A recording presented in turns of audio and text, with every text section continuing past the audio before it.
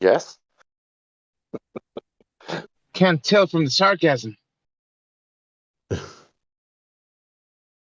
Well, I mean, from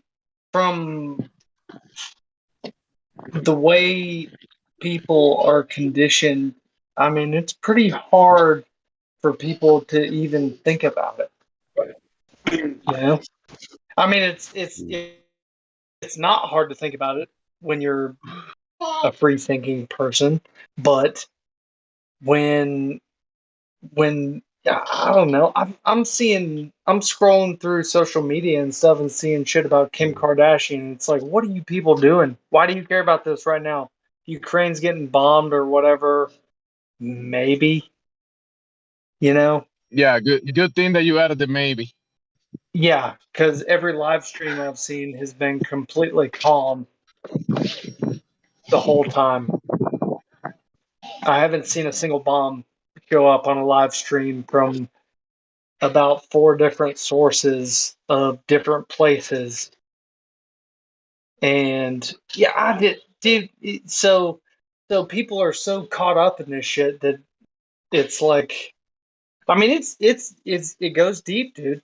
It goes really deep, and it's they're they're doing serious work to keep people in the dark.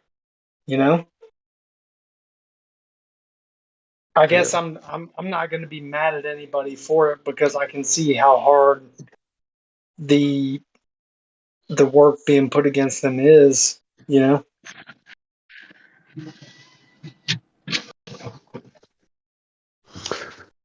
Well, I recommend you study the physics of light, and then you will start comprehending how little you actually know. Yeah, that I don't. Yeah, people have no idea how much they don't know. That's the Yeah, problem, you know. yeah.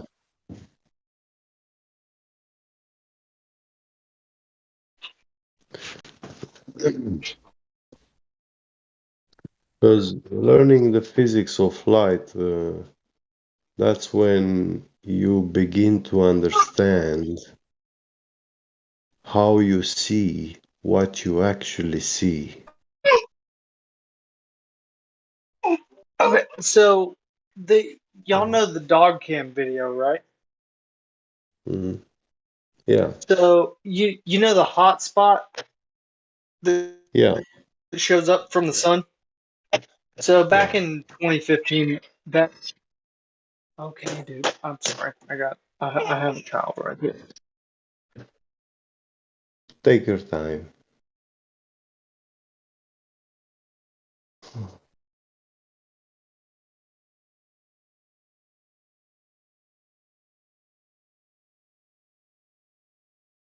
So if the I don't know if that's shining above the water or above the clouds, but Mhm.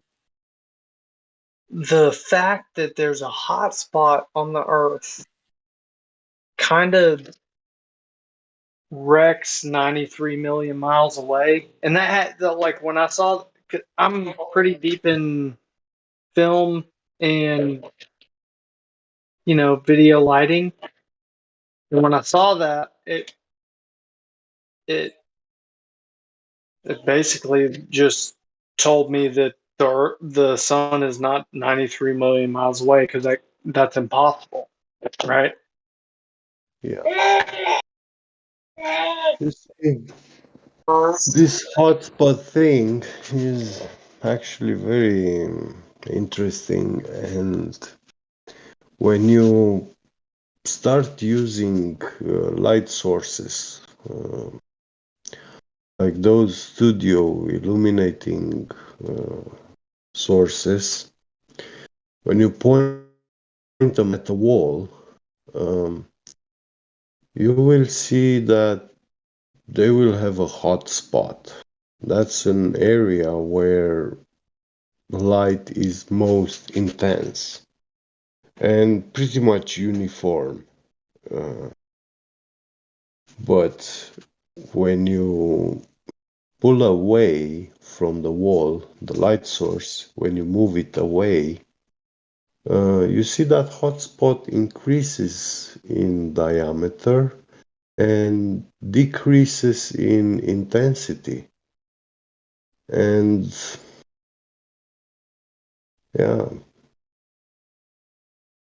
if it was 93 million miles away, we shouldn't be able to see any kind of hotspot, you know? Because when you Yeah, shine a what? light at the wall, you have to be really close to see a hotspot, you know? And you also need a special lens adapted to your flashlight if you want that hotspot projected at a longer distance, you know. Yeah, And and that lens is right there at the flashlight, 2 centimeters above the light bulb. It's not the lens, it's not close to the wall, you know. right. Yeah. That's that. So that I'll so being as into film and lighting as I am, when this was back in 2015, that like broke my brain, and I was like, okay, that can't happen. That's not Yeah. real. Yeah. You Yeah. know, like if the Earth is 93 million miles away, or if the Yeah. Sun is 93 million miles away, that can't happen. And a whole bunch of life goes on, and I was pretty indoctrinated, so I didn't like fully go down getting into it, Yeah, but but at least but you had a first-hand experience with light sources, you know. right. So, yeah, So, but seeing that is I mean it's absolute proof. Maybe I guess like we get NASA pictures and shit, so it's not like absolute proof. But I don't consider dog cam to be trying to prove anything other than hey, we sent up a weather balloon yeah, with a camera. So, but yeah, that really broke my brain. I mean, I was like, oh, okay, that's it. This is real. This is really real. yeah. Well, also that rocket they shoot in the sky at high altitude. Um, I forgot the name of it, but once it reaches up there at high altitude, something happens like it's hitting something, but obviously in the camera you see We don't there's know it's hitting nothing something. solid there. Well, yeah, we don't know, but we see in the camera that there's nothing there. It's just air all around it. And it stops.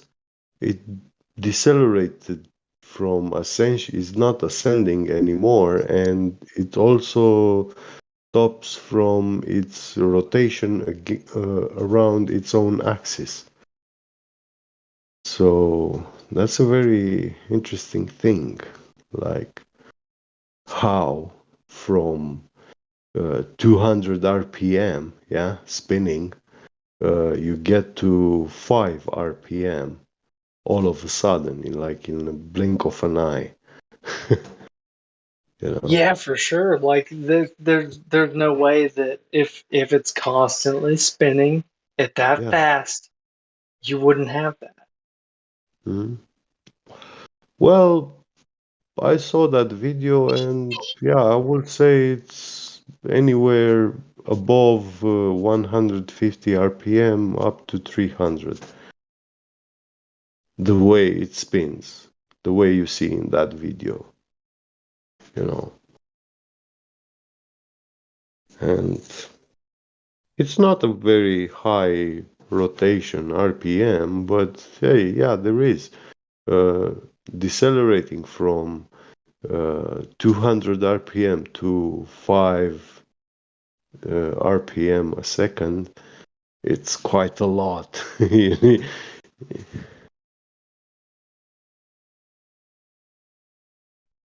What think I will think it is. what I think stopped? it is really a lot. Yeah, I think. I me too. mean that. I mean, okay. So I'm a mechanic, so I deal with RPMs a lot. So Yeah. that's. I mean, that's a lot. You know. Yeah, I haven't seen any like nozzles on the rocket, to shoot a to release a jet in the opposite direction of spin so that the rocket will break from spinning, breaking down. I haven't seen that. We don't see it in that video. It's not happening, you know. And the funny thing, that rocket didn't even had such system installed on it.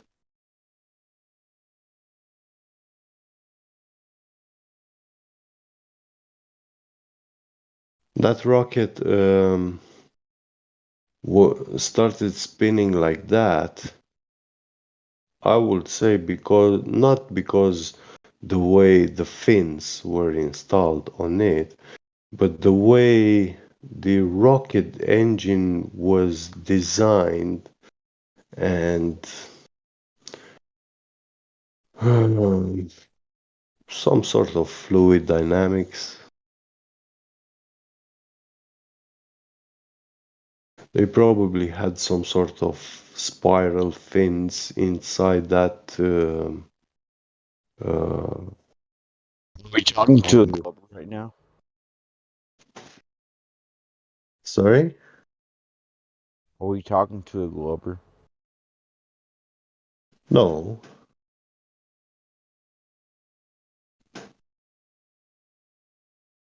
Have you heard what I was talking about?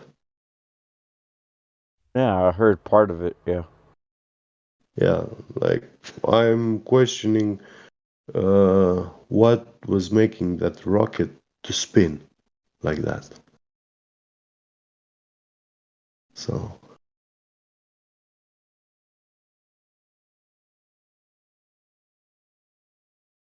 because in the start of the video, it's shooting up, straight up, and in the first 2 or 3 seconds, it doesn't spin.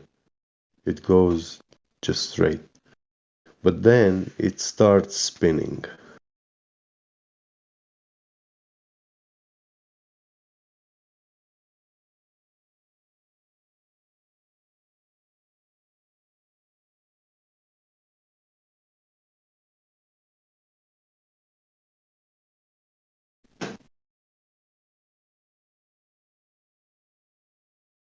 I think they use some sort of spiral fins inside the exhaust so that the gases, when they are released, the high pressure gases, it creates a vortex because you get a much better air flow, much faster.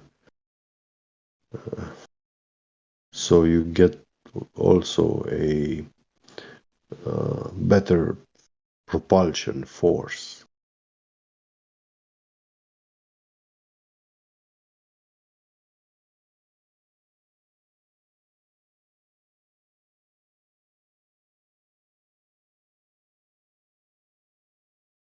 I'm only not chiming in because my kid's going crazy right now. So Yeah, no problem. Take care of your kids. Be a good parent. First thing Yeah, first. I remember what that was like. That was pretty rough times, man. I had two little boys to take care of, and my ex's little girl.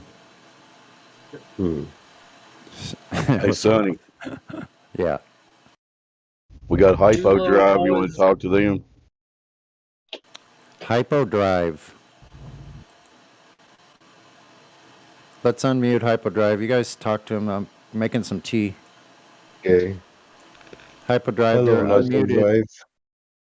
Having a spot of tea. Hello, Hypo Drive. Welcome to the server. You can just say hi, or we'll have to remute you if you don't acknowledge that you're a human at this point. And he left. He just dipped. He had on his a profile that said 3959 my ass. So I don't know which way you could go with that. Yeah. It seems he's anti-flat disputing the radius number that they claim. Sounds like it. Well, that's the number they told us. It's not our problem. You know, talk to NASA or whoever come up with that number about it. Not us. Yeah.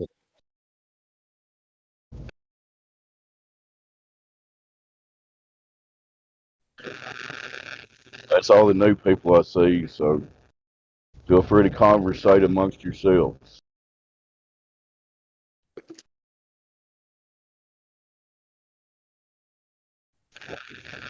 Or don't. That's your choice. This is Dead Air Day, the 24/7 Flat Earth Discord, where we need Earth curvature, rotation, and the existence of the said Earth in the vacuum of space. That's all we need. We'll Shit, I'll be fine with curvature. Yeah, let's start with curvature. Baby steps, right?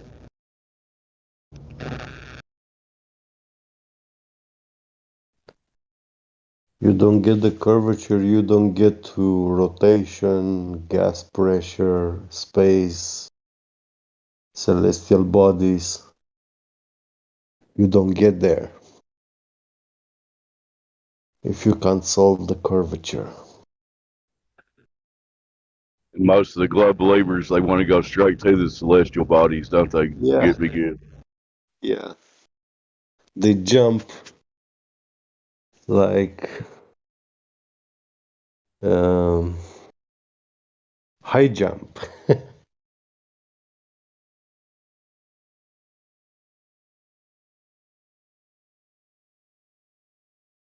I've literally had conversations where when did they have I asked them, when did they measure the Earth directly? Well, you know, the sun does blah, blah, blah, blah. That's their first thing comes out of their mouth, something about the sun or something in the sky. But anyway. Yeah. Well, this weekend I had a discussion with one of my work colleagues. He's Romanian, in his 50s, and I was telling him about flat Earth and how everything, this heliocentric model, is actually bullshit and a lie. And he was keep telling me, like, do you even realize the implications and like how this universe works? And he was trying to explain me like how foolish I am for not understanding all this astrophysics and astronomy stuff, like it was empirical science. And I tried to lead him on this road of scientific method, that nothing in astrophysics and astronomy is scientific. And yeah, but we didn't spend that much. So yeah, I hope next weekend we continue this discussion, because he said he likes to talk about this stuff, and yeah, he would like to continue this conversation in a peaceful manner. He said he likes challenging ideas and yeah, paradigms.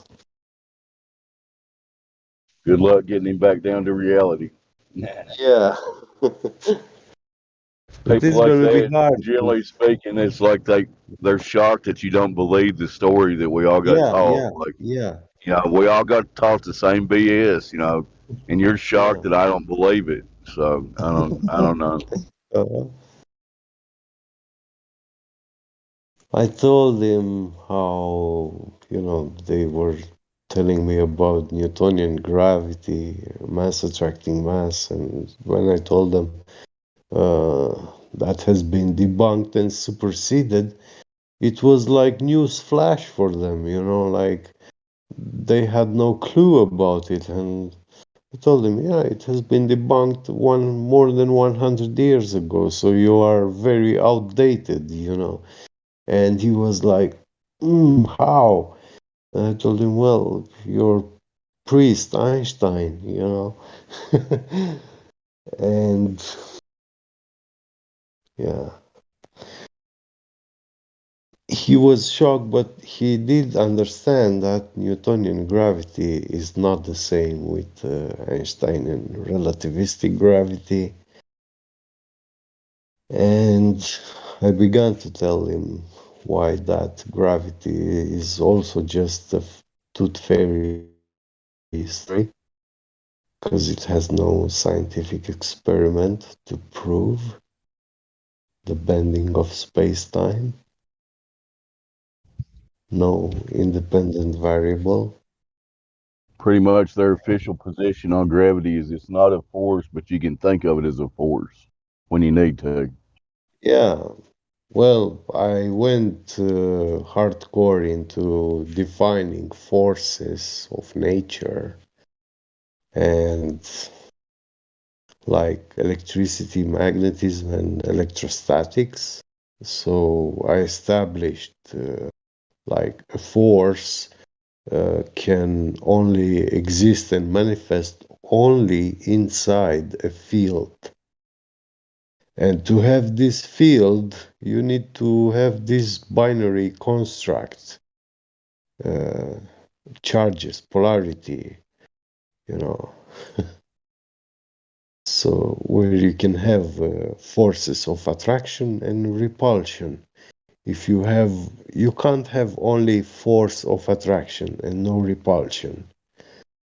And that's where where gravity fails, because it's a force only of attraction in their claim. So there is no anti-gravity.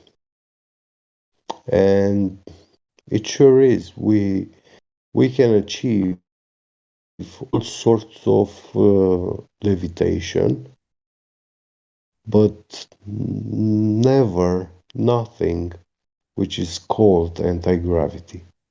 We can achieve electrostatic levitation, electromagnetic levitation, magnetic levitation, quantum locking, many things. But this means that we are dealing with real forces, existent forces of nature.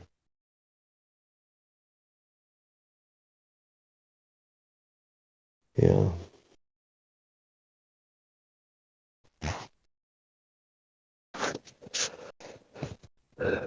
Somebody else chime in. My mic's about to go bad.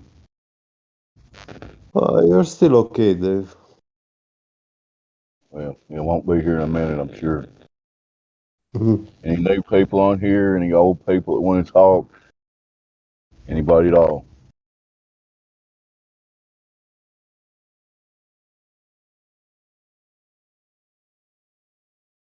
What you said about the gravity there, get me gets accurate. I mean, it's got to be testable, repeatable, provable. They don't have any of that Correct. for gravity, Yeah. whatever that is. Yeah. Whatever they think it is, they can't prove it. Yeah, well, to prove it, you need anti-gravity is the opposite of what gravity is, and it doesn't exist. You ask any physician about anti-gravity, and they will explain you how it is impossible to exist or to have it, Yeah. The only place you find anti-gravity is these um, books about UFO encounters and stuff like that. Also in Ancient Aliens, yeah.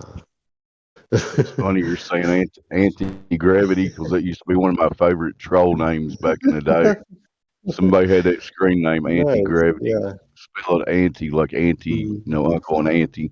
Yeah, Anyway, against gravity, yeah.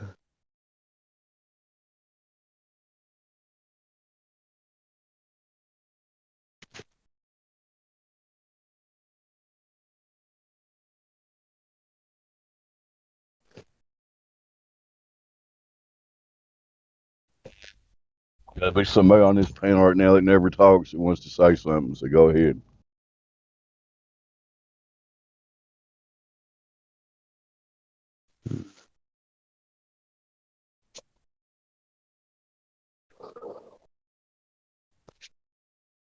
They are afraid to come here and debate or being questioned. Can you really debate objective reality? Is that really something you can Oh debate? no, no. No, that's what I thought. You observe it and accept it or deny it. That's pretty much all you can do. And those I'll say who I wasn't. I'm sorry. go ahead. I will. I will say I wasn't expecting the level of intelligence that is in this Discord when I first heard about it. And I'm sure it catches a lot of people off guard. So I, I'm sure a lot of people are afraid if they know about it, but if they don't really know about it, I'm not sure that they're scared. Yeah, they're not scared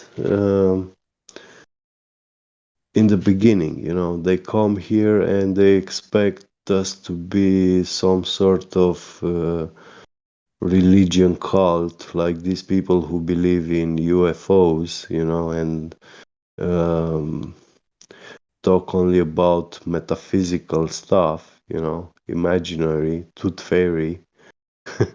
But we actually stick with the scientific facts, you know, uh, of reality of the world. It's about what we can measure, what we can see, what we observe, and yeah,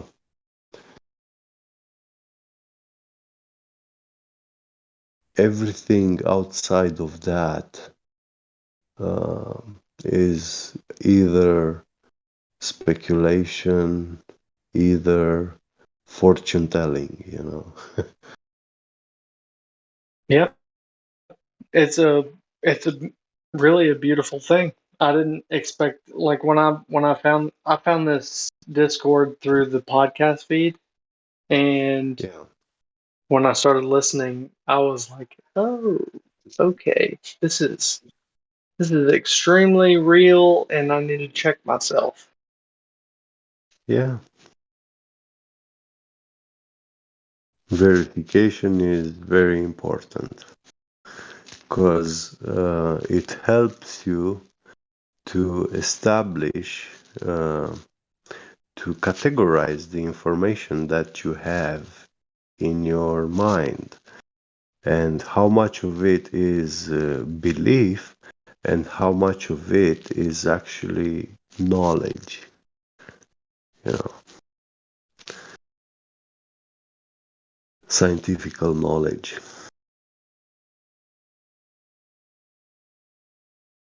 Yeah, like 100% provable. Otherwise, get out of here. You know? Exactly, exactly. I mean, let's say when you hire a builder or something to build you a new house, yeah. And he's gonna be using some imaginary measuring tools, yeah. and it's not gonna respect the length of the walls, yeah, like how wide and how tall. Also, the floor is gonna make it with not flat. It's gonna make it with bumps, hills, and holes. You know, and when you carry on with the project and you have to lay your tiles, they're not gonna fit perfectly on that unlevel floor. Yeah. And the roof also, you will have like gaps. Yeah.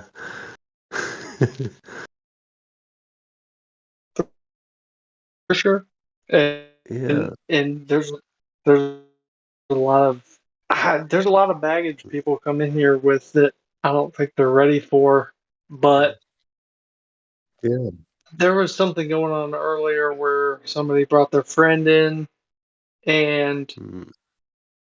I mean, it's a good idea, bring your friend in for sure, but maybe get them ready for this part of it because it really there's no going past what's going on here, you know? Like Yeah. if there's only scientific empirical evidence put forth in this Yeah. place.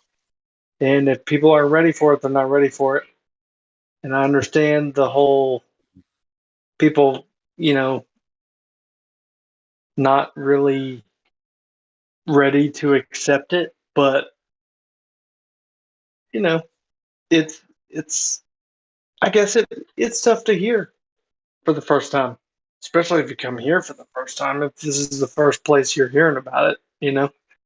Mm. Yeah, this is the best place in the whole internet where you can find a lot about this information, where you can learn.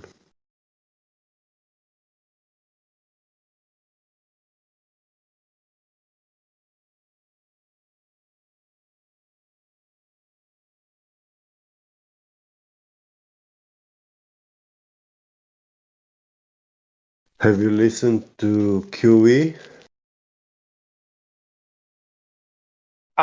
Yeah, I have, What and do you think of him? I understand there's a lot of people who don't like QE, Yeah. especially the way he comes off during conversations when they're Mm. trying to explain something to new people. I get Yeah. how people wouldn't like that, but also QE is the person who single-handedly shattered my worldview, so I don't. Glad to hear that. Yeah. That's a compliment for him. Yeah, like I can't say anything bad against it because it works. In my experience, it worked for me. Yeah. I'm the type of person who is open to that type of discussion, but I understand there's people who wouldn't be open to that type of discussion. Yeah. But please prove him wrong, at Exactly. some You point. can't. Yeah, You somebody. can't because he's sticking exclusively with science, you know. Yeah. So, yeah. I started listening to his. I found his YouTube page, and I started listening to his scientific or science uh, presentations Yeah. on YouTube, and because I didn't go to college or anything, but the way he explains things are pretty straightforward and hard to argue with. So Mm. Well, this is how science is. Consistent with facts, you know, and there's no rebuttal, there's no way around, back doors, nothing, you know, it's absolute.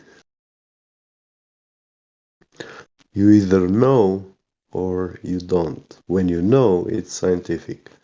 If you don't, then it's just a nice story. Yeah, Theories, like yeah. there's a specific point where it's like, okay, I have no grounds to believe anything different because it's been scientifically proven to me. Yeah, And it's as simple as boiling water, you know. Add heat to the yeah, water, it will boil. Take away the heat, it will stop boiling. Put it in a vacuum, yeah, it will boil. Take yeah, it out exactly. of the vacuum, it will stop boiling, you know. Yeah. Yeah, that's the thing. It's like, okay, Yeah. there is a law of nature, and Yeah. if that law dictates that gas must have a container for gas pressure, then there's nowhere else you can go. That's it. Yeah. It's done. Well, also, you see, we vast majority of us, we talk about the main thing, the container is the antecedent for gas pressure. But gas pressure antecedent is also the gas pressure gradient. So whenever you have a container with gas pressure, you will also have a gas pressure gradient inside it. Um, the smaller the container is, the smaller the gradient will be. And to have an idea, when we walk up on a mountain, like 2 or 3 or 4 miles high, um, yeah, we have to walk quite a lot of distance in altitude, elevation, yeah, at a higher elevation to experience a lower gas pressure, and it is not very much lower. It is only very little uh, lower gas pressure. It doesn't get like half, you know. Off, my man. Yeah, it's with about 5, 10, 15% less. And this also varies with seasons and weather conditions. Yeah.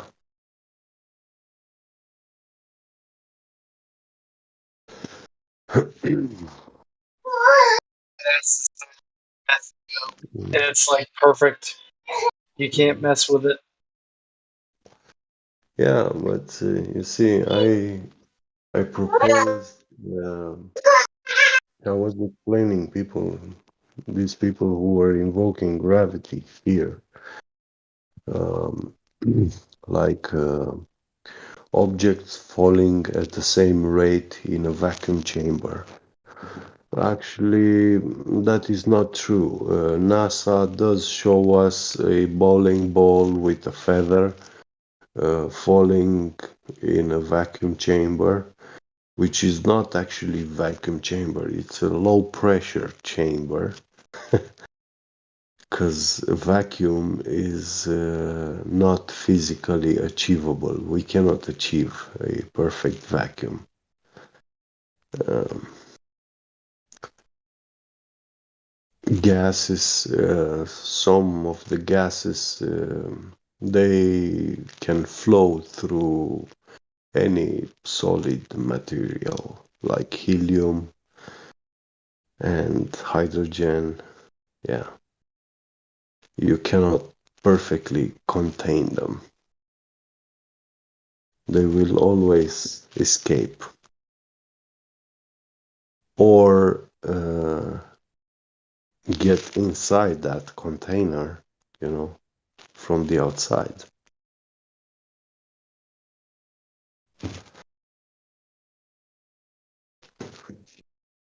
Mm. And yeah,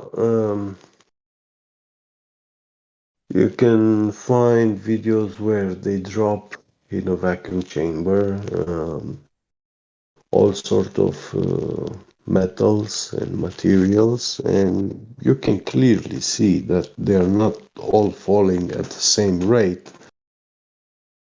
Some are falling faster, some are falling slower. The difference is very, very little indeed, but there is. So we cannot say they are falling with the same acceleration and speed. But another interesting experiment which has been discovered and patented by an ex Lockheed Martin engineer, Boyd Bushman. He discovered that when you push together two magnets which repel each other, you glue them together the way they repel each other, and then take another two magnets and put them together the way they attract each other. And these two objects, now you drop them from a building, and you will see that those magnets which repel each other, they will always fall the last. So they are falling with a slower acceleration rate. It's not a lot, like in 10 meters distance drop, you'll probably have like 20-30 centimeters difference, but you will always have that. Those magnets that repel each other, they will always fall at a slower rate. And yes, indeed, this also implies it's one very important variable is how strong that magnet is. So yeah, the stronger magnets you are using, then the more of this effect you will observe, And he was talking. There is a documentary on YouTube, and he was saying that at Lockheed Martin they were studying some sort of technology which they use in these airplanes, not to levitate, but actually to make the planes feel like a lot lighter than they already are. And with this thing, they will be achieving a lot of more maneuverability, So,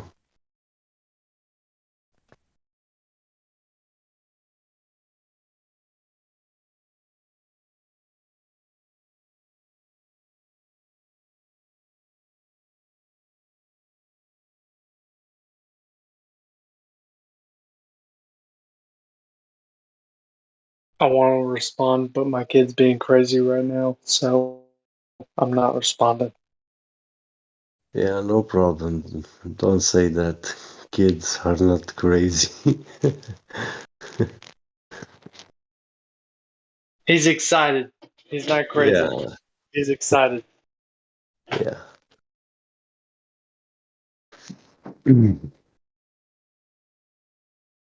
They need their parents' attention, of course. That's normal.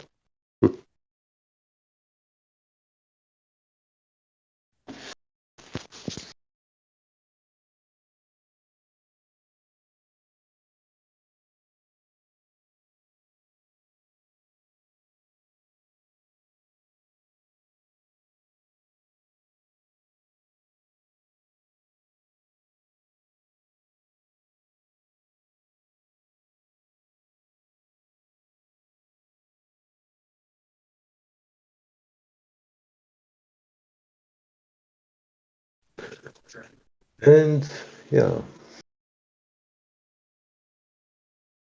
as I brought this argument with the opposing magnets in here, also in Gem Panda,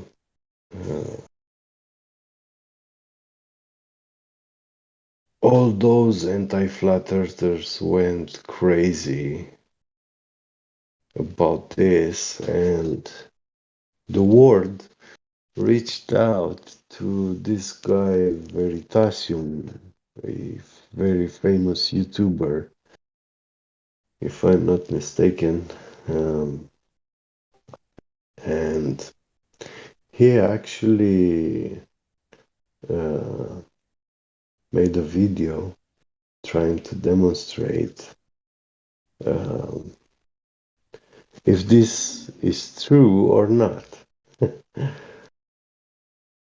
And uh, what he did was to just drop these magnets and break them. Like he dropped them on solid base, and yeah, the magnets broke and crashed. And it was fun, very funny to watch. But the way he filmed everything, video recorded, and it was like a clown being given stuff, and he messes everything up. He does nothing good with the tools and instruments.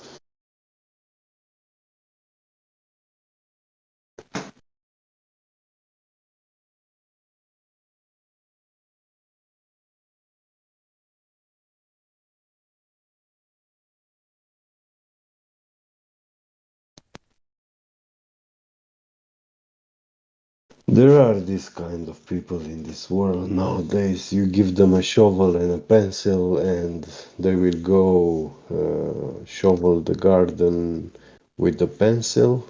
They will plow the garden with the pencil, and when you ask them to write a book, they will take the shovel and write the book. Yeah.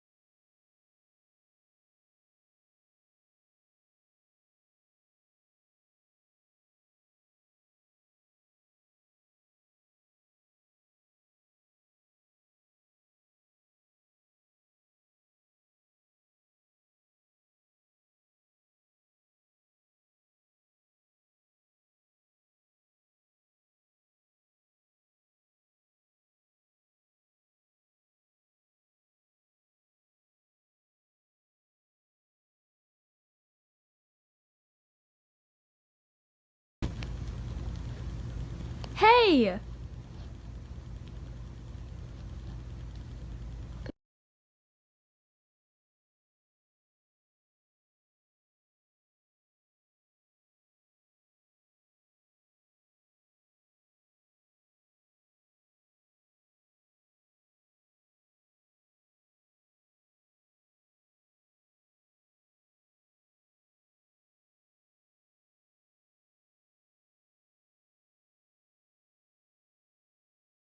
Hello.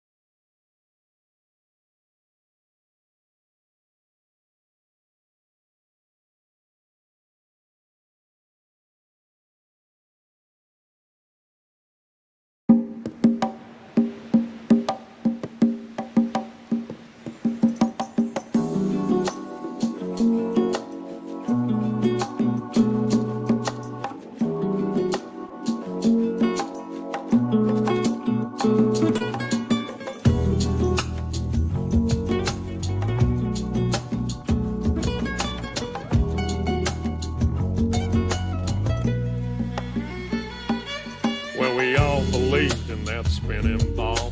Indoctrination blinded us all. From the very first day that we went to school, they put a globe in your face and that thing looked cool. The teacher explained how it all worked.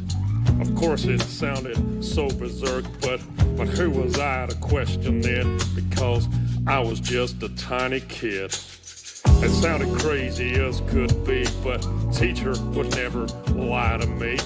She was real nice, she didn't know. She too was taught to believe in that globe. I don't blame her, it wasn't her fault. She was only repeating what she'd been taught. I went through life believing that lie, that spinning was now in my mind. Don't let them take your mind. Don't let them take your mind, man. Don't let them tell you that you are not divine. Don't let them do it, man. Don't. Take control of your soul. Take back control. Yeah. Find the truth.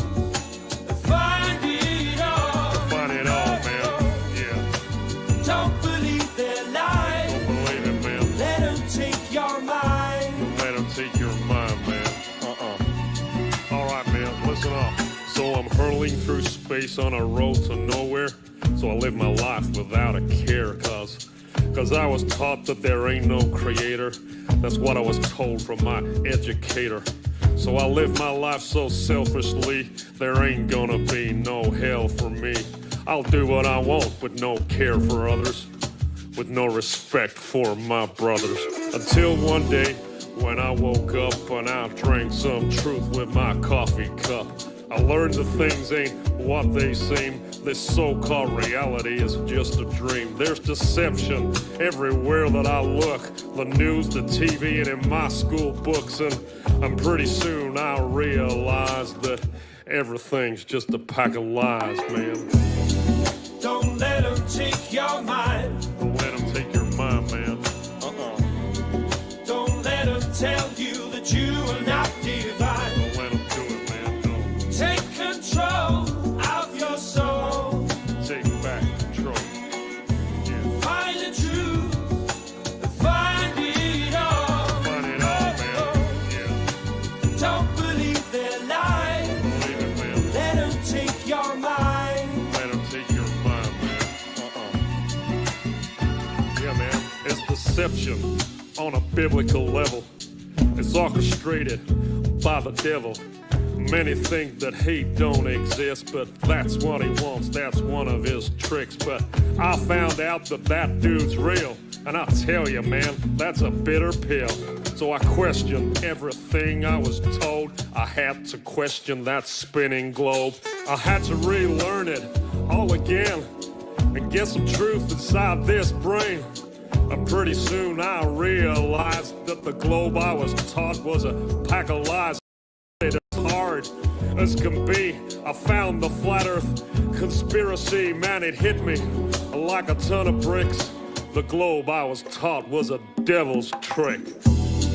Don't let them take your mind. Don't let them take your mind, man.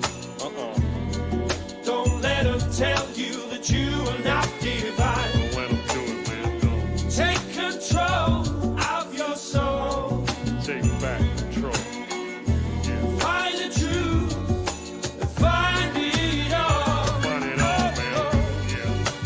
Don't believe their lies. Don't believe it, man. Let them take your mind. Let them take your mind, man. I started to connect the dots, and I'm telling you, man, there are lots. I soon realized that the earth was flat. It's not a belief, man, it's a fact. And once I found out that reality, well, it did a funny thing to me. For a while there, I was pretty shocked, but now I know that there is a God. And once you get to that point of understanding, and once you know there ain't no moon landing, and once you know that space is fake, you view your life with a different take. It ain't just random chance that we're here. We ain't living on no stupid sphere. It ain't some ridiculous spinning ball. The earth is flat, and God created it all. Don't let them take your mind. Don't let them take your mind, man. Don't let them tell you that you are not divine. Don't let them do it, man. Don't. Take control of your soul. Take back control. Yeah. Find the truth. Find it all. Find it all, man. Yeah. Don't believe their lies. Don't believe it, man. Let them take your mind. Let them take your mind, man. Well, now I found out about all these lies. I live a completely different life. I stopped reading the news and turned off the TV. That thing is evil as can be. I started being a nicer guy. and God forbid I tell a lie. I treat people with more respect, and I've got me a wife that I'd never neglect. Yeah, being good's working out for me. Now I ain't blinded and I could see. I know that there is a God above, and if I'm good, then he'll show me love. I try to live life selflessly to be the best that I can be. I treat people how I want to be treated since my indoctrination was defeated. So don't believe in the devil's lies because it's God he wants to hide. That's why they teach that spinning ball, to make you think you ain't special at all. Don't believe what you're being told. Don't believe that you're evolved. It's all an accident and you are too. No, you're someone special and God made you. Don't let them take your mind. Don't let them take your mind, man. Don't let them tell you that you are not divine. Don't let them do it, no. Take control of your soul. You gotta take back control. Find the truth. Find the truth. Find it all. Find it all, man. Don't believe their lies. Don't believe it. Let them take your mind. Don't let them take your mind. Yeah, play that guitar.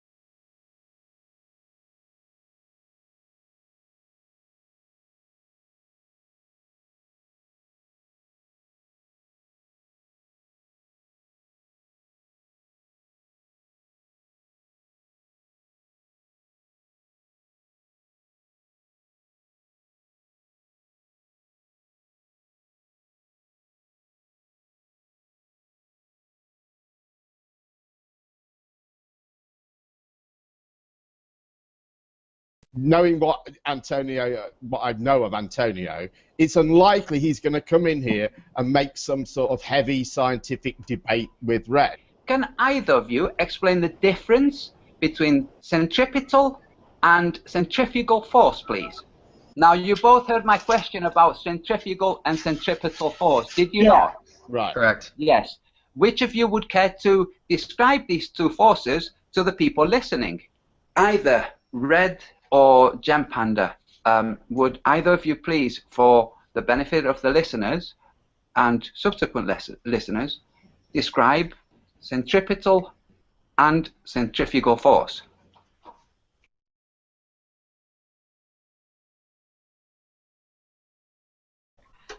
Okay, so anyway, they're two sides of the same coin.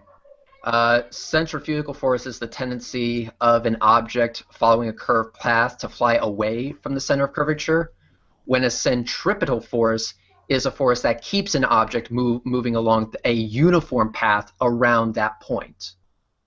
Both of them use the same equations.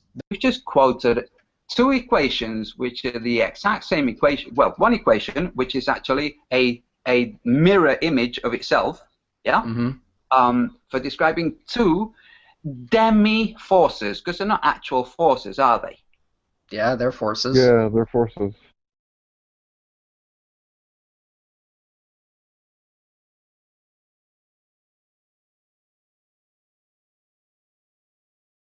Okay, so two different forces. No, same force. Oh, okay, so spinning away from something is exactly the same as being pulled towards it. It's an idea about rotation. No. Something being. It's all about what happens after the fact, after the force is applied. That's when you have the different, because in centripetal force, you have an object staying in orbit. With centrifugal force, you have objects being flung away. So both of those require a spin, and both of those require a spin of the same equation. And away is the opposite as towards, or are they now both the same thing? The only difference is the direction. Yeah, direction, correct.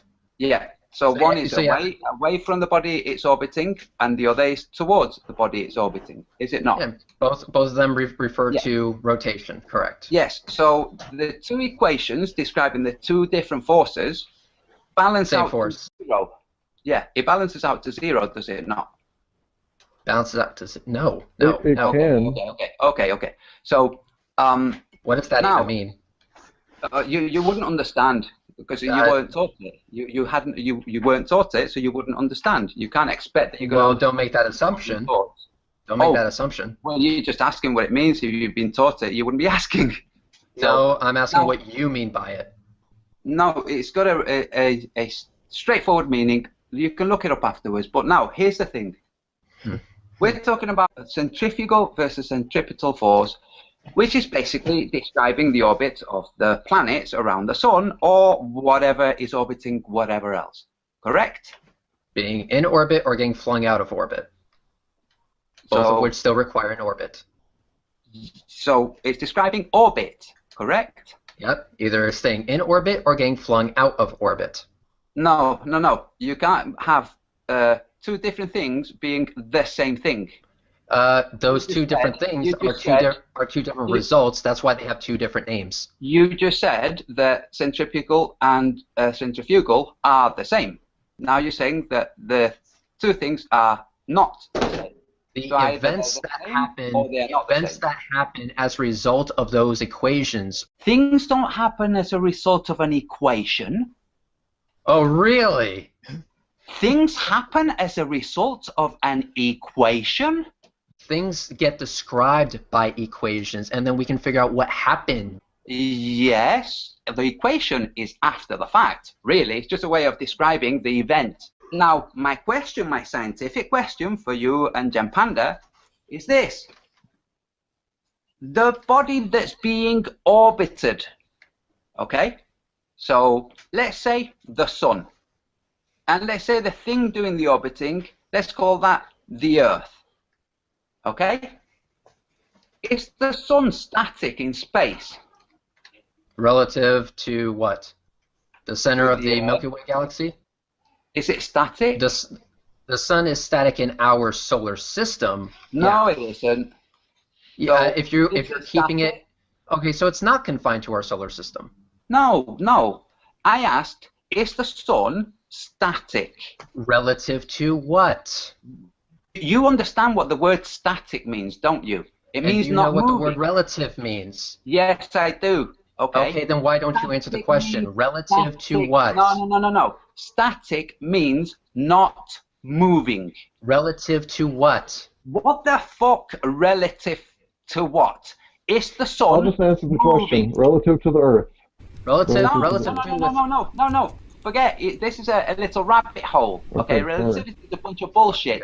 Let's talk plain English. Is static something that's not moving? Is that what static means? Static can be something that's not moving relative to something. Your steering wheel is static to you, but to the hitchhiker when you drive by, it is moving. There's always a point of view from which it is not static. As long as there is a point of view that can see it as not static, that's all that matters. You're trying to bring in relativity to get out of a simple question. Is the sun moving or is it not moving? It's not moving within its own solar system. It's That moving wasn't the relative. question. So you Oh, don't. my- You then don't what the understand fuck do you mean? question. How am I Is supposed to something figure this shit moving, out? not moving? Jeremy, do you know Are whether you the sun is talking moving or about not relative moving? to the center Well, of the galaxy? I do understand the distinction that he's making, and what he's saying I is, understand the distinction that he's making. Is the sun moving or not moving? again, are you trying to create this sort of gotcha question? Let It's him not give a a full. gotcha question. Yes, it is. Let him give a full. No, it explanation. isn't. Yes, You it think it's a is. gotcha question. Yes, it It's a is. simple question. Yes, it is, because And you we keep do need to thinking know. it's a gotcha question, so you keep looking for a way out. If you were educated on it, then you should be able to tell me, do you mean static as in static within the solar system and we're only paying attention to the solar system itself? Or do you mean relative to the center of the Milky Way, which is external to our solar system? Exactly. Which one are you pointing to? You're asking relative to what? Okay, and you would like me to answer relative to the solar system or the galaxy? No, relative to space. That's where movement happens. So is the sun moving relative to space? And what point in space? What's wrong with you? How can you Yeah, not I answer should this ask you question? that same question. How can you not answer this question? You Can you find answer this it? so difficult to answer. Can I'm you trying- answer it? Okay, so you want me to answer something in which I don't know the actual question. You don't know whether or not the sun is moving through space. I know. Someone else answer the question. You don't want to answer the question because you think it's a gotcha question. I'm going to have a look to see what people are saying in chat, just to see whether they understand what movement through space means. I've asked the question properly. You're saying, can you ask the question in a way that we can answer it? Just give him both answers. The question has a simple answer. The answer is yes. Okay? So yeah, I've answered my own question. I have answered my own question, which you wanted me to do. Is the sun moving through space? According to orbital mechanics, yes, it is. Apparently, neither you nor Jeremy had the intelligence to understand that simple question that a 5-year-old could have answered. No, what you were doing was you were trying to sequester the question and put it in a tiny little box. Okay? So you asked relative to what? Then you gave 2 options of what I could say it was relative to. You could say whatever you want. I did. I said relative to space. The sun. We're talking specifically about the sun and whether or not it is moving through space. There are objects in space that it moves relative to, but if you're talking about within the solar system, it doesn't move in space. Your brain has not processed what's being asked. Space doesn't have grids. Space doesn't have a grid pattern that you can What are you figure talking out about motion. grids for? What are you talking about grids that don't exist for? Okay, I said this question is regarding centrifugal and centripetal force. Now for this, we're going to be talking about the sun and the earth. Okay, now, is the sun moving through space? The answer is yes. The answer is no. The answer is no. Thank you. I can pull this down too, can't I, guys? You can, absolutely. Right, so race rhetoric, the sun is not moving through space. Jeremy, do you want to chip in? Well, I wanted you to finish the rest of that question because it seemed like you were building up to something. I was. Where were you going from there? This is where I was going. So, centrifugal and centripetal, okay, around the point. Yeah? I'm describing a point. If anybody wants to look, you don't have to. Now, if you move the point that it's orbiting around, yes, you've changed the force, haven't you? No. No, you haven't. No. Sorry, Red, you don't count. You can't answer anymore because you think the sun is not traveling through space. You know that it's going to be hard for you to go to sleep having answered that the sun does not travel through space. Do you want to arrive at a conclusion? I will make it concise. If the body is itself moving, and that moving has an arc to it, the effect centripetal versus centrifugal will change depending on where that orbiting body is relative to the body that's being orbited. So it's not constant. Why don't you demonstrate it by spinning something? If the idea and the concept of moving is going from point A to point B, that doesn't happen. And Antonio, that's called you getting doesn't move through point A to point B. You're ratifying what you said earlier, which is that the sun does not move from point A to point B. ODD TV. Your cell phone, your wallet, your time, your ideas. No barcode, no party, no ID, no beers. Your bank card, your license, your thoughts, your fears. No SIM card, no disco, no photo, not here. Your blood, your sweat, your passions, your regrets, your profits, your time off, your fashions, your sex, your pills, your dress, your tits, your ass, your laughs, your balls. We want your soul.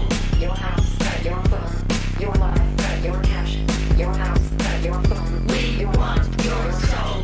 Your house, your phone, your life, your cash, your house, your phone. We want your soul. Tell us your habits, your fads, your fears.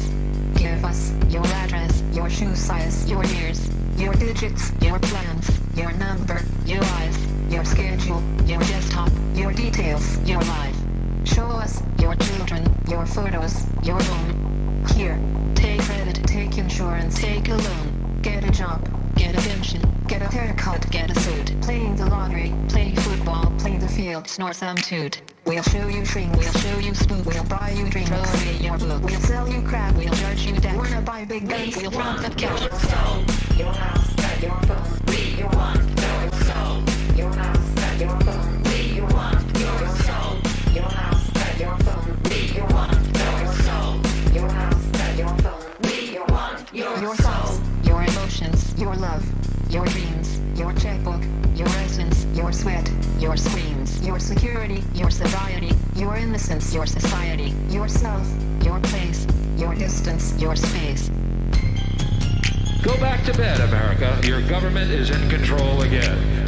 Here, watch this. Shut up. You are free to do as we tell you. You are free to do as we tell you.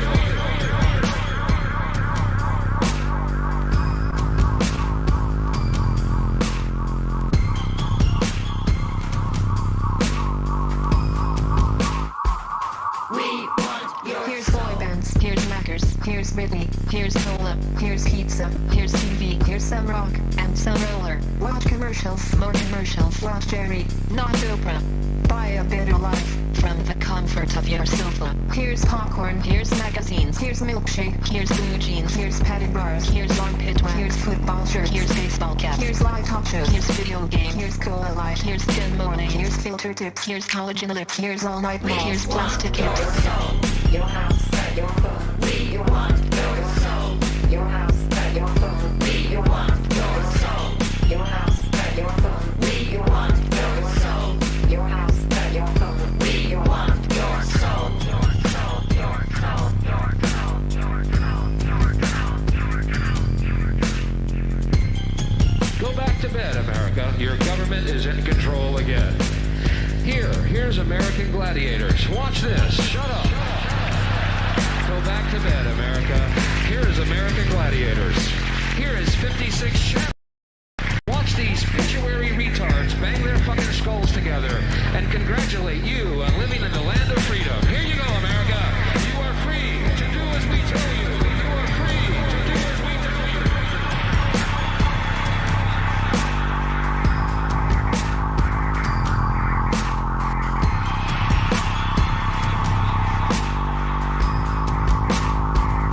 We want your soul.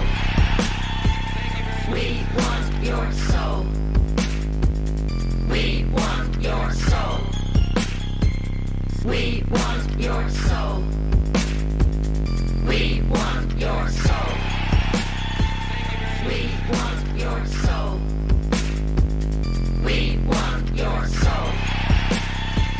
We want your soul. We want your soul. Your house, your phone. We want your soul. Your house, your phone. We want your soul.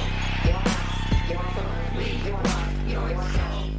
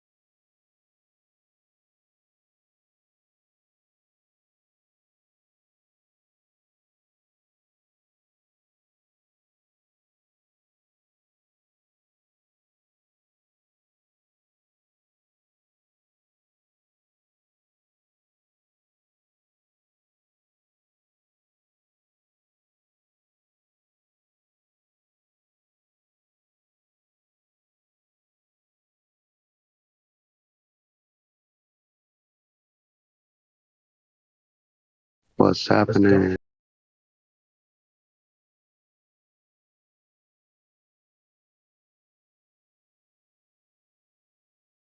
What's up, man?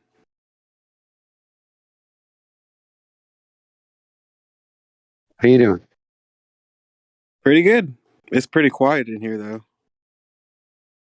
Yeah, it seems like everybody ran out at the same time. I don't know what happened.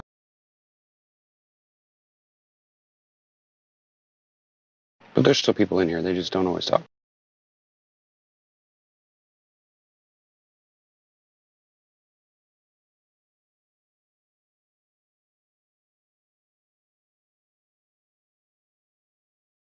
Hey, did y'all hear about Discord going on the whole authoritarian Nazi streak and making people not allowed to talk about vaccinations and shit?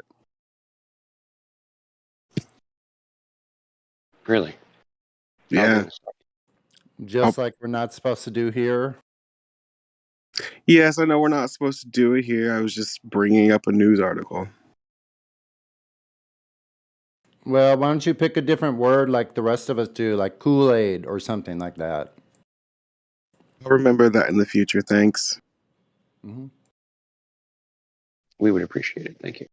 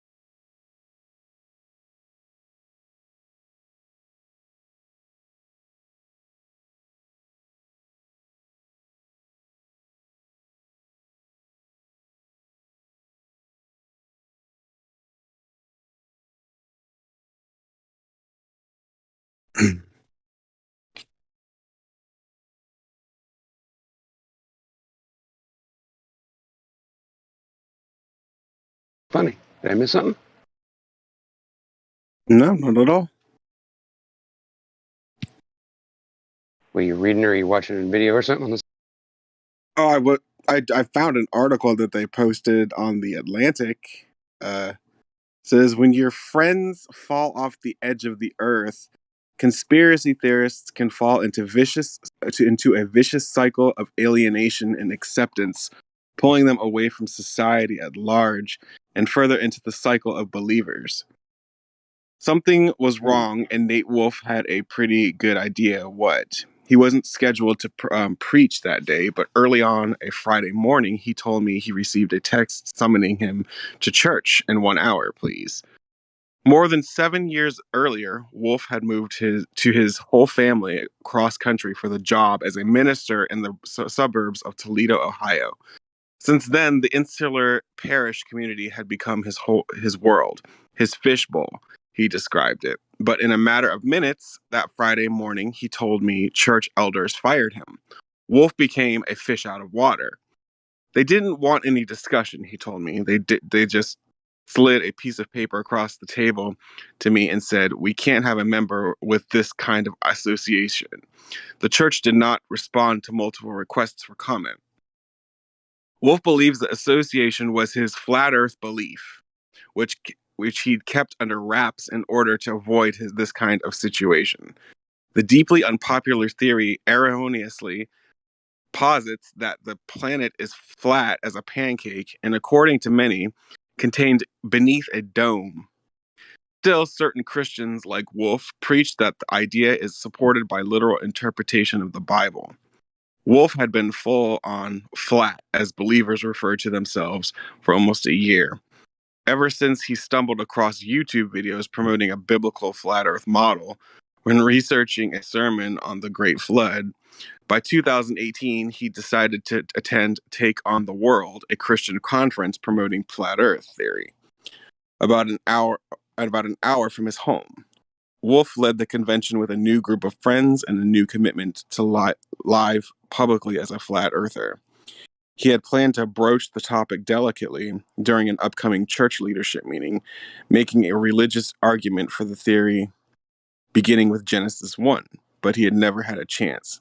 He believes the leaders discovered his belief when they learned he'd attended the conference. It's not hard to see how a pastor giving an unexpected flat earth sermon could harm a congregation. The polarizing idea has a way of setting people at odds with one another and drawing them into one fringe conspiracy theories. No good for a house of worship. But often, as in Wolf's case, flat earthers are the biggest victims of their convictions. Wolf's sudden firing, he told me, was traumatic. His kids grown up in this community. The church was filled with his closest friends. Still, almost no one reached out after he was. It was just like all of a sudden we didn't exist. Indeed, almost universal in the flat earth community is the experience of ridicule and social rejection. Acquaintances unfriend adherents on Facebook and in real life after seeing one too many posts calling NASA a satanic psyop. Employers question their sanity. Family members find somewhere else to spend Thanksgiving.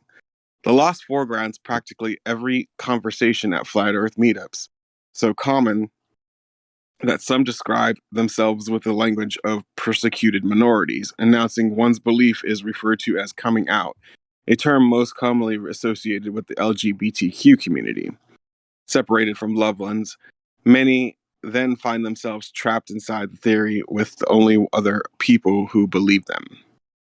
On both mornings of the 2018 Flat Earth International Conference, the MC Rick Hummer asked audience members to yell out insults they'd heard since coming out as flat.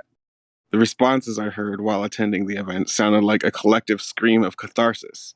Crazy, came one popular cry. Retard, someone shouted flat-tard. Cindy Grunender, a Colorado woman, didn't need to yell. She wore a Miss Flat Earth sash across her chest like a pageant queen. She was reclaiming the title after it was given to her as an insult at a church that she later quit. she told Colorado Community Media. Many flat earthers wear rejection as a badge of honor, although not all do it as literally as Grenender. In one YouTube video, an upbeat girl, who appears to be in her early teens, performs joking skits about the ostracization some families faced after going flat. One sequence shows the family nicely, but not so nicely, being ousted from the church, as a young boy in a pastor's outfit tapes a sign banning flat earthers to the door. But at the end of the day, you always have Jesus, the online flat earth community, and your family, the girl says, unless your family has disowned you. Then you just have Jesus and the online flat earth community. Sadly, the girl was probably correct. Flat earth and other conspiracy theories are community affairs, driven by a push and a pull of simultaneous rejection from mainstream society and affirmation by a small cohort of fellow believers. By definition, conspiracy theories imply a coordinated plot by a hostile group. But many of the most successful ones suggest the existence of another group, victims. The more a person identifies with the persecuted in-group, the more likely they are suspect evil deeds by threatening out-group.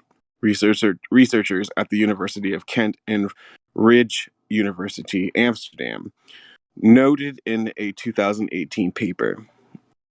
In a 2015 study, for example, Indonesian students were more likely to buy into conspiracy theories about Western countries catalyzing terror attacks if researchers first emphasized the students' Muslim faith and described those nations as an anti-Muslim threat. Similarly, in the 1980s, the Soviet Union KGB's spread rumors throughout the United States that the government scientists had engineered the HIV virus to wipe out the country's black and gay populations. Although the rumors were false, the theory took off with some black Americans who remembered the country history of medical abuse against black people. In their book, American Conspiracy Theories, which compiled decades of data across a range of conspiracy theories, the researchers Joseph Usicki and Joseph Parent found a trend of conspiracist thinking among the disenfranchised minorities, the poor, and people without a high school degree, and among groups of fearful losing status. The specific demographic breakdown of flat earthers is hard to come by. Conspiracy theories are essentially alarm systems and coping mechanisms to help deal with threats. The two right. They tend to resonate with groups that are suffering from loss and weakness or disunity. But joining a conspiracy movement is only a short-term hack for feeling safer. Once committed to the theory, people often find themselves even likelier to be socially ostracized. This can lead to a vicious cycle of alienation and acceptance, pulling a person away from society at large and further into the circle of believers. Indeed, the Kent and Amsterdam researchers noted the conspiracy theorists come to expect exclusion and learn to brace themselves for backlash. And that's a long-ass article. But it's basically demonizing conspiracy or flat earthers. Yeah, thanks for reading that. Really. There's a lot more of it. I heard people leaving, so I didn't want to keep going. And you know what? You did a really great job of doing the reading. Like, I thought it was a recording of somebody. You did it so well right on the spot. I go, no, he's just reading it. I'm like, I go, sure enough. But yeah, thanks, man. That's pretty cool. Yeah, no problem. I was just throwing something out there because it was quiet, you know? Yeah, I was doing that a while back. I started reading Robotham's book. Chapter by chapter. Robotham, you mean? Yeah, Parallax, you know? Oh. Earth, not a globe. Whatever it is. If I bored anybody, I apologize. I was just trying to kill the silence. I thought that was really on point. Actually, a very good article. Yeah, I think that was very current. Thanks. No problem. What a bunch of sissies. Why don't they just come show us Earth curvature? God, that was a waste of time. No, I'm just kidding. Thank you for reading that, brother. I mean, if you want me to finish it, I will. There's a lot more to it, but I'll stop. No. Post it, at the very least, in the voice text, please. Oh, yeah, I'll post it.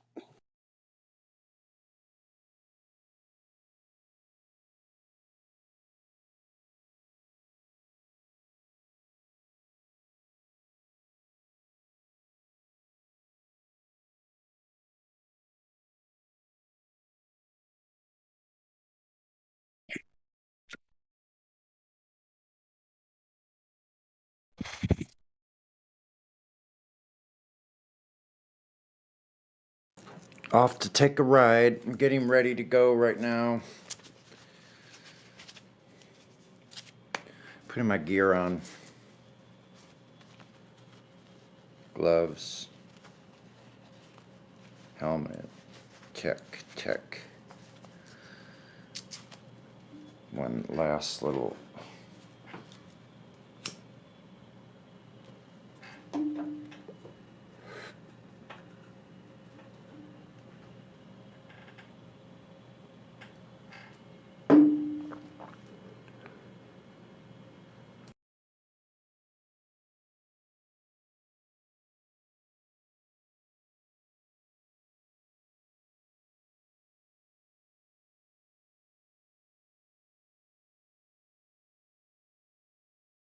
$70 degrees today in sunny San Diego.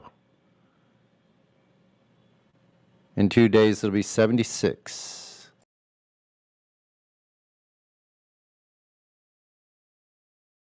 It's 48 here in Georgia.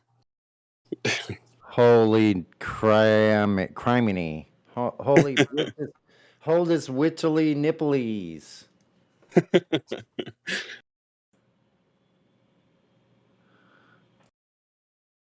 Yeah. By the way, Sonny, I apologize for bringing up the salami, if you know what I mean. The salami. Wait a minute. What? You know what I'm talking about. You jumped on me about it earlier. I forgot about it. I apologize for that. Oh yeah. Oh, no problem, man. Don't. Yeah, I don't know. I just try because I don't want the server removed. No, I get you. I totally agree 100%. I forgot that you guys try to keep that word under. It happens to all of us. Just move on. Yep. But at least you're not a freaking Glober. Yeah. That's one thing. I don't care how bad the day is. At least I'm not a Glober. At least I don't have to believe nonsense that doesn't exist in reality that I can't ever experience. That's just not me, man. That's wow. You thought that? Yeah, I am strangely content with being rejected by society for knowing that the Earth is flat. You know, I consider it a badge of honor. Exactly. Yeah, fuck them. Like, who cares? Blow me if you don't like it. All right, I better go.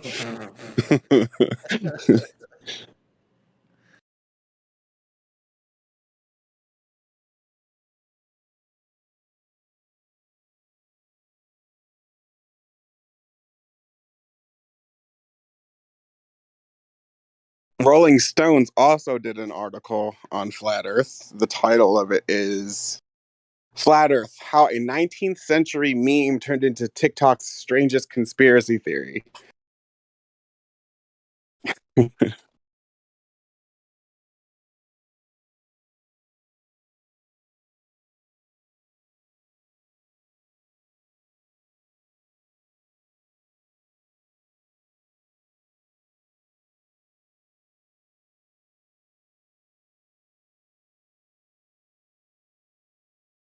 I'll post that one as well.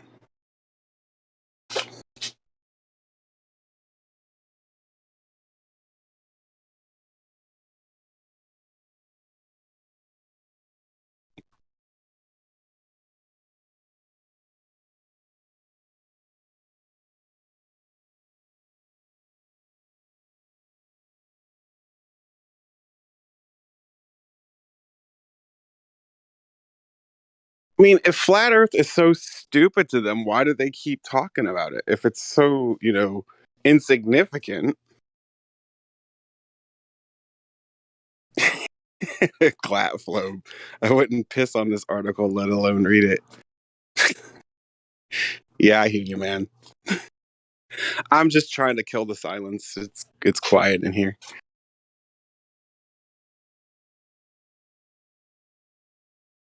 Hey man, no, do it. I'm in complete support of outing these fucking idiots. Yep. Keep doing it all day. Hell yeah. It's not just that they're lying about stuff and they're willingly admitting or believing in such. The craziest part is the circus that they're creating that comes with this whole thing. That it's a psychosis freak show for those of us who can think critically. And I mean, I'm entertained because I sit on the side of the facts and empirical reality. Well, when you live in a fake reality, the truth sticks out like a sore thumb. So it really does. Well, the only weapon they have is being in the majority and mocking us. I mean, when they come in here, they're toast. They don't have that anymore. Yeah, that's why they won't debate flat earthers in real life, because we will smoke them. Oh, yeah. I mean, I'm sure there's been tons of bar fights started about flat earth arguments and stuff, dude. Oh, man, that would be awesome if I could. Can you imagine being in a bar, right? And it just happens. It's gravity, man. 2 guys go to jail because of gravity. Flat earther would be like, you think mass attracts mass? Watch this. Bam! Exactly right. Is that your girl? Is that your girl? Mass attracts mass. Indeed. I'll talk to you later. Just kidding.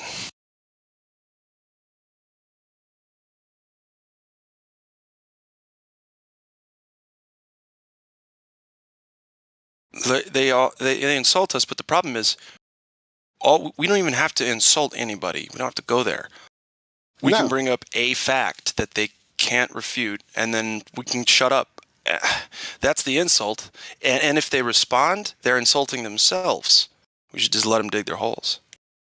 Yeah, true. I am kind of rough on the globies in the lobby. I should probably chill out with that. I don't know, man. Lobby, you do what you want in the lobby. Yeah. I don't know. If you think you need to calm down, you probably do that, huh? But I mean, it's like everybody, all like the mods and the goals and everybody else is like talking about it, and like people who are just sitting there observing, which they are, they see the error of what the Globers are saying. Yeah. So I think they absorb all that shit. Right. Anybody paying attention to what we're doing here or the topic, it's planting a seed regardless. And it's always positive. Aside from very few exceptions, I think there's not much of such thing as bad publicity. I don't know. I mean, you got people, their worst criticism is that Eric Dubé teaches yoga and doesn't live in America. There's nothing to do with the earth, guys. It's crazy. Well, that's because they're conditioned and brainwashed to, go off of identity politics. It all has to do with an individual. It never has to do with the actual subject. That's all they can talk about is somebody's individuality. Yeah, they got it backwards. They do personalities over principles. Yeah. Silly geese.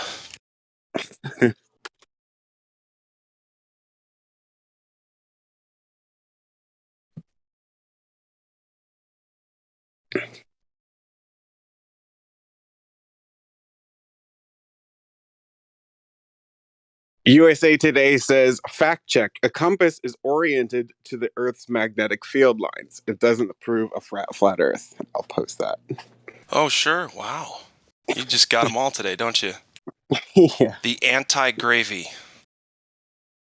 Yeah, I like to check to see what because the mainstream media is always saying something about flat Earth if you pay attention. See, and that I don't think it's bad at all, man. People are going to search it, look into it, and the critical thinkers are going to find their way. I think it's fine. Or maybe they're doing that on purpose. Maybe they want them to get in line with flat Earth, I mean, right, if it were any such sort of a secret, we wouldn't be talking about this on a free public forum. I mean, come on. Yeah, exactly. They want us to do it, sit here and talk about it, but I mean, again, I don't care. I think that's fine too. I know that there was a time when Discord wanted to try and ban the subject of conspiracy theories. Flat Earth was like the main one that they wanted to get rid of. but I guess they ditched that. Well, they would have lost not a lot of people. It may have made a dent, but yeah, maybe they didn't do it for money reasons. I don't know. I mean, keep us around, that is. Yeah.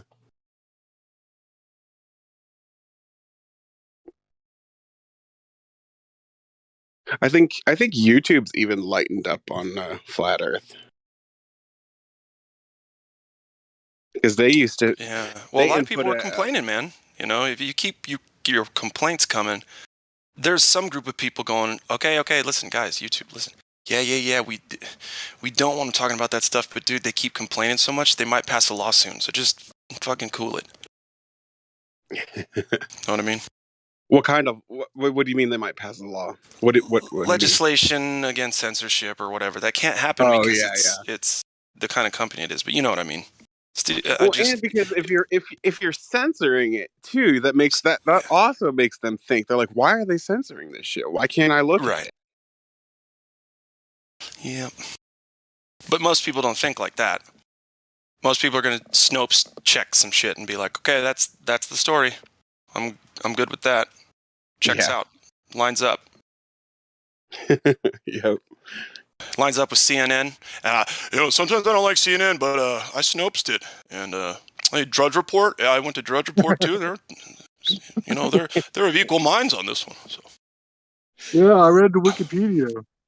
And it's rare. It's rare when you get the Drudge Report and guys like Alex Jones agreeing. I know, it's out there. But listen, folks, this is a new era. This is a new time. We gotta really open up our options here. Don't know what the fuck I'm talking about. I think that the mainstream media, I think that the government even, like, they can see how organized flat earthers are, and like they have each other's back. That's why they're scared of them.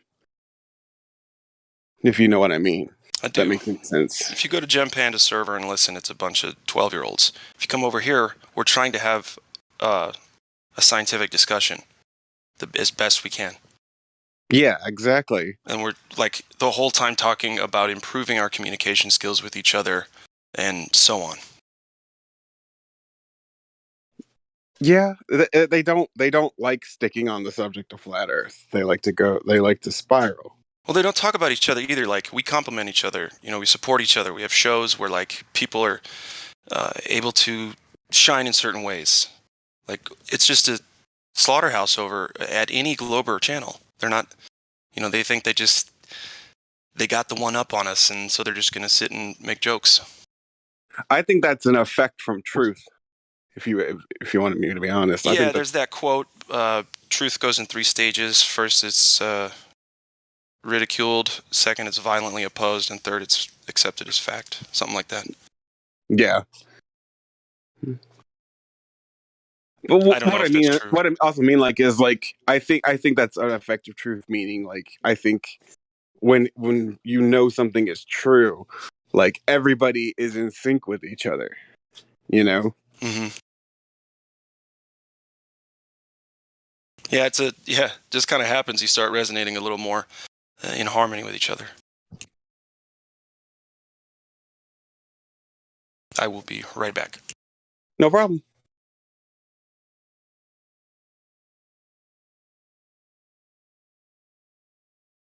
Oh, by the way, everybody, I am kind of doped up on some whiskey, so I'm kind of drunk, if you haven't noticed.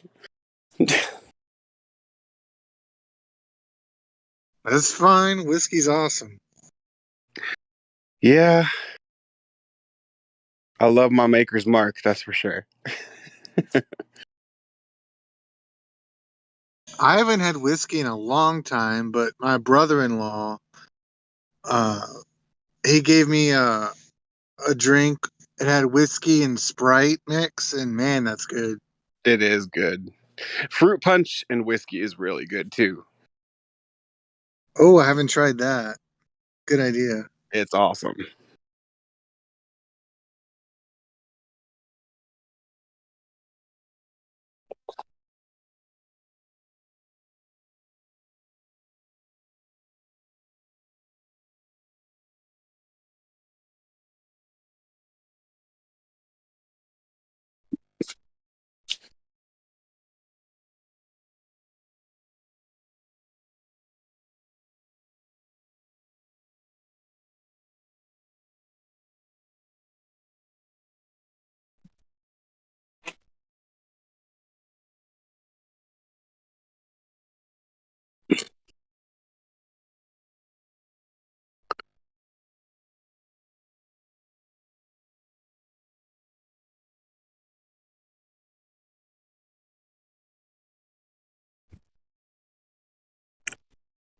See who's in here. Adam, CB, Matrix. What's up, Matrix? Yo. How's it Okay. going, man? All good to hear you. I'm doing all right.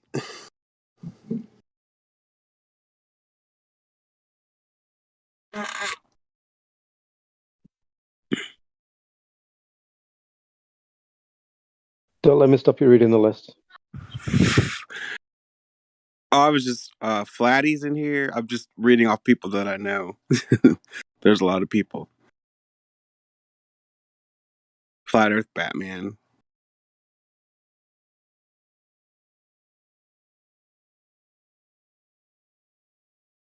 I think I made some people leave earlier because I was reading, but I mean, I didn't mean to. I apologize if I offended anyone.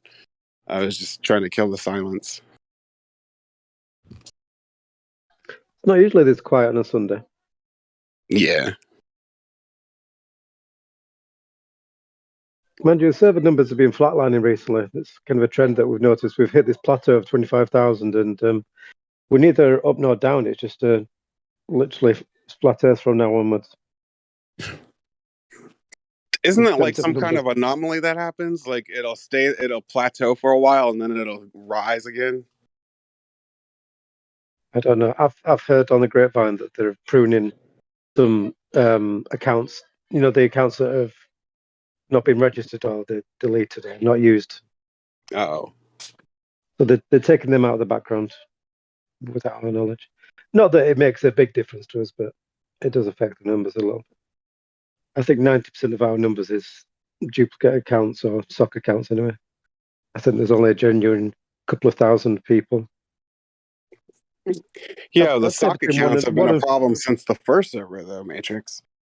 Yeah, I'd say between 1,000 and maybe 3,000 or 4,000 genuine people. We definitely don't have 25. That much I can say for certain.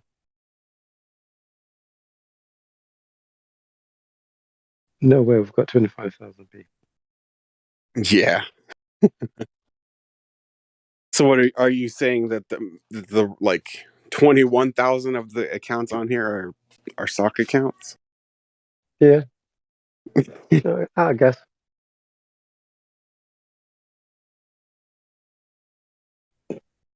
That's just my opinion. I've got nothing to substantiate it or back it up. No, it seems legitimate. Hmm. We've got the hardcore people, the genuine flat earthers, and the from silver through to golden mods. I guess accounts for a good few hundred. But overall, I'd say a few thousand. The ones that dip in and out every so often.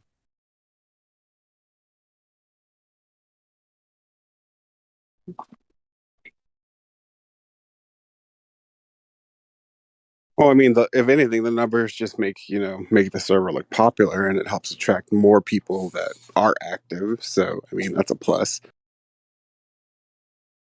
Yeah, it's always good to say that. Yeah, we've got 25,000 people in the server as your billboard. Yeah, to bring people in. I think it must be one of the biggest flat earth servers out there now in terms of numbers. It's the biggest, unless there's one that I don't know about. I don't know if Discord has not realised what sort of dilemma they're in. I know you're talking earlier about Discord sort of putting flat earth under the rug type of thing and trying to hide it away, but they can't hide it forever. And once they come across there's been a censorship platform, people have just moved to another platform.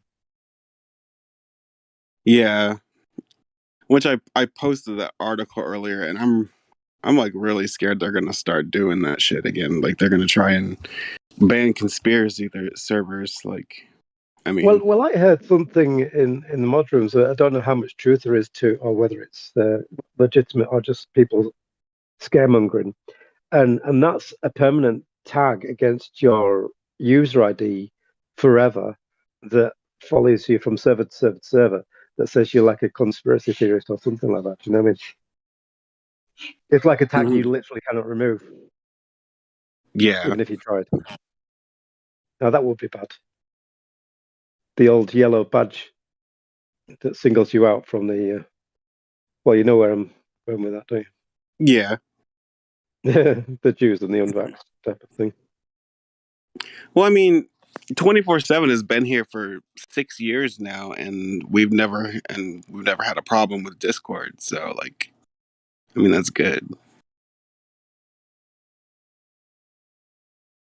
It must be generating work for somebody on their end. You know, server with 25,000 people, it must be generating some hot GPUs somewhere with a number of messages and videos and voice being posted. I guess Yeah. they're able to shadow account themselves into our server at any time that they feel like it, and have a nosy around to see what's going on. Yeah, having 25,000 people would definitely make you noticeable. So, you know, they have an eye on us. Oh yeah, for sure. They can dip in and out as and when they feel like it. But you guys have done Never know. a great job, like trying to maintain it and, you know, protect the server from any kind of, you know, bad shit. Yeah, I think it goes back to another thing that you were saying earlier about chilling out on the Globers and letting them dig their own holes and make them bring out their own fallacies. That was kind of brought up at the last sort of meeting that we had, you know, to sort of Yeah, just sort of I've been ease back a little bit. You know what I mean? Ease back a little bit. Let them. I've been kind of a You dick. know. I apologize for that, and No, you it, don't need to it's apologize a for anything. habit that I got into in the old server, and I do need to work on that. So No. What I mean is that let them dig their own holes. So another good option, which somebody suggested as well, is if someone's like in voice text now, for example, you know, in voice chat now, for example, and they start saying, "Well, I've got proof of this or I've got proof of that," and all the rest of it, is to keep that one person on point and to get the proof from them. Don't let somebody else jump in and offer them proof, you know, as a friend or as an associate. Do you know what I mean? yeah, Let them finish off their own proof without jumping, you know, somebody else jumping in. And I think, yeah, that happens quite too often around here. That, you know, other people will jump in and say, well, and before you know it, two or three people have given their opinion on the same subject, and then you've just lost all train of where you were with that first person and what they really know deep down, because 9 times out of 10 they don't know much. But if someone can jump in and defend them with a point that they were not thinking of, like some people just say, "Oh well, that guy that mentioned sticks and shadows," but they don't realize his name is Aristophanes. But if a second person was to jump in and say Aristophanes, then that saves the first person the embarrassment of not knowing what they're talking. Or some people will say, well, flat earthers debunk themselves with the rotation of the stars, not realizing it's Bob and Jaron. But then you can push them to say, well, who was it? And if someone else jumps in and say, well, it's Bob and Jaron, then they've kind of saved them. Do you know what I mean? So what you're saying. not They letting somebody don't else know the answer whole. on their They don't behalf. know the whole.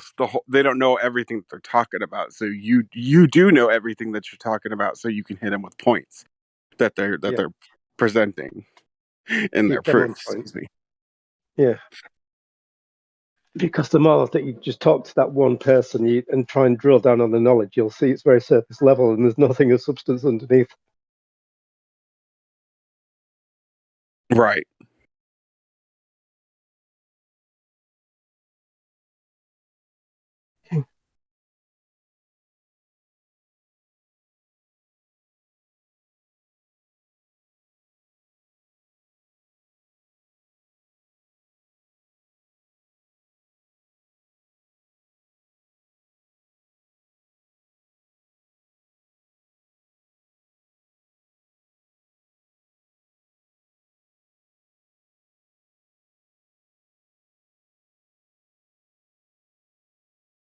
Have we had any Globers in today? Man, I only joined like 5 minutes ago, and I'm not in live stream very often. What was that, Matrix? What did what? The Have we had Globe? any? What? Have we had any Globers recently? Because I only joined like 5 minutes ago, and I don't come into No, live it's stream been very quiet often. the majority of the time. So Yeah. you're good.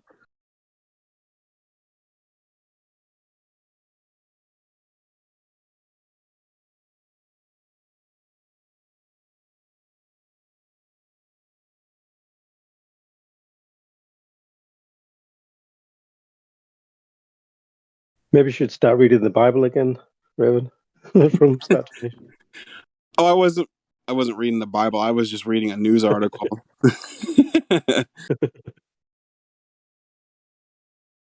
In the beginning. Here's another one. Mad Mike Hughes' last ride inside a flat earther's doomed mission. This was 2 weeks ago from Rolling Stone. Did I post that one already? I'm not sure. Nope. That was the other one. Okay. That was the flat earth, how a 19th century meme turned into a TikTok's strongest conspiracy. This is another one by Rolling Stone, so I'm going to post it. Cyberblitz says that you should do a reading of something every Sunday. Like reading corner, story time. Maybe, I don't know. I mean, if that's what people want, I'll do it. But Bedtime with Raven. Put them to sleep, man.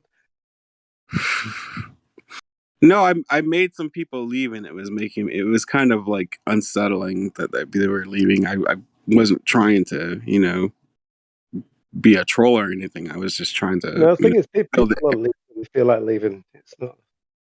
Well, it was a hit piece on flat earthers, so Yeah, it was a hit piece on flat earthers, but that's why I was reading it, because I thought it was retarded, and I wanted to just make people aware of it. yeah. Wait, who was it from? That one was from the Atlantic. It's called "When Your Okay. Friends Fall Off the Edge of the Earth." It was basically talking about how flat earthers were crazy, labeling them as crazy, and that they're rejected by society, and that they can that if you become a flat earther, you can expect to be alone and The funny rejected thing from is, society. the funny thing is, Raven, about this mad Mike Hughes thing is that nobody's ever witnessed from NASA a human climbing into a rocket, but from a flat Earth point of view, we have. Yeah. The guy physically climbs into the rocket and shoots up. Are you talking about we've Mad never Earth seen that Mike from- or Flat Earth Mike? Yeah, we've never seen that from NASA. We've never seen a live human walking into a rocket and take off before. No, we haven't. You're right. I've never seen it.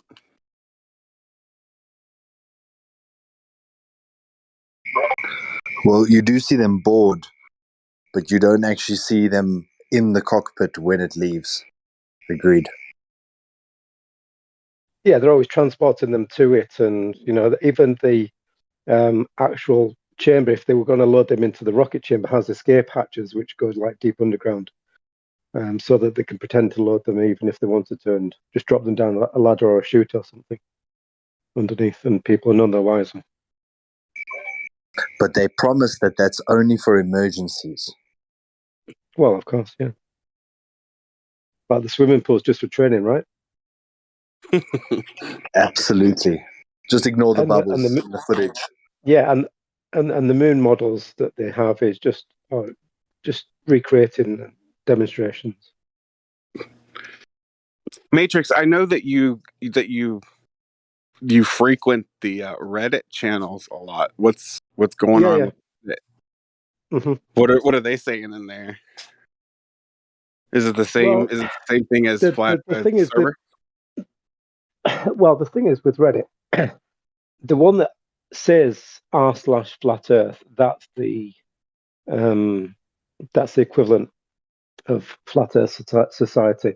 All the trolls hang out there, and they're trying to nutter Flat Earth as much as possible. So you think that's like the honeypot for all the fake Flat Earth stuff, and that they just keep repeating the phrase. Same shit. No, they just keep repeating the phrase. This is just sarcastic. Do you know what I mean? This part of the server is just a meme. So if you try and post legitimate things on there, people will just sort of dogpile you, downvote you, and ridicule you, because it's like really sort of controlled opposition.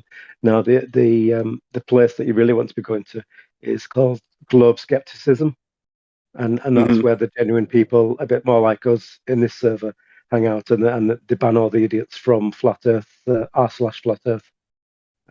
So yeah, if you dive into the wrong place, you'll feel the consequences either way.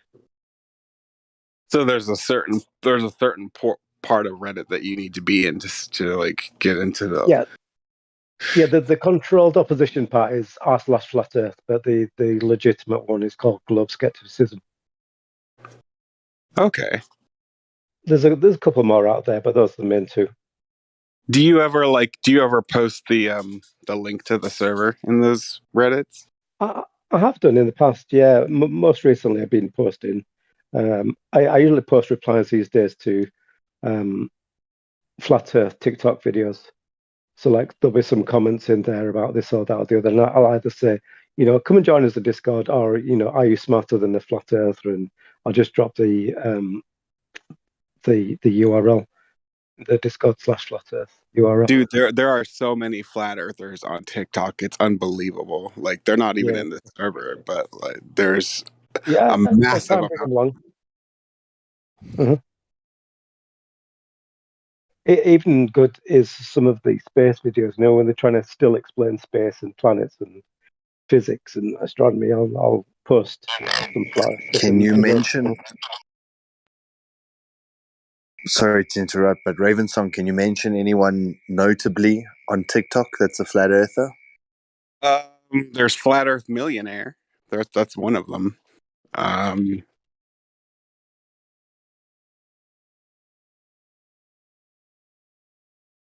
Usually when you friend somebody on TikTok or like you add them, you'll get similar algorithms to your playlist from other content creators. I don't know them all, but There's this one guy called Dare_IK. I don't know if you want to look him up, but I've been trying to convince him to get into Discord for a while now, and he's been sort of semi interested in joining. And then he said some really strange things about. I don't think he knows the platform. He doesn't know how to install Discord. So it wasn't a case of he doesn't want to join us. He just doesn't know how. And yeah. his error messages of why he can't join were a bit cryptic, and I couldn't figure it out. But it seems all right. It seems Yeah, genuine. It seems to be posting a lot of I've been getting into arguments with people on TikTok about flat Earth, and I've tried to get them into the flat Earth server, into the 24/7 flat Earth server, and they always got an excuse why they can't do it, or they won't. They come, but they don't talk. So Yeah, the old broken microphone syndrome. yeah, Flat Earthers got a microphone. Globe Earthers broken microphone.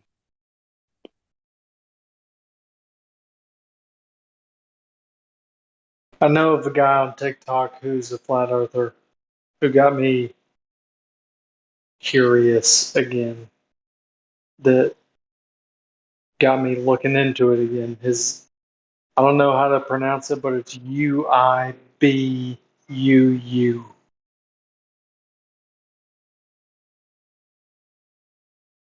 I would say Ebu.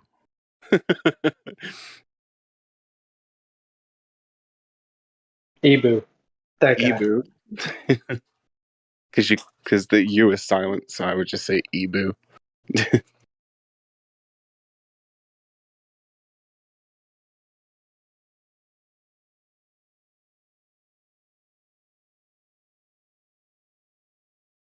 All right, But thanks yeah, for that. I've just found them on TikTok. I'm going to subscribe and follow them. he's got a bunch of good videos that'll I mean, for somebody who wasn't really thinking about anything except for like money and politics is basically where I was at, and then I scrolled across his videos, and he's the one who got me back looking down the flat Earth rabbit hole.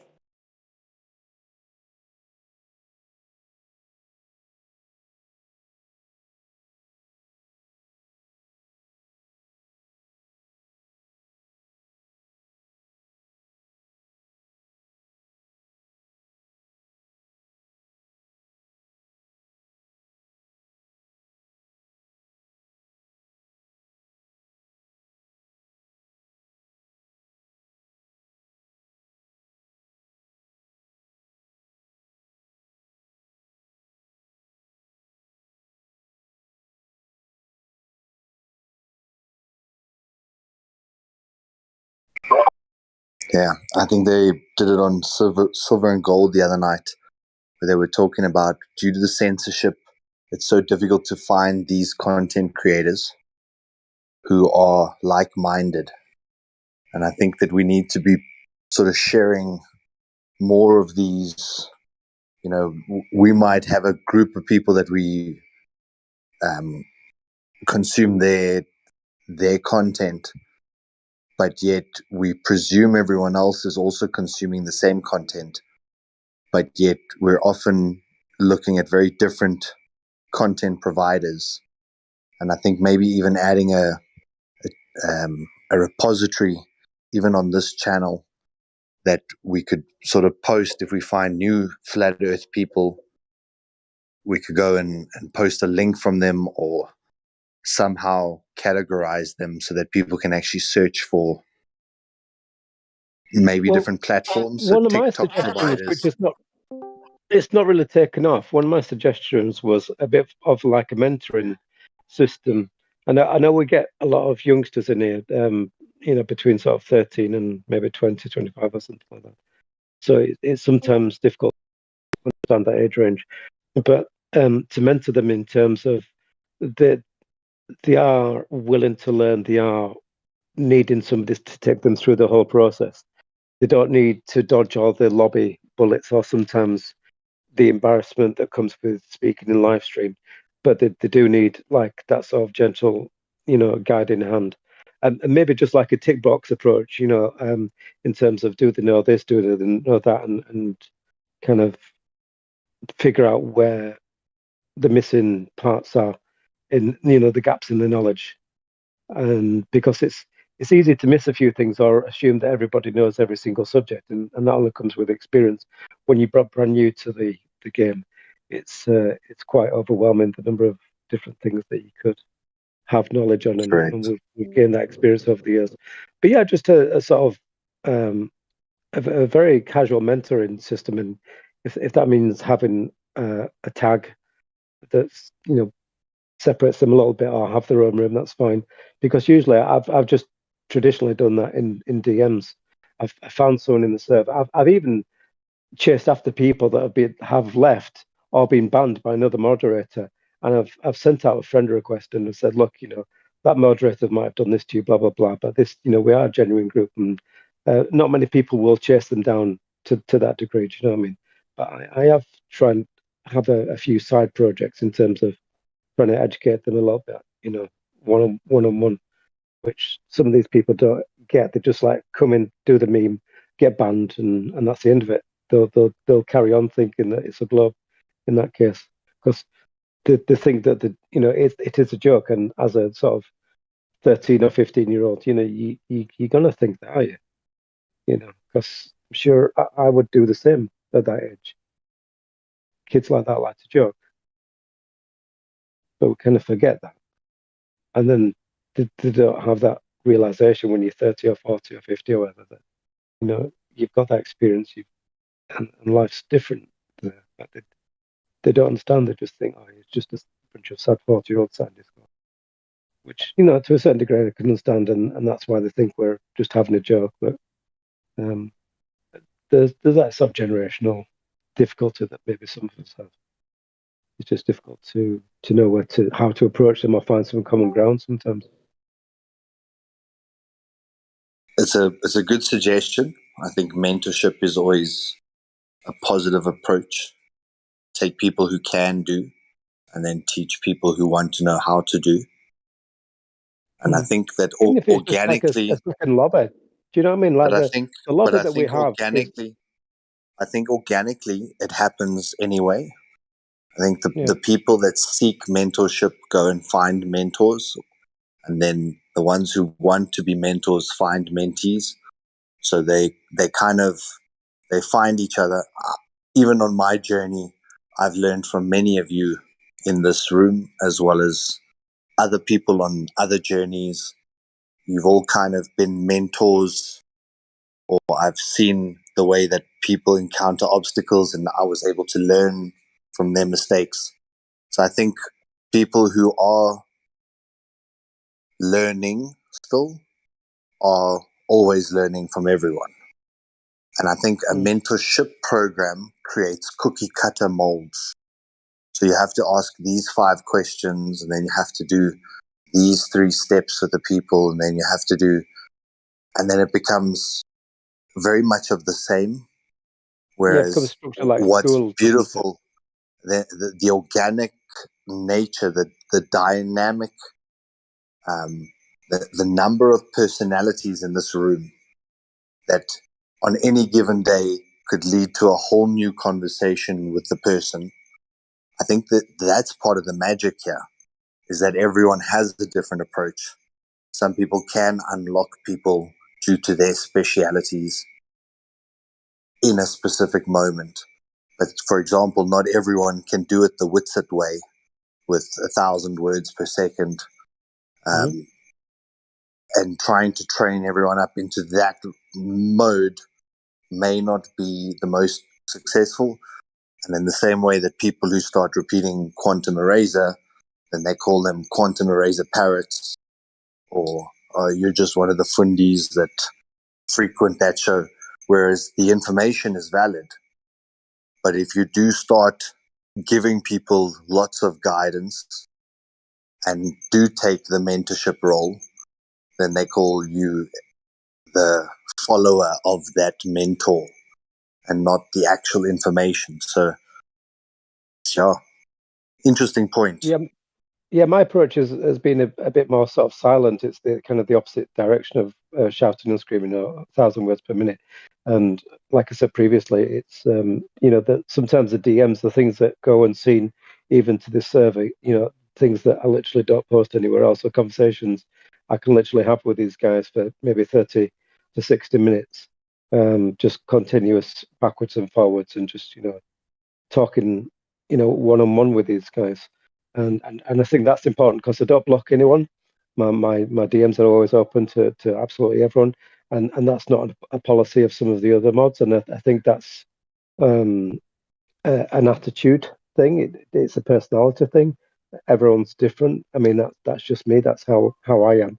I'm open and friendly. It's not that I don't block people. Don't get me wrong, but you've really got to kind of piss me off first before I do block you. And yeah, that's where it goes unseen. And yeah, I get what you're saying about the cookie cutter aspect, and we don't want to turn into teachers all preaching from the same book. But it'd be good to have maybe like a lobby 2.0 where, because you're a learner, you cannot get banned. Do you know what I mean? I think that could be a rule. Right, once they are moved into this, padded room or whatever, you can't do anything with them in terms of moving them anywhere else. Do you know what I mean? They've still got that openness and freedom, but you can't ban them. Yeah, I think that's a great suggestion because, we were once there. We were once at that point of, can my reality be a lie?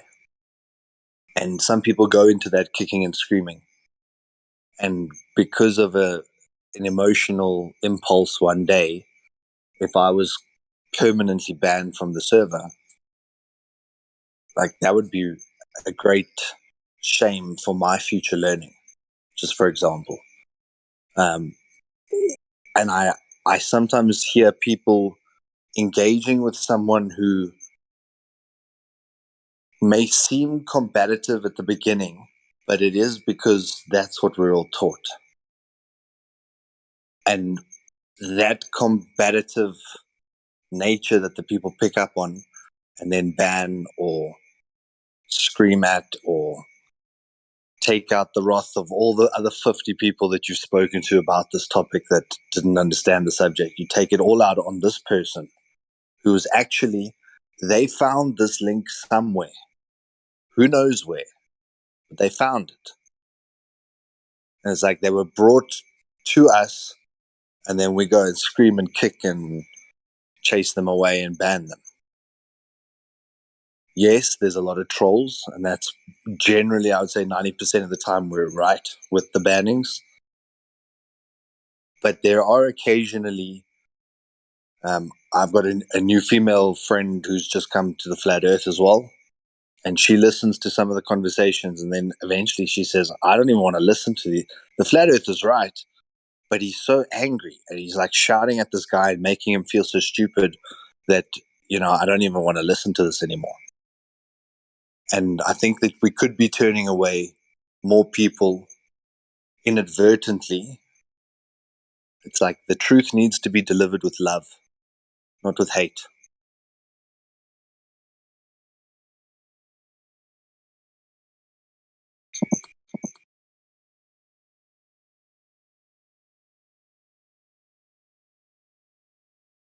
Zeller, you're one of the ones that's usually very calm, so I just want to thank you for that. I don't think I've heard you lose your mind very often, if ever.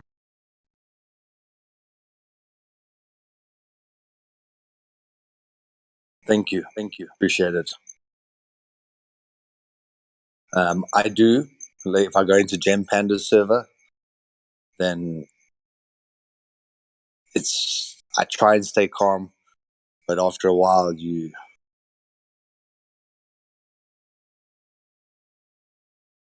know the feeling. Oh yeah, I mean, if you can stay, yeah, in there it's different. Like they're trying to make you lose your mind. So yeah, short trips are best. Well put. Yeah, I look at it like golf. In golf, you can only adjust your swing. That little ball that's resting on that little tuft of grass, you can get it to curve left or right, or go perfectly straight, or high up in the sky, or low down. All of those different shots are sitting right there in that ball, and it depends on your swing where that ball's going to go. And it's the same when you encounter people. Like, if you've naturally got a hook, so your ball draws to the left, if you're naturally doing that, there's something in your swing that's always making the ball go left. Now think about the person you're speaking to. If they're always resisting you on a specific point, it's because you're swinging the wrong way. Because if you keep swinging the wrong way, your ball's always going to hook or draw towards the left. And then if you also hit the wrong way, you're going to slice the ball, then it's going to fade off to the right. So if you swing wrong, the ball goes the wrong way. Now, a lot of people then shout at the club, but they fail to realize it's their swing. And if you just stay concentrating on how you execute your swing, the thing you have control of, then the ball should go where you intended it to.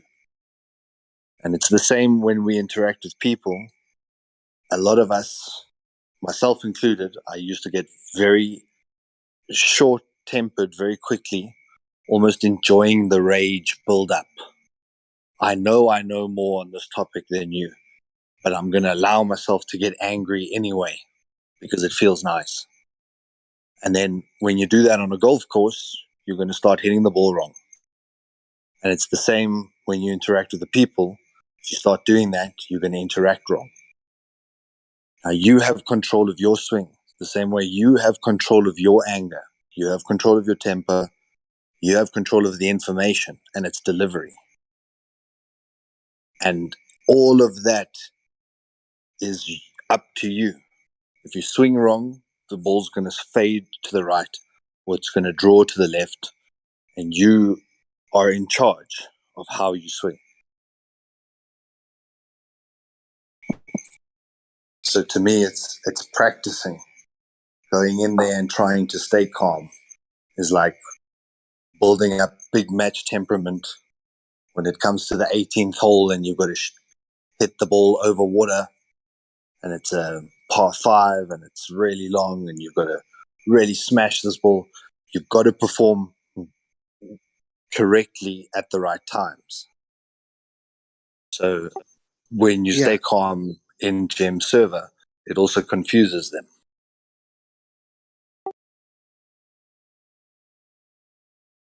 Yeah, exactly.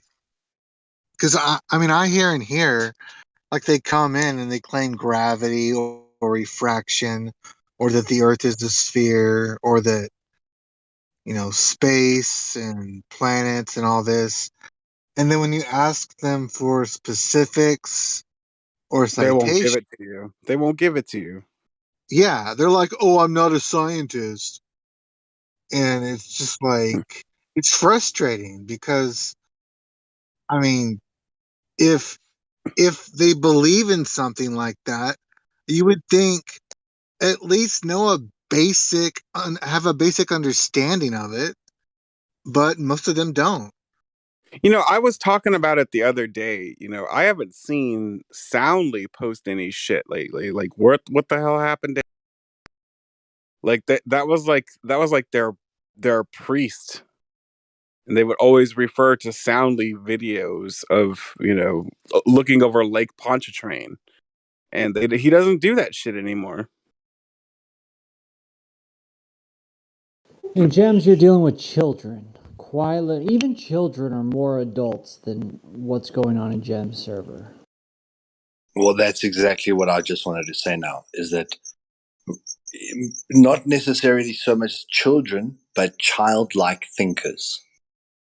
They only can think according to preschool level. And for them, that's Children always like been enough. stories. Children like stories. Exactly. And Interesting the thing is, a children like child is much more understanding. open-minded and therefore mature. See what I'm saying? L. Ron Hubbard That has a is big thing puzzling. about this. He says children are more, they're you know what I'm saying? They're more of an adult than most adults. Yeah. But that's also why we must remember our audience that we're speaking to. So when No you're doubt. speaking to a child, you don't say to them, here's a PhD level understanding of, and you start jumping into the topic. The kid's going to look at you like, what are you talking about? And it's the same when it comes to these brand new globies or normies that come in here. They are at the kindergarten level, and flat earthers want to take them on at PhD level. The And best way to you need reach to a child, simplify. the best way to reach a child is not through a statement, but through a question. Great point. Excellent point, actually. If you can summarize your entire statement that you want to make into a question and pose it to them so that they actually have to think about the answer. It's like the gas pressure without containment. Then the high pressure gas we breathe would go into the vacuum. Why wouldn't it? Or ask them a question, why do we think this? Or why? Posing it back in a question format will also provoke a lot more interest than a statement. But it's the same way that we need to almost like analogize these things down to a very simple, basic question. So when they come in, it's like, can you point to the red square? Yes. Can you point to the blue triangle? Yes. Okay. Can you see the oil rig? Can you see the horizon? Yeah. No, the philosophy is keep it simple, stupid. Just like in coding, you got to keep it simple, stupid. At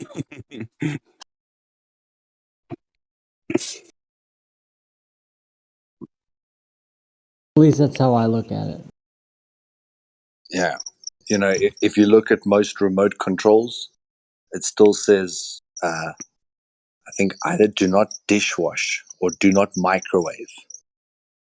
So you're talking to the kind of person who would look at their remote control and want to either put it in the dishwasher or microwave it. That's how simple you need to keep it for that kind of person. Couldn't agree more. I couldn't agree more. I mean, this is what we're dealing with. And it's incredible that they're being paid in society as an active adult, operating, carrying out other tasks, driving on the freaking roads. I mean, boy.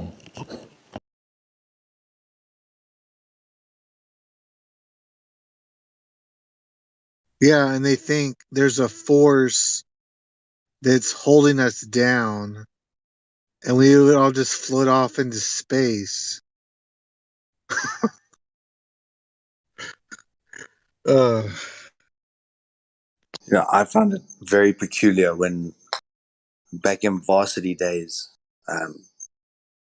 when I had lawyer friends and I had doctor friends, and some of them were just scraping through, and they were just taking all the drugs in the world, and they were not focusing on their studies at all, and they still qualified. When that occurred, I suddenly realized and started to be very cautious of anyone who calls himself a professional, a studied professional, because I knew personally guys who should not have gotten the piece of papers that they did. And now they're just as qualified as the guy who truly devotes himself to the topic. And it showed me that that piece of paper is, you can study past papers, past university papers, and you can know the type of question that's going to be asked and how to answer it for what points. And that's the only thing that they would study for the entire year. They wouldn't open a textbook. They wouldn't look at any piece of material. They would just look at past papers, study off of that, and then they'd crack a 70% or 80%, so cum laude at the exam. And to me, that was just made me realize that this system is so backwards. Right from my mid-20s, I knew there's something's wrong. Oh, big time, big time. Self-taught and self-taught, with good teachers,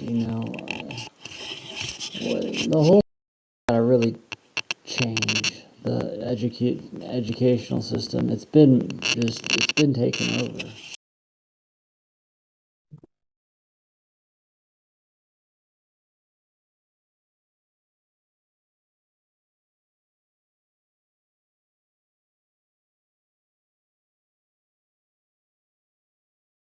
You can really look at any variety,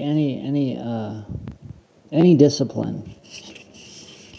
Almost any discipline. Don't get me wrong, there's some good people in there too, okay? You're going to get some good people once in a while. It's interesting to me that sometimes you do get these good people in there that, understand and are a product of, but yet they're able to still go ahead and, you know what I mean? It's strange, like...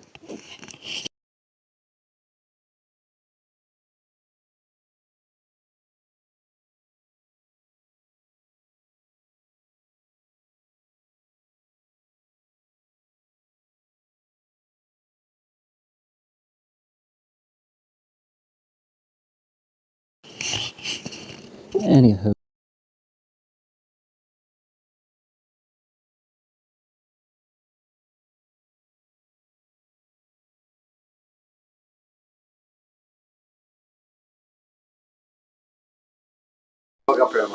Oh, okay.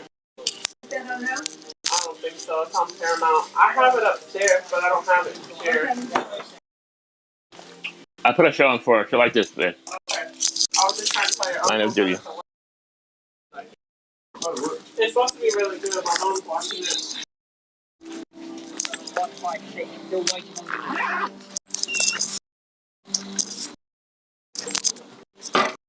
Okay. Unlock the bottom. Hey, Godric. Hey. Hot mic, bud. Oh, sorry, my hot mic. Sorry. Thanks. Don't get the flat earth.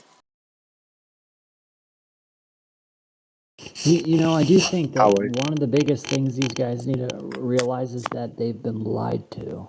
I really do feel like when people feel like they've been lied to, it really bothers them.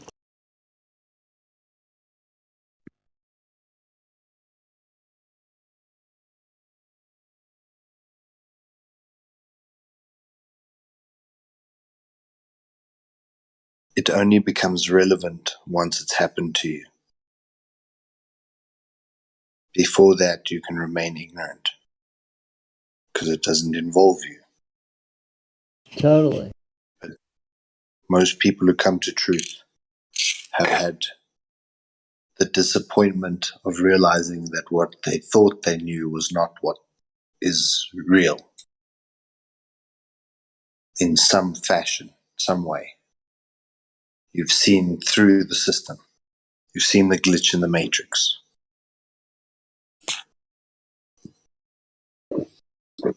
And they're being lied to. People do not like that.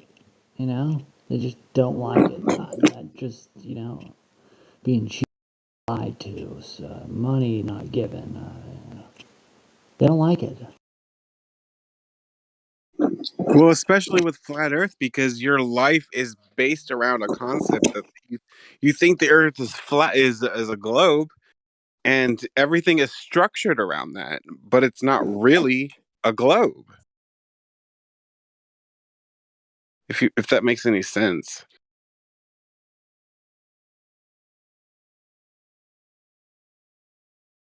My grandpa always used to tell me that I had to beat the system. Anytime I was doing something that was like out of bounds, he was like, "You just got to beat the system, don't you? You got to beat the system."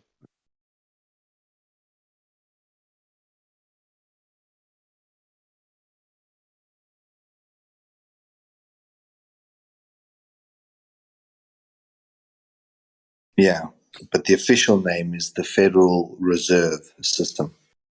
It's the entire backbone of this capitalistic society. It's the whole You mean debt system. crony capitalist? It's not a capitalist society. It's crony capitalist. Not free market. No, I was meaning the the Federal original. Reserve, the entire law or legal side of the debt, how the banks lend the money, and there's intrinsically a debt attached to every note issued, and how that entire system spans out into every working individual having to pay tax, and then how they manipulate that system with capitalism to further enrich themselves. But we normally say this system, and then when they say, well, what system? Then we don't know. It's the system. We just got to fight this system. Well, what system? So the real answer is actually the Federal Reserve System. Totally. Once that changes, everything else can change. And you know what? I agree with that. Hold on one second. They're not actually lending you any money. They've never lent you. These banks don't lend you money. You're actually the one that creates the money with your signature. Well, That's very true. Rough. That's very true. Think about it. You go get a loan. What do they want from you? What do they want? What is the exchange? $51,000. It's your So your signature. signature creates $51,000. Yep, you're right. That's how money is printed in the American system, at least. I'm pretty sure it's going on over the world. I mean, we're literally in this. We're in like this fictitious monopoly game that it's not real, and like we just don't.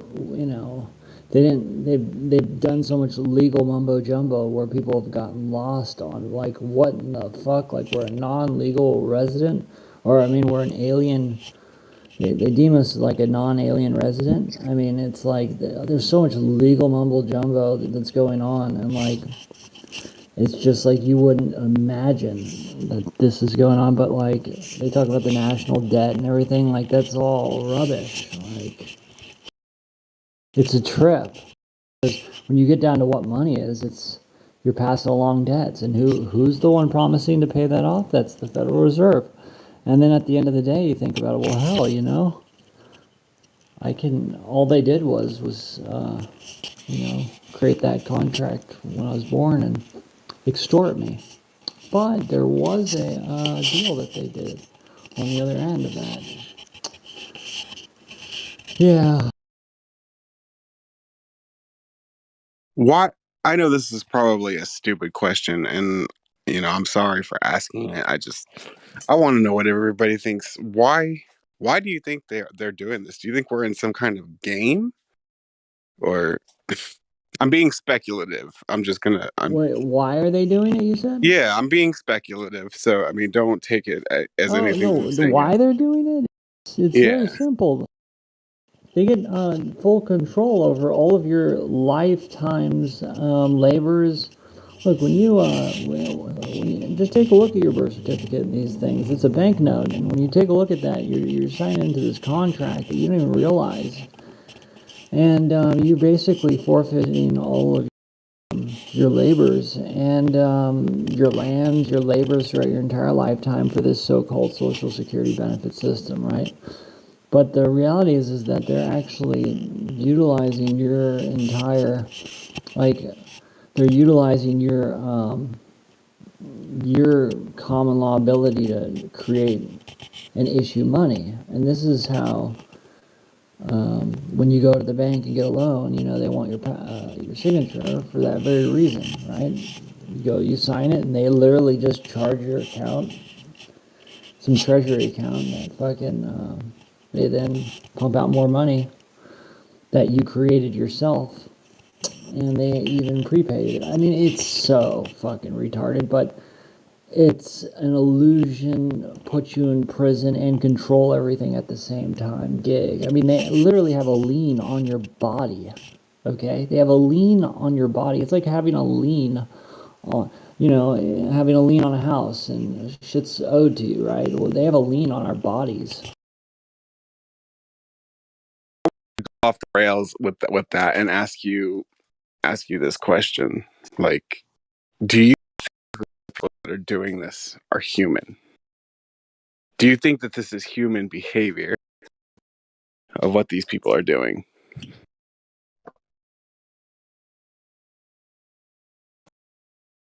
Again, this is totally coming from a speculative mind. But why I think it's yeah, it sounds about right in terms of what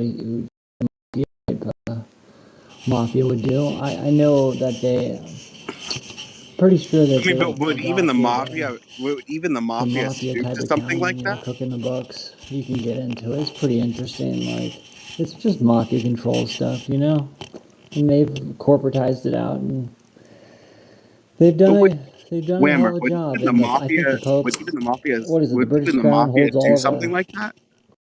Go ahead. Would even the mafia do something like that, though? Like, I mean, I think the mafia at least has a code of honor, right? I mean, yeah, but remember, they always tax you either way. They're still taxing the local guy down the way. You know what I mean?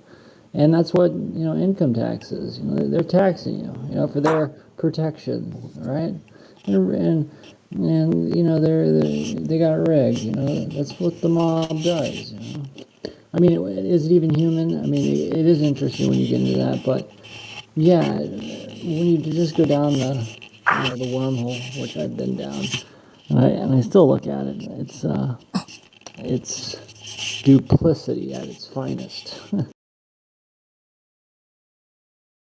So it sounds to me like you're wanting it to be an extraterrestrial of sorts, but I think it's more spirit. Yeah, the guy who asked the question. Yeah, again, I'm coming from speculation. I'm not, thinking that this is true. Whatever I'm asking, I want to know what you guys think. That's all. Sure. So I'm just saying it sounds like it leans towards something that's not human, but I would say it falls in the category of metaphysical. So Perhaps it potentially could be metaphysical. possession. I don't know. I don't know what it is. I'm not labeling anything as like there's any kind of being or anything. I'm just wondering. That's all. Like, do you guys Sure. think that it's some kind of other beings that are doing this? I have a thought about it. How about it's just a bunch of people with a lot of money and a lot of power that maybe hate God and hate people, and or maybe they just hate people. Maybe they don't even hate God. They just hate people. So they hate you, they hate me, they hate everyone we know. And so, what's the best way to, cause trouble for a whole bunch of people you hate? Tell them convince them that they live on a spinning ball in the vacuum of space when they don't. Yeah, I agree with that. Sometimes So I think basically, it's been set lie up to them to about be this everything in their way, reality. Look, if God's out there creating all this, He set it up the way He wanted it set up. You better believe it. No one got in His plan. No one can get in the way of His plans. This is the way He wanted it set up. That's fair. I mean, You see what I'm saying? Yeah, I see what you're saying. This is maybe some type of evolution or some type of timeout. God knows what it is, but hey, man, he lays the rules. He's the one who put him out here, and to think something else can come along and change his is pretty mistaken, right? I mean, at least I would think. Right.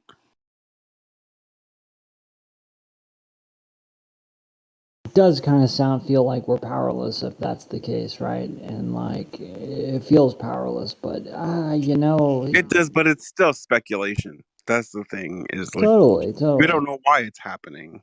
We don't know why this shit's happening. No, but we do know one thing: is it's happening. It is happening. Yeah, exactly.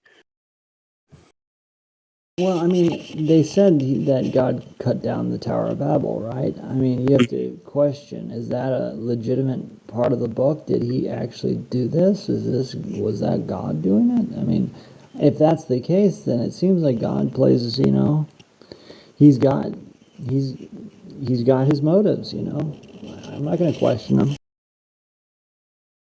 Yeah, that's what I think too, is that like we have been lured so far away from the creator, is that we don't know what the truth is anymore.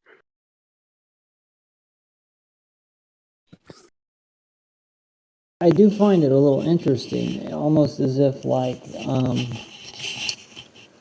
this is really, imagine if you knew or figured everything out already that there is to figure out. It's almost as if he's created these little holes to go down to find out larger and more and more and more and more and more and unbelievable. It goes on and on and on and like holy moly, right? Like Yeah, I just want to know what comes next after flat Earth. Like, what's the next truth that's just like flat Earth? If that makes sense. The next step would just be waking up enough people to the fact that the Earth is flat and stationary. Because if you did that, then we would at least have a chance of being able to traverse it freely. Yeah, but at the same time, I think the only thing that matters is your own awareness, what you're aware of, because only you live your own life, only you know what you know, and it doesn't matter what anybody else thinks or whatever anybody else knows. It just matters what you know. Well, no, that's false. Because if people are ignorant to other things, that's actually a liability. Like other people's ignorance, when they're ignorant in ways that they shouldn't be ignorant, that's a liability. That's the whole reason why I've ever been politically active, because stupid people are dangerous when they vote. You think? Oh, you said people are dangerous when they vote. I agree with that. I don't vote. Fuck that shit. Well, stupid people in particular are dangerous when they vote. There's a lot of stupid people out there. So if you want to not live in a dangerous world, you need to educate stupid people. Or ignorant.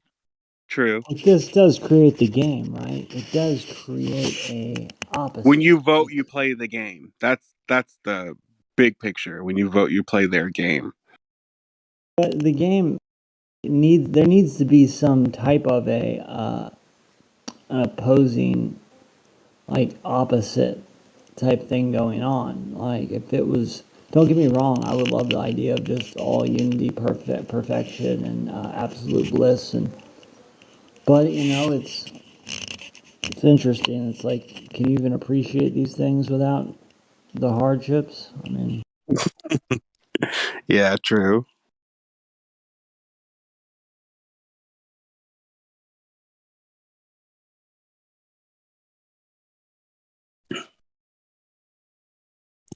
But despite it all, even though we do know that the earth is flat, like everybody seems to be living their life in spite of it.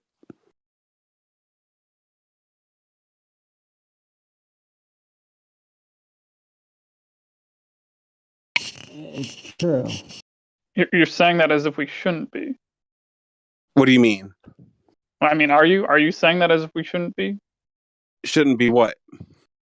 Living our lives. I mean, never mind. I don't even know what you No, said. Never mind. absolutely we should be living our lives. I'm just saying, like, we know the earth is flat, but we're still going on. We're still living, and we're still doing what we need to do and what we want to do. Yeah, it's really just something that's in the background that has always been very obvious, but you just never really noticed it because it's in the background. The horizon is horizontal. Yeah. So the earth is flat, and it also happens to measure flat. It measures Right. stationary, so your senses do not deceive you, and we're inside a container of some kind. Otherwise, we wouldn't have gas pressure to begin with, air pressure. Right.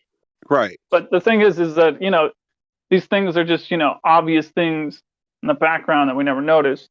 And it's not But like, now we do. you know. Now we do know. Yeah. Now we do know, and I kind of feel better about it, honestly. I do too. Absolutely. There's always So gonna be yeah, that like I group of mean, I guess people the that only thing I can say is, refuses to even since wanna you know. feel better about it and I feel better about it, might as Oh, well just tell totally. other people and then see what we can learn if we can get the truth movement per se moving forward, whatever way that would. There will always be this faction of people that don't or couldn't care less, and they don't even. That's just the way they choose to go about things. They don't care. And I think to the rest of us, that's bothersome to some extent, right? It's a little. I don't know. It's just it lacks substance.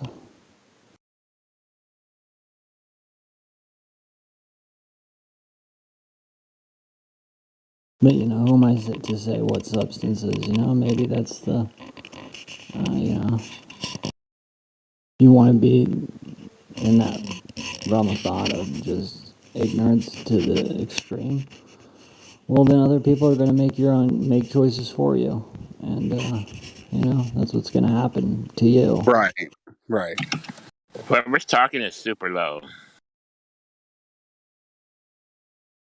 Oh, that was Whammer.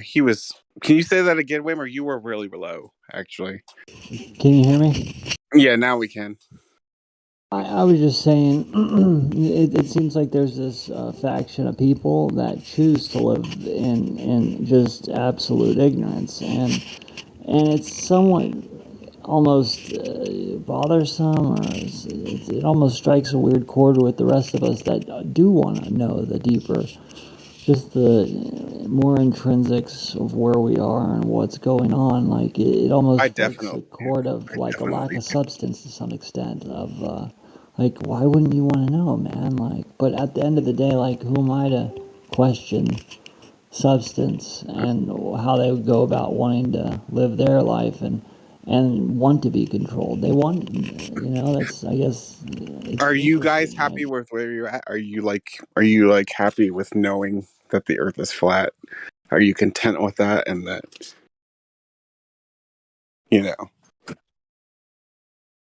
Well, some don't even want to know any of that part. They don't even want to know the It's basic. not being content, it's an onus. It's a what? It's an onus. How so? Because now we have this responsibility to tell people, to wake people up. Oh, so you think because people are asleep? So you think we have a responsibility now that we know that the Earth is flat? Yes.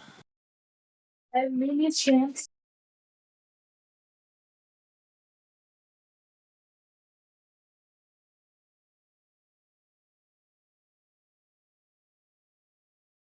The same responsibility as being the guy that first learned how to build a house. You feel bad for everybody who's out there and living in the jungle without a house. It's like, geez, you're up against tigers and stuff. Maybe you might want to, build a house, so you can defend yourself. I mean, yeah, you feel like there's, but maybe the guy wants to live in a tree. Why do you I think don't that know. why do you think that we're responsible for what other people know? I don't know, honestly, if we are responsible. I don't know. This is one of those things. I don't know if we are or if we aren't. However, I understand why some people would think we are. I mean, because like you can't lose sleep over somebody not knowing that the Earth is flat. You know it's flat, so I mean, you're responsible. I think it's better to say it's just better to tell people the truth. Yeah, I agree. I agree. I mean, and somebody felt like they had the responsibility to share the same information with you, whether you watch it through a video or anything like that. I mean, they felt responsible to share that information. I mean, even though you probably just came across it, but his responsibility was to share it. Right. Okay? So the same thing with you. I mean, and it doesn't really matter whether they believe you or not. But I mean, this is your responsibility to share truth, right? I agree. Yes. Kind of your responsibility to, if you're the guy who learned how to grow corn and everyone else is starving, it's kind of your responsibility to teach some people how to grow some corn to eat, to feed themselves. I mean, why do you think it's a responsibility, though? Why do you think it's our responsibility? Why do you think Do you it want is? to see people dying of starvation? Well, no, but I mean, there is a moral aspect to it. there is, but like morality is also a social construct. Everything's a social construct. You could, write it up, chalk anything up to. But I mean, look, if I figured out how to make some shoes and my feet aren't killing me every time I walk across the rocky desert, I mean, I feel pretty bad for my son who's got blisters on his feet. I feel like, hey, this is how you do it. And, he's going to be like, great, man, thank you. Now I can walk across the desert without blistering my feet. But there's meaning in responsibility. So when you're responsible for children, you become a parent. When you become responsible for a business, you're now a business owner. There's meaning attached to responsibility. You should be searching for more responsibility because it gives you more meaning. And I think that the way that the guys are saying it about that we have a responsibility, I think it's the same whether you know that there's a creator and that the creator Gave did you come in flesh. responsibility. And when you have that responsibility, you should lose sleep about trying to share that with people because the end is close. That's a good point. I can understand that.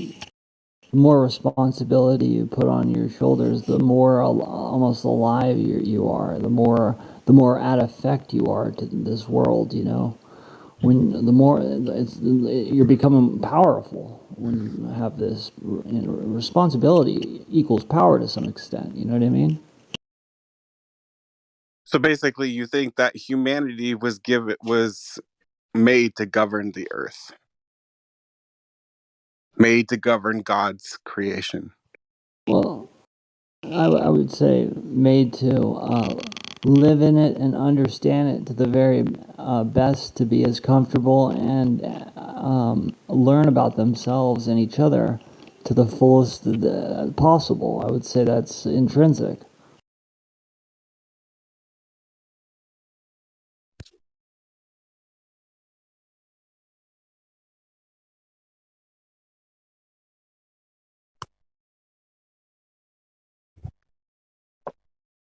I'm not so sure that morality is a social construct either.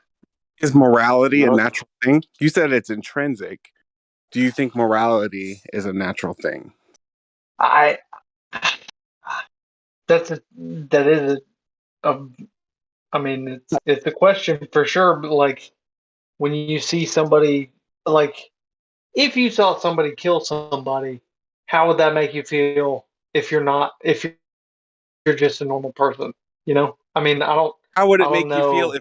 if you weren't taught the social constructs of the reality that we live in? How do you Yeah, think it would so make you feel? I don't that's what I'm saying is I said I don't know if it is a social construct or not. It's hard. I don't know. You It's know, definitely intrinsic. I mean, don't you want your I feel kids like to it would be How do grow you intrinsic. up? know it's intrinsic though?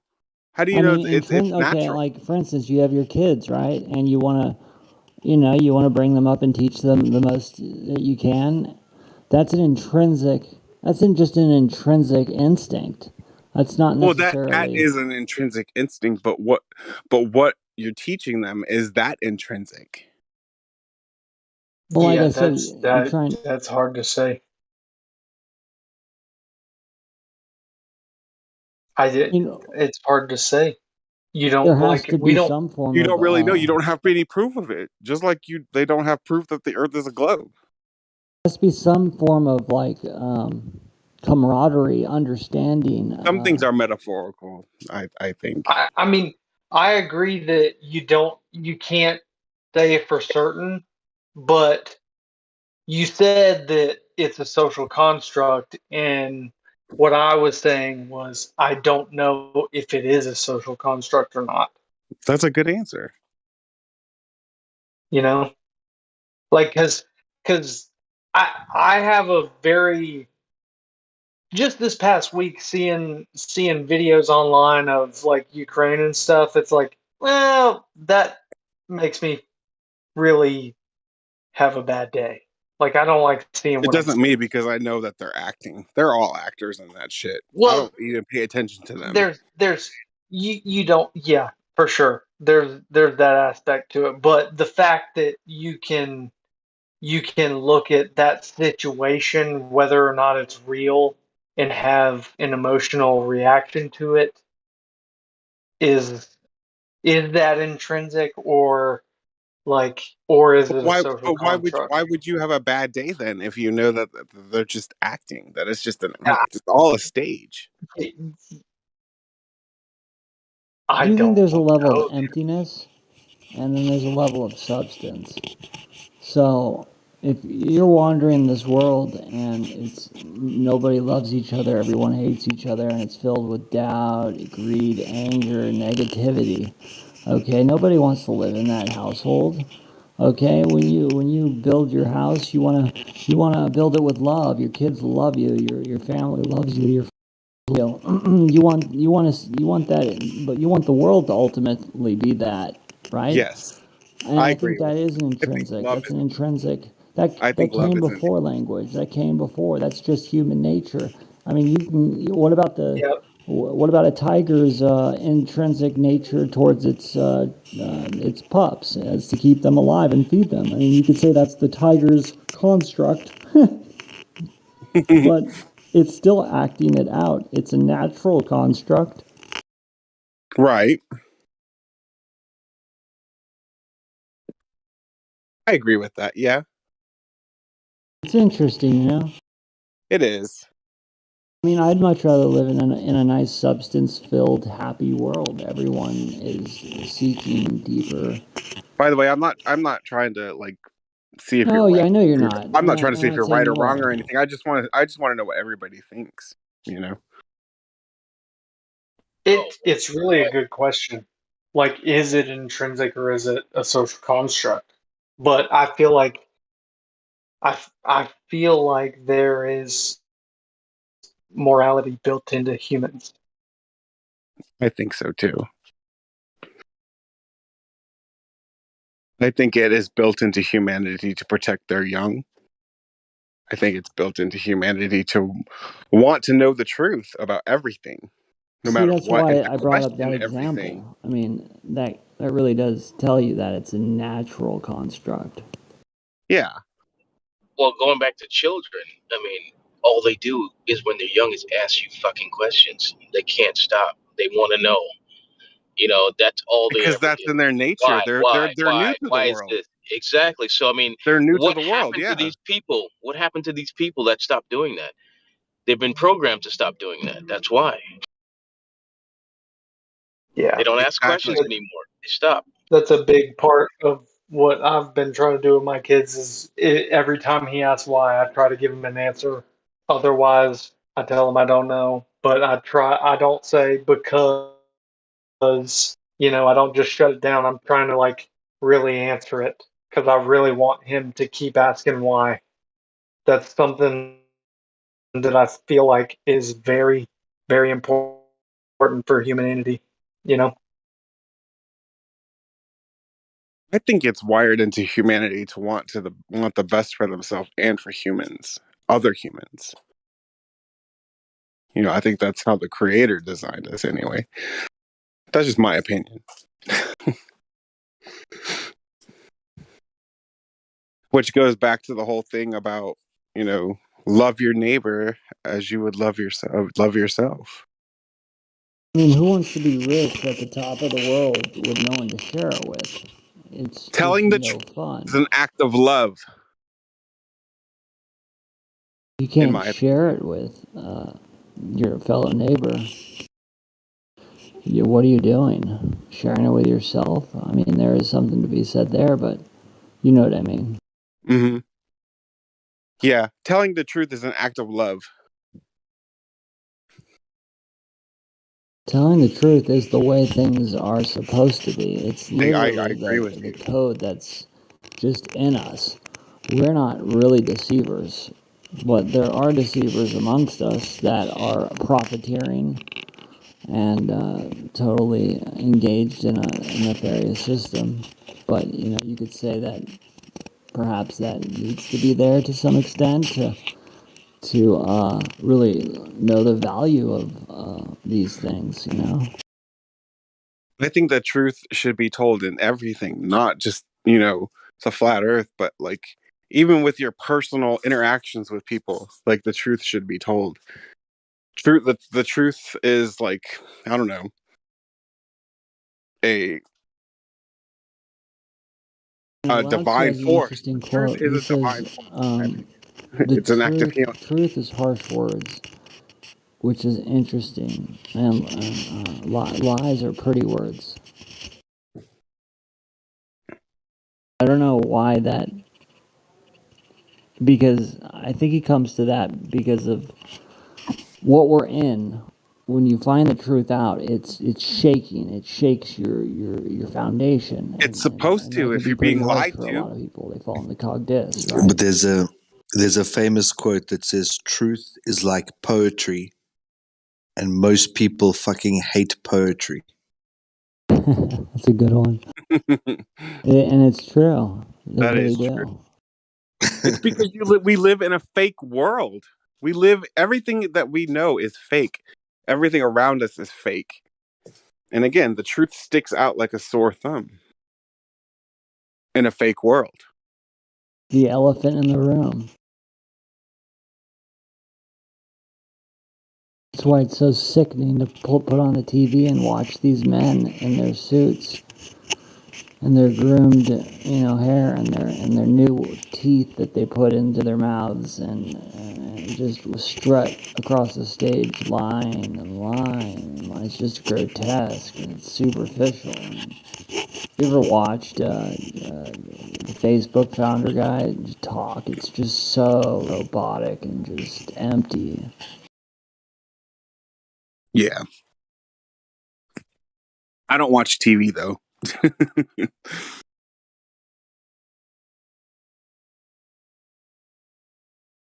I feel like TV can be utilized in a good way. Yeah, There shit, is a I still good. do. I got no problem watching fucking shows. Fuck that.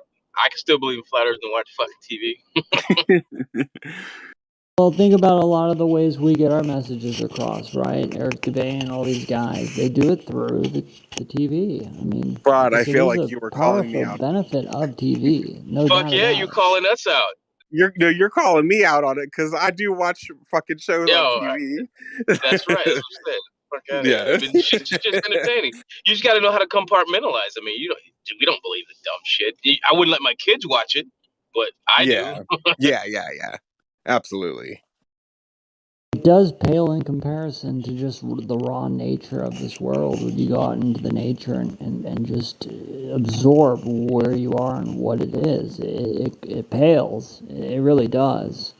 But, I mean, you know, sometimes you just want to sit on your ass and eat some Cheetos and throw on The Walking Dead.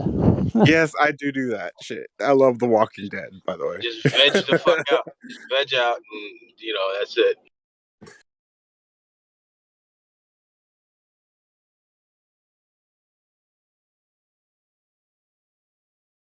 It's like we don't have anything else to do. Like if we're not talking flat Earth, like if we come to a period where we're just exhausted from doing it, we've got to have another outlet to do something. So, yeah, I was wrong to say that, Fraud. Your outlet is your life. No worries, man. No worries. You don't want to let this like shake your life in terms of your interpersonal relationships. You don't want it to ruin things, right? Right. I mean, you have to understand other people's condition. That's what what's his name was saying. That's responsibility. I mean, with knowledge does come responsibility.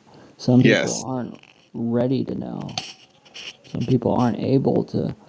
To grasp it and absorb it. Yep. You have to help them. You got to be very sensitive with some people,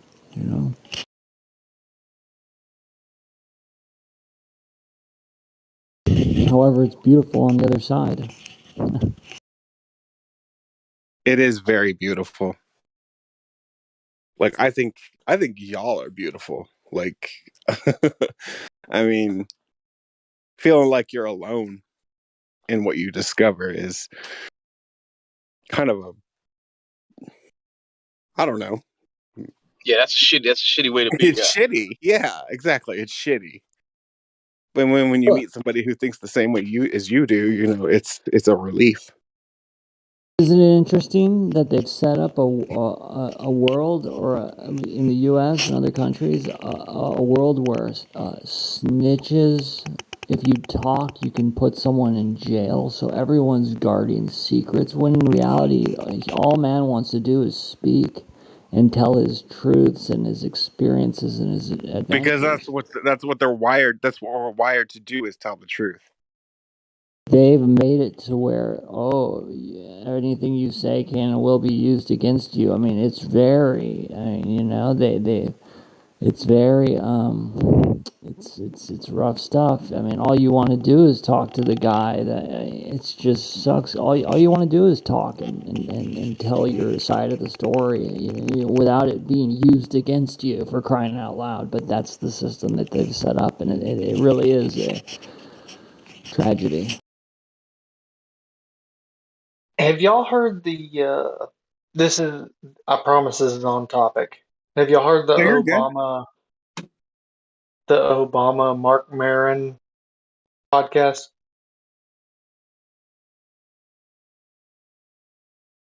The Obama Maron podcast? I haven't heard of that, no.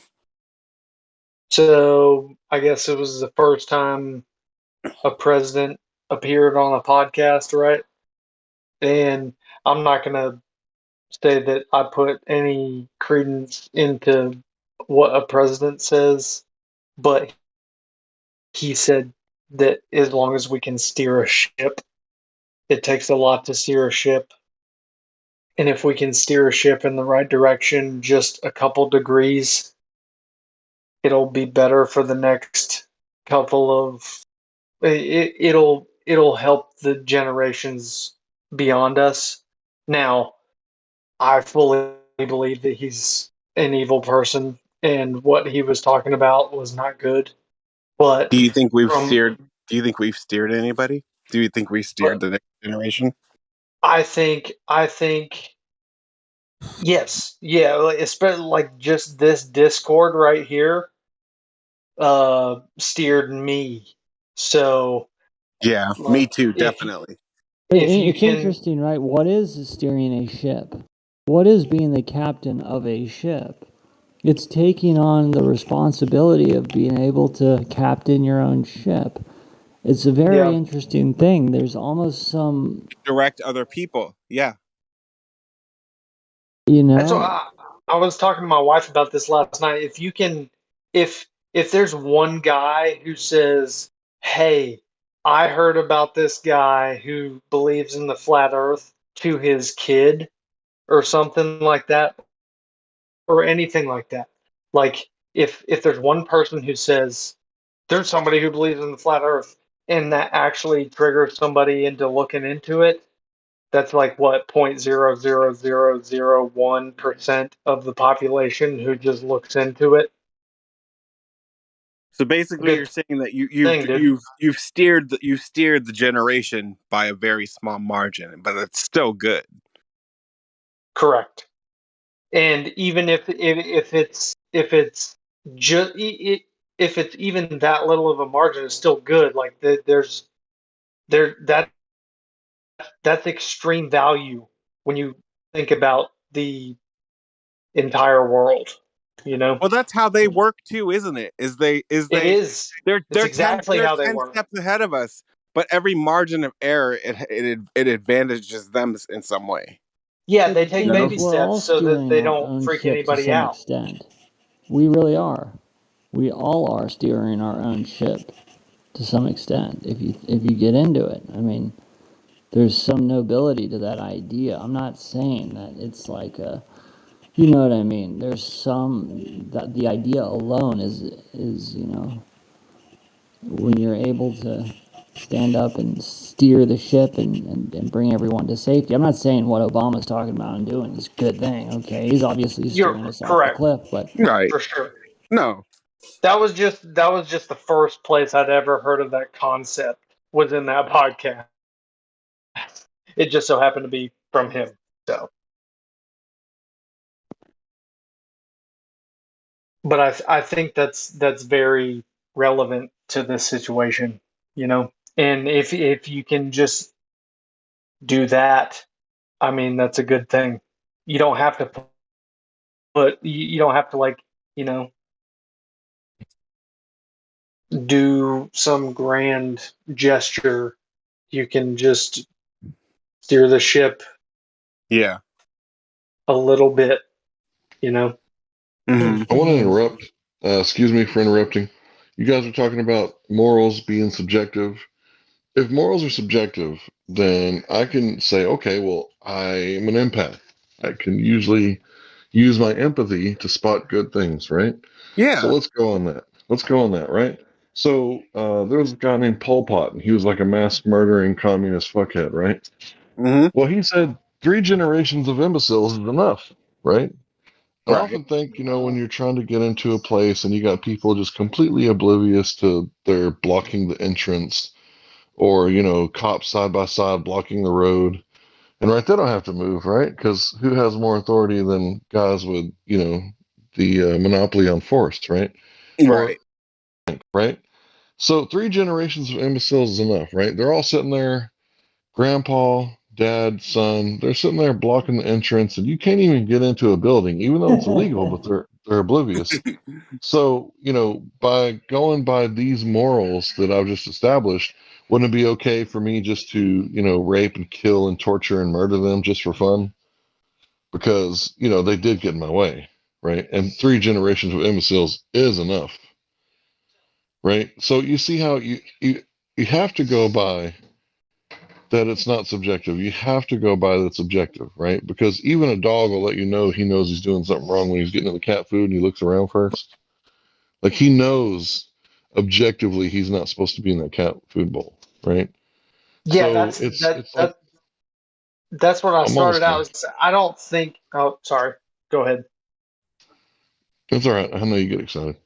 All right. So yeah, it's like this. If the morals aren't written on man's heart, then how can we say that, he's being bad or whatever when he does wrong? Like, people don't usually kill people in like the open subway where they get caught, right? They usually do it in a closed, dark alley, right? And that's usually Right. where people do bad stuff, right? Because they know that they're doing something bad objectively. It's not subjectively, like, this guy thinks I'm doing something bad. I know I'm doing the right thing. No, it's not like that.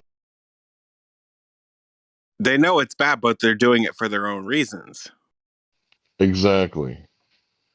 So Yeah, morals has to be objective, or otherwise it's okay to rape and kill and pillage just for fun, because that's my Yeah, subjective I truth agree. It's that I can. subjective, no doubt. But that Right, just so goes back to like what we were taught. Is that subjective, or is that objective? that's what I was saying. But I don't think that we can say that morals aren't intrinsic in humanity. It's like there are bad people, Yeah. you If know. well, the somebody Bible wants to says that harm you, they're God's a bad law. person. That I don't disagree with. If somebody wants to harm you or your family or people that you love, that they are bad people. Absolutely. Well, However, is there the a Bible time to harm says. someone and kill them? Is there a time that can happen? So I just want to say real fast, the Bible says that God's law is written on man's heart. And this, natural law, right? Don't steal, kill, right? It's all in the Ten Commandments. It's all natural law. Like, it's not natural for you to steal your neighbor's wife, his car, his life, right? It's not natural to be disrespectful to your parents after all that they've sacrificed for you, right?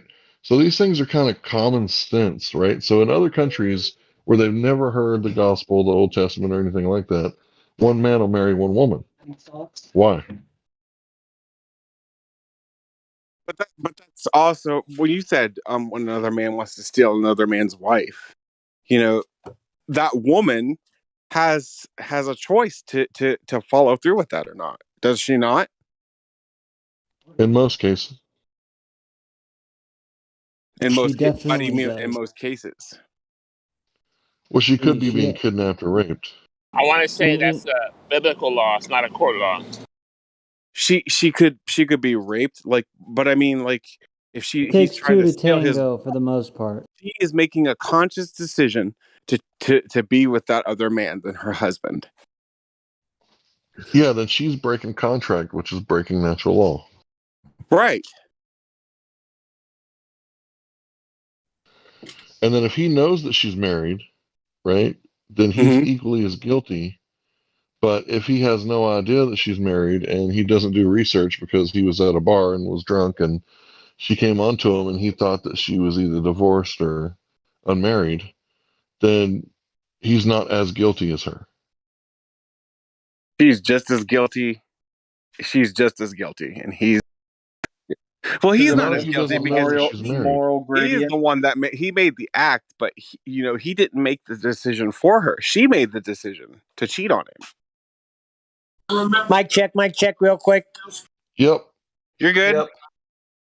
When's 10th Man coming on? When's who coming on?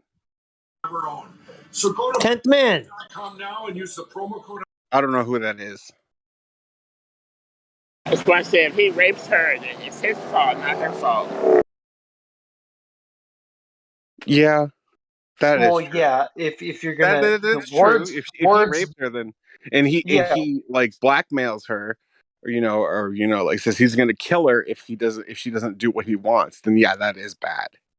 yeah, words mean things. If rape is taking place, then that's a bad thing. But if she's making but if there is none of that, and she's making the conscious decision to cheat on him, then that's her fault. It's. I mean, both people would be at fault. I think in that situation. More on her because the whole question is about who's guilty of the crime. She's guilty because she's the one that followed through with it. Oh, that's okay. All right, hold on. Let me But think. if he knows the couple, if the cheated sorry, if the cheater knows the couple's married, then he's guilty. But if he's oblivious, doesn't know this He's woman guilty from of that. Eve, Yes, he is definitely guilty of that. If he knows they're he's married, then yes, he's guilty he of is committing a homewrecking. crime. I agree with that. Yes, Yeah. he is committing a Because crime. that's not his wife. That's not his property. That woman is not proper to him. That woman is proper to her husband, just as the opposite goes. I am my wife's property. So it wouldn't be Right, proper for me to but be they're sleeping with some but floozy. they can, right, Hank. But they can both equally make decisions. She can make a decision to go through with what he's saying to her.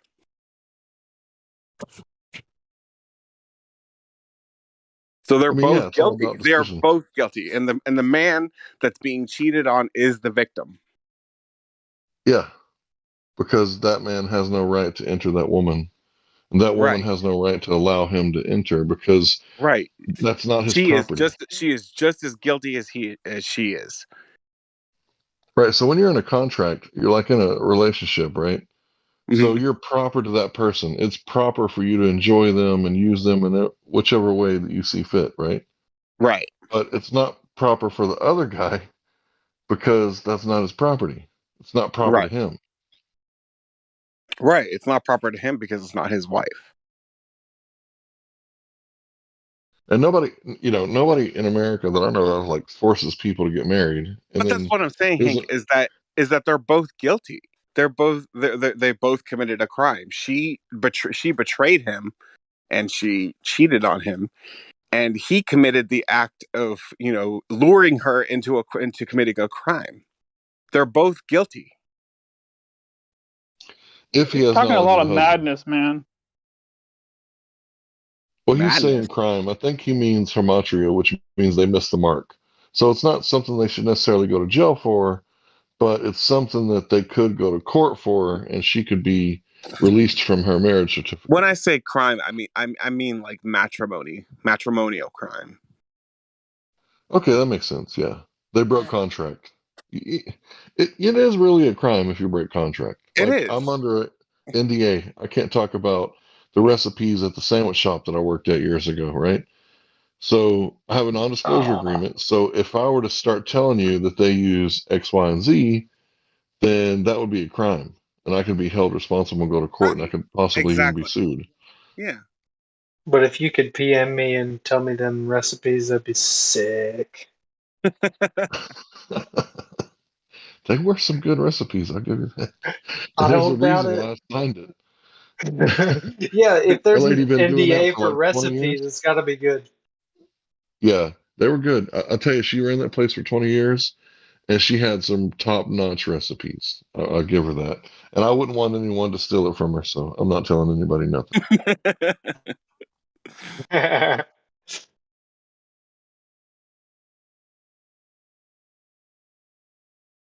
But yeah, natural law, I think it's written on man's heart. Like, you know when you ought not do something. And when you know that and you do it anyway, you know that you're wrong. Mm-hmm. And so the opposite of wrong is right. So I have the right to shoot paper targets every day, all day long. But let's Mm-hmm. say a drunk homeless guy, he stumbles onto my land and he stands in front of my target. My rights end only where his right to the pursuit of happiness, life, and liberty begin. So I can't shoot the paper targets no more because of his rights trumping my rights. So I put the gun down and I say, "Hey, sir, sorry, you don't belong here. Did you see the no trespassing sign? I'm going to ask you to leave, right?" Mm-hmm. And then if he doesn't leave, then I have a right to use force. So I grab him by his, ear and I say, "Hey, get the fuck out of here, bro." Right. Right? Because you can't stay after someone's trespassed you. That's a crime. Right. It is. But it's not. I mean, for him, he's trespassing against the man, but he's not trespassing against the woman if she's agreeing to do what he says. Agreed. He's trespassing against He's the idea trespassing of against holy the man. matrimony. Yeah, the document. Yeah, the man. You're right. He trespassed against the man. His it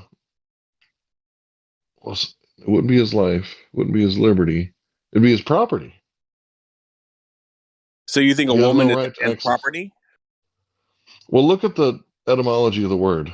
Well, I know. I That mean, which is proper. I know it's in the scriptures, but do you think that's true? No. I'm not talking about scripture. I'm talking about in law, modern law, right? What is property? That which is proper to you, right? Right. That which you can That which use, belongs to you. Yes. right? So that woman doesn't belong to that other man.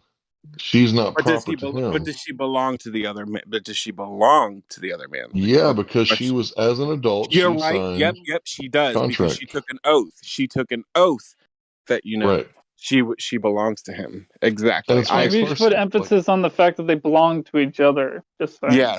Yes, I'll agree that's with what that. I was next. My very next sentence was, and I am my wife's property. So I can't just be going around knocking up a bunch of females and getting them pregnant and then paying all that child support. That wouldn't be fair to my wife. That would be And that's grounds for where the divorce. crime is committed, is when you violate the oath. That is a serious crime, in my Yeah, opinion. because it's a contract. You can't Yeah. just go around breaking contracts. You'll get sued. For sure. Yeah, exactly. That's why people get Unlike divorced, because you violated your marriage, and they don't want you no more because you fucking broke the contract.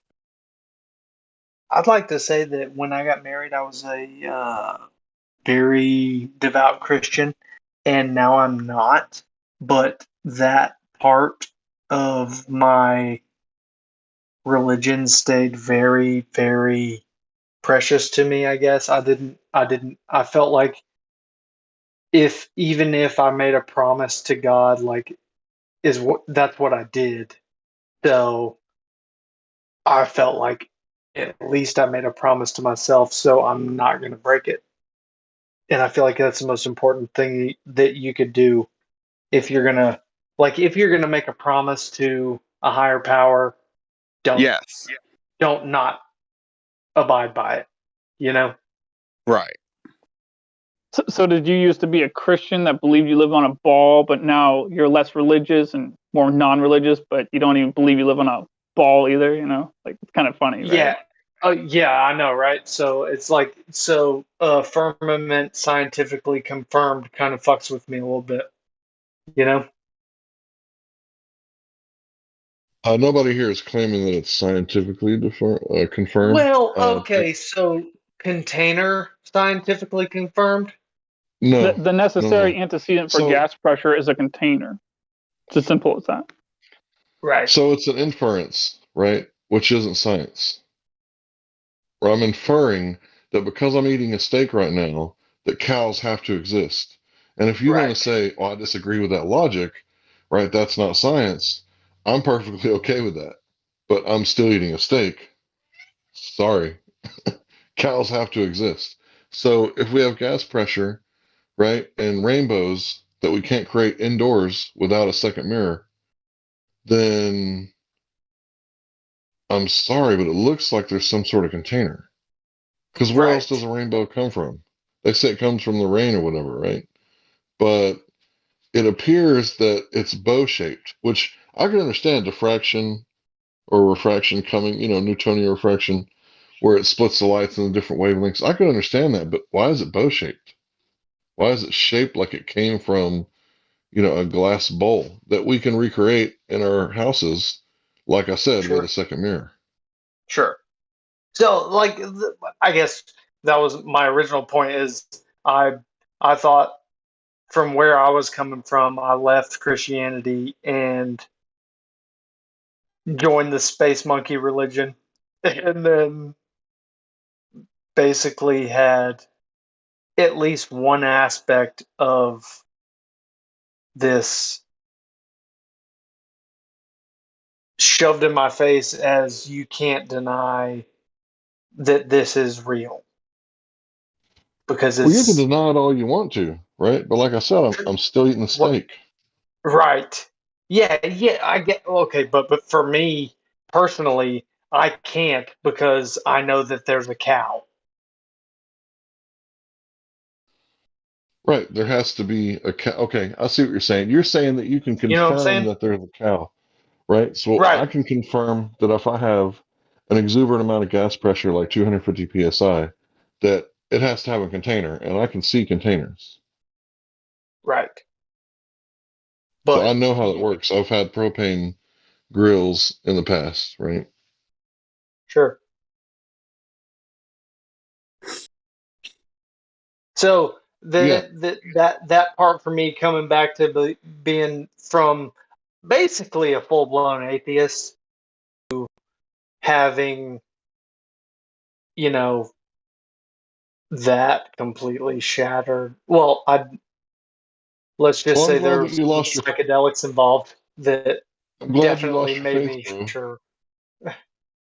I'm really glad that you lost your faith because it requires a great deal of faith to be an atheist. And I would Yeah. say that this sort of faith is a blind faith that one must possess, or a willful ignorance of certain knowledge in order to maintain this sort of blind faith. I agree with you, Hank. Atheism is just as Well, much of a so religion as Christianity is. yeah, so my situation is a little different. So I would say atheist, like I don't believe in a specific religion, but I wouldn't discount a god. Like I'm not a theist, right? But there have been several experiences that I've had that Isn't that agnostic? make me feel like there's no way there's not a creator, or at least something bigger than what's going on here, you know? So I guess I wouldn't say that I felt like, oh, we're just random chance, yada yada, but I didn't, I did lose my faith, I guess, but then I, you know, Anyone moved who's ever into, brought a child into the world, I think they kind of know innately that there's a creator. Because if you weren't there, sir, to plant that seed, right, and she wasn't there to receive it, if the creator isn't there to create, then how did the first man get there? I think And we somebody know has that to give you the ability to create that seed.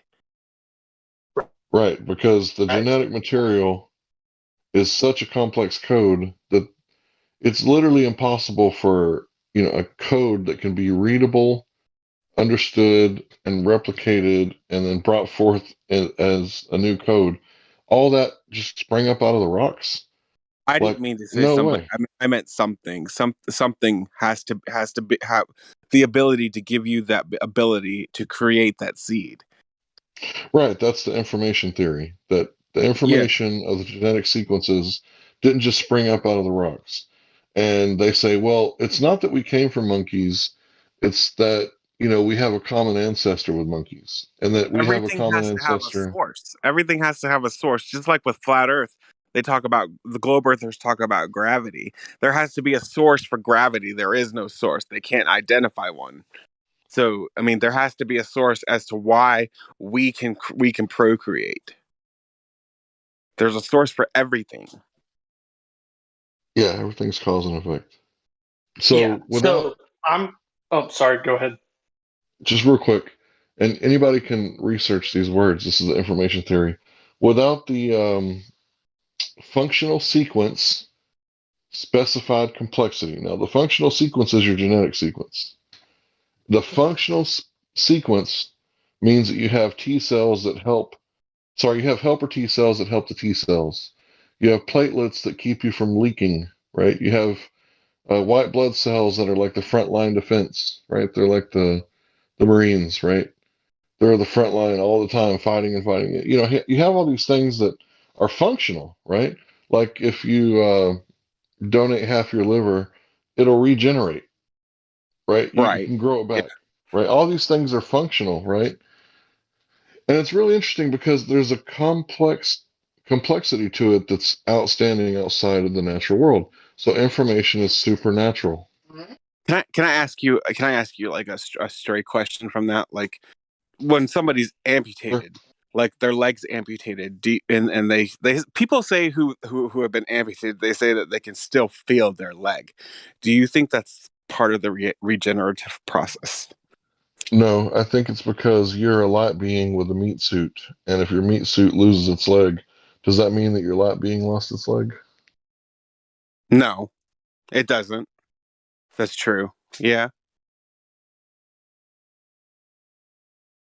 I see what you're saying. So I would say that yes, I'm glad I lost my faith too, because that drew me to a place where I had to prove something in my life, I guess. But yeah, you're right. Like I started back on when I saw my first child's heartbeat on the monitor, that completely started to change my whole entire life from that point. Right, because you're observing it. Right.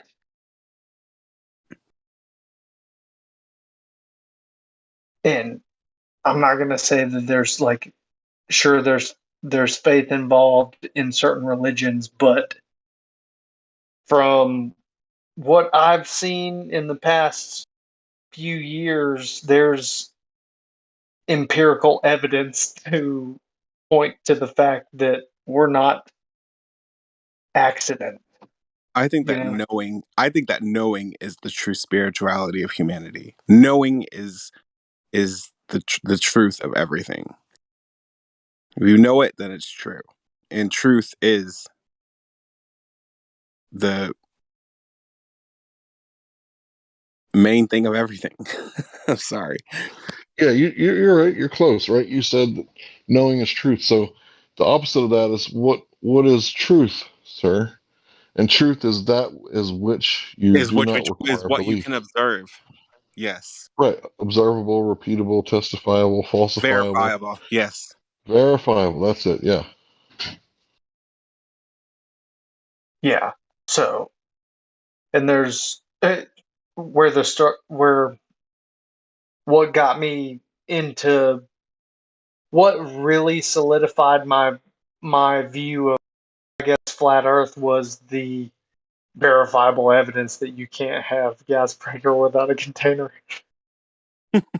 Well, because they have physical demonstrations of it in real life, and they can't do it. They cannot have a gas pressure system inside of a vacuum without a container. Like you see what happens, the effects of it of what happens is that the apparatus that they're in which they're doing it in, it creates an error. It opens up. Like I've seen demonstrations where it opens up and like it completely cancels out the vacuum. So reaches equilibrium. It looks like we got a Ziggy Stardust. Has he been talking? Yes, that's me. I'm the one talking about Okay. losing my faith and all that, and having kids, and Yeah. Gotcha. existential crisis. Yeah, I just wanted to make sure that you're part of the conversation because you're new. I wanted to give you an opportunity to speak. So please continue. No, I was done. I'll chime in when I feel like it's necessary. All right, cool. I didn't mean to So it's interrupt really anybody or anything. I apologize. no, for you're that. good, bro. No, you're not. No need. So yeah, the thing about truth is that we're talking about. It's really important because a lot of people get truth and belief mixed up, right? And that's where the religion comes in, right? That's where it's a religious faith that they have. Like a lot of people don't know it, but they're sun worshippers, right? And it's pretty obvious when you get down to it and you start arguing with these people, these heliocentrists. Like every once in a while, you can just get them to admit that it's all like their philosophy. It's their religion and their philosophy mixed together, and I call it a religiosophy, right? Because that's what it is to me. A religiosity. I like that. Yeah, that's great.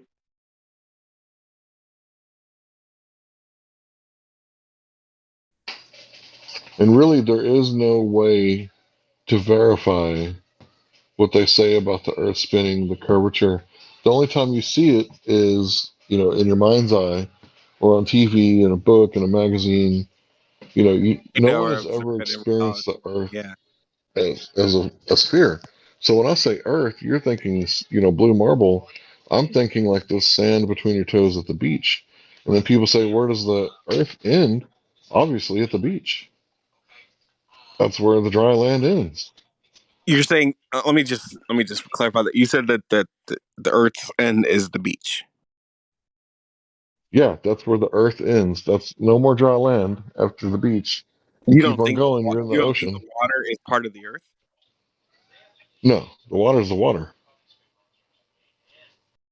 It covers the earth, But it's does the not. water not interact with the earth? Well, sure. I mean, there's tides, right? And it takes land and then gives land and takes land and gives land. So it interacts with the earth, but the water is not the earth. The water is the water, No, and the it's dry not the land. ground, but it you know, we can transition from it from the land into the water. So I mean, it's not like it's some kind of impossible thing to go to you know, access. Let You me said help the you right guys word. out. So let's just help you guys out by saying you can call the water and the land together part of the plane of existence we live on. So Yeah. he's not saying that the water is the end of the plane of the existence we live on. Obviously, that'd be somewhere far, far out there, on Right. an unverified distance where the ceiling comes in contact with the ground, because we can't have gas pressure without a container. Right.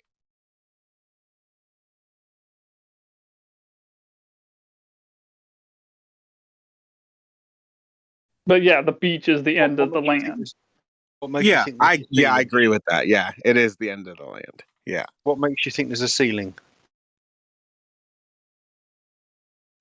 Gas pressure. You cannot have gas pressure or a vacuum or gas itself without a container. We have gas pressure That's a here. It's violation air of pressure. natural law. So the natural observation, just bear with me a second. The natural observation that the higher you go from the ground, the thinner and thinner the atmosphere becomes. Right. So that's So yeah, I can very easily explain this to you. That's the gradient. So in algebraic terms, gas pressure is x, and delta x is the gas pressure gradient. So you have a gradient inside every container, including the Earth, the container that the Earth is in. And so yeah, it's just how it is. you keep going up and up and up, and the atmosphere gets thinner and thinner and thinner, till you're at what, 1% of a vacuum, 3% of a vacuum. What is it at the No. top? You're not at any percent of a vacuum. You are not at a vacuum. You are at lower pressure, Let me but not at a stop you right vacuum. there. A vacuum is a vacuum is a negative pressure. No one's What's ever the highest measured that pressure? ever. What's the lowest pressure So yeah, you've the measured? air would get thinner, but it's not going to turn into a vacuum before you run into the walls of a container. It's just going to run. A vacuum is a Excuse function of me, just real quick. rarefication. Sorry, bud. He misspoke. He said that it's a negative pressure. We say 10 to the 17 negative torr, but there can be no such thing as a negative pressure. It's either a zero or it's a positive, right? This isn't the banking system. Just wanted to I clear that agree. out real fast. Yeah, I Yeah, agree he with you. misspoke. No big deal. My bad. I didn't pick up on that anyway, because the point I'm making is that rarefication of atmosphere is the tendency towards a vacuum. That's what a vacuum is, a rarefication of the atmosphere. No, man, that's just a bunch of word salad. No, it's not. You get a chamber, you evacuate the atmosphere from it, you end up with a rarefied atmosphere in there. That's exactly what a vacuum is. Is that like a wine that's been aged for 70 years? Rarefied? If you take a chamber and you evacuate it to the same pressure as at 20,000 feet in the air, it's exactly the same environment in the atmospheric chamber as it is up there in terms of the number of molecules that are bouncing around. A vacuum is a function of an extremely low air pressure. That's it. You're making a distinction in there. How Well, so? anyway, gas fills the available space, and gas is omnidirectional. So, and by the way, the definition of gas pressure is the force exerted on the walls of the container by the gas inside of it. So the very word Gas container filling is in the definition of gas gas filling pressure. space is entropy, right? When you go higher up, you end up getting closer to a vacuum. That's the observation. Am I right though? Gas filling the space is entropy. Is the act of entropy. I believe so. Yeah. Okay. That's all I wanted to know. Yeah. But he's claiming that entropy is not occurring for some magical reason, and that the gas on Earth isn't going up into this hypothetical vacuum of space above our heads. That would violate the second law of thermodynamics. It would have to. If there's no container, it would have to. Eventually, you get more and more rarefied air until you eventually end up with a vacuum, don't you? Surely. So let me ask you this then: what if you believe in this vacuum of space? Why do you think the gas would be held to the Earth and not going up into this vacuum of space? Why do you think that would be in this claim of yours? All right, I'll ask you a counter question. Yeah. If you believe that, if you believe there's a container, what's the pressure at the roof of the container of the atmosphere? Oh, I don't know. I'm not making any claims about that. I'm just saying we do not observe gas pressure without a container or a vacuum without a container. We do not observe a vacuum next to gas pressure without a solid barrier. So my question is to you, if you're making the claim that there's a vacuum of space above our heads and we're not inside a container, then my question is to you, what is holding the earth to the ground? I mean, what is holding the air to the ground? Orion is correct. What would be holding the air to the ground is exactly the same thing that's holding the air to ground in your dome model. A force that's holding it down, which is making it more and more dense as you get closer to the ground. Is there a word for this? Is there a word for this force? You want me to say gravity because you don't like the word gravity? Yeah. There you go. Magical gravity. All right, there we go. You see, but should we just both agree, yeah, that even in your domed world, there is a force holding the air closer together and nearer the ground than there is at the top of your dome? Hold on, buddy. I got to stop you right there. You said domed world. I have made no claim as far as what the shape or dimension of this container is that I speak of. So don't get confused now. Right, you said there was a ceiling, yeah, and the ceiling goes round and meets the ground somewhere in some form somewhere in the distance, yeah. So right, let's satisfy your. Can I ask you one question? Let's call it some shape. Yeah. Patsa, can I ask one question? Go on and distract me from what I'm actually asking. Yeah, distracting is good. How long you are here? This is how it works. It is work like this. How long you are here? How long am I here? Yeah. About 7 minutes. No, I mean in this server. Oh, fair. Well. Yeah, like what? A few months. What's that got to do? Yeah. Yeah. Okay. So it seems like you should have been over this already. Is I think the point he might be trying to make. Yeah. Maybe I'm not getting a satisfactory answer. Did you hear any? Did you hear in your 2-3 months anyone here that it's claiming there is some dome there? Someone just said a ceiling a minute ago. Are you deaf? Someone said a ceiling about 5 minutes ago. Yeah, I said that and I cleared that up with him. I made it clear to him we are not. No one is here, and I certainly am not claiming any shape to the container because it's gas. Of course you're not. Nobody here claims anything. They just assert what's wrong about another model. They haven't got a model of their own, which is really... Yeah, that's because falsification... Hold on a second. Falsification is independent of replacement. Just because I've proved that your fairy tale is just a fairy tale doesn't mean I need to present you with another story to replace your fairy tale. You understand that? You haven't proved it. You just asserted it. No, I've proven asserting it. space. The second law of thermodynamics. High pressure moves to low pressure every single time.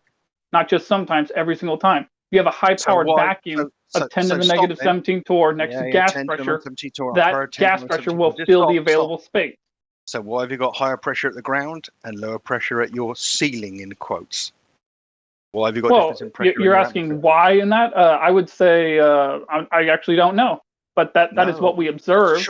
But you're asking hold on. You're asking me to tell you. Hold on a second. You're asking me to tell you the cause of something after pointing out the effect. And you're saying, because you can't tell me the cause of something, then you don't know what you're talking about. No, you're pointing out the effect. I'm observing the effect. You are observing the effect. We're both observing the effect together. You can't figure out what the cause is either. So I'm going to ask you, why do you think it's higher pressure, lower at the ground, lower at sea level than it is at the top of Mount Everest? Why do you think that is? And can you prove to me the cause of that? Can you do that? There must be. The only conclusion I can come to, which I can't. There must be. That's not a definitive answer. Yeah, there must be. Fail. You can let me finish my sentence, or you're going to be like a child. No, because you are making assumptions, dude. There must be is an assumption. Someone just made an assumption there's a ceiling. It is an assumption. Someone a minute ago said there was an assumption there was a ceiling you haven't seen. That's not an assumption. That's an observation that we cannot have gas pressure without a container. We do not observe gas pressure without a container existing anywhere. You've observed the ceiling, have you? I have a question for you. No, I've observed gas pressure, and unless you can demonstrate gas pressure without a container next to a vacuum, then I will believe this claim of yours that there's gas pressure next to a vacuum. But until you can demonstrate gas pressure without a container next to a vacuum, then your claim is just baseless. You have a baseless claim. You're claiming natural law does not exist in space, dude. Hang on. So I mean, in natural law, what I have observed, that's what we know is natural law. We have So what I 15 have- pounds of pressure on the ground. How Yep. many pounds can you observe? How low does it go that you can observe, that you can measure? 15 pounds on the ground. How low can you get it to go? How high can you go in the sky? No, how low can you measure the pressure? There's 15 pounds on the ground. How many pounds can you get? You. Oh, sorry. What if you got really high? I've never gone up really high, so I can't tell the exact. So figure. you can't say that. So therefore, no vacuum. Okay, continue on. Well, every observation that's been made is that the higher you go, the more rarefied the atmosphere becomes. That's a physical. We just went over this. Did you not hear the gradient thing, dude? The gradient. Do you know what a Yeah, so- gradient is? Yes or Right, no? so yes, of course I know what a gradient is. I'm mathematically trained, so I know what a gradient is. Yeah. But the point It doesn't is, sound like it. You keep referring to it, and I already explained to you. You cannot have a gas pressure gradient without gas pressure coming first. Gas pressure is X. Gas pressure gradient is delta X. you're not explaining anything. That's the word salad, because at the upper atmosphere there is a rarefication. There is a near vacuum. The higher you go, It's the just a closer to a claim. vacuum you become. Is that a No, there it's not a is, claim. or is that a there must be? You don't know that. You Is don't that know a that. there is, or is that a there must be? Only if But you the believe point I'm NASA. making is Because the point there must be the is an point I assumption. am making is this, is that you haven't explained why there's a difference in pressure at ground level between your ceiling, and you're asserting that difference can't carry on indefinitely. That's the assertion you're making. You're saying giving that an explanation. that gradient, An explanation is not science. you're presupposing that pressure stops somewhere going down, and there's a ceiling, and that somehow you're completely overlooking the fact that there is a gradient of pressure in your little model, and you're asserting that you don't know what it is or what it's caused by. You don't know where your ceiling is. You don't know what your ceiling looks like, how high Are it we is. supposed These to are all know? Are we presuppositions supposed based to upon where know? you're starting from. You don't know either. We already demonstrated that you don't know either. Exactly. What I do know is that there Yeah, is an you said you don't. No, you don't know. So, but you're saying that that we must know. As there is there is evidence in every situation that the higher you go, the thinner the atmosphere gets. That's the only Yeah, observation. you just walked past that one, huh? No, you're walking past it. You're asserting. No, Yeah. you're ignoring the fact that you are pushing an assumption, dude. There must be. That's an assumption. You need to stop right there, and you need to acknowledge that that is an assumption. There must be some force. There must be some force or some action causing. There must different be. pressure. That doesn't prove. That doesn't say yes. There is. That's there must be. That's assuming there is. Of course, I'm not proving anything. I'm just saying there must be something different between the Well, two. you need to prove it. I need to prove there is a difference between the two positions. Yes. You I need have to prove anything that you say. You need to prove. I have to prove to you that the air is rarer on top of mountains than it is at sea level. I have to prove that. No. We were talking about the cause. That's the effect. Do you understand the difference between cause and effect? We said you had to prove the cause. You told us that we had to prove you the cause of why you have a higher level of air pressure, higher pressure at sea level than you do on top of Mount Everest. You told us that we should tell you why, the cause, not the effect, but the cause of that. And we told you, we don't know the cause. Do you know the cause? And you said, no, I don't know the cause. And then Raven here was just saying to you, well, if you don't know the cause, why the hell are you trying to shame us for not knowing the cause? But if you don't know the cause, then why are you asserting that you know? Because why are you asserting that there is? Wait. Let him say that again. Why are we asserting what? What are we asserting? Say that again. You're asserting there's a container. You don't know the cause, but you're asserting there must be a container for what you're observing to take place. You are assuming a cause if you're asserting a container. It's as clear as day. There would have to be. That goes back to the second law of thermodynamics. You cannot have a gas pressure system in a vacuum without a container. If you can't have a gas, you can't have a vacuum, right, without a container in a realm around it where there isn't also a vacuum, because it dissipates. Yeah, that's how it works. That's why you need a vacuum. About? You can't have a vacuum at ground level without a container, because if at ground level there is no. What are you talking about? Ground level. Do you know what ground means? You're just being an idiot. Yes, I know what ground level is, but what are you talking about? How does that have to do with what's up in the sky? You mean you want to talk ground about the sky? level where We're talking about the sky. Ground level where gravity is the strongest. You can't have a vacuum down at our, where we live without a container. A container. Yes, exactly. That's There the is point no I'm vacuum agreeing on the on. ground level. Exactly, because you need a chamber to evacuate, and it needs to be a strong enough chamber to keep the atmospheric pressure from entering into that. So region. you're saying, but we're talking about space though, right?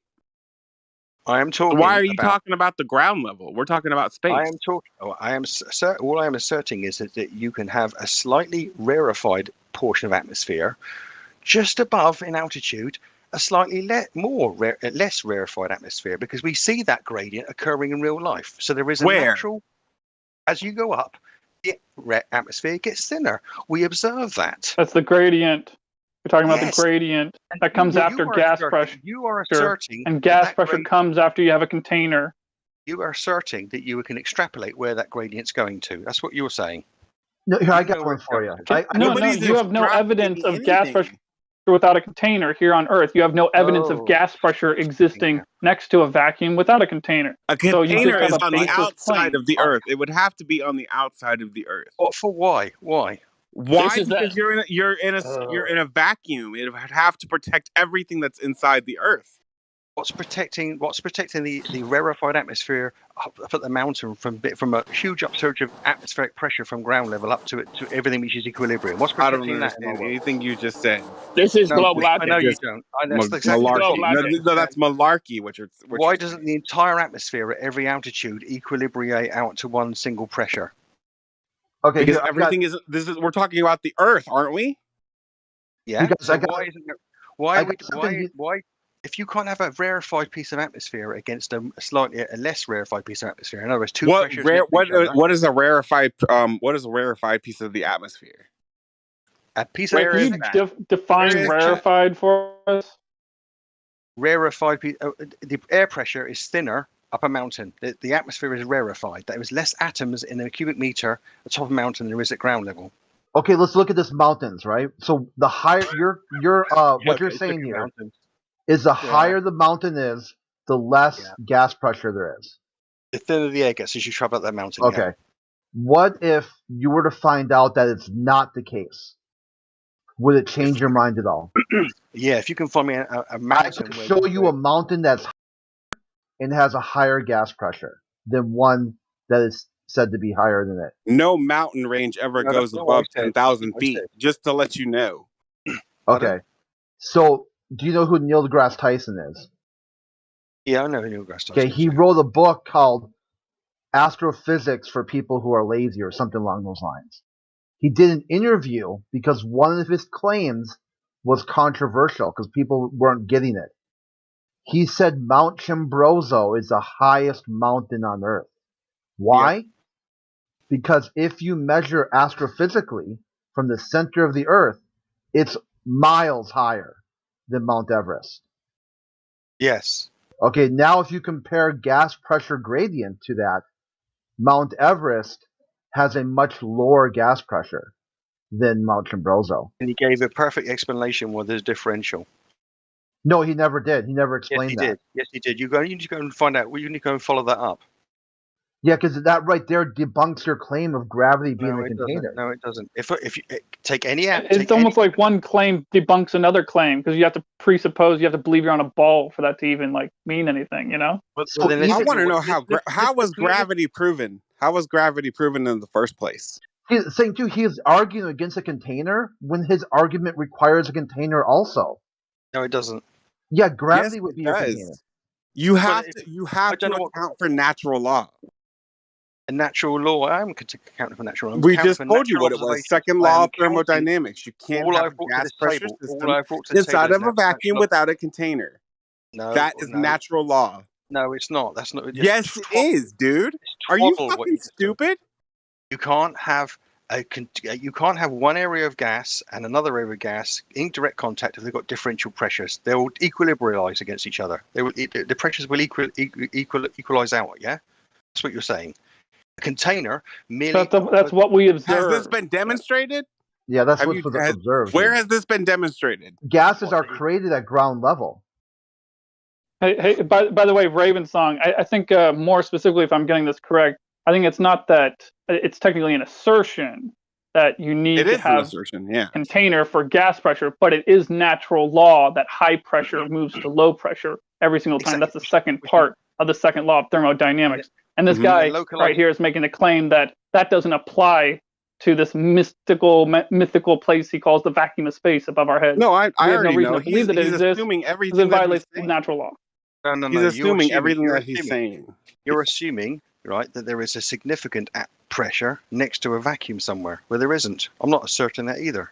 I'm not asserting that there is a significant air is gas pressure, isn't it? Exactly, but you can go thinner, and you can go thinner, and you can go thinner, and you can go thinner. Yeah, you can have Talk about the gradient. Let's talk about this in a different way for a second instead of going in circles. So, do you know what omnidirectional means? Yes or no? Yes, I know what omnidirectional means. Is gas omnidirectional? Yes or no? Is gas do you mean is the motion of gas within in a given environment omnidirectional? Is that what you're asking me? Gas is a thing, yeah. No, just gas. Period. Is the property of its motion. Gas is omnidirectional, isn't it? Or are you saying it's not? It moves in an omnidirectional fashion when it's free. Yes. Correct. It does. All right. So we got a little bit of air here at the ground.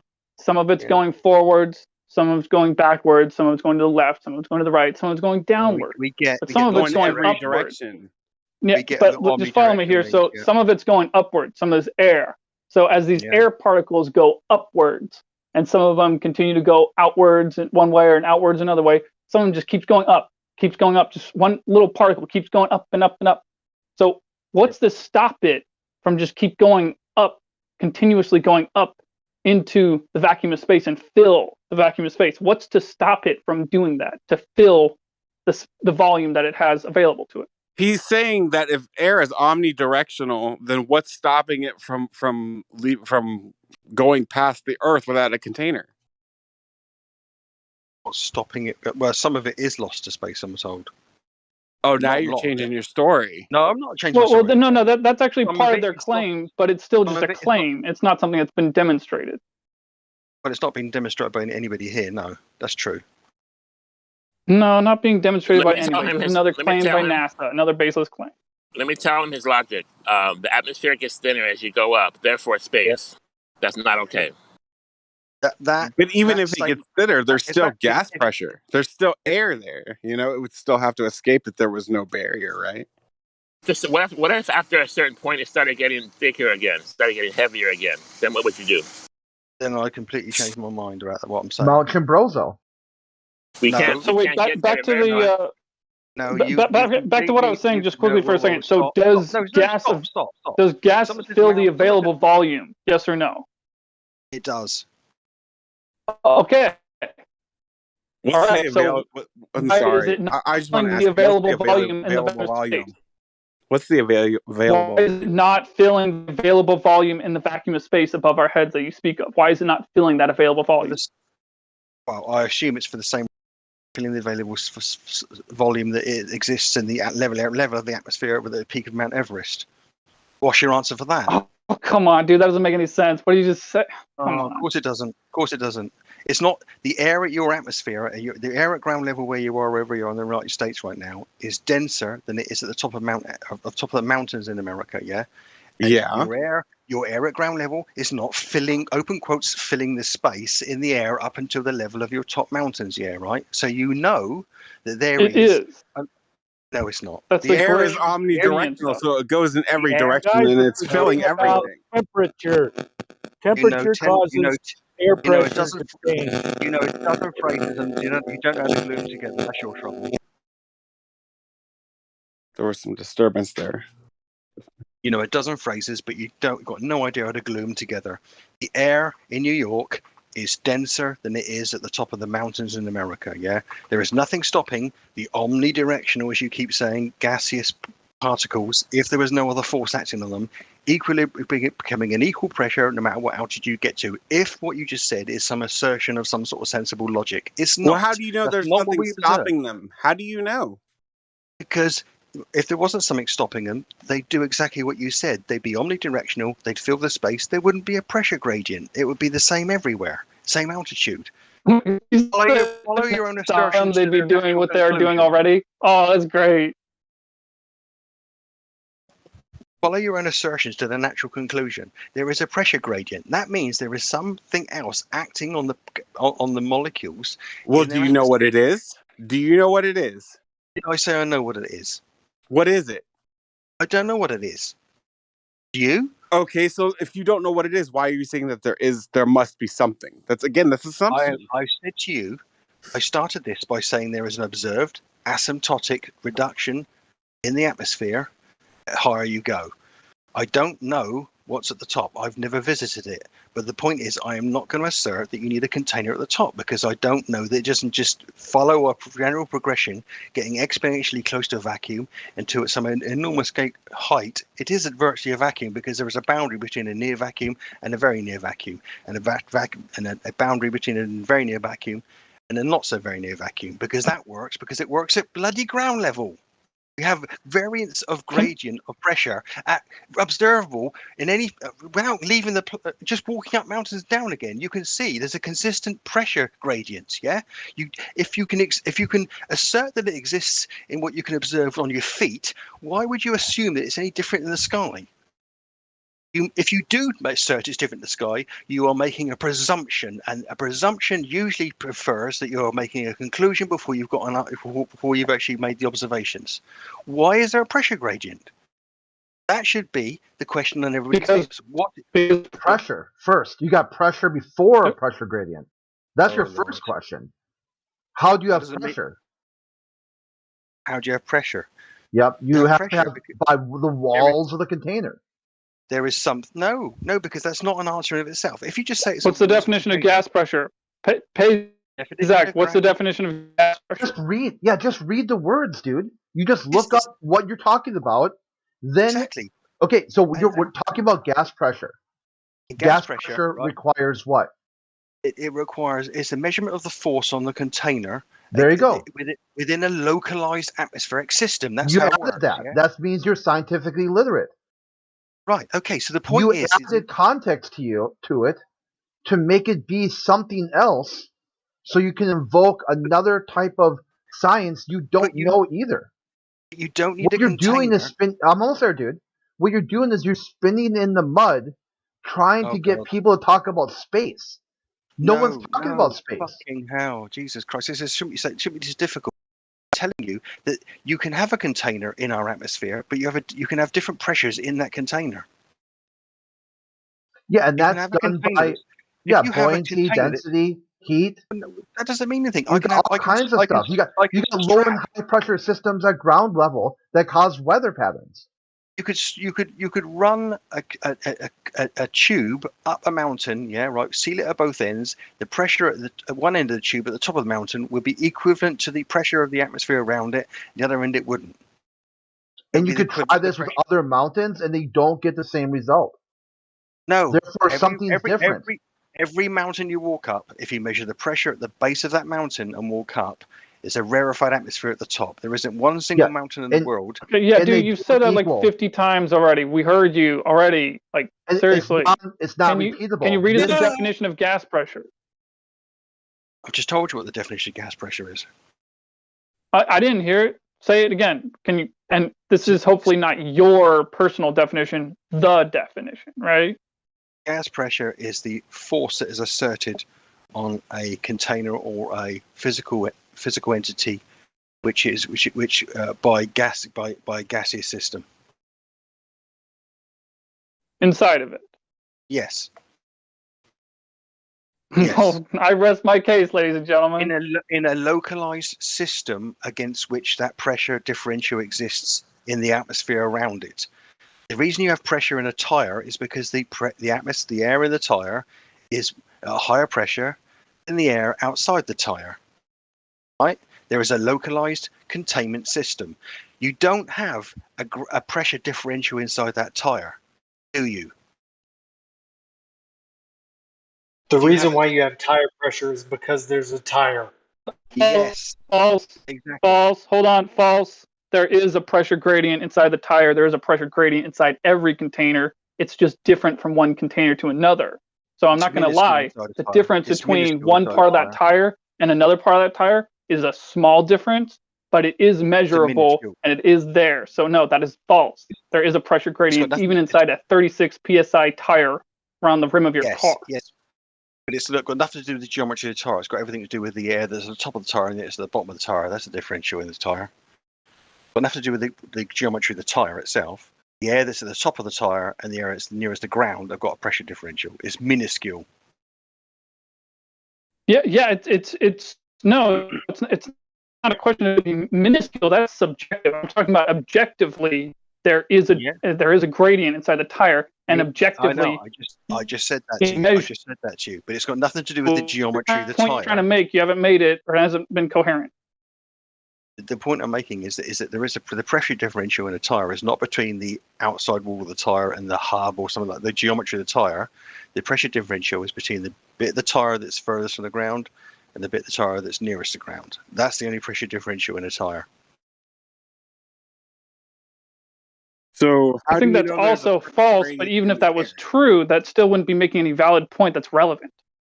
No, but the point is that as you correctly asserted earlier on, inside that tire, the air reaches an equilibrium of pressure in that localized system of the tire. Okay, we agree on that. Okay, and this means what? Therefore, what? Therefore, in that localized system, the air reaches an equilibrium of pressure. Again, that I think is false. In fact, I'd say I'd know that's false. Citation. Again, I don't see what point you're trying to make with it. Like what? Never mind. No, we're both agreeing that inside a tire, there is whatever psi pressure you've got in there, which is significantly more than the atmosphere. If I let the air in one side of the tire and I burst at the other side, it comes out because the air in there is should we say, near pressure in throughout the entire tire. Otherwise, your tire would be you'd be going along, your tire would be wobbling, wouldn't it? Your pressure in there is consistent inside the tire. It's a localized system. It's consistent enough to function. That's what's important. Exactly. No, I don't necessarily assert that there's any significant pressure differentials. Well, yeah, exactly. But exactly what? Exactly, yes. You and I agree on that. But again, what point are you trying to make? Yeah, what point are you trying to make, dude? It is a local system. It's a localized system where you have a piece of atmosphere inside a container, which is held at a different pressure, whether it's less or more than the surrounding atmosphere. If there's a significant enough difference in that pressure, you need a significantly strong container to keep one from basically digressing on the other. We know that, yeah. That tire can only be blown up to a certain pressure, then it explodes or rips or ruptures, yeah, because it only has a certain tensile strength. Okay, but have you seen the container? Have you seen a container? There's not a container? No, but this is the point, yeah. Well, can you demonstrate gas pressure without a container? No.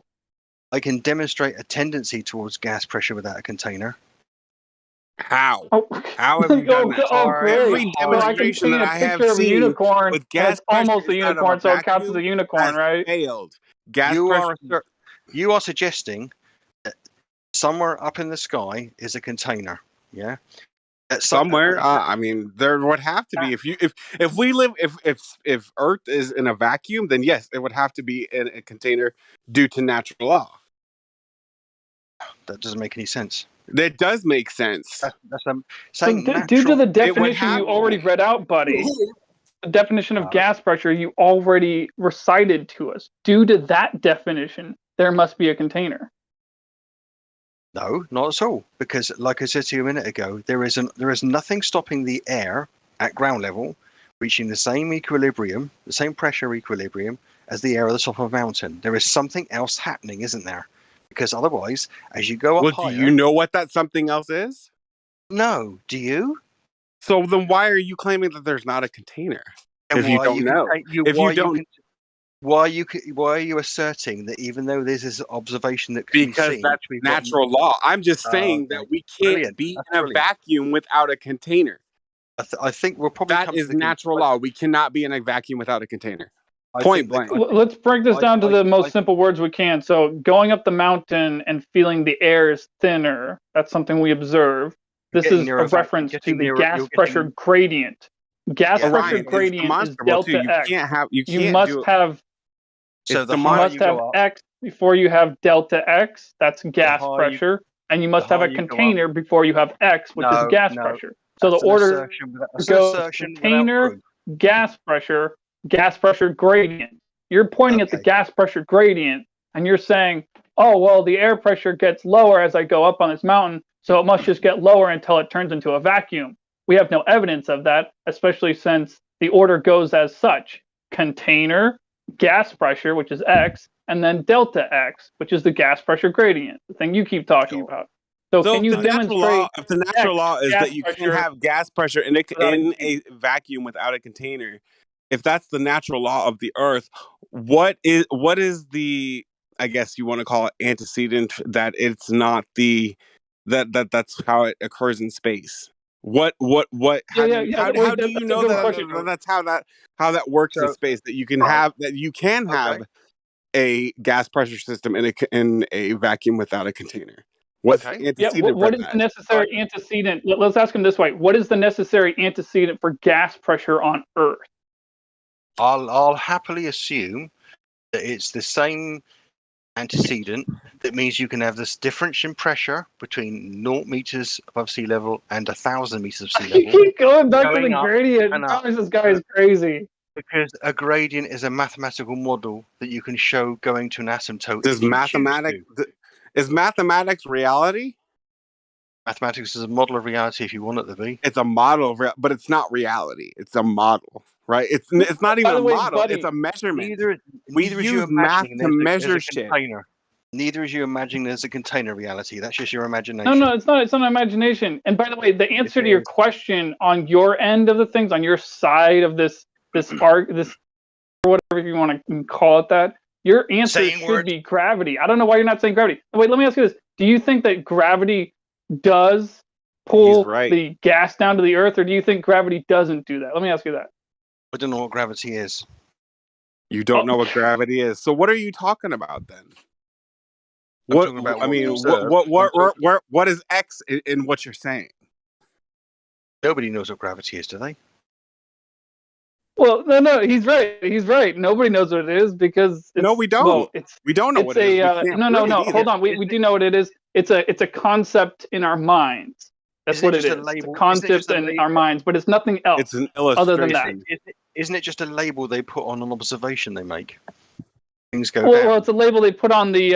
Well, they sometimes refer to it as the cause and the effect, depending on who's saying what at what times. But most of the time, I think historically, it's referred to as the cause of why rocks fall down. You know, but it has never been demonstrated to be the cause. So no one's actually proven that. Nobody has ever proven that mass attracts mass, or that space and time bends in a vacuum. Sorry about that. Yeah, and no one has ever demonstrated gas pressure without a container due to gravity. So since someone has never ever demonstrated that, and we've never found it naturally occurring, there's no reason to think that it exists when somebody tells you a story about gas pressure existing without a container on the Earth due to gravity. Do you know It's just any a modern? story. I'm asking the guy that's rebutting. Do you know anybody modern who has proved that mass attracts mass, or that space and time bends? I don't know, Levy, personally. No, it'd be anecdotal if I told you I did. Okay. So what proves gravity then? I mean, he's right. Orion is right. Gravity would be the answer I'm not here to what you're saying, but you're not saying gravity. So I want to know where you're coming from. I'm not here to prove gravity. I'm just saying that in the same way as that you can't have a vacuum in a localized system without a container, inside a container in a localized system, you can't have a pressure differential in there of any significance. Yeah. I can't get a glass chamber 10 meters long, horizontally positioned, and then adjust the pressure in it, whether it's up from atmospheric pressure or down nearer a vacuum, and get a consistent pressure differential in there. So the point I'm making is that we can observe that you need, in a localized system, you need a container to hold a consistent pressure differential. Similarly, we also know that in a localized system, if you have a pressure... So if we know it, then what are you arguing? What's your argument? It almost sounds like he's agreeing with us now. No, I'm Yeah, not no, agreeing with it's you. like I'm he's not double. agreeing with It's you because Orwellian you are doublespeak is asserting what you need what I'm sensing here. in our atmosphere. We see a pressure gradient. Yeah, we don't see that in any container on Earth. We don't see any atmospheric container we have at ground level. Yeah, we do. Yes, we Well, we do. don't. No, we don't. In a greenhouse. Yes, we do. A greenhouse is not a sealed container. It is a container. Yes, many of them It's are. Most of containing them heat. are. Yes. It's containing all kinds of moisture and all kinds of. It's Are containing you shit. talk, It is And a it's green. beyond that. More importantly, that it's containing a different level of gas pressure.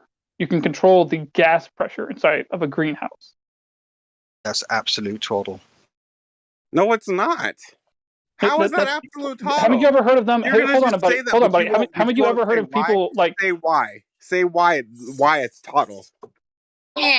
Because your glass house, which has got plates of glass just hanging loosely in an aluminium frame, doesn't offer any protection against pressure differentials.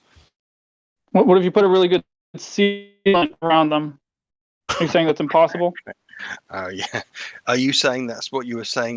You were saying that you need to put seals around your thingy to get the gas pressure? That's what I was referring to. Yes, I was not referring to a rickety ass greenhouse. I was referring to a very thoughtfully constructed greenhouse. Yes. Which is not the normal commercially bought greenhouse, which tries to create some. Yeah, but we're not talking about what's commercial. We're not talking about what's common. We're talking about what's possible.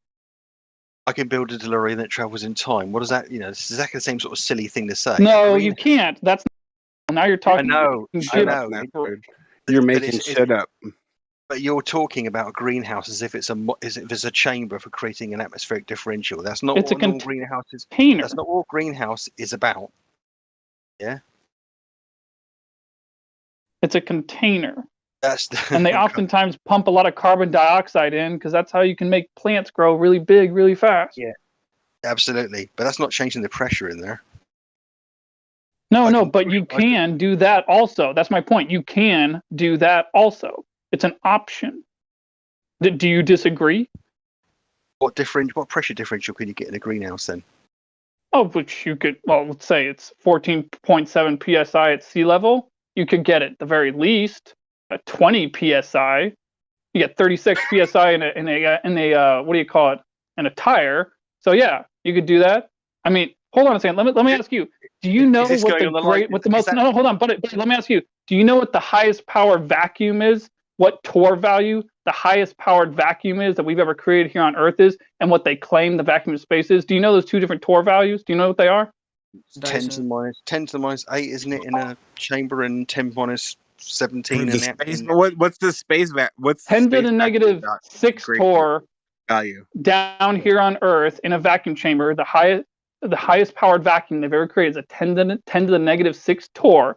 Took them days to create it. The machine, the container was falling apart when they got to 10 to the negative 6 torr, and that's the closest they've ever gotten to the quote unquote vacuum of space. But they still say that there's a vacuum above our heads that's 10 to the negative 17 torr, and that all of our equipment works perfectly fine up there. When the vacuum chamber itself was collapsing in on itself when they made it get to 10 to the negative 6 torr here on Earth, that doesn't make sense. Those two things don't make sense. But you see, it's okay because those astronauts are just fine because they're not really going to the vacuum of space with that rickety ass equipment because they're not really going there. That's why they're perfectly Ryan, fine. I thought it was negative 20 that we've achieved on Earth. Correct me if I'm wrong, please. I thought it was No. I learned it from Memius a while ago. It was 10 to the negative 6 torr. It took them, I think, like 4 days or longer to pump all the air out. It was like 10 feet of concrete. I think it was metal on the inside and metal on the outside, like a bunch of metal, but it was at least 10 feet worth of concrete. And even through that 10 feet worth of concrete, there was still air leaking through the concrete. But that's only 10 to the negative 6 torr. They say 10 to the negative 17 torr is above our heads, and that we went to the moon in that nonsense in 1969. But really that's flimsy ass thin. It's like negative spacesuits. Oh yeah, how believable is that? That's like negative 1/6 tillion. Is this all going out on the live stream? This is going to the live stream, yeah. This is recorded. Cool. All right. 20 psi in a greenhouse. That big out as well. all you need is the proper seals. I don't understand what the hell is with your brain with that one, man. Like, you have 36 psi around the rim of your car. You don't think that's impossible, do you? Your car is working, isn't it? What's air pressure at ground level in psi? At what, sea level? Yeah. Yeah, 14.7 At ground level or sea psi. I level? just said that a second ago. No, that's kind of a Where are you confusing going? question. He asked you what it was at ground level, not sea level. And then he threw in sea level. So what is The ground level? He meant Ground level. Sea level. So it's around. I think it's around like 14, 15 in it psi at ground level. So you're telling me that 14.7 pounds per square inch at sea level. Yes. Right. So you're telling me that you can commercially buy a greenhouse that allows you to get to 20 psi, which means you've got 6 pounds per square inch. First, to answer your question directly, yes. And secondly, why would you think this is such an outrageous thing to say? Like this makes no sense for you to think that this is an outrageous thing to say. You're like, this guy says you can put more gas pressure inside of a big container than there is outside. Oh dear. That's just crazy. Oh dear. Oh dear. You're right. You okay? You're back in the room. We do it with our tires all the time, but you say you can't do it with a larger structure. So you're saying a greenhouse with greenhouse glass around its entire aluminium frame is able to take a overall pressure everywhere on it of 6 pounds per square inch across the entire greenhouse. What? Well, hey, maybe you'd have to make it out of something other than glass. Maybe you'd have to make it out of a really tough polymer instead of glass. Maybe you'd have to use a really careful sealant.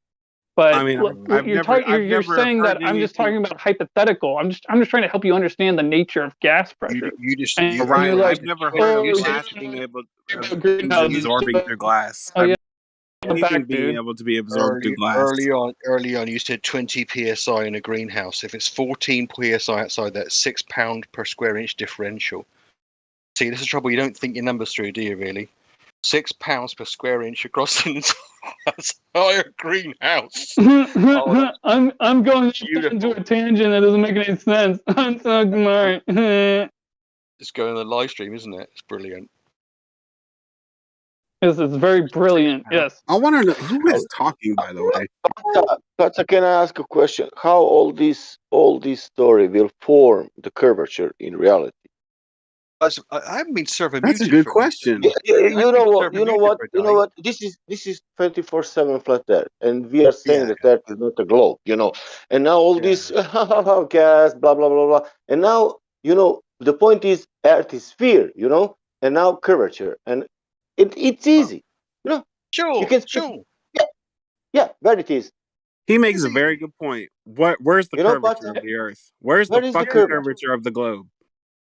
Who knows? Yeah, Payzak, let me ask you a question. Do you know of any time in the past of when anyone has ever made a direct measurement of the curvature of the Earth and how they came up with that radius value they taught us in school? Do you even know what the radius value is? Payzak, what is the radius value of the Earth? What is the radius value? I don't know exactly what it is.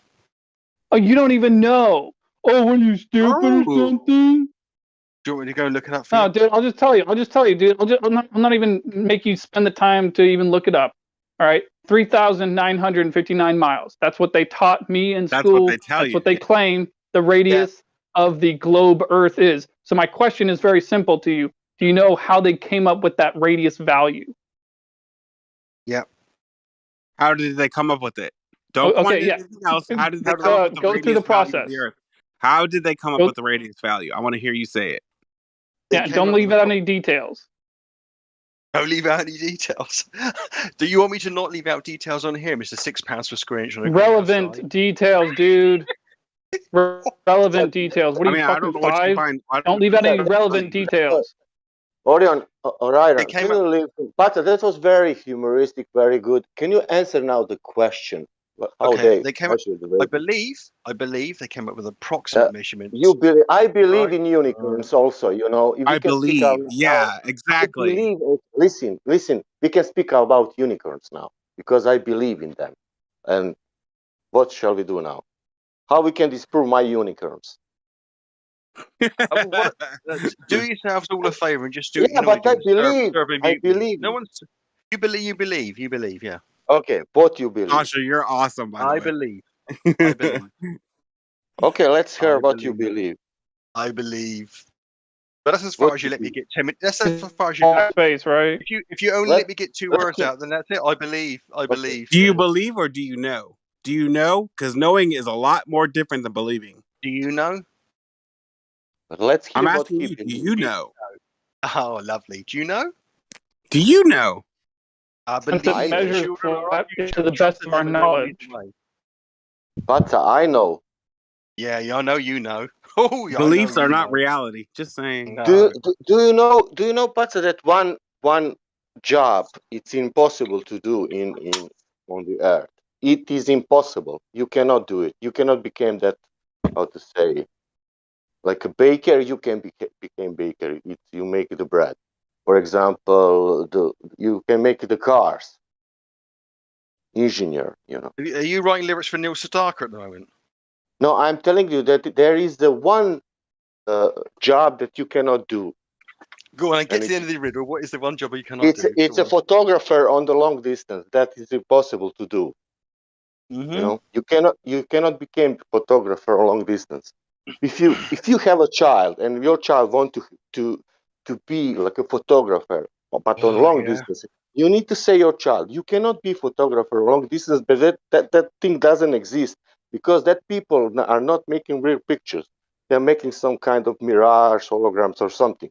They're not making real pictures. That means that the photographers on long distance they're not making real pictures. They are not real. They are fake. That Maybe means I should get them into mirages and photography because that and long distance mirage and holograms because that seems to be where the money is, isn't it? Do you know? great. Do you know that they're real? Can you prove that they're real? That Now the pictures that space agencies are taking. Can you prove that they're real? Can you? No, of course I can't.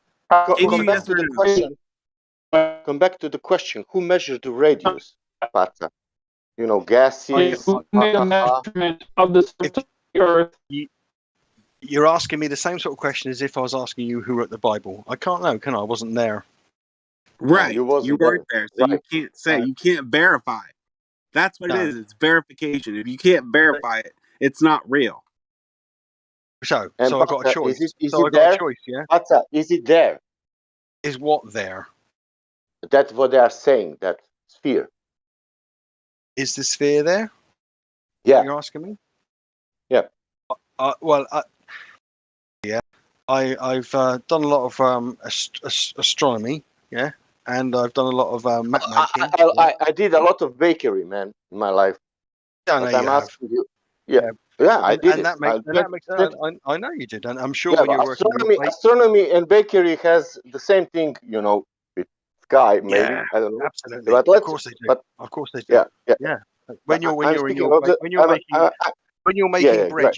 you've got exactly the same Yeah, observational skills in the universe as someone looking at a radio yeah. telescope. The great thing.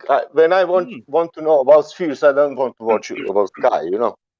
Absolutely. Yeah. I know. That's why you were making bread and you weren't operating a radio Yeah, of telescope, course. perhaps. Yeah, of course. I don't need telescope. You know. No, I know you don't need telescope.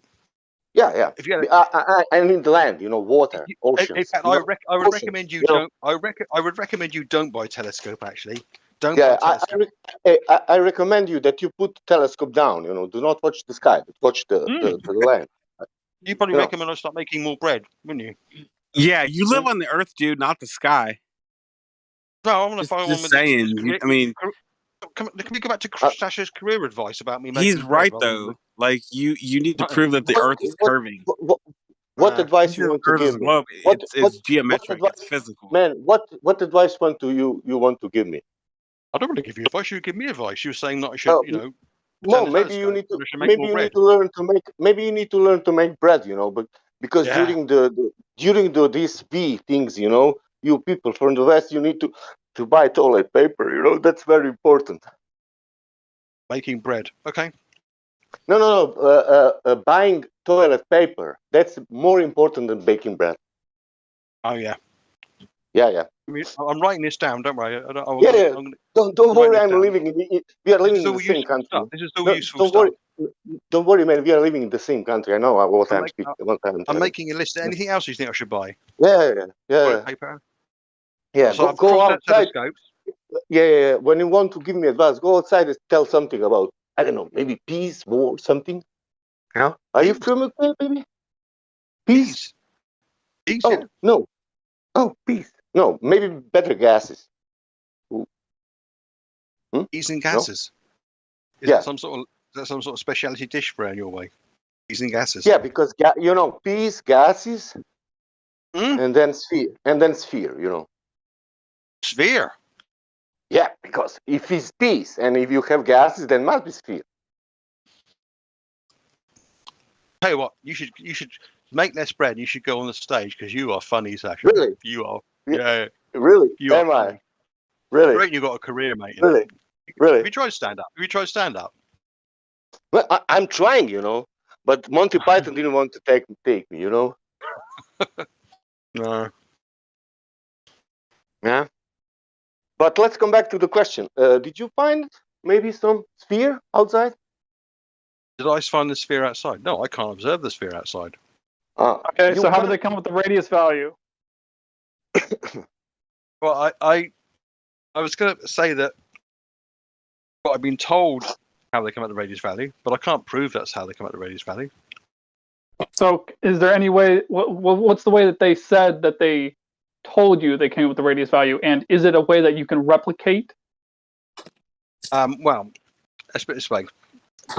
I believe what I was told. Yeah, I can't remember what I was told exactly. It was a long time ago. That there were some observations made on the surface of celestial bodies, and then they got more accurate. And then when they get to a point when they've got enough information from the sky to prove that it's actually a spherical projection of celestial bodies around us, and they looked at some of the paths of some of the bodies nearest the bodies in motion around us, they came up with the heliocentric model first. Then they got a better understanding of what the stars were, and then on the basis of that, all the geometry that they put together, they extrapolated from that, suggested that almost pretty much certainly suggested that the Earth wasn't the center of it all, and then it was actually going around the sun. I think that's enough. Let's close the session. Hold on. I gotta stop you right there. You said the words motion of bodies around us, bodies in the air, in the sky around us, motion of them around us. You actually said that. Yeah, I did. And then you said after that to form the heliocentric model, which would be the Earth spinning and orbiting the sun, not the sun moving around us. It almost sounded like you contradicted yourself in your own explanation. No, things. You observe things moving around us. That's what I'm saying. The observations of things moving around us. That's what they made. Observations of things moving around us. That's not controversial. And if it is, then really you need to. But that's not the way you said it, though. I got to point out that the way that you said it is you said it in the sense of they were, not you observed it. They are is the context you said it. And I'm not trying to nitpick or whatever. I'm just pointing it out. I just thought it was funny. Yes, your senses do not deceive you, Payzak. The sun, moon, and stars, they are moving. You are not. Your senses do not deceive you. They are moving, yes, and the observation is that they are moving around us. Yeah. The observation. Okay, so how do they come up with the radius value? Let's just stay focused here. How do they come up with the radius value? What was the method of doing that? You must have measured something, right? Initially, they you talk about the original measurements of like the shadows, that were done in the Greek times and that sort of thing. Is that how they came up with that? Is that your answer for the radius value? I think someone asserted that was a measurement, but it wasn't proven at the time. You tossed it. Yeah, I was taught in school as a rough guess. It was a rough guess. It was a rough guess. Measurement of sticks and shadows. All right. So, do you think that measuring shadows from sticks is the same as measuring an arc segment of the alleged curvature of the Earth?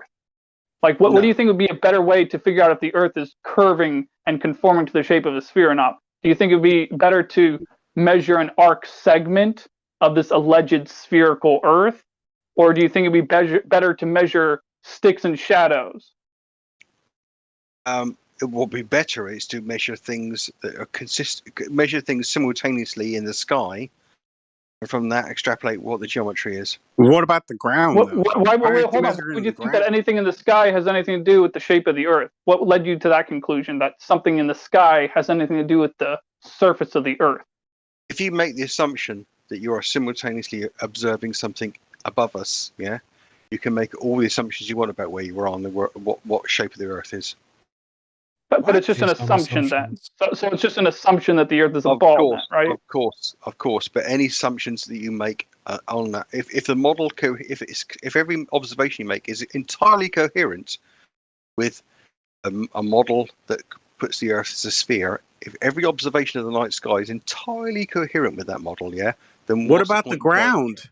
What about the ground? So would you feel better knowing that the Earth is a sphere, or assuming that it's a sphere, or knowing that it's flat, or assuming that it's flat? Because if you measure something, you would know whether it's flat or not. You wouldn't be assuming it's a ball or assuming I've never heard it's of flat. But we anybody observe it measuring as anything flat, so in it's safe to assume it's flat, at least at first, because we observe it as flat. And it's only when you measure it over long distances do you really know for sure one way or the other. But you don't know of any time of anyone ever measuring the Earth and finding curvature or coming up with that radius value by measuring anything. Just a bunch of stories and sticks and shadows and stuff that doesn't really have to do with the shape of the Earth. It just has to do with sticks and shadows, not an arc segment of a spherical object. No, as far as I'm aware, there's no way on the ground on the surface for measuring the curvature of the Earth. No. So, well, all right, then. I mean, I guess my only question after that was really like, why do you choose to believe these crazy assumptions? I mean, and that they are, after all, extraordinary claims, and extraordinary claims require extraordinary evidence. But you're saying you just believe it anyway. But I mean, why would you believe such extraordinary claims? Yeah, I want to know who has measured anything in the sky. The simultaneous observation of every celestial body points to a curve, an Earth's spherical. Who has measured anything in the sky? Who has done that? Who has done that? Well, I think who has measured anything in the sky? Are you actually asking me that question? Yes, I'm actually asking. Nobody's measured anything in the sky that I know of. No one's measured the position. That's been verified. That's been verified. You don't think anybody's we haven't worked out a mechanism for should we say, if you're asking me why, and why don't you tell me what it is? Who's measured it with what mechanism? You measure the geometry of the sky. Well, I mean, it might as well be just I believe whatever they say, because he says the same thing about the Earth. It's been measured up in the sky. I want to know who's measured it, what mechanism they used. What mechanism? Yes, what measurement have they used? You understand? What mechanism? You understand they have a coordinate system for measuring positions of things in the sky, don't you? What is the mechanism, though? They track positions of things in the sky. They don't measure, things. Are you track aware the positions of them? Are you aware of terms like azimuth and zenith and altitude and those sort of things? Are you aware of any of those sort of? Yeah, but how have they measured with that? Like, I mean, how is that proven in reality? Wow. Well, you're not even being too specific. You're not even being specific enough. You're the one that's critical, so I'm asking you. You're the teacher here, so you go ahead and tell me. So if I simultaneously measure the position of something in the sky, and everybody else who can see it simultaneously measures it, yeah, and we assume we're all looking at the same thing, yeah. No, I'm asking you, how have they measured it? How have they measured it? They've observed it. Observed what? And what have they measured? Raven, I don't even know what you're trying to ask him. How have they measured what we got to start with the claim and then move there. What is this guy claiming? How do you measure things? Woohoo! We're a long way off. How have you measured things in the sky? That's what I'm asking. How do you measure things in the sky? I think you know how you measure the position of stars in the sky. No, I don't, because nobody's ever done it. Guys, can we just focus on the Earth for just a little bit longer? So come on, man. They taught us in school that the Earth is a ball. It's got this 3,959 mile radius. Come on. How did they come up with that very specific number? How did they come up with that? How did they come up? Okay. Did they just make it up, or did they measure something? I want to know, how have they pinpointed any positions have they pinpointed any positions in the sky? Where have they done that? Can I ask you a question? You genuinely don't know how they pinpoint that you generally don't know the mechanism. I'm asking you why, how have they done that? Where you're asking me. But I'm asking you, how You have don't they know. done it? You don't understand azimuth, altitude, zenith. You don't understand any of those concepts at all. I don't You know don't how know. I don't know how You they've don't know. measured anything in the Maybe, sky. let's just use Okay. this as like a learning lesson for the room and the people listening on YouTube. So, Pazza, what is azimuth? Could you just help What is define that for azimuth? the Yeah. panel? CB, do No, you understand what I'm trying to ask though? Like, Yeah, how have they I see measured where you're anything getting in at. the sky? Who has measured it? Where have they pinpointed anything in the sky? I see what you're getting at, but you know, All of you not know this, so let's not go through the pantomime. But I can tell you anyway. Yeah, the azimuth is the angle at the horizon measured between some sort of reference direction, typically the celestial North Pole, and the point on the horizon vertically below a celestial body you're measuring. Now you all know that. You all know what I'm talking about. You all know that stellarium gives you measurements in this context. Know. I don't know. No, I'm just gonna say but I then don't you need know. to go and look. You need I to don't go and look know. a bit. Go and look up what the basic But principles of you're astronomy. saying it, so you should tell me. I'm not an expert on this. Well, then why are you saying it? Why am I? Oh, brilliant. Brilliant. That's a fantastic. This is all going on the live stream, is it? It's This looks being real. really If you're good. not an expert on it, why are you saying it? If you don't know everything about it, why are you saying it? You. Everyone here is an expert enough about astronomy, astrology, geology, evolution. Are they? That's another assumption. What are you assuming? They're all an expert Why enough to are you completely assuming? refute it. You're refuting it, therefore you think you know I'm enough not about it to refuting anything. refute I'm asking you. Let me ask him this: if we're gonna not talk about the shape of the Earth, if he's just gonna walk past the fact that it's just a belief that it's got this radius value. So, what does can you name any scientific experiment that an astronomer has ever conducted? If you think that any astronomer has ever conducted a scientific experiment as an astronomer. If you can't answer my questions, why are you saying anything about it? You're the one that's talking here. I'm letting you talk. I'm letting you direct me. I'm letting you teach me. But you're not telling me. You're not telling me the answers. I've tracked planets and I've taken photographs of the moon. I've taken stars, sort of thing. If that's what you're asking. Yeah, and you've come up with a lot of fantasies in your head about him too. Oh, absolutely, fantasy. You have. You're not answering the you've fucking never gone to these fantasies. You're never going to go to this fantasy place that you like to fantasize about, this vacuum of space. You're never going to go to the moon. You're never going to go to space. Even if you live to be 200 years old, you'd still never get there because it simply doesn't exist. It only exists in your mind. Questions. I want it to make sense. I want to know what you're thinking, what you're saying. I want to be on the same level with you. No, but you're not doing that. That's a lie. You don't want to be the same level as me. See now you're just making shit up. That's not true. You don't want to be saying. You don't want to believe what I No, believe. you're making shit up because you don't want to because believe you can't what I answer questions because you don't know. But you're talking about shit that you don't know about. No one has answered a single question here tonight. You're being No, not one single dishonest. question. You lot are have not being answered dishonest. one question. You are lot being have answered not dishonest. one. You can cut me off as much as you like, but the truth is, not you lot haven't answered one question tonight. Not one single question you lot have answered. You're the one. You're the one I'm letting talk. I'm letting you talk. Exactly, and you're accusing me of answering no questions, but because you lot won't haven't answer my answered one. questions. And you're Okay, guys, this is starting to sound kind of like 10-year-old children kind of thing. Okay, let's go back to the it's radius. not 10-year-old blame. No, he's It is 10-year-old children stuff. It is 10-year-old children and stuff. he's not answering the fucking questions. It is 10-year-old. Yeah, but let's not. We're trying to keep his head out of the clouds. So I think focusing on the sky is a bad idea. Since we're trying to keep his head out of the clouds. I'm at that. So let's go back down to the ground. We're after all standing on the ground. I'm pretty sure none of you guys are in aircrafts right now. So let's focus on the ground. I feel you. How do they come up with this radius value? You said it was just all an assumption. So is that how the radius value that they put in all the modern schools today? 3,959 miles is just an assumption. An assumption that's good enough to teach millions of children, right? So come on, is it just an assumption, or did they measure something? What's up with that radius value? They've measured a whole load of things.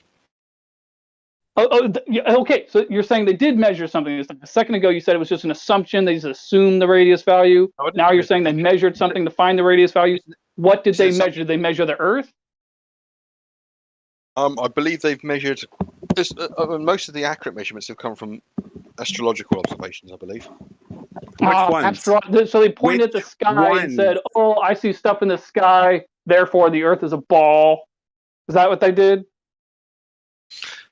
Not quite so moronically, but something along those lines. Yeah, they weren't. They didn't sound like as much of an arse hat as that. But they've kind of see these people that you're dismissing within 3 syllables. Okay, right? Yeah, they're very clever.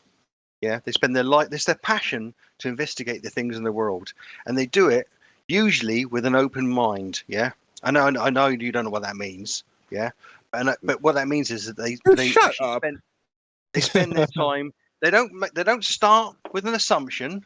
They don't start with an assertion and work their way back. Fuck up. Science goes the other way, and that's the difference between real people and the people that are on here. Wait, hold on. You said science. Do you think the shape of the Earth is a scientific question? Do I think that? Why are you laughing at him? Answer the question. Okay, great. You got your laugh out of the way. Answer the question. Name something that isn't a scientific question if you want it to be. The shape of the Earth is not a scientific question. It's a geometric question. So that would be one to start with. Do you understand that? You everything's a geometric question if it's to do with geometry. Everything's a no, not everything is a geometric question. What causes water to boil is not a geometric question. That's a scientific question that involves cause and effect.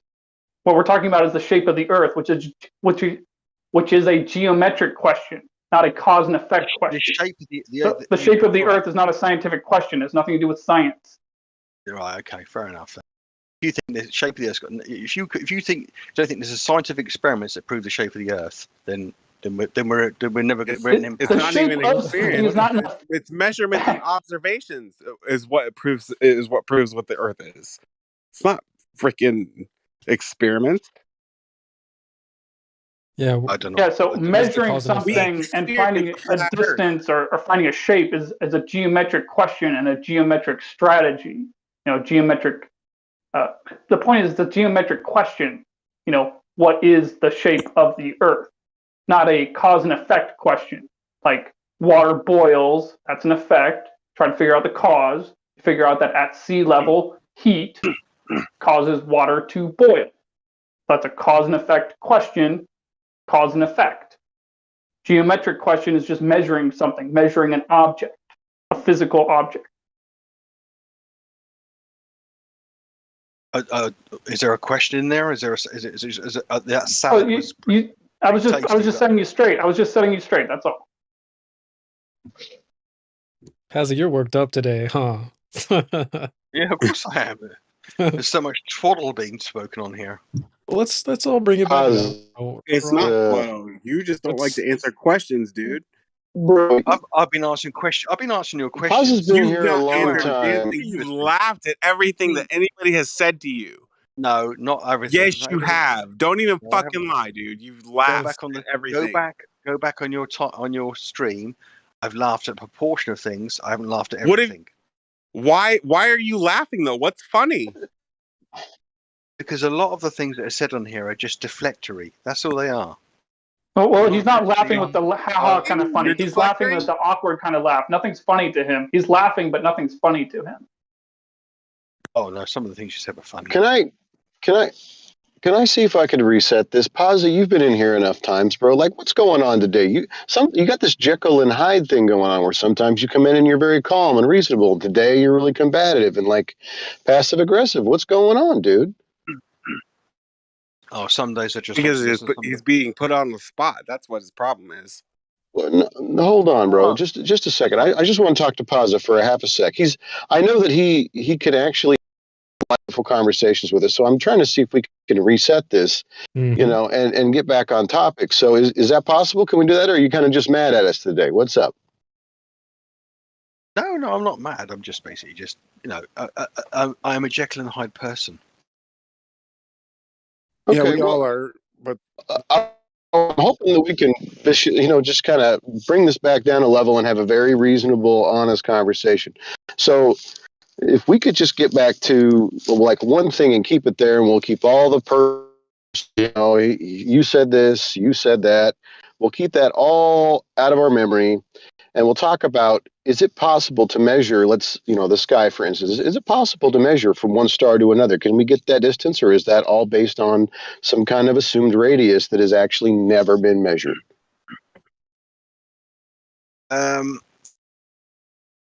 Well,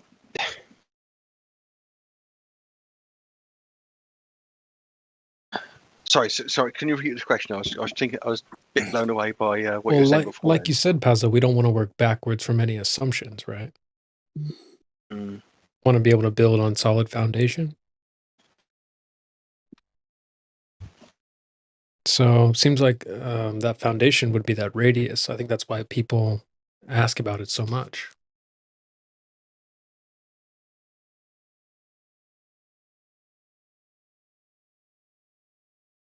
So is the foundation an assumption, or do they measure the Earth to find this radius?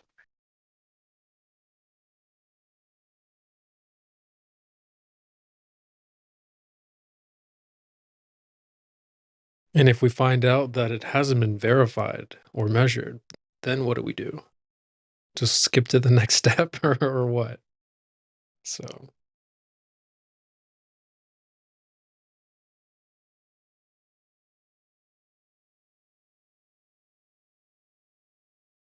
I would say the funniest thing he said was that he's open-minded and that we are not. Sorry, I got distracted by reality here.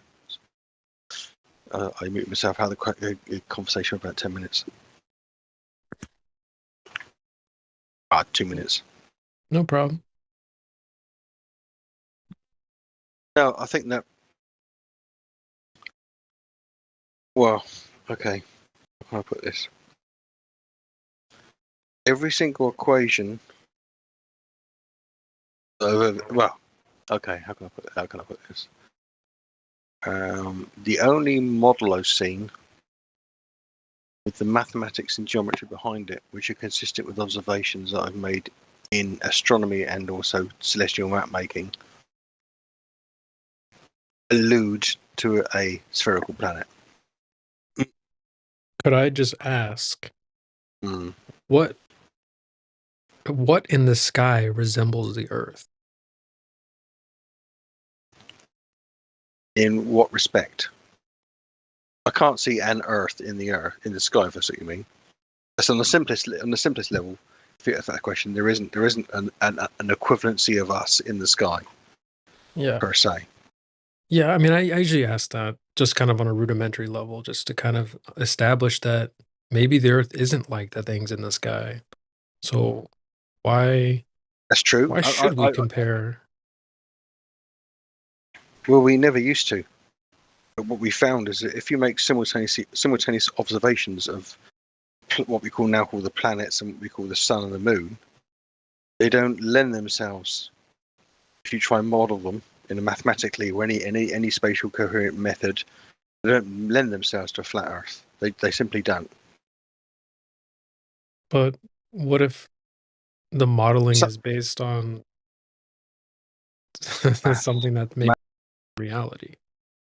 That's true. I mean, I'm not suggesting as far as I'm concerned, there are two possibilities in the way from my perspective and what I've been taught, what I've observed, what I know, what I've learned, what I've observed, and what I've mechanically been doing my entire adult life. Okay, there are two possibilities: the Earth is flat, right, or the Earth is a sphere, right? If the Earth is a sphere, yeah, and it aligns with all of the observations and all the models and all the mathematics I've ever seen. If the Earth is flat, yeah, then because I can't measure, I can stand anywhere in the world, and I can't observe the curvature of the Earth. I cannot see it. I can look to the horizon, I can see things going on, but they're inconclusive. So why are you arguing for a globe Earth? Well, though?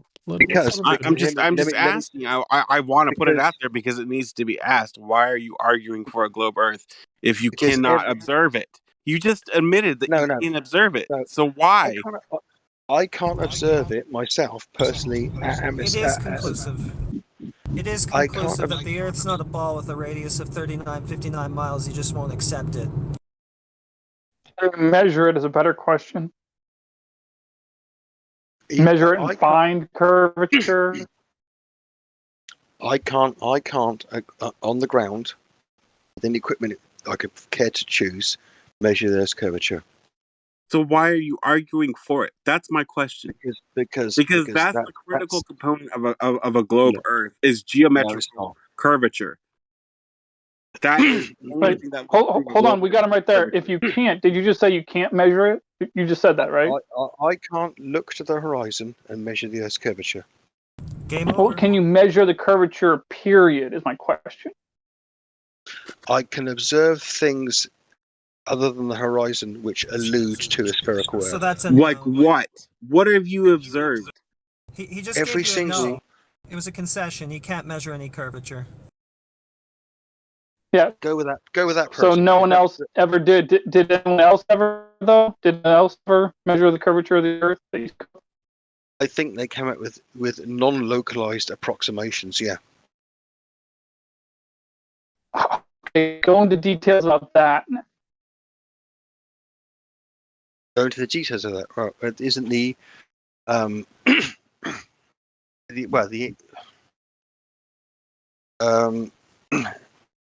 Eratosthenes is a non-localized approximation of that. It's begging the question.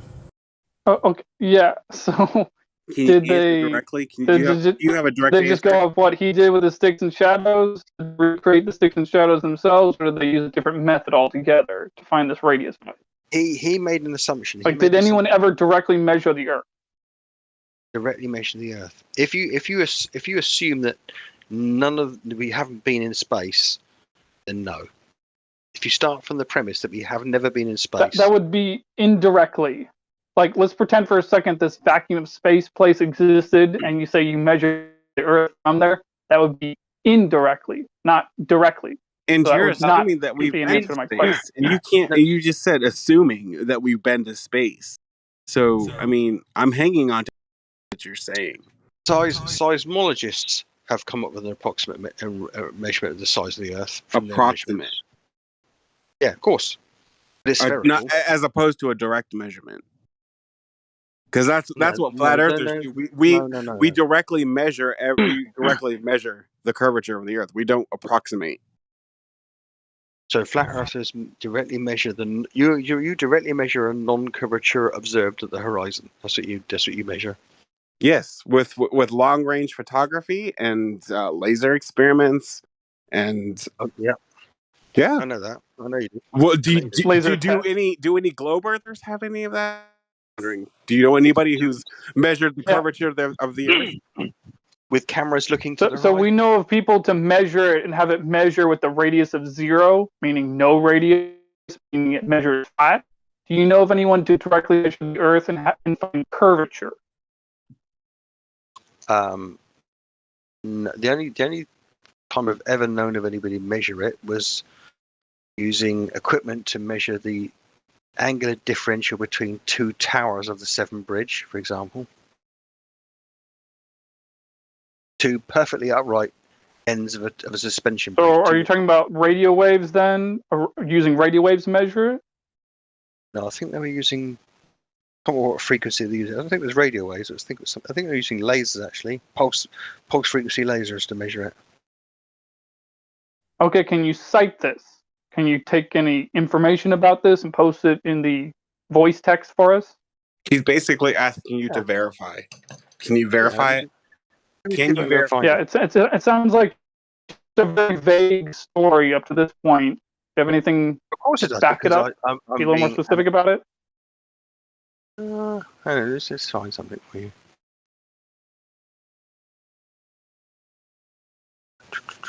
Maybe we should just move on to axial rotation. Do you know of any time in the past when anyone has ever measured axial rotation of the Earth and proven that the sun is relatively stationary and that the Earth is rotating once a day, and that's why we have day and night, as opposed to what we observe, which is the sun moving? Orion, if he can't answer inquiries about the curvature of the Earth, he's not going to be able to answer anything about the spin of the Earth. So that's not true. Oh yeah, no, I know that, but we just wanted to establish whether or not it's a belief or not, you know. these three No, beliefs? I that's mean, not. you know, we're just That's kind of not going in strictly. circles. So I just figured I might as well ask him this, No, that's not as strictly opposed speaking to true. pointing at the That's not. sky again. That's not strictly speaking true. If you gave someone, yeah, enough time with a telescope, but where they in a location where they couldn't see the horizon, they would deduce that the Earth is going around the sun. That's a statement for you, isn't it? Okay, so that's great. That's in your mind. That's great. But do you know how anyone has ever measured axial rotation of the Earth? We were taught that it's moving about 900 miles per hour to 1,000 miles per hour at the equator. They kind of changed that. It used to be 900, now it's 1,000. They kind of changed that. But certainly they must have measured it somehow, right? Or come up with one of those two numbers somehow, right? 900 miles per hour at the equator.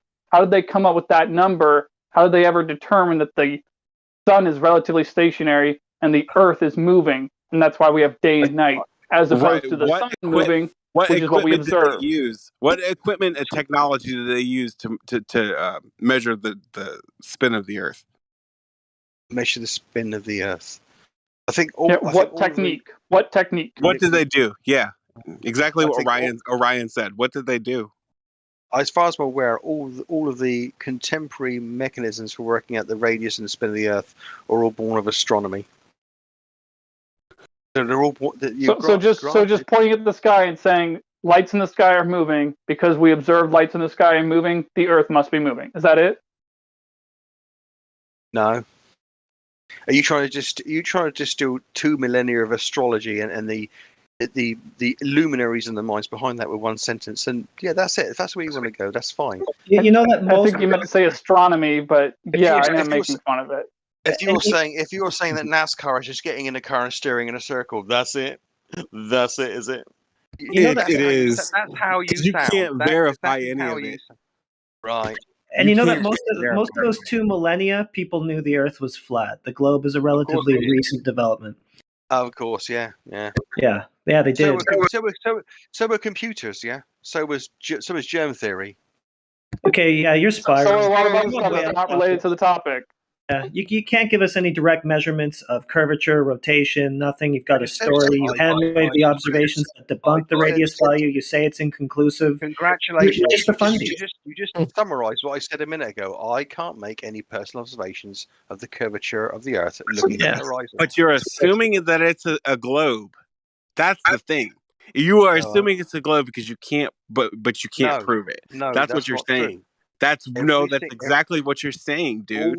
I'm listening to everything that you say. Every model of everything above your head points to the fact that the heliocentric model is in place. Every single model. That thing model. What's going on above your head? Model, right? The heliocentric model falls apart at its core claim, which is the curvature that you can't find anywhere. So there's no fact of the heliocentric anything. No, it doesn't. No, it doesn't. Okay, Do you know the 3? Why do you do that? Yeah, why do you do that? He just said no, it doesn't. He said no, it doesn't fall apart. And then when you call him out on what he's saying, he denies it. What the fuck is up with that? Why are you being dishonest? There's something wrong with it. Let me go on from it. Yeah, do you know the? Yeah. But here's the thing: you just said that you can substantiate curvature after telling us for half an hour that you can't. So you can substantiate curvature if you. Okay, so flippity flop. If you accept the heliocentric model, you can then, on the basis of that, make accurate measurements of the curvature of the Earth. So if you just assume that the heliocentric model is in place, then we can be accurate about. No. Scientists have never assumed it; they've measured it. They have assumed it. Let's see the measurements then. You're assuming it right now. This is the thing he just said that he couldn't produce any direct measurements of. Now he says scientists have done it. So, but you can't say who's done it, how they've done it, where they've done it, anything. You don't know the 3 principles of Copernican mathematics, do you? Doesn't matter. Show us the. It doesn't matter. You just no, I know. You can't say how they've done it or where they've done it. I know. You don't know any of the. You did not say who, where, what, and why. That's the main point here. We're not going to go on with this. No, okay, fine. And if they had done it, guess where the horizon would be? It would be at 1.2 miles times the square root of the observer's height in feet. Guess where it isn't? Okay. I tell you what, yeah, I think it's probably time for my server mute, isn't it? It's usually I once think every that's 2 days. I think that's a good idea. Yeah, go for it. Who's going to do it? Come on. Well, I'm Go looking ahead. up the Copernicus You thing. can. You can. So I mean, if you want to leave, you can leave whenever you want to. I mean, if you want to No, stay but here and get your normally, ass whipped, that's your when, prerogative. normally it's a server mute, then I leave. So let's keep tradition going. Go on. well, Well, maybe so we could are just you bring it giving back in? down, Are You you can always mute your own dumbass, you know. guys. Yeah, or Yeah, just give us your curvature measurements. but it's not as fun as being server muted. Whatever, Okay, Pazza, guys, just be honest, Yeah, and then we won't mute you. that's what you wanted in the first everybody, place, just wasn't it? relax. This Okay, guy's a Pazza, masochist. hold on. So Pazza's the only guy here that we can have fun with right now. So let's not just shove him away. Why don't Yeah, I Why don't we wonder why talk that about is. what I'm on your side here, Pazza. So But I guess I'm not Because triggered. I'm just very Abby here passionate about this. is with has I'm no very roles. passionate about flat Earth.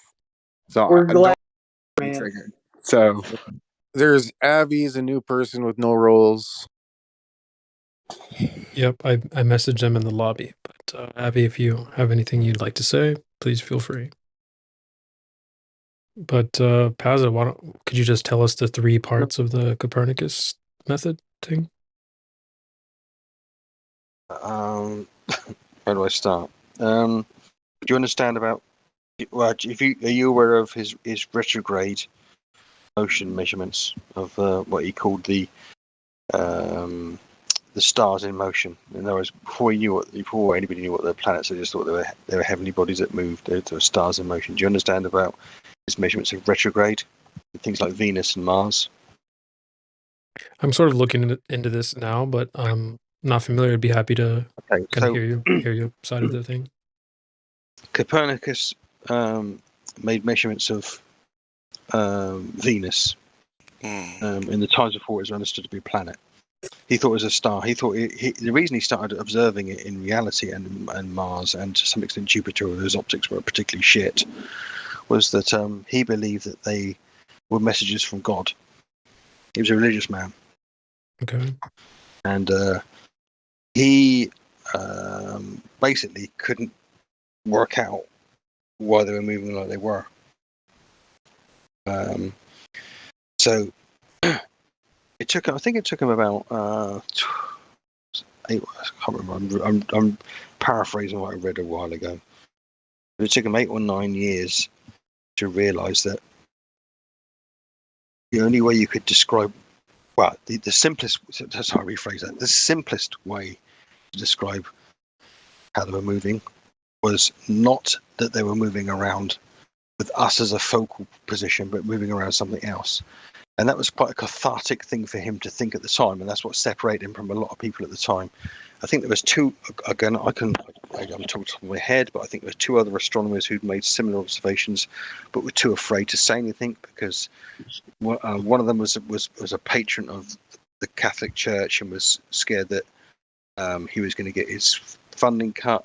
The second one, I wish I knew the names. Wish I'd remember them. But one of them was another astronomer in a tied to the Vatican who had made other controversial statements, political, not to do with his work, and was worried that if he crossed the line again, he was going to get burned at the stake, like a lot of people did at that time, who asserted things that they observed that didn't fit in with the religious models of the time.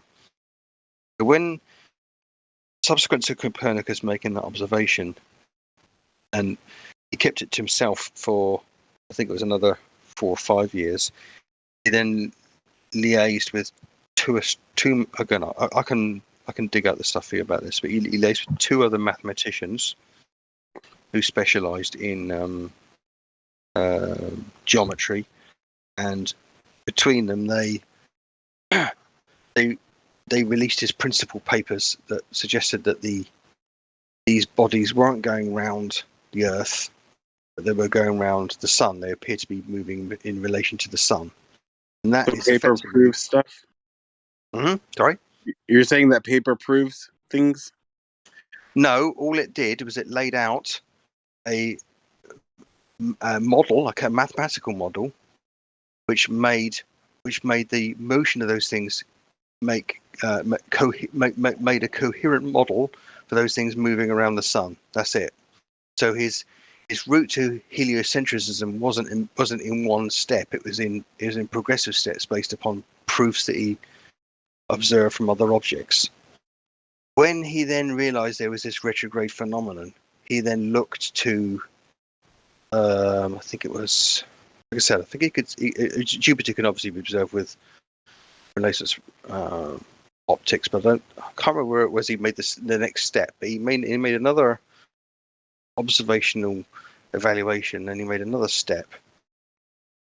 And he then, I think it was in 3 stages that he went to actually the realization that all the observations were coherent with the Earth moving around this. I think it was to do with him measuring the sun against stars was the final phase of his evaluation.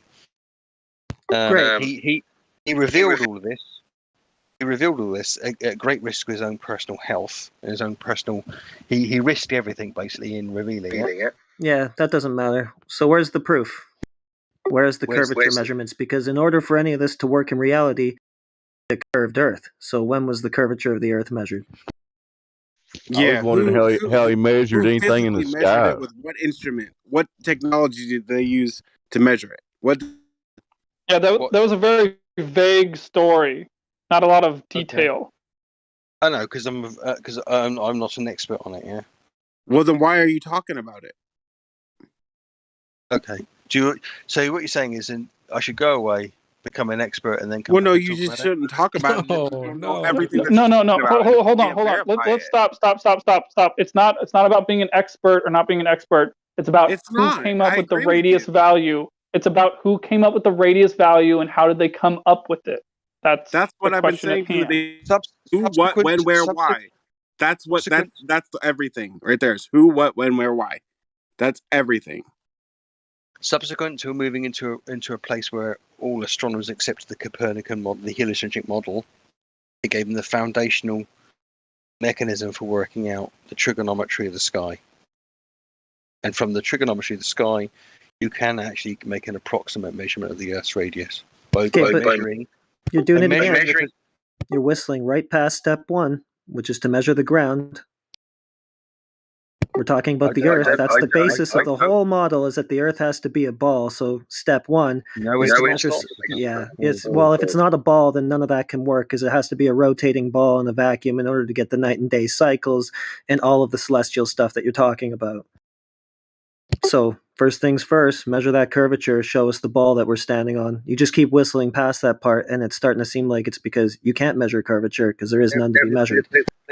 The classical Greeks. So we're asking you to tell us the story of how they came up with this radius value. So if your story doesn't end with the words 3,059 miles and then a period at the end of it, you're not answering our question. Do you understand that? That's what I'm getting at. He's not answering shit. Not a goddamn thing. Okay. Whistling past the graveyard. Sure. Okay. It's pretty conclusive that the Earth's not a ball, by the way. Yeah, it sure is. Yeah, you know that it is. You just keep whistling past that part. You can't answer who, what, when, where, why. That's everything. And the sooner you figure that out and realize that, you'll be better off. Okay. Yeah, it's as simple as the horizon not being where it has to be in order for the claimed globe Earth geometry to be real. I mean, he did admit it more than once that it's just an assumption that it's a ball. But I just don't understand why a guy would want to live a life of assumptions. Yeah, true. The only coherent model that describes the position of everything in the celestial sky is that the Earth is a sphere. That's actually ridiculous because, I mean, things like the lunar eclipse cycles and all that stuff was all charted out by ancient Babylonians who were flat earthers. I don't even think they use heliocentrism for it at all. No, to predict the cycles of things like that at all. It's not. Heliocentrism isn't even used. It's all ancient predictions. You know how the ancients predicted eclipses? Yeah, they just paid attention to the patterns. That's all it is. Just pattern recognition. There we are, then. Yeah, it's just pattern recognition. And then they just impose it onto their ball model. All this stuff that was worked out prior by other people who didn't think they were on a ball, They're just taking these things and just putting them into the ball model. Sure. Yeah, that's all they're doing. It sounds like he's going back to the reasoning of, stuff is happening in the sky with lights in the sky, so the Earth must be a ball. Yeah, pretty much. And the Earth must be one of those lights in the sky. When have you seen the Earth as a light in the sky? Well, I'm just reading up on this Copernicus asinine thing. question. It is asinine because it's not, right? So that's how asinine your entire worldview is. So you think by asking me an asinine question, you've proved something? Okay, but you're sitting here asserting that the Earth is a light in the sky, essentially, because you think it's a planet, like the other wandering stars. So when have you seen it as a wandering light in the sky? And you do think that you would be on the moon seeing the Earth as a light in the sky if you were on the moon. Of course, the moon is not actually a place you can go to. It's just a light in the sky. But you believe that. So in a certain sense, in your model, in that idea in your mind, the Earth is a light in the sky just when you're standing somewhere else. But that's not the nature of reality. Sure. Yeah. I mean, the Copernicus thing says that in 1515 he proposed that Earth was a planet like Venus or Saturn and that all planets circled the sun. And I think we sort of touched on earlier why do we think that the Earth is like the things that we see in the sky? You know? So what you need to do is, where'd you get that from? Wikipedia? No. This is NASA.gov, earthobservatory.nasa.gov. So the question is, you take that statement, and you go and work out why he said that, And like I say, he made years of observations of those wandering stars, and their retrograde motions, both against the backdrop of the sun and the stars, and then from that he extrapolated out a mathematical projection of what's going on. That's basically what he did. Yeah. He was a very clever man. He was a religious man, like most people of his time, and he stuck his neck out. I see where it says that. He didn't wave his finger in the air. Yeah, this was a patient man. Yeah, this wasn't a man. This was a man with a passion for observation. This isn't a man who started with a premise and worked his way to it. He made a lifetime of observations and came up with a premise. He was a true scientist. Yeah. Yeah. You don't. What scientific experiment did he ever conduct? Oh Lord. Okay. Well, I hear what you're saying because I'm reading this here. It says, afraid of criticism, he did not publish his theory until 1543, shortly before his death. He was concerned about scientific shortcomings of his theories and church's approval, stuff like that. But he was he was a critical thinker of his time. He was a robust intellectual. Yeah, but we don't really care about the personal details of his life. What we just want is a radius measurement of the Earth. Can you do that? We don't care not how many merit badges badges this guy have. Well, I just want to add that, and like it follows up right after saying somebody who followed with Copernicus's heliocentric view was like burned at the stake. So it's like, well, because this guy was burned at the stake doesn't mean that this is all true. You know what I mean? No, of course it doesn't. Well, now, do you guys know about Bobby Boucher? You guys know about Bobby Boucher, right? The water boy? Water boy? Yeah, I mean, he was passionate about water, and he was an amazing football player. And so obviously you have to know these things, and he stuck his neck out, and alligators are angry because they got no toothbrush. So obviously the Earth is a ball. Yeah, we have to take him at his word, no matter what he said, because he was super passionate.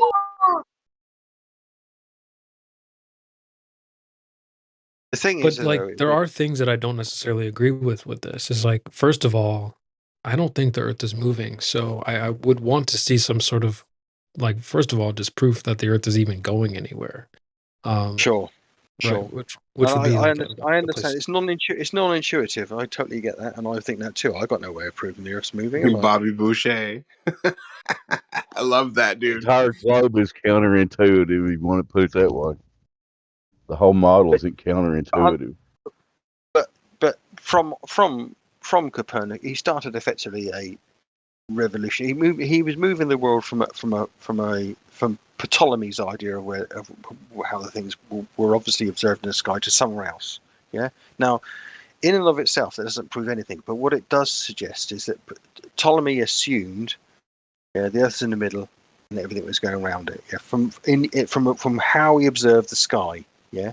What Copernicus and those who followed him, like Brahe and Kepler and all those sort of people, even Galileo to some extent, okay, right? They made observations, and it propagates down to Newton and all the, the luminaries. And these people were fantastic intellectuals. They were polymaths. They were skilled at numerous things, okay, right? You can't just dismiss. Did they find Earth curvature? Yeah. Were they great? Yes, were they were very great smart. They were they great bullshitters? Yeah, smart enough to bullshit. Bullshit really well. Were they good poets? And Paza, also, how do you know any of that shit happened yourself? I got as much. Well, let's put it this way: I got as much. Right, you granted. I can probably put as much personal conviction in this as anybody can about, for example, the Bible. But what are you going to do to prove it? But we're not claiming the Bible has anything to do with reality. That's just some religious belief for other people, other places. You can believe it if you want. You can not believe it if you want. Doesn't matter. We're not here talking about the Bible. I mean, I can be pretty certain that Isaac Newton existed. Can you now? Okay. Yeah. We're not claiming that he didn't, dude. Like, are you insinuating that we're claiming that he didn't? Is that what you're doing? Hold on. I'm not claiming that either, but I'm trying to wake Paza up to the fact that he just keeps making unfalsifiable claims. I don't care what it is. Well, I can't really demonstrate my great-grandfather. He keeps making pointless observations. It's not even so much about the people as what they're claiming, though. Can the claims be validated? That's the whole point. It doesn't even really matter if Newton himself was just a fictional character. If the claims attributed to his name can be validated or not is the important part. Yep. Yeah. Can all the claims focus on the idea, not the individual. Yeah. Yeah, of course. Can all the claims that Newton may be validated? That'd be your job. Asking you, do you think that all the claims that Newton make? Simple answer. I think some of them can be and some of them cannot be. Which one are you referring to? I don't know. I mean, you're the one saying that some can, some can't. How do I know which ones you think can't? Oh, okay. Well, take your seat and pull out a piece of paper and take some notes down, all right? Because the teacher is going to take control of this here, bitch. All right? So, the mass attracting mass, I have seen no demonstration of that. And by the way, it was superseded by Einstein's bendy, warpy space-time. So, the mainstream model of the heliocentric model, the mainstream heliocentric model, they don't even claim this mass attracting mass. It's been superseded by Einstein's thing, and that was not validated either. It's just a concept in your mind. They're both just concepts in your mind. Neither one has been proven to have anything to do with objective reality. Right. Okay, that's number one. I've got my pen ready for line 2. Yeah, I agree with you. That's the only particular one I know of as an individual that I know is wrong. Wow. I've heard other people were right about what he said. I'm not too much of an expert on Newton. Does anyone else here have any other answers for him? Although it's kind of a pointless question. Let's put his pen down. Yeah. I pretty much just agree with what you said and what Newton said as well, which is that action at a distance is retarded. So, I mean, it was attributed to his name, but he didn't even believe it. He thought it was stupid.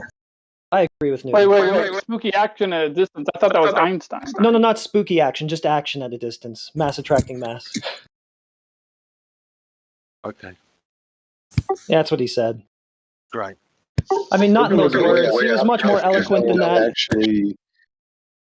If we don't actually pay attention to the fact that spooky action at a distance, but he was referring to something else. Yeah, he was talking about entanglement, right?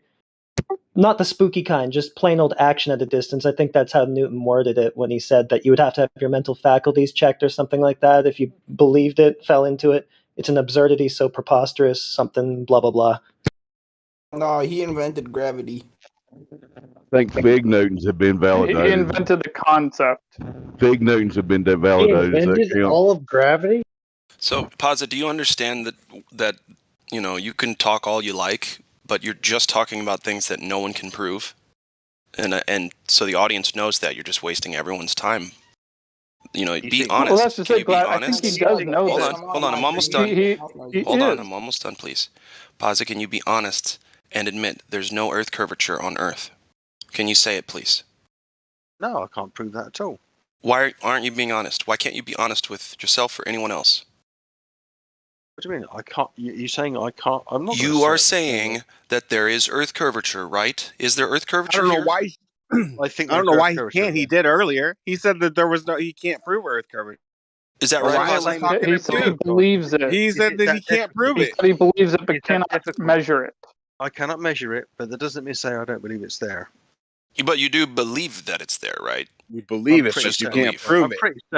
pretty certain it's there. Yeah. Okay, and then have you noticed how the flat Earth, I'll say community, I guess, just for brevity's sake, has measured the shit out of the Earth looking for the supposed curvature that you believe in? I totally understand that. Yeah. Okay, so why can't you be honest with us and tell us it measures flat? I can be honest with you and tell you that I don't know anybody who's measured it at ground level. Oh, shut up. It's not the same as saying I can prove it's not there. Okay, that was not an the answer. same. So anyway, everybody knows now that you're still just believing everything. So thanks. What? You're Well, willing. yeah, he admitted that a little while ago. Admitted it. It's just a belief, a really strong belief, a really, really, really strong belief. Yeah, but he and admits it's that's still why I a want to belief. hammer it home No, for but those he listening. admitted it back then when he was talking to me and Orion, and he's not going to admit it now. That's bullshit, dude. You're a fucking liar. I didn't admit there was no. Yes, you did. I didn't. Go back on your live stream, you dolt. You go back in the live stream, you Well, fucking I idiot. think he is now. I think you guys might have gotten jumbled up with your words a little bit, but I think he is now. There's no point in dwelling on that. I admitted nothing about there not being an earth curvature. I admitted I couldn't observe it. That's a completely different thing. Don't conflate the two. You said that you can't observe curvature of the Earth.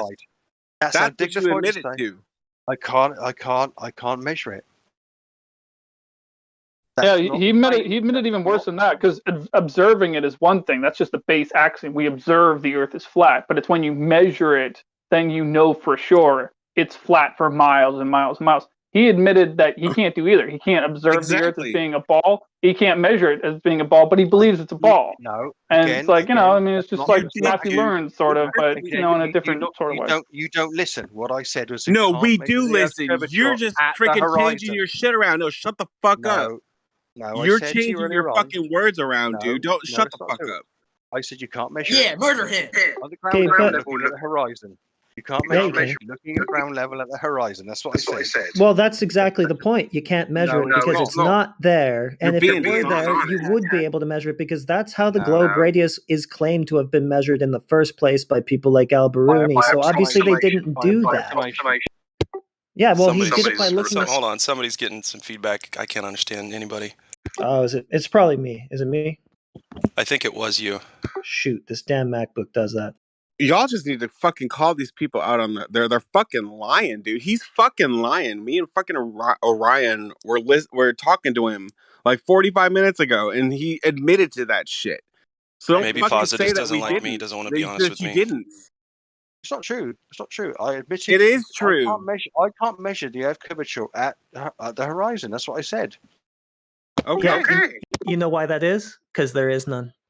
Why do we have to go farther away? That's the conclusion you make. Okay, then find Earth curvature. It's round and round we go, Pazza. Why do we have to go farther away from the surface to measure the surface, though? Like, there's the question. We don't have to. I mean, the geometry of the globe Earth claim is that the horizon would be at 1.2 miles, 1 foot off the ground. It's not. That's it. It's over right there. Like, if I need to retile my basement and I need measurement, why would I go up? Look up at the ceiling, drone in the backyard or something. You know? Yeah. Why would you suspend yourself from the ceiling to measure the ground?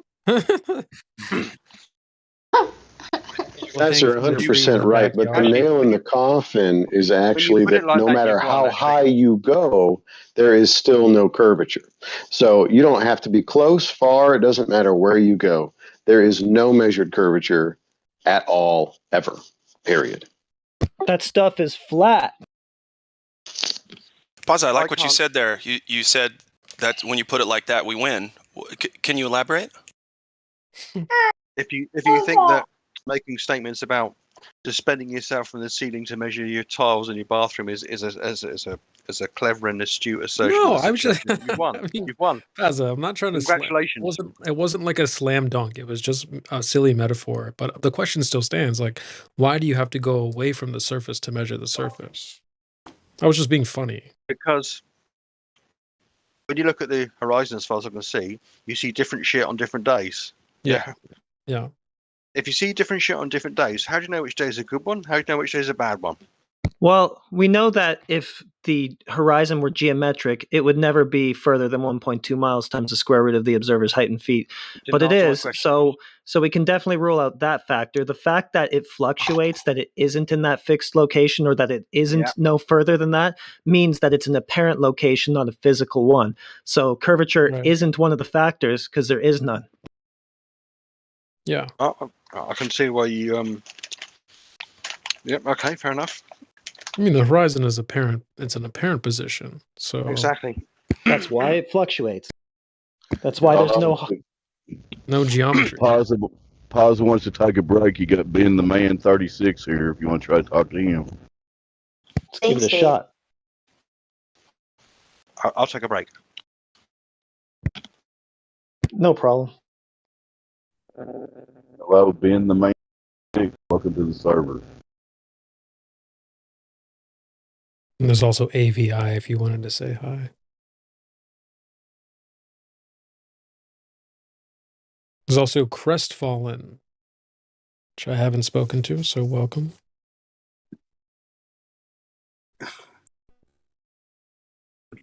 AVI has no roles and can't open his mic. I took him off mute, but I'll do it again. Yeah, he should be able to speak. But if not, he opened his mic a couple minutes ago, I think. Yeah, don't be shy. Just say what's up.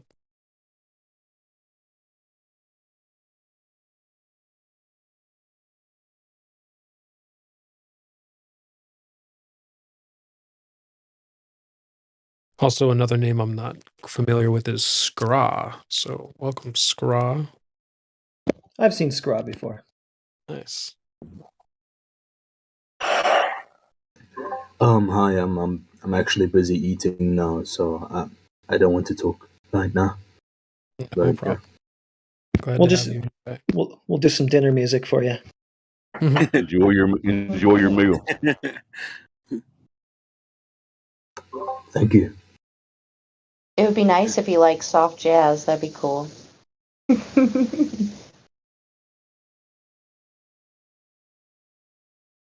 These flat Earth debates are music to my ears. I love it.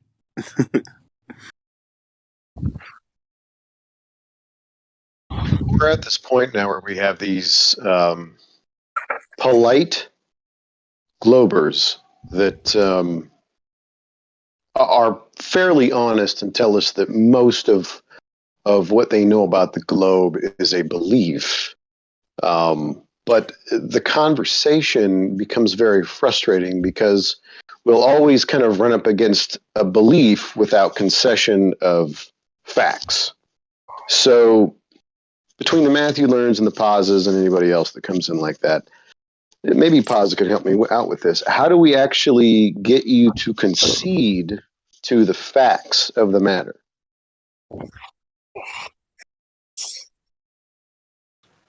Which fact concede to? Well, so let's take, for instance, since we're already on the topic quite a bit, the fact that no curvature can be measured anywhere on the Earth, that is a fact. So all that we ever measure is flat. That's a fact. Can you agree with that? I would agree that I don't know of a method to measuring the curvature of the Earth on the surface level. I agree with that much. Do you know anybody? Well, that's why No, I don't. That's part of the other part of the question is because if we go through the points, the 3 points, we're going to ask you if you know of any time this has ever been done, and you will still end up with this problem where nobody has measured it, you haven't measured it. You're kind of like it's like an appeal to ignorance type fallacy, where it's like, well, I can't do it, but I'm sure somebody has, but you don't even know who that is. So the fact is that the curvature's never been measured, not by you or anybody else. That's a fact. Can you concede to that? It's like I No, said, because I don't know. if you You can't asked me. answer who, what, when, where, why, how, then it's bullshit. That's assuming that's it. Well, I can concede I don't know how you measure the Earth's curvature at the ground, at the floor now. By looking at the horizon. No. Okay. But that's a big deal because, we've got all these things. Number one, we've got space agencies, we've got, orbital mechanics, we've got, I mean, you name it, right? All the things that have to do with cosmology, modern day cosmology, the heliocentric model are predicated on this radius. And the radius doesn't exist. Hang on. Let me entertain this thought for a second, okay, right? Let's supposing you're right and that you can't measure it, no one can measure at the horizon. I can't assert that for certain because I don't know. No one can measure it at ground level, okay? Then we've got then a separate subject is whether we've actually been space exists and whether we've been in space, yeah. That's a huge reification on your globe, though. You got to start with step one, right? You can't get to space before you've measured the globe and demonstrated that to be a fact in the first place. I don't agree with that. I don't agree with that assertion. Well, it doesn't matter if you agree so much. It has everything to do with the idea that if you don't have the curvature or the gas pressure without the container, you don't have any of that stuff. So we're trying to get you to concede that, number one, you're violating the laws of nature, and number two, you're asserting something that has never been proven or detected. I will happily go along with the notion that no one can measure the Earth's curvature at the surface. That doesn't mean at the surface or anywhere. I mean, I don't care where you went. Curvature was never measured, detected. So why are you even using this little caveat? See, this is kind of the dishonesty that you guys bring in here. You and Matthew learns both. It's dishonest. No one's ever measured any curvature because as soon as you leave the surface, now you've lost a frame of reference to make the measurement. So don't give me this on the surface step. That's where it starts. Yeah, and also every observation of everything in the sky, night sky. Okay, yeah, you're doing it again. You're running away from the Earth. The Earth, that's the thing in question, the surface of the Earth. We need direct measurements of that. You keep pointing in the exact wrong direction. Then if that's all this is down, if this is all down to, yeah, man. Look, your claim, the globe model's claim is that it was measured at the surface. Now you say we can't do that. Approximated at the surface, and I don't necessarily know who did that. I don't know the Greeks did it. I know Aristophanes did it, and this sort of people. I don't know what level of accuracy they got to. I don't know. And I never actually dug into it. Alberini's claim is that he did it by looking at the horizon. Now you say we can't use the horizon to measure the Earth's radius. We can't do it that way, but that's the way that the globe model did it in the first place. Now you're saying we have to run away to space. Well, we'd have to have the globe geometry down pat before we even thought about going to somewhere like space. So I know that you just keep whistling past step one. I know that initially they made observations of things disappearing over the horizon, in quotes, whatever it is, yeah. And they asserted that they worked how far away that was, and they then put it on a model, and they said, "Oh, it's this big." That was one approximation. Yeah, Aristophanes did his experiments with the sun and so forth. He came up with another approximation. Yeah, that was begging the question. Of course, and we've checked the distance to the horizon, though, and we've determined that it is conclusively not geometric, though. So yeah, the horizon is an optical limit to how far you can see. So sure, things will disappear over it, but it's not geometric because it's too far for it to be that. Sure. So maybe that's the case. Something else is going on then, isn't it? Yeah, it's just an optical limit to how far you can see. That's what's going on. Okay, if you assert that, that's fine. Well, is curvature a factor? Don't things disappear from the bottom up? Isn't that not a factor? Yeah, they do that anywhere. That's just angular resolution. A coin on a table disappears from the bottom up. So you can literally see half the sun over the horizon, half the sun above the horizon. Yeah. No how far you zoom, you still have half the sun above and half the sun below. Well, you know how when you're looking out, everything below eye level angles up to eye level and everything above it angles down? That's just the nature of optics. If it were a geometric Earth curve that's obstructing the thing that's going away, for one thing, you would never be able to use a camera to zoom it back into view after it disappeared. For another thing, it would always disappear at that specific 1.2 mile geometric distance, but it doesn't because that's been debunked. So, No, I've heard all this before. Bro, do you smell that? You just got smoked, bro. Yeah, I mean, Central was spitting there, not gonna lie. Out come the audio memes. This is a surefire sign you've won the argument. Well, whenever he Look, we're gives just you having a fun. specific Come on. argument about physical curvature needing to be there but not being there, if you don't have a substantive response of any specificity, then you lost. You can't observe it looking at the horizon because you get different shit on one day to another. well, better let Alberuni know. If it's different one day to the other, anybody making the The assertion flat one way or earth. the other But is that's just as what he foolish. just told you. He just told you it's different to one day to the other because it's not a physical geometric location like the globe would necessitate. As you then say, yeah, because that's it's not a assertion. physical place, you're just agreeing with him. No, you observe something. There could be distortion you don't know about. Okay, then the horizon's not a physical geometric place that's obstructing you physically, then, right? The Earth, the ground is a physical geometric thing, but mirage is going to occlude it. What's that proving? Okay, so the Earth isn't some ball that physically blocks what you view. The Earth, certain characteristics of looking to the horizon suggest it might be a ball. Other ones may not do. I It's thought you just said we couldn't look inconclusive. at the horizon to see that it was a ball, though, because it No, constantly you're changes. again, and you're isn't a not physical listening to what I just said. I said certain characteristics of what you observe at the horizon suggest there may be a curve. Others don't. Such as? Listen to what I say. Things Could you be- disappearing bottom up are not described in a conventional perspective model. They're not. Full stop. But it can be demonstrated on a flat surface. No, I it was gonna can't. say that. Yes, they Yeah. can. Yes, No, they it can't. can, and everything shrinks in No, the I've distance. seen the pissant models showing things disappearing using linear optics, but it's a load of rubbish. You know it is. Oh, it's a load. If you say the words "load of rubbish," then observable, repeatable demonstration goes out the window, and we can appeal to fairy tales that contradict themselves. So as On a things disappear on in a the perfect- distance, it's on a because they perfect shrink. Oh, I'm still horizontal talking, bro. plane. I could have swore I was still talking. Pazza, let him finish. You have angular size change with distance, things begin to shrink. If you're watching something in water, of course the bottom is obstructed, and you're watching it start to compress in the distance into the vanishing point, which is all perspective and optical, which you actually have conceded to because you say that the horizon moves. Welcome to Flat Earth. It compresses, does it? A little bit. Some aspect of what you see compresses, but another bit doesn't. That's beautiful. Wait, are you saying that it Write doesn't that down. compress? Write that down. That's groundbreaking right Time there. That's out, a time out. Nobel Okay, Prize Pazza, right there. we Audience, got are you actually saying that things do not compress? Are you saying that there isn't an angular size change with distance? They shrink in both directions in a perspective model. Yeah. Hey, Both is axes. there an angular size change with distance? Yes, that's what perspective is. Okay, so things begin to compress into the distance until they reach a vanishing point, right? They do absolutely. Does that The vanishing vanishing point always happen at the same place, or does it fluctuate?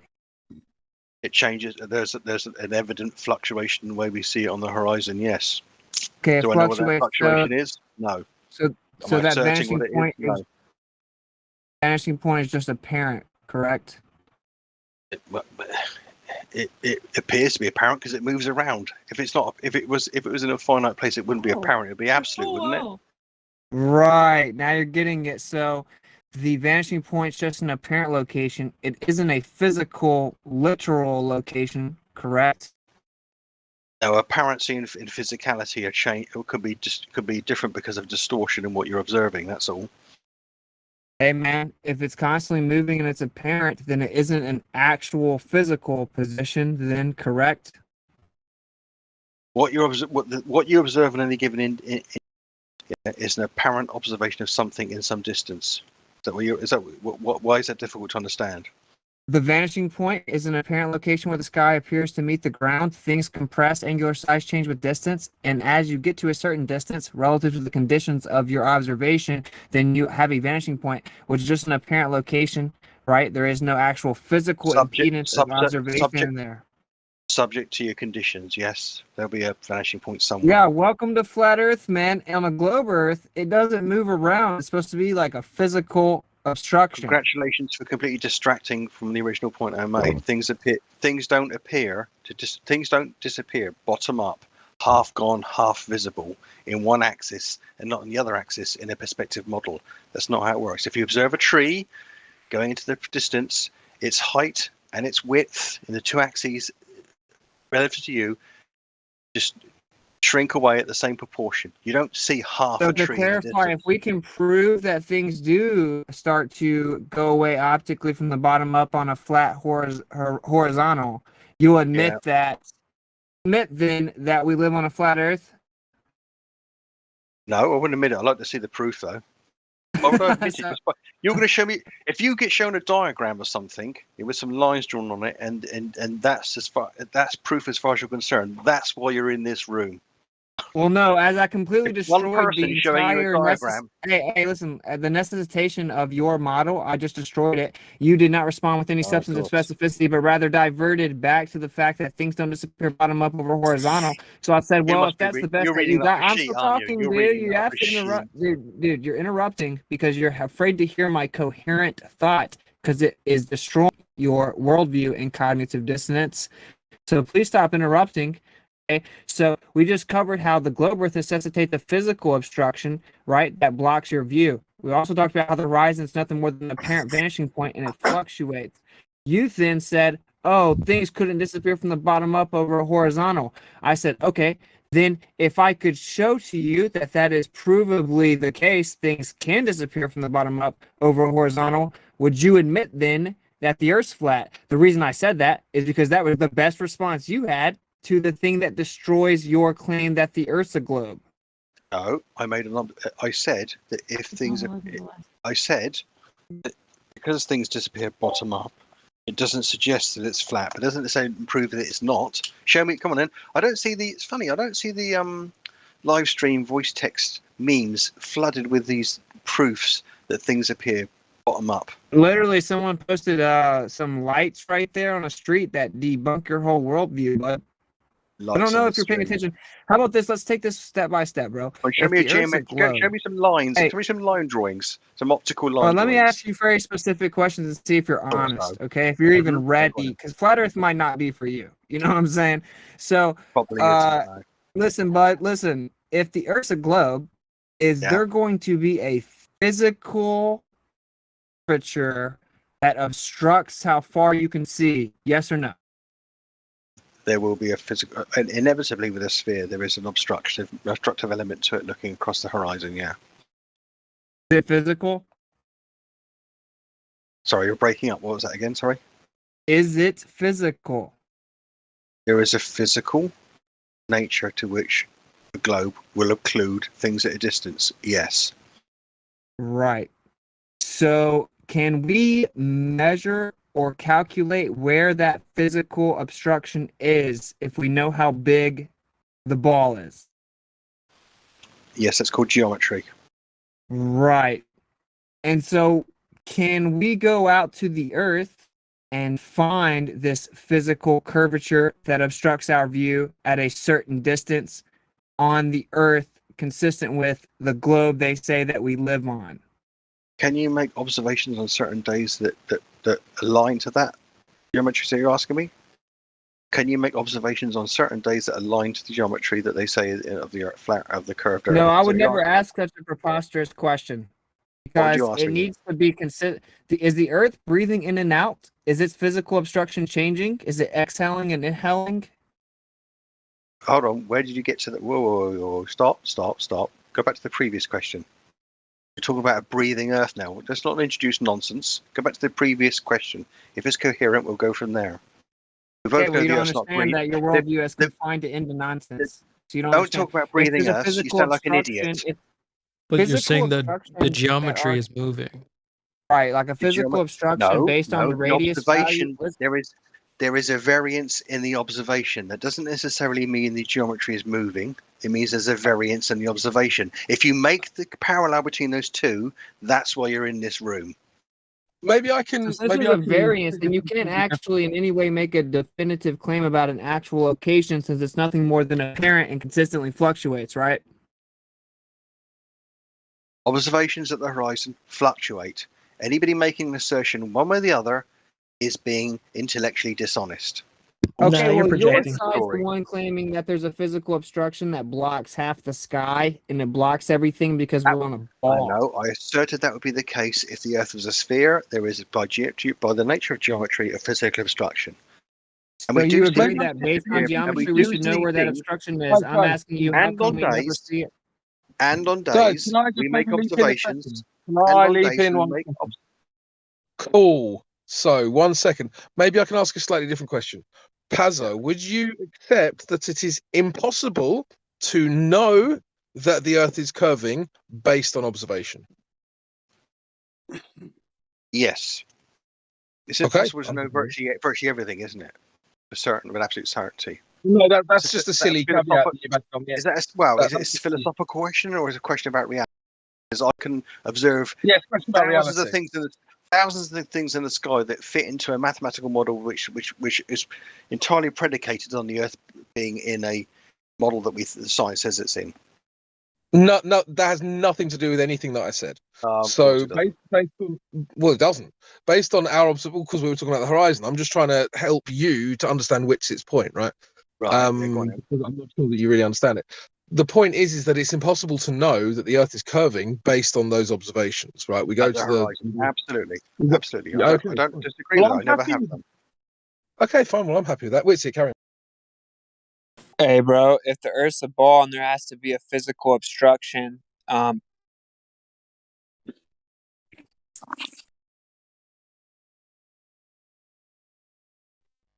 Yep. Sorry to break up. Yeah, Witzit, you cut it. My bad. So if the Earth's a ball and there's a physical obstruction consistent with the geometry claim of the globe Earth, and we don't find that location that physically obstructs our view anywhere on the Earth, how do you know that it is in fact that globe? I don't think that all observations ever made don't indicate there is a physical obstruction. Well, that is exactly what happens, because if you go out and you see where buildings are kind of obstructed, if you go back the next day, you can see more of the buildings when it's more clear outside. Thus objectively proving that whenever part of the buildings were hidden the day before, it wasn't physical Earth curvature, it was just obstruction of the conditions. And once it got clear, you could see all of the buildings. So it has nothing to do with Earth curving. No, you're making an assumption. There's a variance in your observation. You're saying it's got nothing to do with curvature, and I'm saying it's got something to do with curvature. But while there's a variance, neither of us can make an assertion in absolute terms. If either of us makes an assertion, we're being intellectually dishonest. Okay, well, here's the deal. If I walk up and I can see a building a mile away, I don't assume that there's a giant mound blocking the building, because I can see the building. If I stand at the end of one football field and look at the end of it, then I can see the other goalpost. I don't assume that there's something there blocking it, because I can see it and it's horizontal to the other goalpost. You're making this crazy unfounded claim that actually there's a giant curve of physical mound of dirt sitting there. We don't see that, though. And then when it's clear, I can see the full goalpost. So if you're claiming there's a giant hill in between the goalpost on the football field, I'm going to need some physical measurement or proof, bro, because that's basically lunacy. That's not real. Okay, take a step back and breathe. When did I assert there's a giant mound of earth between two football posts? How far are American football posts apart? Are we going there now? Are we going there now? Are we going 100 yards? 100 yards. Are you saying that earlier on, at some point this evening, I said there's a giant mound of earth between two positions 100 yards on the Earth's surface? No. I'm giving you an analogy. Okay, so let's stop with silly analogies and then get back to something. Okay, how about this? Listen carefully. Say that you stack like 100 football fields together. Okay. Yeah. Let's say we have a mile of football fields and we're on the ground. Let's say we have 3 miles of football fields, and we look your out mind up. 3 Come up with miles. a number. Okay, well, 3 3 miles. miles. Let's go with 3 that. then. miles. Yeah, 3 miles, and we're on the You happy with ground. 3 miles? 3 miles of football fields. If I look out and I can see the goalpost on the other side of 3 miles, there should be numerous feet of earth curvature blocking the goalpost. If you're claiming that there is physical curvature, a hump of earth blocking that goalpost, yet I can zoom in and see the bottom of the goalpost, then your claim is just a fairy tale that has no evidence, right? If you can categorically claim that there's absolute horizontal surface between those 3 mile positions, then all I can claim is that there is something about the observation which you can see the other side. You're not listening to what I said earlier on. You're not listening to anybody. There is a variance looking at things at the horizon. This is the point. If you look at the variance, the globe geometry has been ruled out. That's exactly the point. Well, you've ruled it out here, but the vast majority of people in the world haven't. So let's get to the number things. Why have the vast majority of people who appeal are to studying popularity? Who appeal cares? to popularity? Yeah, of course. There's curvature because Daddy says there's curvature. No, that's not how it works. Wait, That's what you're saying. No, does he it's not at all. still think that The things? vast majority of people believe the Earth is a ball, so why are we even here? Might as well just quit while we're at, right? The vast majority of people believe the Earth is a ball. Well, why did they keep looking when they thought it was flat? Why'd they keep looking? They should have stopped then, right? Who's looking? When everybody in the world thought the Earth was flat, then why didn't they just stop looking then when it was a majority? That's a good question, isn't it? That's a very good question. Because the sum of people that believe something has no truth value. That's why. Exactly. That's why we move from one system to another. That's why people were burnt at the stake at one point and were scared to reveal what they saw and what they measured, No, we rather already than what they pointed out guessed. how silly that is. That is factually and historically inaccurate. We're going back to Copernicus now, you see, and now we're talking about. Yeah. Did you actually read? Yeah. Have you read what Copernicus wrote?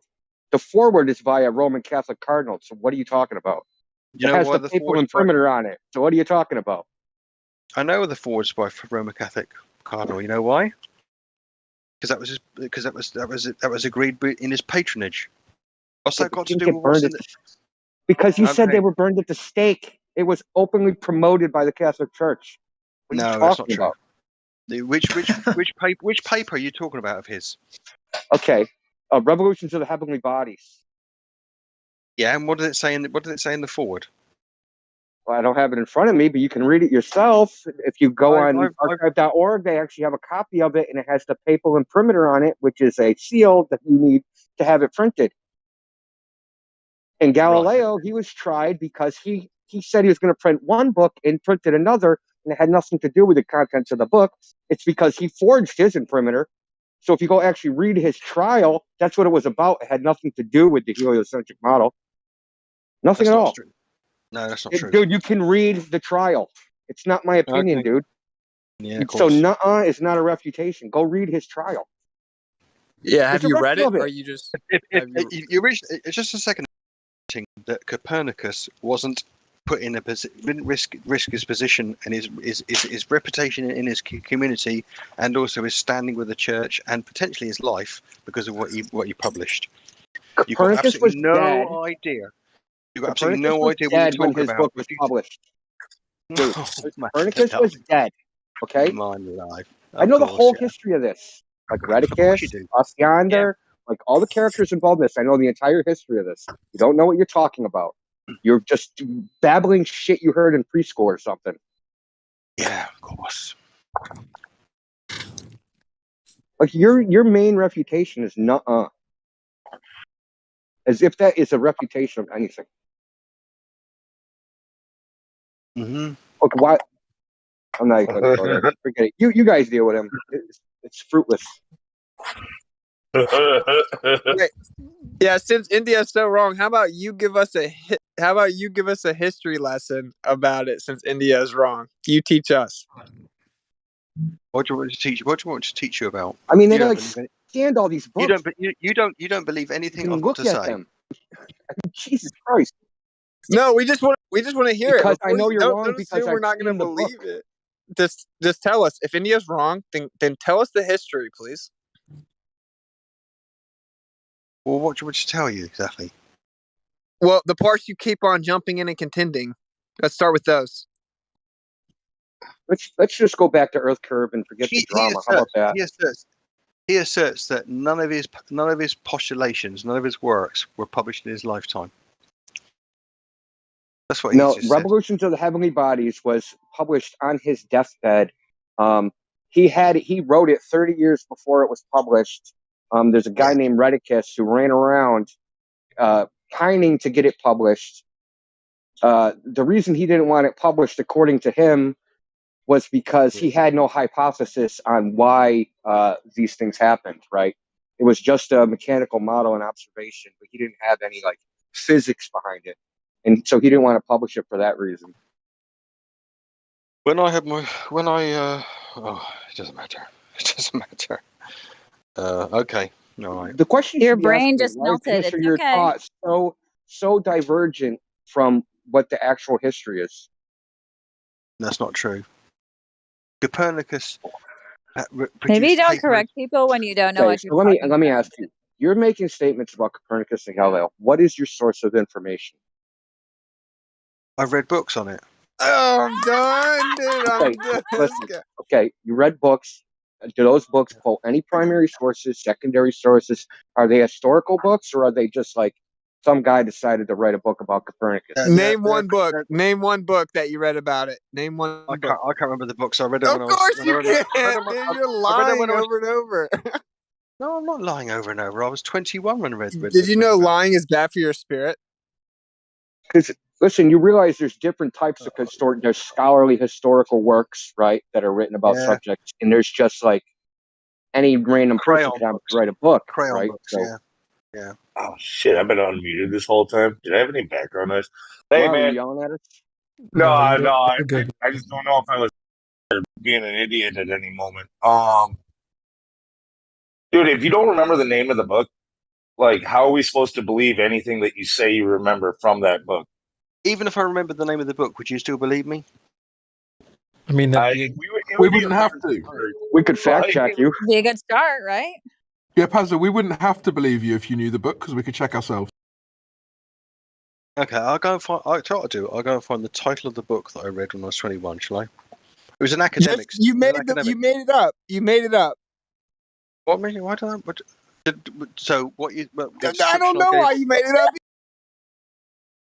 You're making assertions I made it up. It's okay. You can learn Go a lot ahead, from go India. ahead, He knows a lot. Go ahead and Google up the title of a book's name that you've never read. We'll just look into it for you instead. How about that? Do you think I couldn't have done And that we in the will entire look time I've into been it. on here? Do you think I couldn't have done that the entire time I was on here? Do you think Dude, just let it go, bro. You're just digging the hole deeper, bro. You don't realize that? If you listen to when I spoke about Copernicus, wasn't I talking in vagaries, trying to remember what I'd read a long time ago? Do you think when I was doing that, I couldn't have Googled that? No, you were consistently interrupting India, who knows everything about it, and you were interrupting and saying he was wrong, and you literally know nothing about it. Go back half an hour. You know when I was nothing talking about what it, I read. though. Go about half an hour when I was talking about Copernicus. I was But do you know anything about it, though? Oh, Lord alive! Go back half an hour and listen to what I said about it. All right. Go back and listen to what I said earlier on. We probably will. This is an awesome audio clip. I know it is. Go back and listen. Do you think when I was talking half an hour ago for about 10 minutes, trying to recall from my memory what I'd read about Copernicus, that it sat at a computer, I couldn't have just Googled some bollocks there to read out loud? You think I didn't have the opportunity to do that? Do you think only you guys can could imagine that's a way of trying to get yourself out of a situation just by Googling Anyway, shit? the important part was India jumped in because you said that basically to come up with the magic pseudoscience of the globe, people were dying for it, and the religious people were stopping them. And he was like, no, actually, the religious people are the ones that pushed it.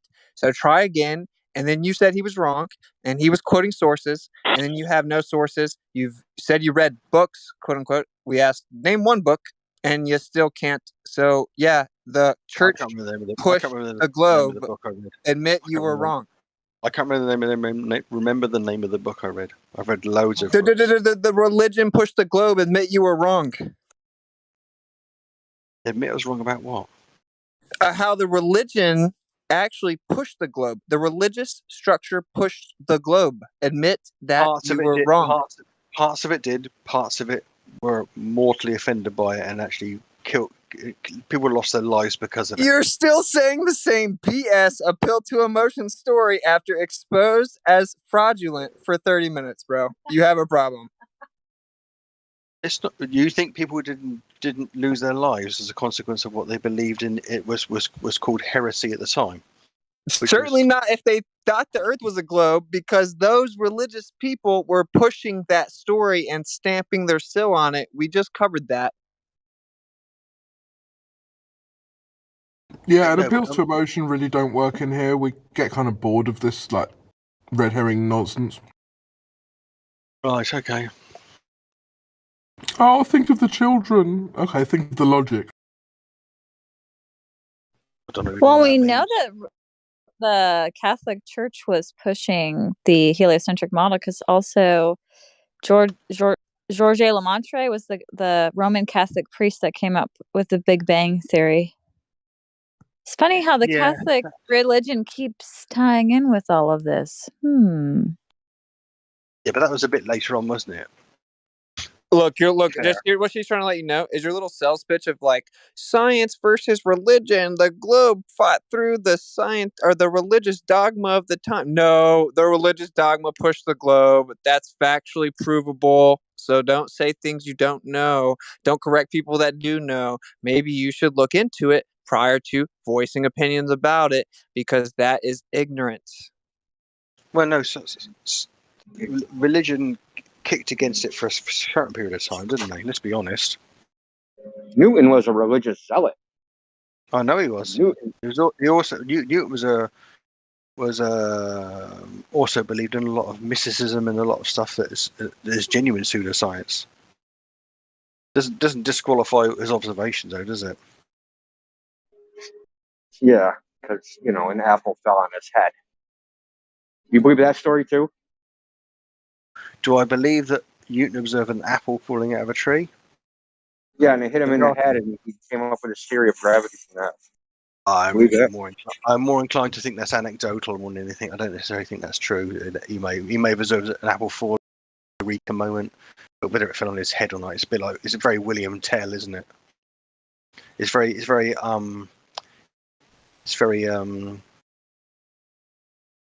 a nice little sweet story. I don't know if it's true. What about when Doc hit his head on the toilet and thought of the flux capacitor? Do you believe in that one? It's pretty much that was 100% true. That's a nice little story. Okay. You know how we know it's true? There's pictures. Of what? We got more. There's actually film of that.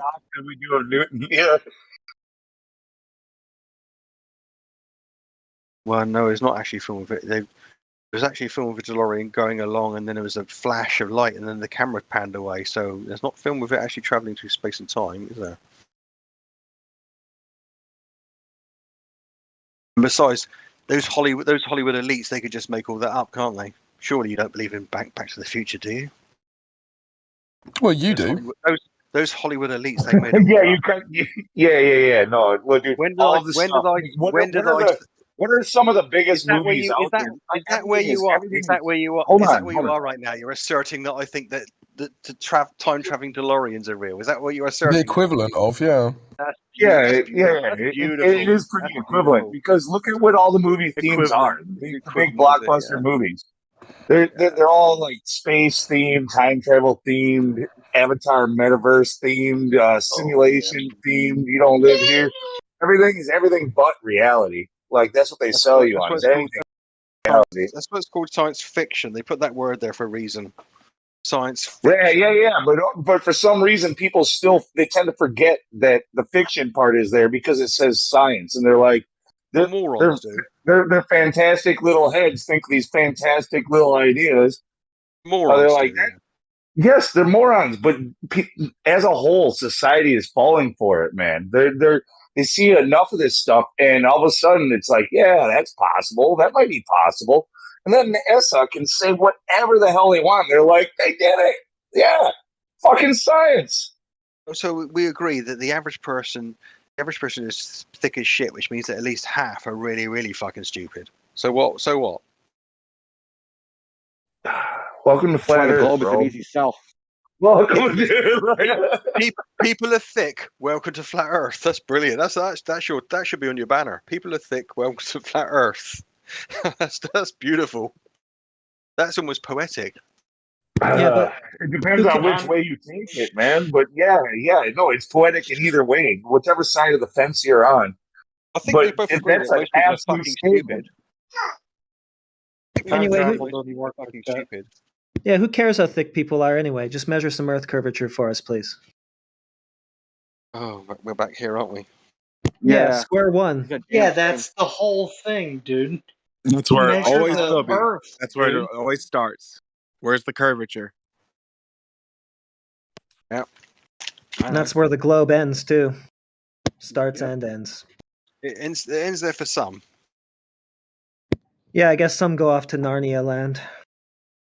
Yeah, for people who don't measure things.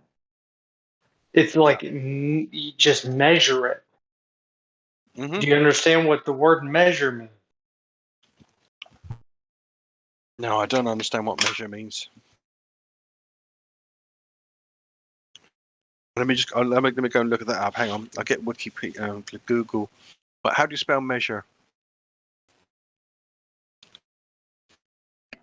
No, it's not about what measuring. Do you know the difference between measurement and calculation? That's the question. Do I know the difference between measurement and calculation? Now this is where I'm starting to fall apart because I don't think I know the difference between a measurement and a calculation. Come on, man. Measurement Come versus. on. But you hold on. You don't believe. You're saying you don't. Come on. You don't even know. You don't. Come on. What? Please. They're Let's asking. try They're intellectually alluding. honest here. Aren't these guys suggesting I don't know the difference? Is that why they're bringing it up? Do you know the difference between a flan and a quiche? I mean, what's the point in asking? If I ask that question, what relevance? You would that have? did say earlier I that do these actually. are measurements of the globe, dude. When me and Orion were talking to No, you you did just say. asked me. Someone just asked me, do you know the difference between a measurement and a calculation? Yeah. What was the fucking point of that? Wow. Can we go on to the next person, please? Yeah. I agree with Jen. Ask them some sensible questions as well. No, Maybe I want to stay with this guy. He's close. Maybe they'll know the difference. He's close. No, we're just tired of you lying, dude. Flat out. You lied maybe the way next too person, much. No, seriously. Maybe the next person will know the difference between a measurement and a calculation. You'll get somewhere with them. Okay, well, for your reference, this is Britannica, whatever. It goes in depth through everything about measurement, if you'd like that for your reference.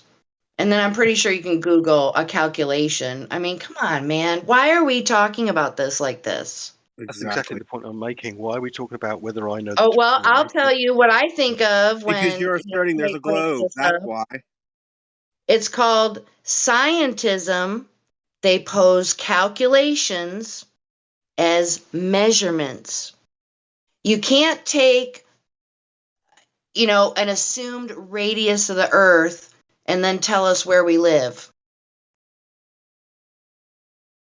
It's an assumed radius. You know what the curve is based off, the calculations. Okay. Do you know how they got the radius? We've been through this for the past hour and a half, haven't we? Okay, then. Well, you obviously don't get it. Why are That's we why. talking about calculations versus measurements and you don't know what they are? Exactly, Jen. I didn't say I didn't know them. Someone here asked me that question about 5 minutes ago, like I didn't know the difference. You don't know the difference between a calculation and a measurement? That's what you're wanting us to believe? No, of course I do. Or are you just wanting to be on the same page as everyone? Is that what you're wanting to do? I'm being sarcastic. Someone asked All me. right, quick pop quiz. Can I measure the distance between me and you? Right now, no, probably not. Probably not, right? Right. I mean, there's a whole ocean between us and a lot of topography. It would be hard to actually come up with an accurate measurement. We would have to calculate that distance, correct? We'd have to know where each of us is to start us, wouldn't we? Really. So that means All right. they would have to spend day and night measuring the circumference and the radius of the Earth. When did they do that? They'd have to spend day and night measuring the entire Earth. Yeah, definitely. I don't really know. I don't really know what that means, but why would they have to spend day and night? What does that mean exactly? Well, because they would have to go all over the Earth to measure, right? What would they have to? Well, sorry, if they're measuring the circumference and the radius, they would have to go all over the Earth to add it all up to 24,901 miles in circumference and 3,959 miles in a radius. They have to spend day and night measuring it.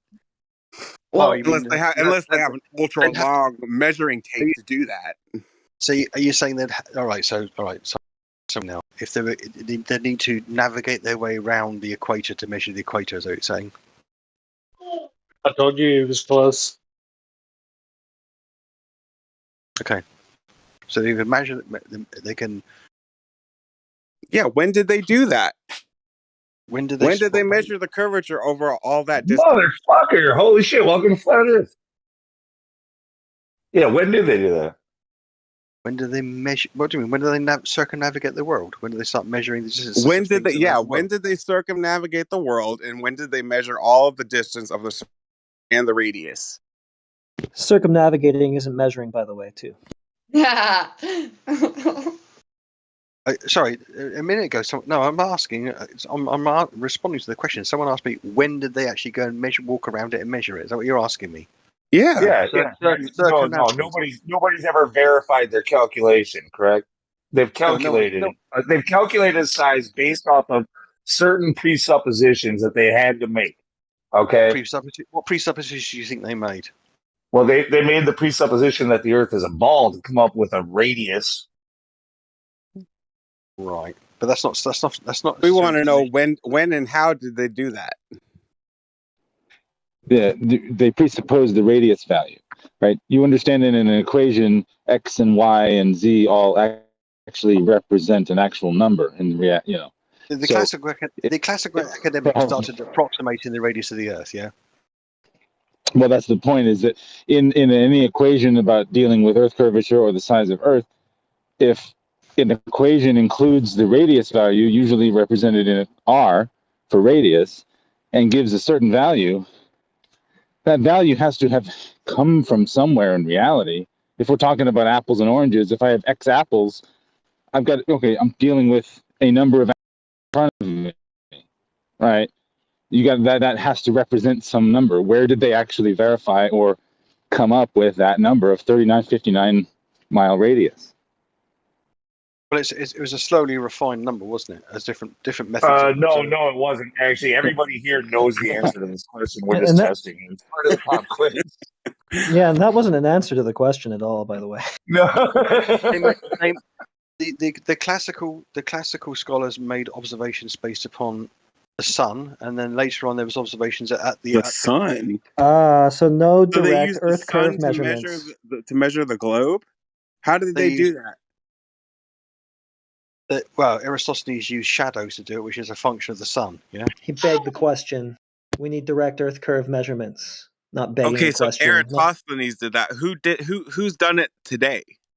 Who's done it in modern day? Who's measured the Earth in modern day with that same Nobody has ever measured the Earth, period, or attempted to measure the whole thing. It's only been calculated based off of presuppositions like Eratosthenes made over 2,000 years ago, or 3,000 years ago, or whatever the fuck it was. And the cherry on top being that Neil deGrasse Tyson says that Eratosthenes doesn't prove anything one way or the other, because you have to presuppose what the sun is and what it's doing and how far away it is in order for Eratosthenes to work. It also works from a different model as well. You have to presume the light rays are reaching the two in a parallel. They're reaching two locations. But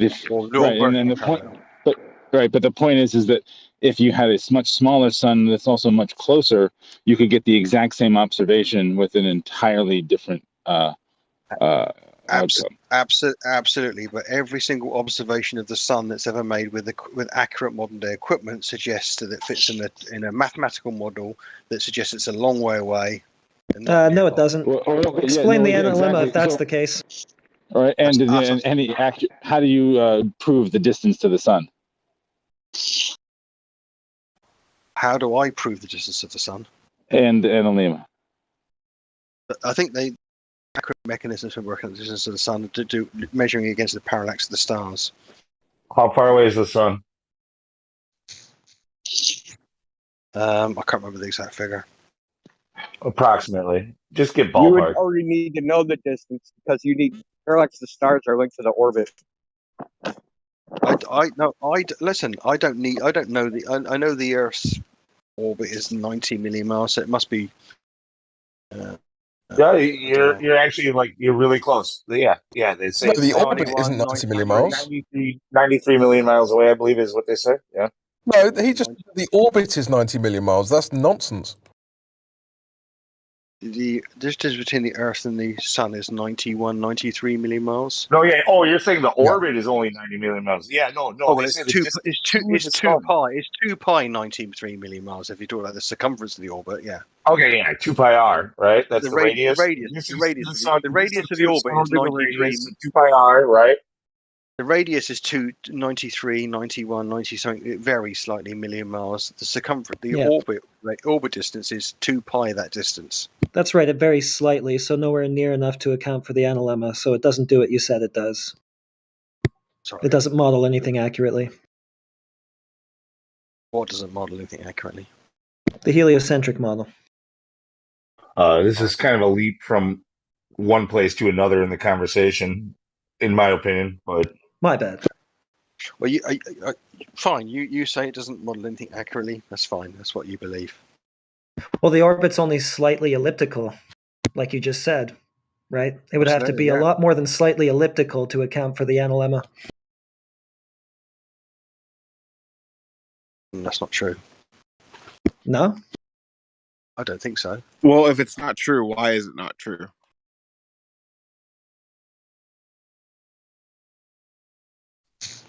Crickets? No answer? So, what aspects of the marginal the marginal elliptical eccentricity would you about then exactly? Well, elaborate on that. The analemma isn't marginal, though. It's not even close to being a perfect figure eight. So it doesn't match with the claimed orbit of the Earth. The analemma's got nothing. The observation of things moving, having a different position on different times in that cyclic motion, has got nothing to do with the actual eccentricity of the orbit. It's got everything to do with the fact that two things are traveling around the same distant object. In an elliptical motion. Well, that's the explain away, but it doesn't work, which is my point. Okay, fine. You say it doesn't work. That's great. So well, you just keep saying that. You could go out on a limb here and ask him why it doesn't work. Why doesn't it work? I'm sure I'll tell you why it doesn't work. Because there's not an elliptical orbit, and if you look at an analemma, parts of it, the sun traverses parts of it in a faster time, as if the Earth was in a larger elliptical orbit than what they say. So it doesn't work because the eccentricity of the Earth's orbit is almost a perfect circle. So the analemma should be symmetrical of a perfect eight, a perfect figure eight with the time, the months of the times, right? Should be evenly dispersed throughout the whole analemma, but they're not.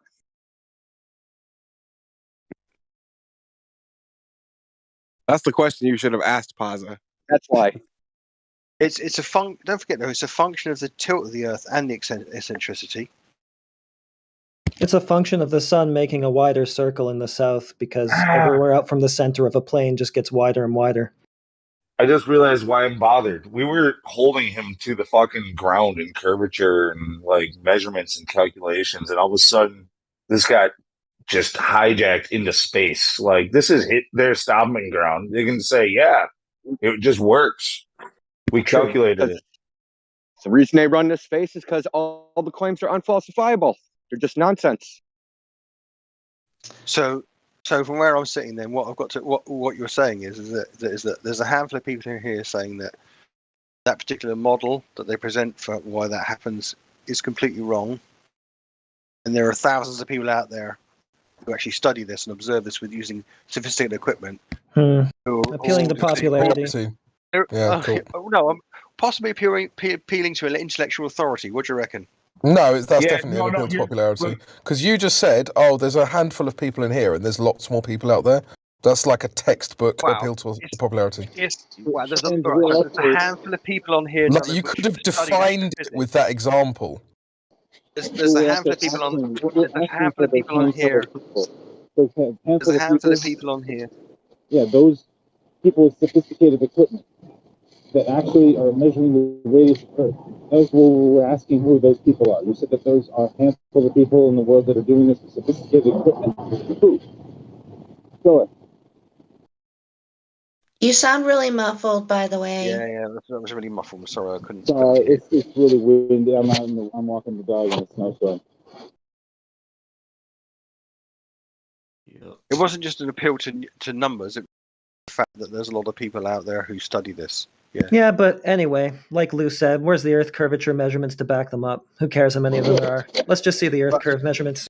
Granted, so I like the way you just dropped one single sentence and we're back to where you were. That's fine. But you understand. I mean, in order to segue back to it, we could soften it a little bit. Like, let's talk about, again, the reason why your calculations are not proof of anything, because you can calculate anything the fuck you want, because you can fudge numbers however the fuck you like in order to make your presupposed hypothesis work. If you have a model to go by, you say, hey, this is what we're imagining in our heads, make the math work. You can reverse that.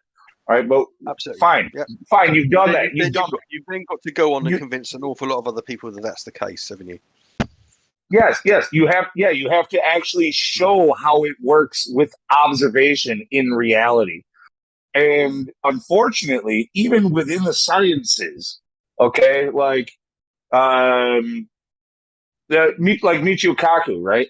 He says that when it comes to matching scientific theory with observation, that we are 1 to the 120,000 off from its largest discrepancy on a particular facet of science. Yeah. No, yeah. From observation to cosmology. Okay, so if you're trying to use cosmology as your no. Stop. Astronomy doesn't cover. When you make loads of observations with a telescope, you're not appealing to some fringe theoretical science that's at the one end of the no. Astronomy doesn't prove anything. All it is just the first part of the scientific method, making an observation. That's all you've done. You've only made the first step of the scientific method. It's not science. It's one of the tools that science needs. Okay, and off the basis of astronomy and 2 millennia of or more of astronomical observations, they proposed a mathematical model where things are where they are, and they can project where they are, and you can come up with things like stellarium as a consequence of it. Yeah. No. I wouldn't even talk about stellarium. You're going to get wrecked if you think stellarium is an actual model. And Edwin Hubble, Einstein, and numerous other astrophysicists would tell you that there is no earthly terrain observable phenomena ever that could be done that would ever differentiate between a geocentric stationary Earth model and a heliocentric model. It literally doesn't exist. It's nothing more than a philosophical coordinate decision. Well, all right. I'm not going to argue with that. I don't know who said that, and I don't know why they said that. All your heroes said that. Who said that? All the top astrophysicists from your side that know anything about what you think is real, they admit and know, because it's just factual, that there's no observable phenomena from the Earth that could ever be done that would differentiate and or prove that the Earth was in fact in a heliocentric model as opposed to geocentric and stationary. It doesn't exist.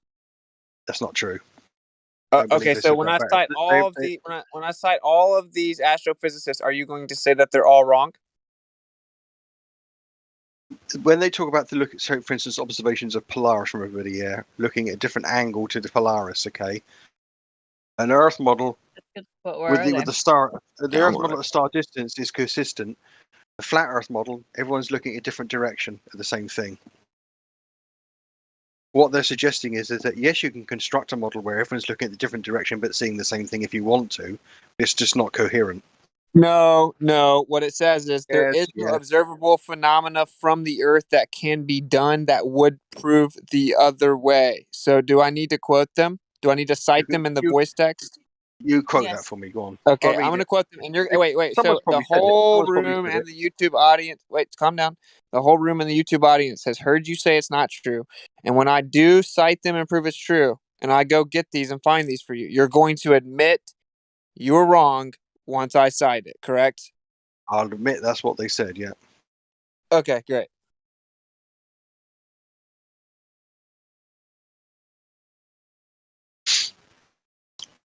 I'm excited to see that.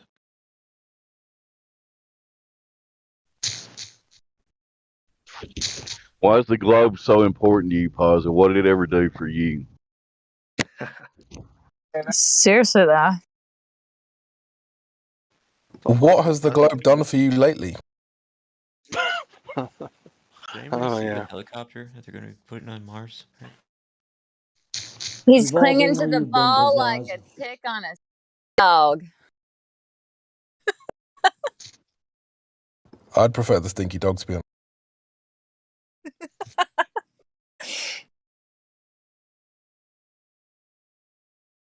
Good job keeping it cool in here, though, tonight, guys. I like these nights. Well, I don't get abusive. That's one thing. Sometimes we do, though. I can call you a prawn sandwich. So you like that? You sausage roll. Ooh, that's cheeky. You got to remember, we've all tried to prove this wrong, Pizzazz. All of us. All of us. Thousands of us. Oh, people who've been brainwashed. Millions. It's very frustrating, stressful.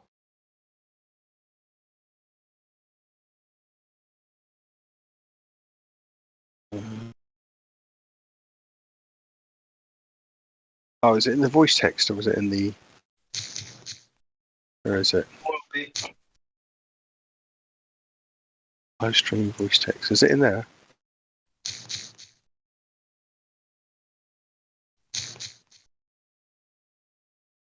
Okay, here's one. Just the first one. This is going to get really bad for you, by the way. Heads up. There is no denying that from the large anisotropes, who cares, present in the radio sky, independently seen both in discrete source distribution and in the diffuse cosmic microwave background radiation, the Copernican principles seem to be in jeopardy. This is from 2013. Wait, dude, calm down. Do you agree this dude is an astrophysicist, right? He is... He's one of these guys you were appealing to a second ago. Who are we talking about? Is it Ashok K. Singhal? Yeah. He's an astrophysicist. India cosmology and extragalactic astrophysics. Or does this guy not count because he? Do you understand what he's saying? His paper is titled "Is there a violation of Copernican principle in radio sky?" Yeah, because of the cosmic microwave background radiation. So, what conclusion does he draw? Well, clearly right here, he tells you the conclusion. If you can read and comprehend things, it says the Copernican principle seems to be in jeopardy. I've got no idea whether that's in his introduction or whether it's in his conclusion. So let me go and read that particular paper. Is that a good idea? Okay, we'll get you some more quotes. Let me just. I'll hook you up. While you're doing that, I'll go and read that one. Shall I? Perfect. Yeah. We'll start. All these will be cited. All these will be cited. Well, this could be slow. Why don't? What if you allowed him to do his dissertation and he gave you all the links at the end, or you could give him maybe drop them all at once and then go through them. Question for the room: what the fuck is extragalactic astrophysics?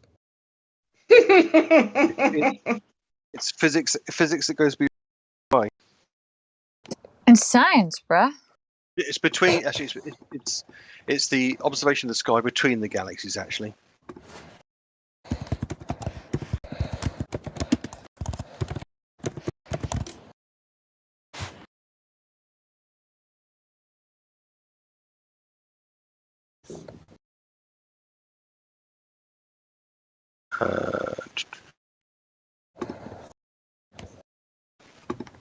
Did you say it was inside or outside the Milky Way? Extragalactical means between the galaxies, like extraterrestrial. I think that's what it means. It means we're in the Milky Way by their model, so extragalactical means outside the Milky Way. Right. I think it means observations of space between galaxies, but it could mean other galaxies. I'm not sure. Can't remember. In the same way, We're getting more quotes. We're getting more quotes.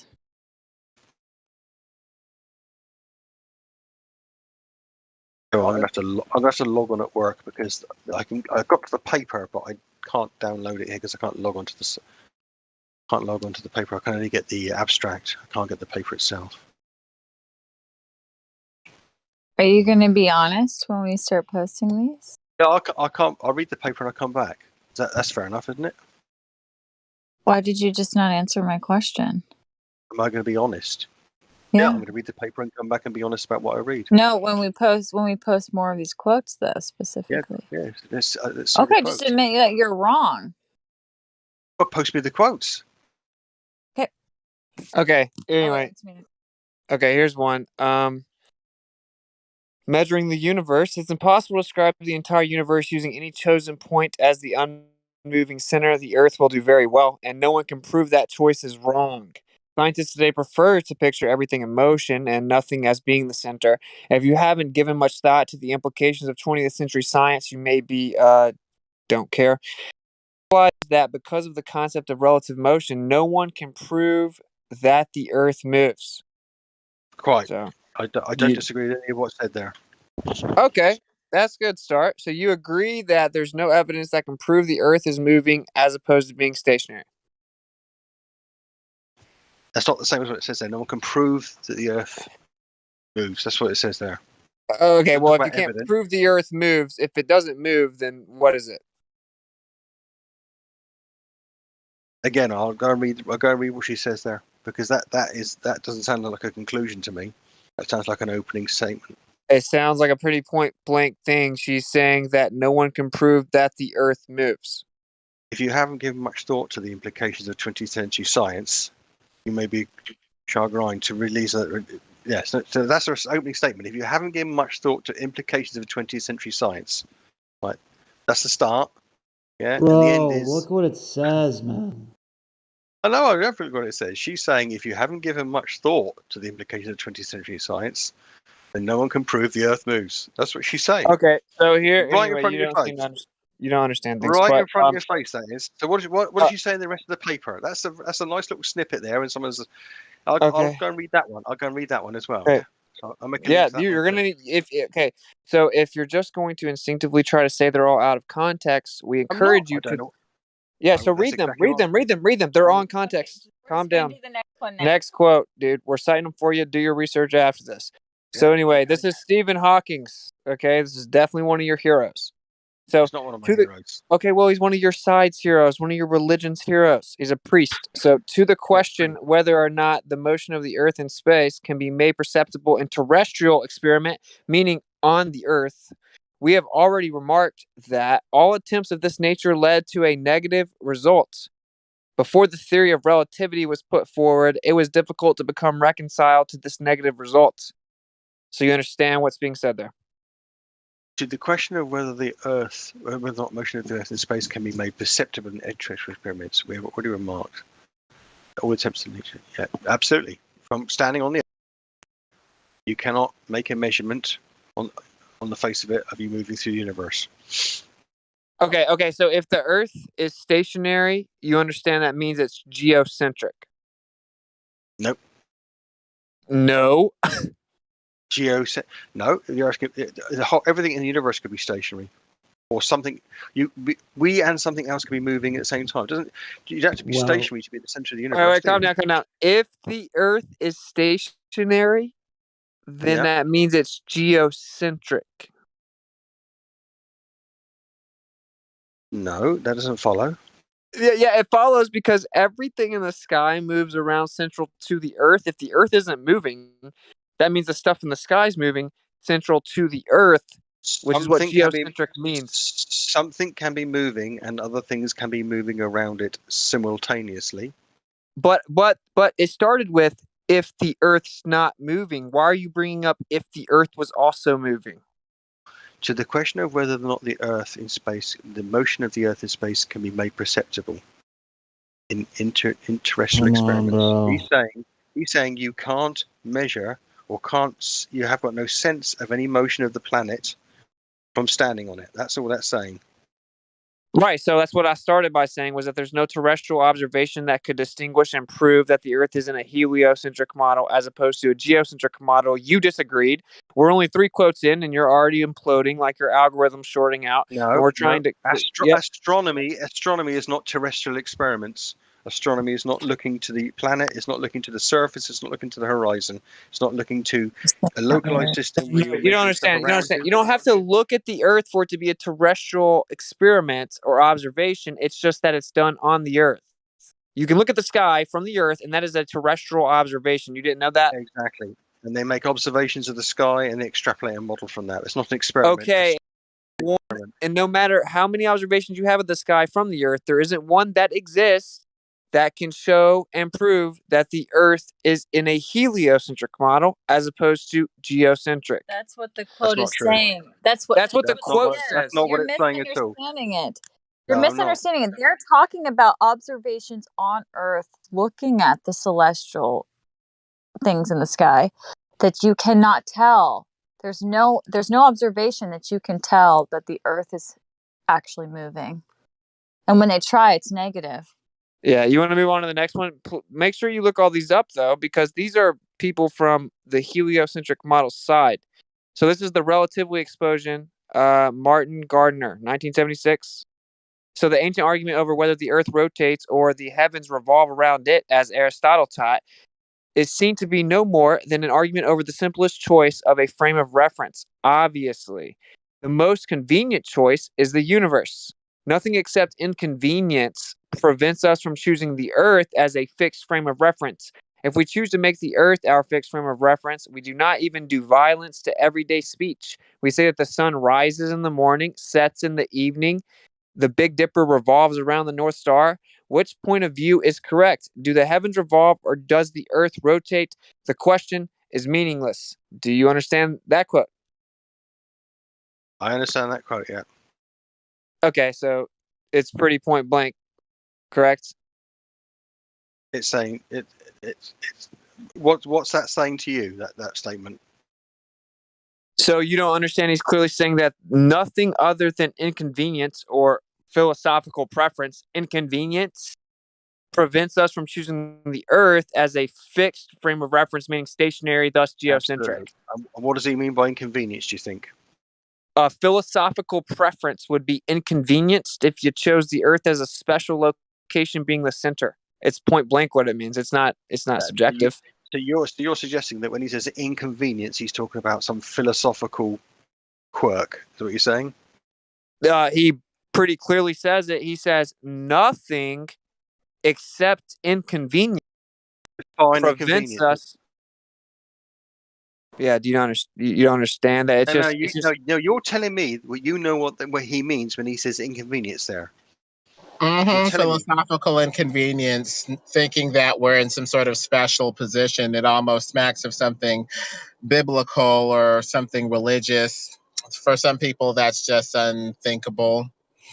Of course. All right. All right. If you want me to, then I shall take as read that when you see the word inconvenience there, it means philosophical inconvenience.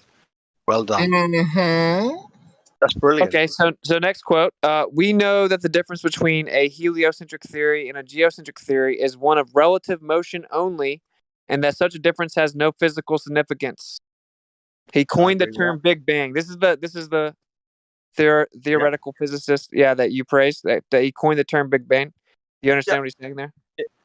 Whether or not the Earth is flat or it's curved, it has no physical significance to me on a day-to-day basis. I'll agree with that. Whoa, seems like you're imploding. So what we're talking about right now is could the Earth be geo? Wait, calm down.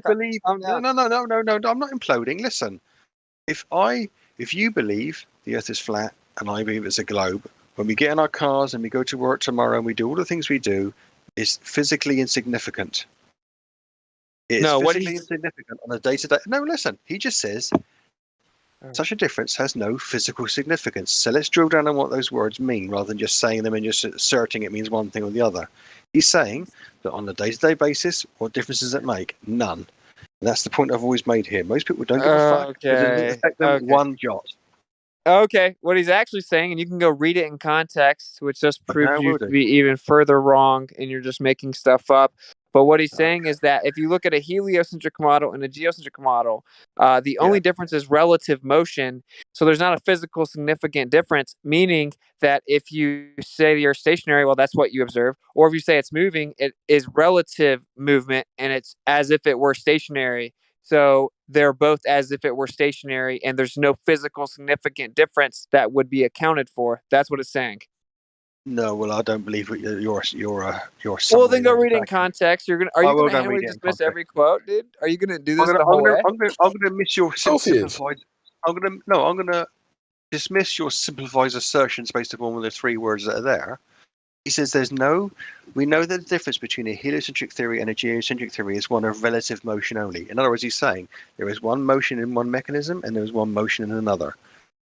They're both in both contexts, they're relative, but the difference between them is significant, but it's not to say that in both models no motion for us is taking place.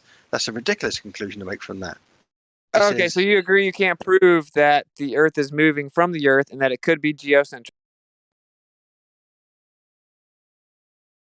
I can't, standing where I am and looking out into the world, I can't sense a motion. Yeah. So you're asking me? Okay, so the Earth could be stationary and geocentric. From observations I make physically standing out in the middle of nowhere, I can't draw a conclusion one way or the other. Yeah, it doesn't have to be in the middle of nowhere. It can be literally anywhere that exists. It feels motionless, yes. Oh, that's not the point. The point is that you can't prove that it's not motionless. So, according to Einstein, the argument over whether the Earth turns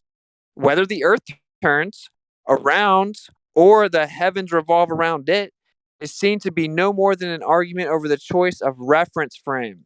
There is no frame of reference from which an observer would not see the effects of the flattening of the poles. Thus, in frame number 1, the Earth turns around while the sky is at rest. The centrifugal force is a consequence of the Earth's motion, uniform acceleration relative to the heavens. This causes the flattening in the latter frame number 2. The sky rotates and the Earth stands still. The centrifugal force should be understood as being an effect of the rotating heavens, which is generating a gravitational field. That's also known as pseudoscience, that causes the flattening of the poles. The two explanations are equivalent, as there is equivalence between inertial and gravitational mass. So within your own pseudoscience, it's objective that a geocentric Earth and a heliocentric Earth are identical, other than a choice of reference frames. This is Einstein's ether, a rotational motion of the Earth, Astrophysicist Department of Philosophy. So same thing, Astrophysics Philosophy from 2001. Do you agree or disagree with this subject field expert? I wholeheartedly disagree with everything in that statement. Wow. Okay, so what we've learned is all the people that do this for a living and are qualified that you were appealing to via ambiguity earlier, as we start to pull out specific ones that fit that very description, you disagree with all of them, but your main argument was that we should blindly trust all of them earlier. And as I say, I disagree with all of them. Well, every quote that I'm going to put, you're going to say, you threw Stephen Hawking's under the bus, bro. How do I throw Stephen Hawking under the bus? Well, because you don't understand the context proves that what you were saying he's saying isn't what he's saying, and what I said is exactly what he's saying, and so you threw him under the bus. Go back to the Stephen Hawking's quote. Go on. I suggest you go back to the Stephen Hawking's quote. How about you write down all the quotes and you can. I'm reading other quotes. Well, read the Stephen Hawking ones again. I haven't asserted that any of these aren't true. I've asserted that your reading of them is incorrect. I don't know why I don't know why you're sitting in this place thinking that you're like having some intellectual high ground. You've brought nothing. No. You provide. Have you brought one source or citation or anything this whole time that you've been here? Have you brought any of the abundance of evidence that you supposedly have? 0 for 0. Why is that? Why do you just sit? Why do we even let somebody come in here talking like they have intellectual high ground, and they bring nothing. They don't bring one quote. They don't bring any evidence at all. They just get to sit here and say poo poo in that accent. Well, it's It's so actually laughable and it right there. pathetic. You It's just not nailed even it. funny. Dude, when a Brit comes in, they can sound like they know what they're talking about without knowing shit. I don't know why it is Exactly. that they have this ability, but Exactly. they You should do. go sell some lotion at the mall and convince everybody else that's dumb that you're smart. We can see through it here. Give us some substance. Give us more than just, insinuation and, implied, whatever. Give us some sort of substance. Do you have any sort of fact or anything to back what you're saying? What do you mean by Can you? facts? I've came in here to make a request. I haven't seen Yeah, you. facts. What are those? I haven't What seen do any you mean by facts. facts? Well, Seriously. what facts Can have you Are you you guys given me in the put serious? last on the half? What camera in the facts have you next given me few in the last days half hour? What facts have so I you could given me do in a the No, but last hold half on. hour? You're Well, just you were questioning saying what a that our fact is. interpretation of what we were talking about with the scientists appearing to say that, geocentrism is philosophically untenable on a philosophical basis was wrong. What backs up your implied counter contention that we're interpreting it wrong? What goes with whatever interpretation you're talking about exactly? Yeah, but you do understand, that all of these people, right, don't think the Earth is flat. These are all opening ambits, or these are all introductory discourses. None of these people believe the Earth is Come flat. on, You don't buddy. seem to understand the part of the conversation wasn't about if the Earth is flat, but whether or not it could be stationary and geocentric, and that your own side's own experts, basically your priests because you're a religious zealot, say that it could be geocentric, and there's no way to prove otherwise with no observation, and it's nothing more than a philosophical difference. So stop changing the subject. We're talking about how the Earth could be geocentric. Thank you. Well, the thing is, the ball is supposed to be moving through space and heliocentric in that it's moving. If part of the pillars of heliocentrism are faulty in that it's not moving at all, or there's no real evidence one way or another, then geocentrism, and by possible linkage and extension, flat geocentrism could be a viable option. It's like, how did they even know? So if all of these astrophysicists are saying that there's no celestial observation from Earth that you can make that will confirm if the Earth is moving or not, then how did these people of the past even establish the movement to begin with? They probably assumed it was motionless. Most of their models have flat land covered by some sort of hemispheric dome covering, in some cases on pillar or some sort of structural support, which would theoretically preclude any sort of movement unless it gets unattached and starts moving freely through space. So the preconditions aren't there based off of their cosmology for any movement to be there at all. The Greeks came with a Johnny-come-lately model where it's some sort of ball rocketing randomly through space or something to that effect. We already got the Glober to admit that there's nothing that you can observe in the sky here on Earth that proves that the Earth is moving. So how did Galileo know nothing around the sun? How did he know that we were moving? That's the point. That's the point. Yeah. From the Copernican revolution right through to the full maturity of the heliocentric model. In the heliocentric model, when they first proposed it, the sun was the center of everything, and it was not moving. I think it was geocentric at first.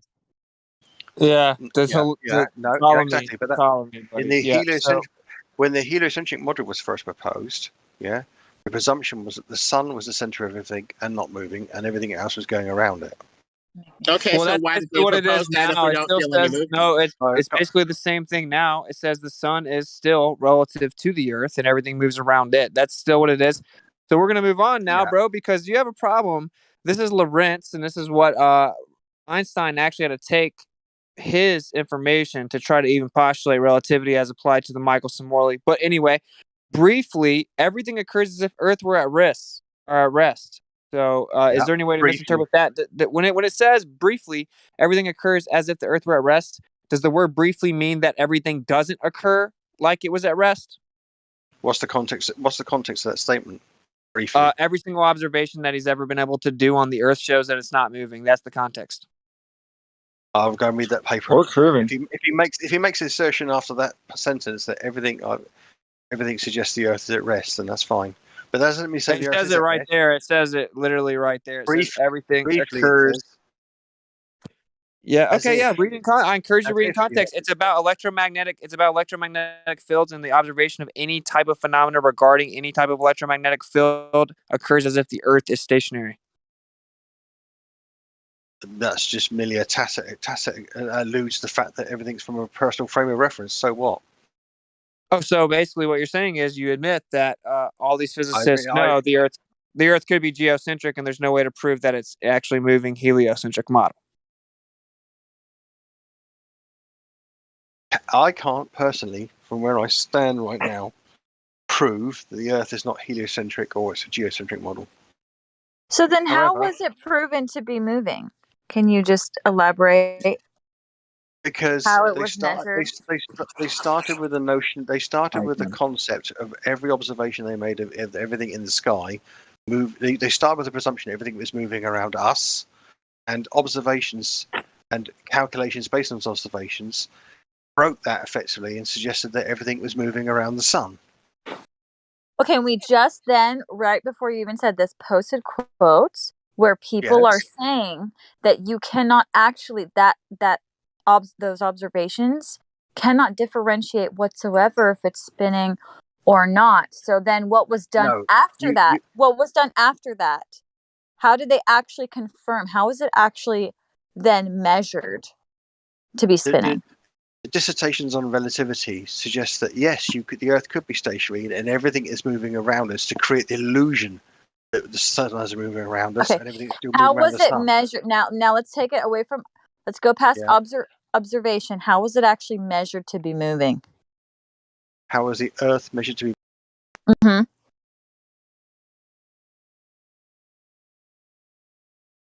How is it? Sorry. It's silent. If I thought if that you're was in, a if you're really, in, really simple question. if you're in a heliocentric model, based upon our understanding of orbits, then we wouldn't be stationary because we're moving around the sun. Again, how was it measured? Because they say it's about 1,000 miles per hour at the equator. So how was it measured to get that number? But they measured that they worked out the radius of the Earth's orbit first. Oh, we're back there. She didn't ask about calculation. She asked about measurement. Yep. They measured. I think that some of the principal mechanisms involved in observing the sun and the parallax of the stars against observations. Remember we talked about that. Not observing, measuring. So they made a calculation based on the radius that you have said many times you have no idea how they measured. Right. Yeah. So what? I don't know the. I don't know the radius. I don't know the radius. It doesn't say they didn't know the radius. No, the Earth has a 25,000 mile, 40,000 kilometer circumference. Well, if it is heliocentric, which it's not. I currently have a laser in front of me right now, and I want to make a request to turn on cameras for the live stream so I could do a live laser test. Over 19 clicks, which should almost have over 100 feet of curvature. You'll have to take some screenshots. He's been telling. Oh, sorry, CB. I'll give you the satellite coordinations, the GPS, the curvature calculator, everything. I have the laser in front of me right now. It's legit $30 off Amazon. I'm ready. Whoa! I'm skeptical about your $30 Chinese laser. Don't go fucking advertising this Chinese laser. Fucking poop out. Can I just say, is your laser yellow? It's green. I want as many people to do it's this not laser Chinese. test as possible, so I encourage people to buy it. I'm not advertising it, but I do encourage as many people to buy this specific laser and, do the test themselves.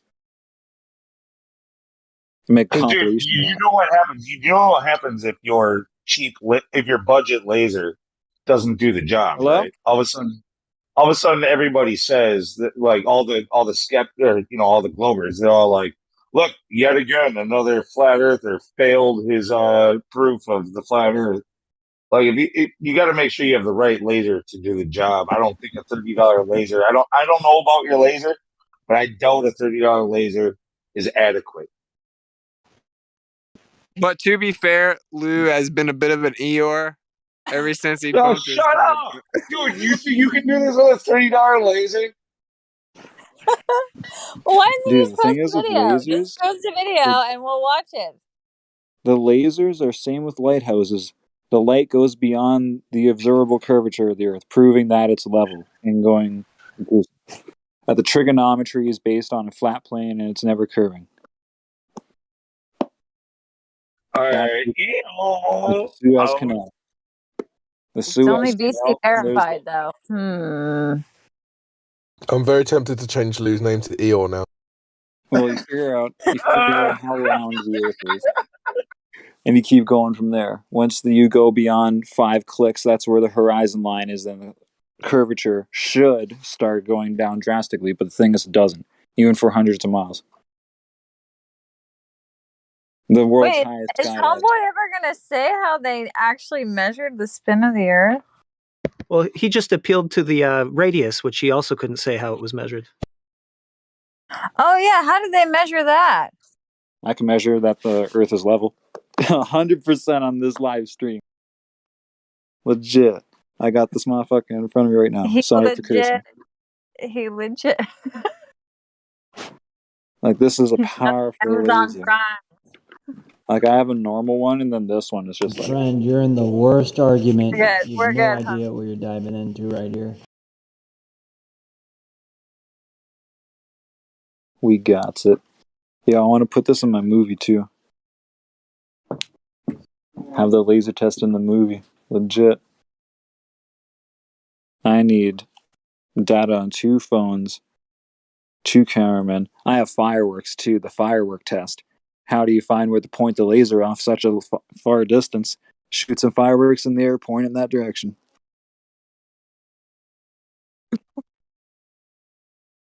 So, 2 fireworks across 19 clicks. Straight line, level, laser, bam. Over 100 feet of curvature, that's not there. Well, it's about to be 100 feet. 92.87. Wow, bro. Is this your first time ever doing this? It will be my first laser test over this big of a distance. Do the train track test. If you look up Brian Mullins' Force the Line, which Eric Dubé reposted on his YouTube channel, you need a flat or like a solid object to go. Like, he said 2 miles, and there should be 32 inches of curvature drop at that distance. I'm going 7 and 10 kilometers, so there should be fucking 12 and 25 feet of curvature. What it will not be there, and it will be directly above the train track. And that'll be a solid object that is not curving with the curvature of the Earth. And then you just keep going farther. 19 clicks. Yeah, no, look, bro. Instead of relying on your $30 fucking Amazon fucking laser, freaking do it. Do the mirror flash, like Indio just said. Way better. Way better. Work on the mirror flash, man. You haven't gotten to the best part. There is a mirror involved with the test. It's at the other side of the lake at 19 clicks. I'll have the Oh, laser you're trying to tripod, super so it'll complicate reflect this with off your of it. cheap laser. Oh, Hey, dude. Eeyore, I couldn't hear him, bro. Shut up. I love the way he's thinking. It's great ideas, but like, Just you hate everything about it. Oh, it's so pretty outside. Oh, there's a cloud though. There are clouds. I heard I'm using a $30 laser. I'm like, none of this is going to succeed. Period. $30 laser. All right, man. Not going You to work. just show up and That's there was all a you little need. bumped head, man. Stop being so negative. Let's None hear of it. this. Let's hear They it won't first. succeed, but a $30 laser is all you need. I'm just happy that my cheeky comments slipped past everyone. Post the Amazon link in the I got you. chat. And I'm Amazon guru, so I'll confirm if it's fake or not. It's a good one. I wish I could The post the reviews video. will It's in tell front of my all, eyes right now. okay? Like, it's a solid laser. You can see the beam across the air in the daytime. Just post It's a powerful the link in laser. the chat. It's not strong. Okay. It's not strong enough to where you have to wear glasses because of safety measures and stuff. It's under there, which is good. We just need the laser link. I got you. I got an entire category for it, along with a flat Earth T-shirt. Did you just join the live stream? Yeah, I joined probably like within the past 10 minutes. I've been here before. How long have you been a flat earther? Since July. But it was actually, that's when I learned about it. But it was like a good month or two after till I was like, oh shit, it's actually flat. Sorry for cursing. What are your best proofs? Best 3. All right, I met the number one political activist in all of Canada, and his name is Dean Clifford. And basically, when he graduated, he went and got a university degree in geometry, started his own construction company, founded 5 other companies past that, and then bought the damn campsite in BC where we were chilling on vacation. I met this guy. We were talking to him like for hours and shit, and he's like, "Holy." Like, we're thinking this guy's a pretty smart dude. Like, he's like talking about all his like construction projects, his accomplishments, and he's like a law educator. He wants to educate everybody on law. And then he's like, I've personally measured the earth, and there is no way, like 100%, like it is impossible that it is round.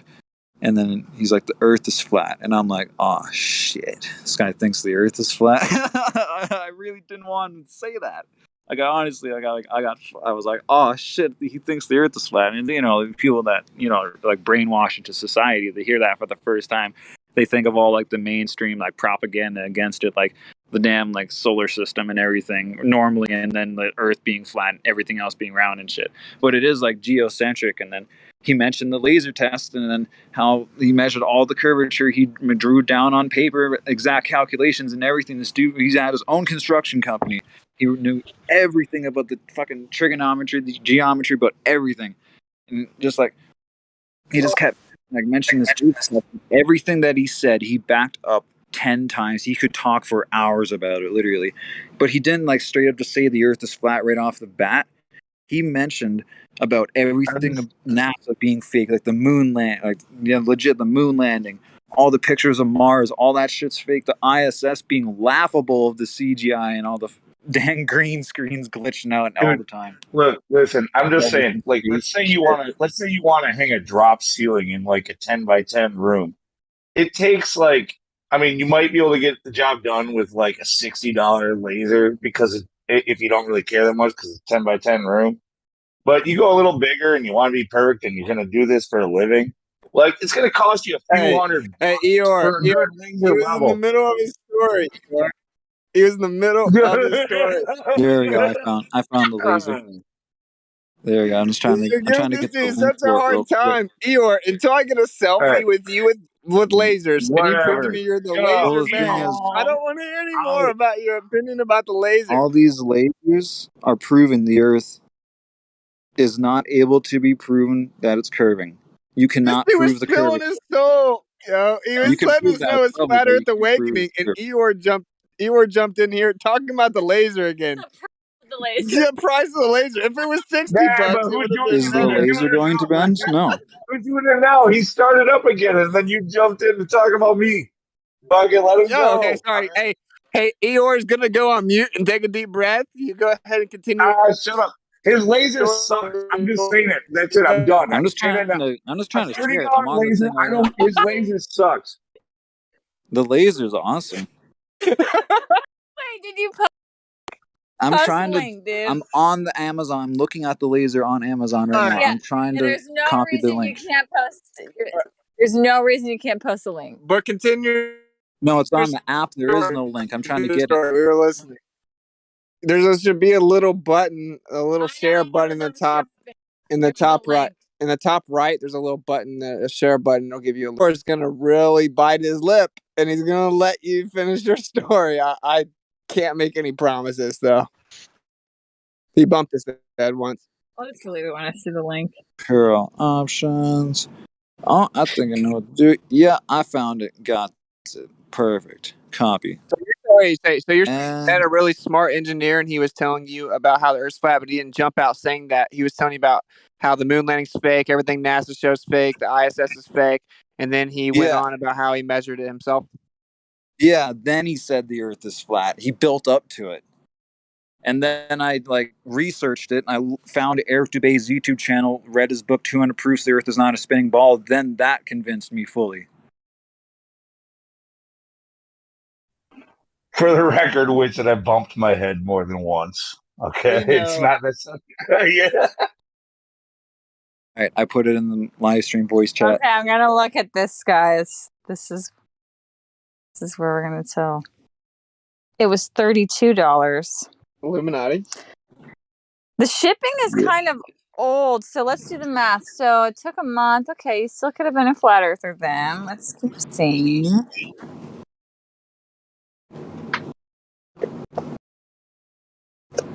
How long are you shooting this? How far?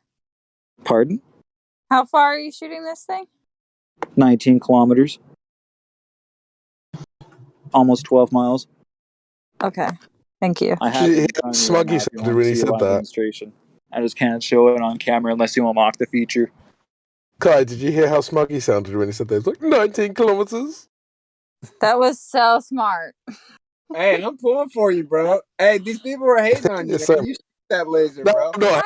Come on, man. I'm not doing I any can't of. decide if he's genuine or not. Like, I No, feel like yeah, he he's was, like, and I feel like That's why I wanted to hear his story, and then Eeyore jumps in. The best hey, way to know if shut someone's up, being look. real or not is you just hear their story, and you can All tell if right. they're being No, genuine, right? I'm listening to his story. He is genuine. He really wants to do this test. But I don't want him to like decide if it was a failure based off his $30 fucking laser. You know what I mean? Well, you go buy a laser. Go to the Amazon link, Lou, and let's decide real. Yeah, It it's in says- live stream voice text right now. It's got good reviews. All I see is 5 stars. Kareem said this laser is awesome. I love it. Oh wait, no. It's settled. It's great for $30. I'm sure it's really good for $30. It's Amazon. It is. I can see the beam at daytime. Dude. How many lasers do you have, Eeyore? If I could send a picture of it, I would. But it's Did you leave need a unlock review on the thing? I see someone in Canada on November 18, 2021 said, good quality laser. Shines bright and very solidly built. It is. It's like a military flashlight. So you sure It it's comes going in to be like able an to army shoot case 12 too. miles? All right, Eeyore, your turn. What's your rebuttal?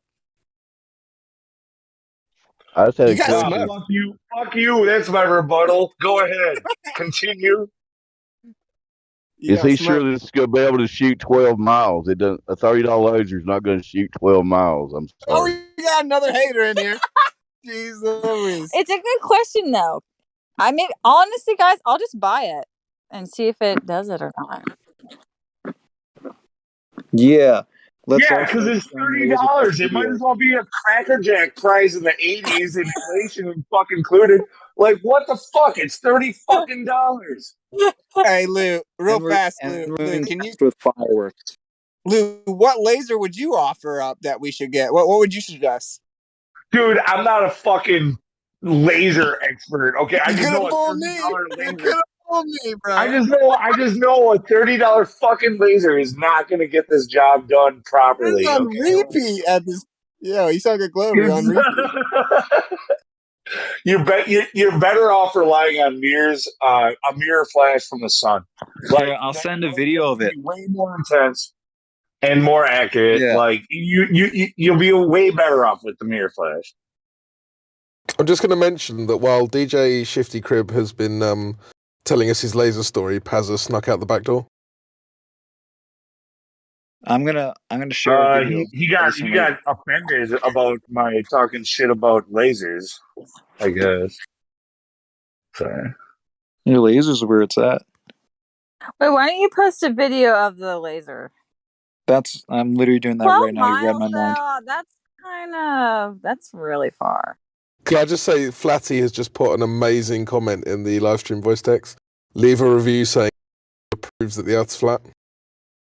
Oh, do it. Like, actually put the review on prove Amazon. that you bought it and leave a review. Yeah, it's a good review. Prove the Earth is flat with the laser. Flat Earth. Dude, you already bought your $30 laser. Fucking put that comment in there, regardless of what you find. Just do it anyway. Only if you bought it, you can put a comment. So prove it that you bought it. Putting that. Sorry. It's going to her. Here, check Honestly, that. Actually, depending on your test. Oh, fucking hell. Yeah. Sorry, honestly, you're putting that comment on Amazon is worth $30. Like, even if the laser doesn't work. Right. Yes. I agree. You can't review if you We were just trying to think of All right. something negative to say. Give him a second. So do your test. If it proves the Earth is flat, obviously you know what review to put in there. If it does not, then say this laser sucks. Doesn't even have the intensity to shoot across a whatever lake Giant straight line.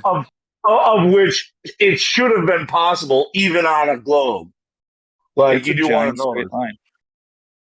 It's rather going to be almost 100 feet in the air or right above the water. The That's laser, the laser itself, the beam will open up after so many miles, so we get really fat. That's the problem. So you want to do it. You want to reduce the amount of refraction by doing it in a cold temperature and a dry atmosphere, if possible. That's perfect because it's winter here right now. It's in Canada, and they can't see it's a mirage because that only happens in hot climates. It's always winter in Canada. 19 kilometers. That's the distance from my town to another one. Like, that is a massive straight line. And it's either curving or it's not. Water always finds and maintains its level. Most of the world is water. And there is many different places to do this laser test. The longest bridge in the world. What a test that'd be. Even though it's easily depicted like there's no visible curvature on the longest bridge in the world, even though there should be over 300 feet of curvature. But it ain't there.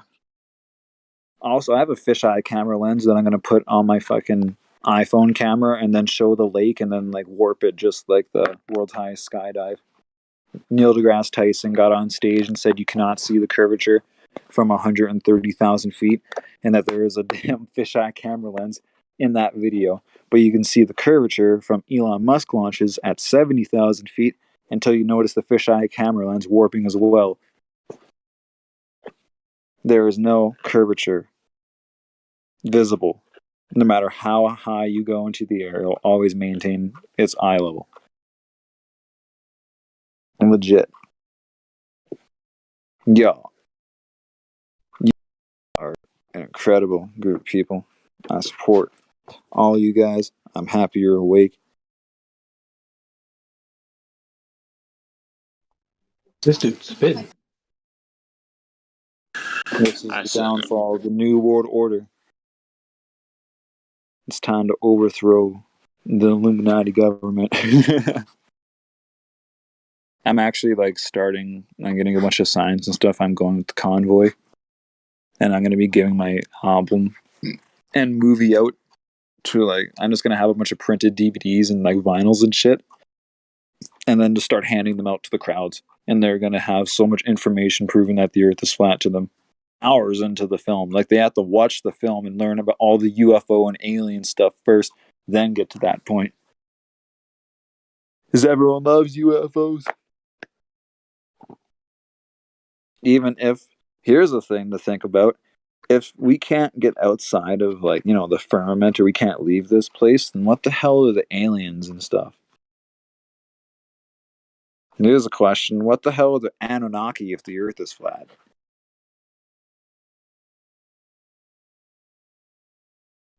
Good question. We were just talking about this last night.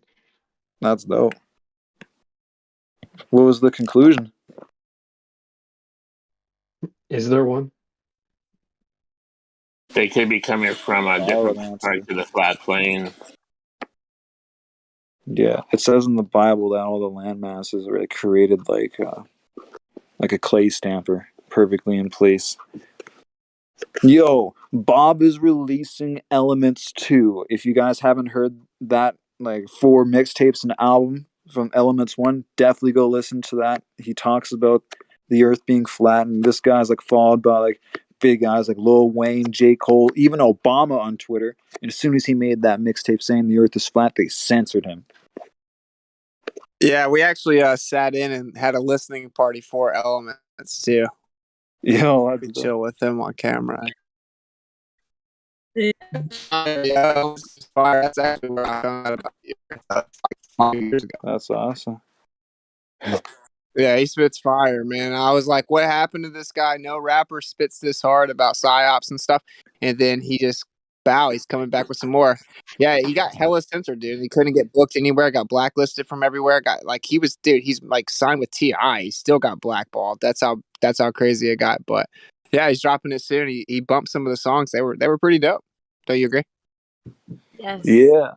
I heard him, yeah. His phone number's on his Twitter. Yeah, My he's favorite super open song now, was man. "It's Fucking Science," He's so bro. censored, dude. You can reach. You can get on his Patreon. You can talk to him. So in a way, it's cool that he got censored. I guess, right? It kind of legit makes people get more grounded. Yes. Let's just like compile a bunch of people like this. I want to make a bunch of songs. Like if I get one with him, that would be dope. Like ODD TV, like that's a fucking legendary one. Sunny Pioneal, like that. The Awake, the Awake. Chris Webby, that's the legendary one. They're all talking about like the pandemic and COVID and all this shit. The Earth being flat. Tom McDonald, he calls a lot of stuff out. Tom McDonald said the Earth was flat. Everything would be different. Everything would change. I'm pretty Yeah, sure Tom I'll salute McDonald's him. I'll controlled up. salute him. Yeah, I'll salute him when he does it. That's what I'm saying. I would love to see him do it.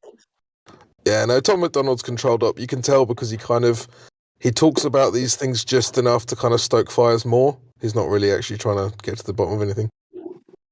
Yeah, like if you listen to Chris Webby's song Raw Thoughts 5, he's talking about like the vaccine, how they're poisoning us, and he's like, somebody had to come and rock the boat and say shit that even Tom McDonald won't. And ODD takes that up like 10 notches legit when he talks about like the Illuminati and like them being like, child trafficking and shit. Like he calls everything out. Legit. You've always got to have a guy in. Live stream, legit. Tom McDonald is like the Joe Rogan of rappers. Like he talks about the approved conspiracy theories that you're allowed to talk about, but he doesn't actually talk about anything real. Yeah. He says, like, Tom McDonald said it in Brainwash, and he's like, the only thing about NASA is duct tape on their mouths, and he's like, don't speak, and then changes the topic. Very short line about NASA, and just says duct tape over the mouths and don't talk about them. And the fucking Freemasons talk to damn Eric Dubé or get in contact with him and literally tell him directly that the only thing that they're really concerned with him talking about is the moon landing. I think you guys are pretty much right about him. However, if you are trying to reach more and more of an audience, get more likes, get more subs and all that shit, get more popular, then yeah, you can't go too in depth. You just have to graze on things to catch somebody's attention. Like, oh, did you hear that? Like that. I think it's supposed to be kind of popular, popular conspiracy theory is how he's trying to gain in this community.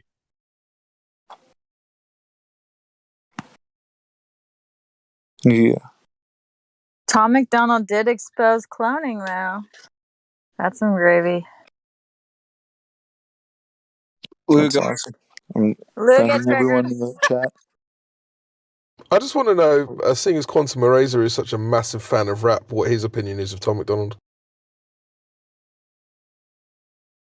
They're trying to censor this shit. Oh, is he here now? Where's Quantum? Is he here? Yeah, Q, here. He accidentally answered a Skype one time, and he was actually rapping every word of Tom McDonald's entire album. Oh, wow. Sick, man. He gets very animated. It's very fun. Yeah. White Boy, that's his favorite song, the new one that's talking about the white boys. We've been known to fight boys. Yeah. Yo, okay. Here's some like real deep flat earth talk. What do y'all think is at the center of the earth, and are you guys doing the blood over intent thing? Why would there be a center on it? What would be the center of the flat earth? A tree stump. That with a giant Mount tree Meru. stump that's thick. Yeah, but the I'm magnetic guessing. mountain. Don't kill me. I hear a That's lot my of like we can climb the mountain and ascend into our fifth dimensional light bodies. I hear a lot of going into the Holy Grail and going into like all right, so there's the magnetic mountain at the North Pole. Is that what we're all set on? Like we've agreed on this now? I don't know. Are you gonna get triggered? Yeah, I am. Yeah, First, Lou, yeah. let me ask you. If you say it's decided, yeah, I will. Because here we are telling everybody about like beliefs and beliefs and knowledge and proof and all this stuff.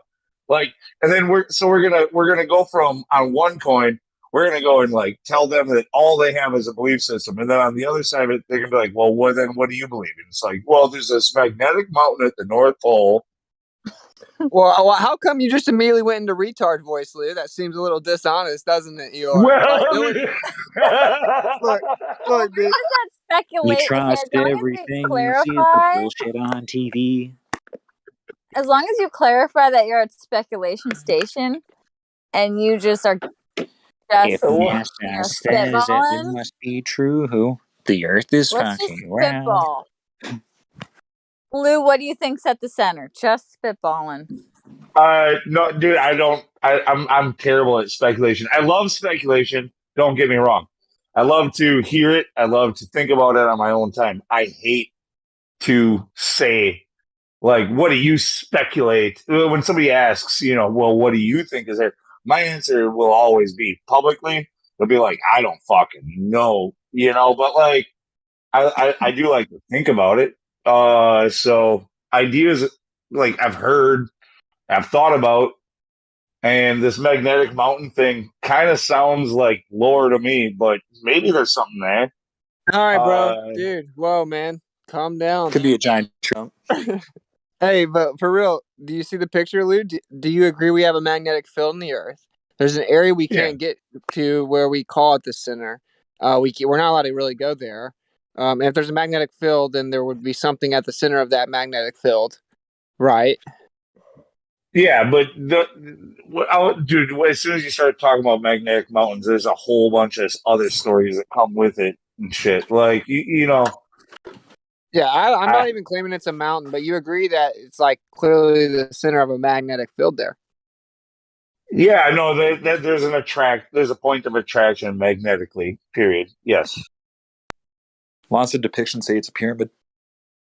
But it's not at what the glowers call the geographic North Pole, and it wanders and shit. Like what they call magnetic north moves every year, like many miles lately. Yeah, because there's a movement within the field. Like that's what should happen. So, and then whenever you go south, you're getting further away from the center. That's why you're following the magnetic declination lines, like that picture I posted. And so it doesn't take you straight to the north; it actually loops you around. And the further you get to the outside or the south, a mountain at the north, a mountain at the north would be like a geometric or location or a geographical location, right? That wouldn't wander. well, okay, why your compass. that's wrong though. Lou, if it's a magnetic field though, it would effectively be levitating. There wouldn't be actual ground there that it sits on. It would be the center of a magnetic field. So it actually would not be stationed and founded on ground. So the center wouldn't be like solid ground. Well, it'd be a portal. True. Yeah. No. But this all of that stuff sort of fits with this idea of like a ball, though. In my imagination. No, it doesn't. How do you have an inertial flat plane through a magnetic field on a ball? It just, when you get to the very center, it would be the dielectricity, or the black part in this picture. It would be the center. So I mean, effectively like a portal, but it doesn't work on a ball. Of course it doesn't. You don't have an inertial plane on a ball where you can live. The reason, that's the only place you can live. You can't live in the center. You couldn't sustain life. The center of a magnetic field. What if it's a giant pyramid generating the Earth's electromagnetic field? That's basically what it would be. And you relocate it like daily to like another place just down the road, or what? It's an ether generator, and like the buildings before the Great Flood are ether receivers. The giant and the reason that they build pyramids, they build pyramids because they know it's the most efficient way to harness that magnetic energy.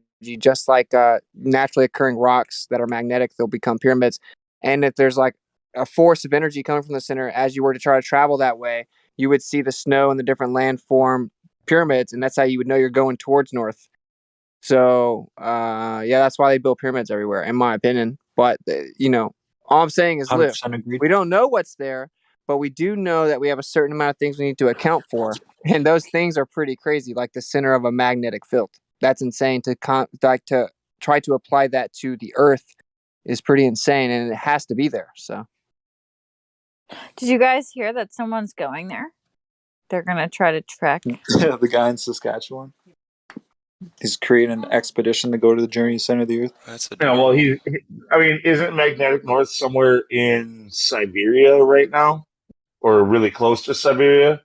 He's So following Polaris.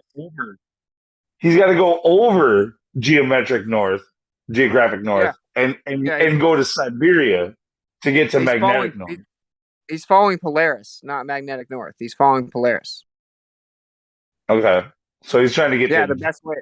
The best way to go. Astrological or north. What would you call that? In Soviet Russia, celestial north, find you. Yeah, and that's what they don't want you to do. They don't want you to follow the Polaris all the way, because then you'll find what they don't want. But they may intercept him, but who cares? That would be a victory, right? He ain't gonna make it that far, dude. Oh, here we go with Eeyore. Of course, Eeyore had to say that. Do you feel better when you feel better? You're just gonna sit in the corner and pout, dude. We're just gonna eat the honey over here, bro. I don't even like honey. There's a cloud. Dude, chill out. You guys want to give me that name? I'll fucking handle it, dude. I'll take it for a little while. Oh, yeah. I want to make a cartoon about Lou, and it just be Eeyore, but he has this big ass knot on his head. How dare you? Yo, legit dream come true for this live stream chat. If we can all use our cameras and display our like backgrounds and everything, because I love my studio. You're just so excited to get on camera. He's so excited. Yeah. Why? That's a little sus. Who is it? I just have like a super psychedelic stoner room.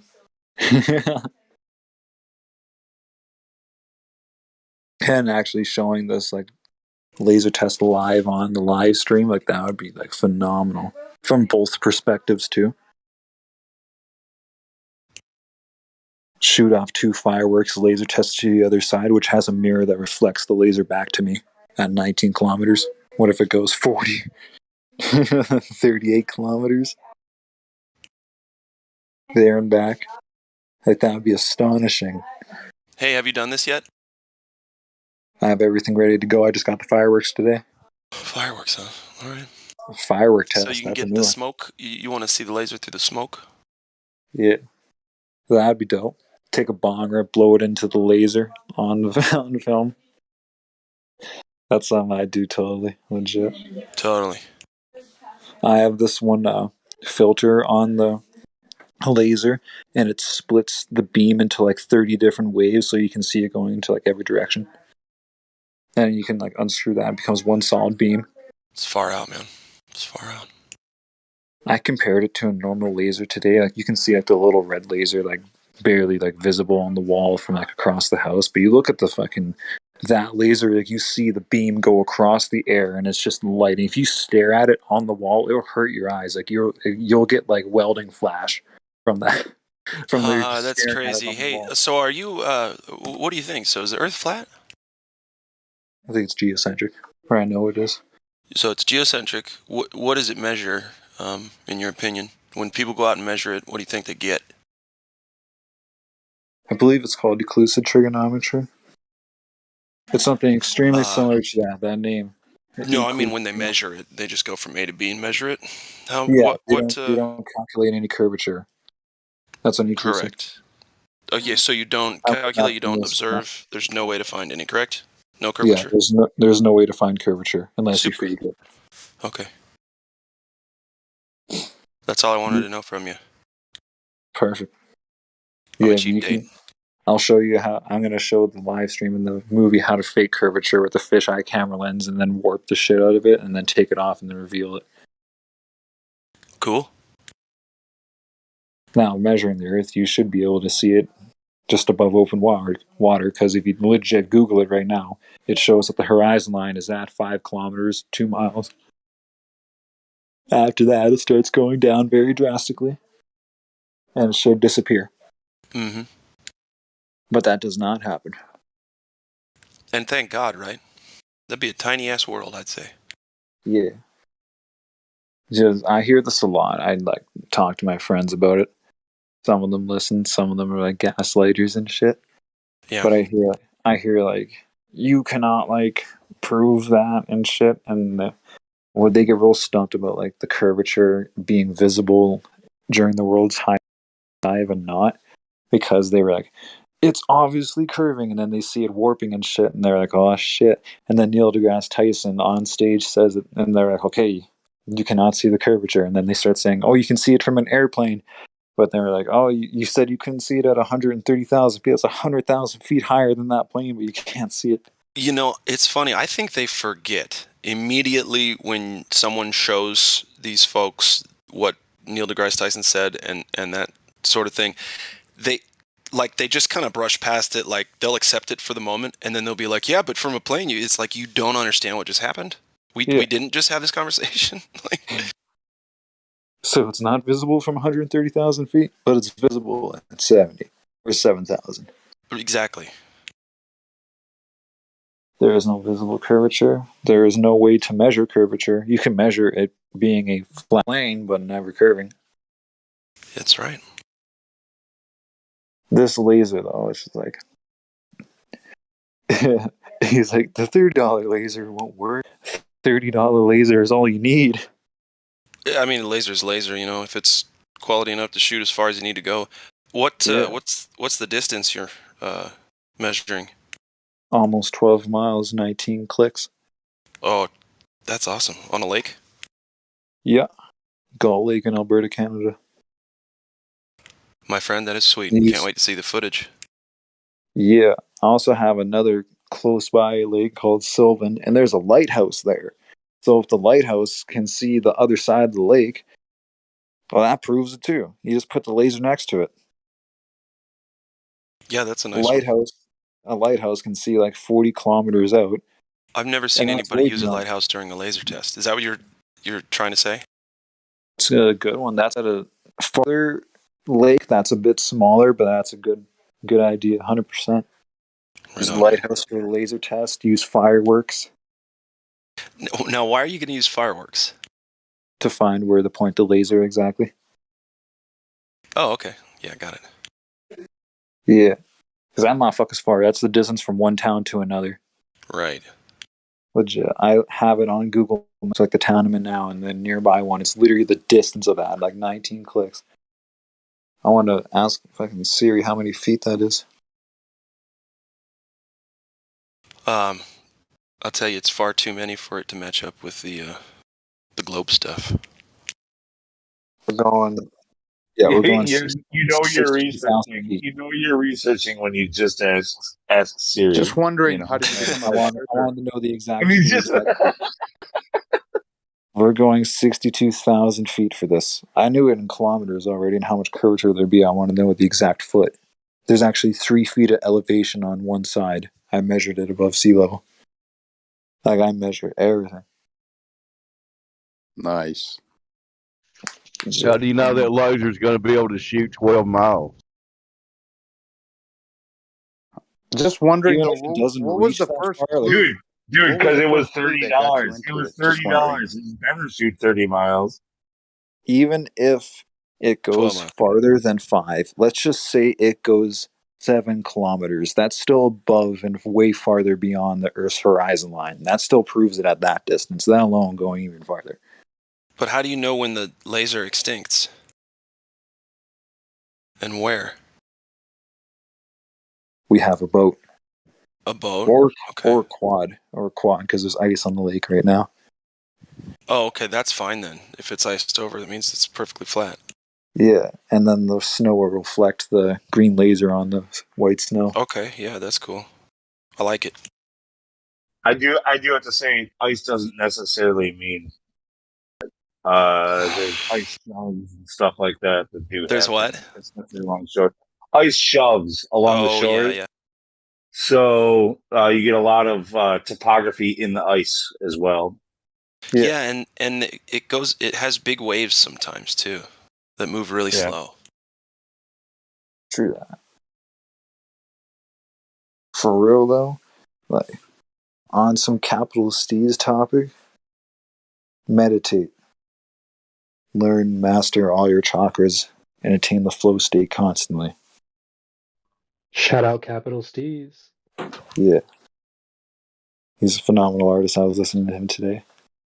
I had blast on his tunes while I'm doing the the curvature test. I legit, I've learned so much. I remember when I first joined this Discord, when I first, clicked and I realized, holy shit, the Earth's flat. I'm going to see if there's a Discord on it. And fucking boom, there's this one, first thing. Went on that shit, and I was like, oh shit, everyone already knows everything. I'm just new at this shit. And now I'm starting to, I got the hang of it now, and I know Well, I'm it's not doing the that test. everybody knows it. No, we're all still here learning together. You just maybe have joined late, it's you, right? You're the one who wants to do this laser test, right? Yeah. I'm I not haven't even talking known it shit for a at year now. all. Maybe about, 3/4 of a year. Yeah. Yeah, I'm not talking shit at all about what you want to go out there and do. You've got the right mentality, the right inspiration.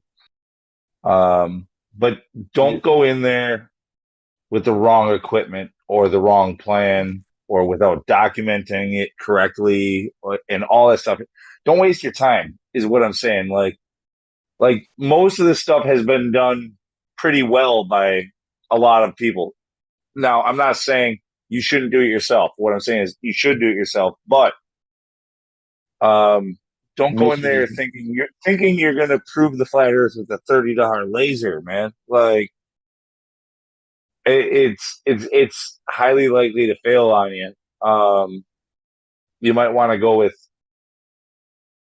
backup plan at least if you're going to do that. Yeah. We'll have a checkpoint at the horizon line.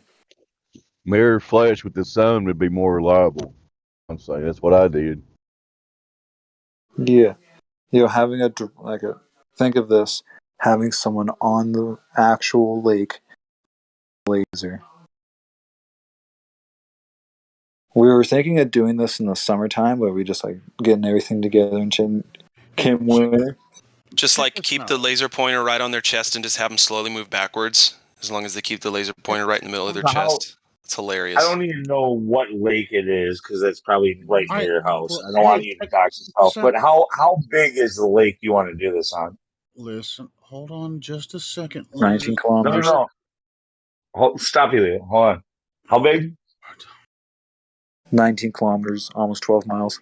Well, it's good. Across? Distance. Yeah. At that distance, there should be almost 100 feet of curvature. I would probably work your way up. Try to find an angle where you can cut the distance down to, a really minimal amount and work your way up along the shoreline, basically. As the target moves along the shoreline, you do it again and again and again. That's a good idea. Yeah, because if you're going to try to go with a $30 laser 12 miles across the lake, it's going to be really difficult, if possible, at all. Hey, Lou. But you can kind of test your laser itself if you start low and work your way up. Lou, is the mirror flash test better? I heard you say that earlier. I personally, I think All right. So why is the mirror flash test better? Compared to a $30 laser, there's this. No. What? You can see the mirror from across the lake. If you see the $30 laser from across the lake, why is that? What's different about that? I'll hit the mirror with the laser. This was already. No. And it'll reflect off. No, you can't do that with a $30 laser that distance. But no, the mirror flash test is whether or not because you have super high intensity from the sun and it takes direct line of sight in order to make a mirror observation. Hold on. So There have been different laser tests done. Some of them use high-powered lasers. Some use lower-powered lasers. all of the long range. Jesus Christ! Can I finish what I was going to say, Lou? Please. Yeah. Don't use a verse. All right. So it's about what you can see. It's not about how how high-powered the laser is. No, if you try the test and you can't see the laser, or if you have someone across the lake and they can't see your laser, and it's a failed test or whatever, if you try it at nighttime, if you try it during the daytime, use a mirror flash test, and you can see the mirror. That could be a thing. But other people have done some low-powered laser tests and seen the laser from like 10 miles straight across the lake. You dude, if you do a really good job of knowing where you are and where you're looking, and you do it at the right time of day and all that stuff, who knows? Maybe this $30 laser might do the fucking job. Like, I'm not saying it can't do it. I'm just saying don't be surprised. Target test. It's not a target test. It's whether you can see it or not when you're right above the water level.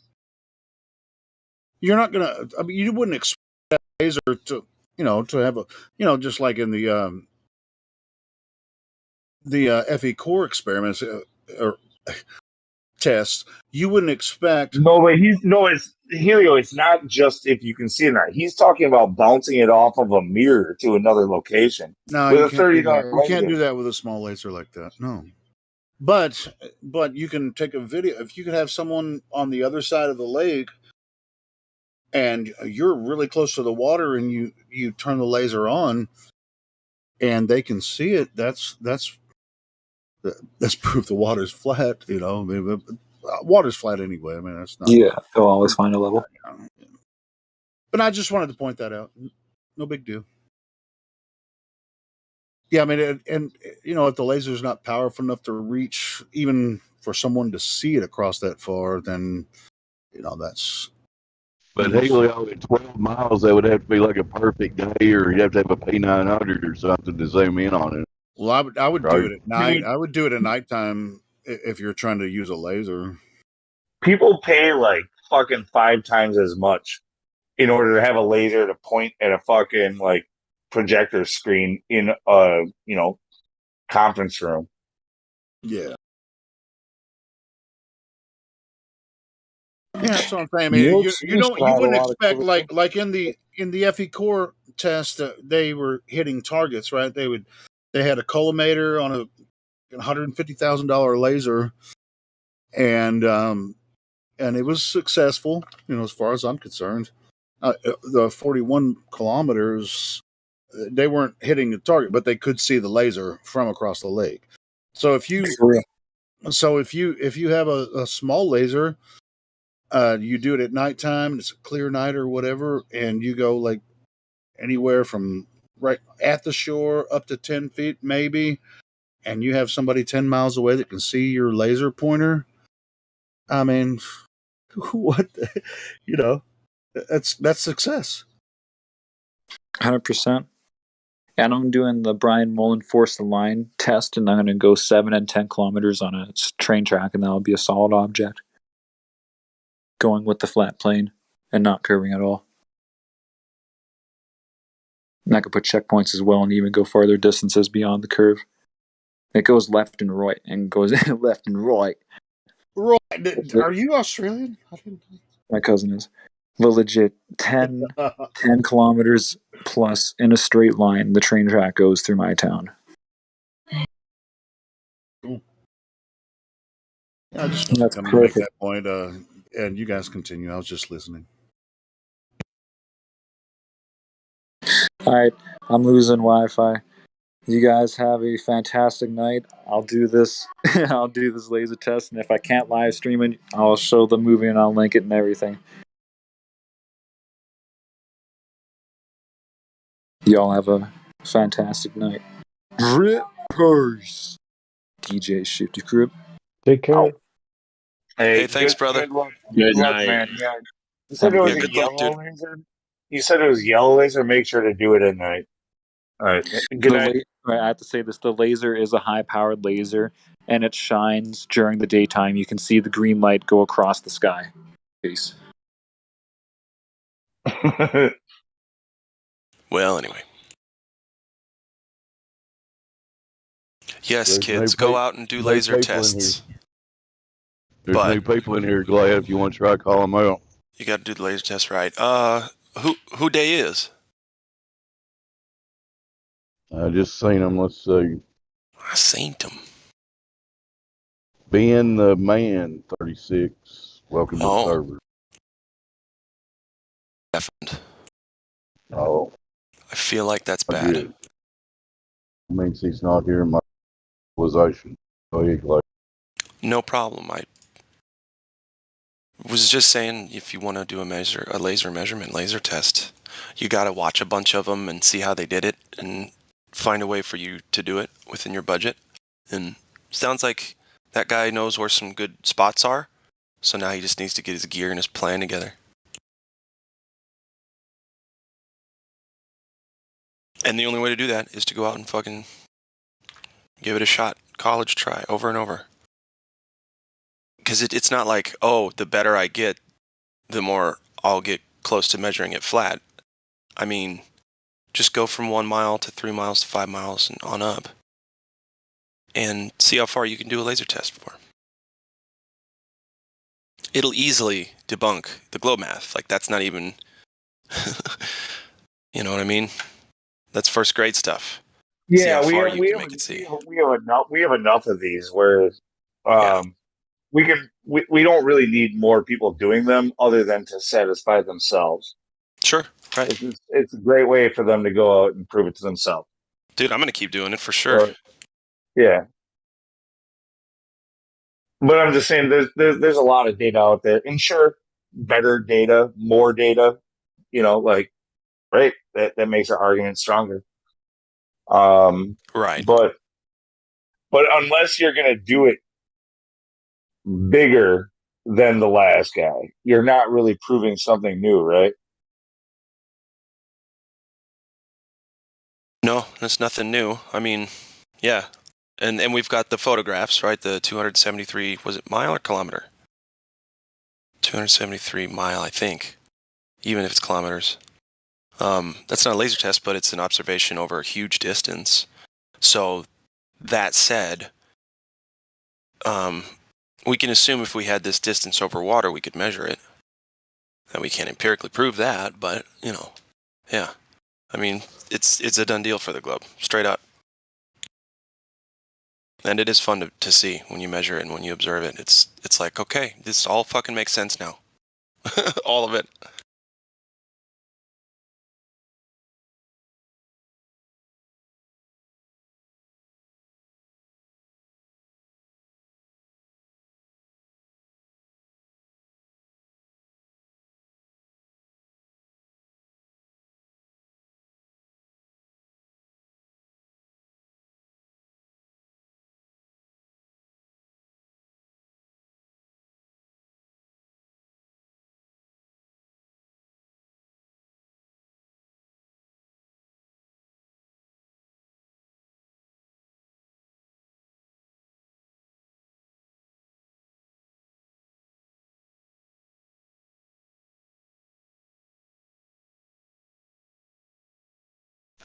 Okay, I dare somebody talk. I took my daughter snowboarding today for her first time. Yeah, bud. Tell us about that. Did she have any wipeouts? Not really. I mean, like, nothing bad because Daddy was there to protect her. But no, this girl is she did really well. Okay, let's just say that. She did good. She doesn't know how to steer much yet. I was trying to work on that the whole time, but it was more about like for her it's about keeping balance and just like pointing downhill and going and like good to the other people on the hill. I have to like in order to save other people on the bunny slope, I have to like play catcher and basically catch a 60-pound projectile as it comes flying down a fucking hill. So it's a lot of fun that way, but Um, no, it was tons of fun. I was proud of her. She had fun.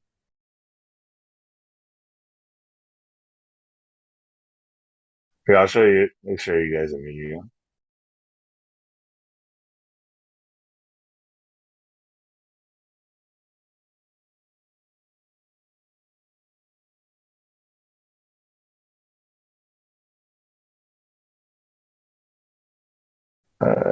That one's too big. I think this one's good. We'll do this 20-second one. Still, I take everything in like 4K, so I have to have small clips that go in.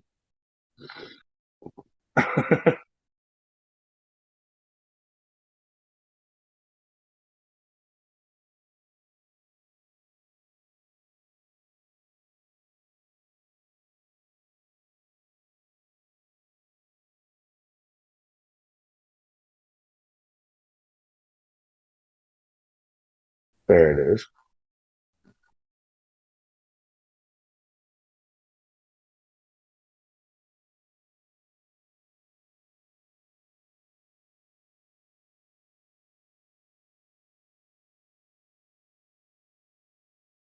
So there's Daddy playing catcher.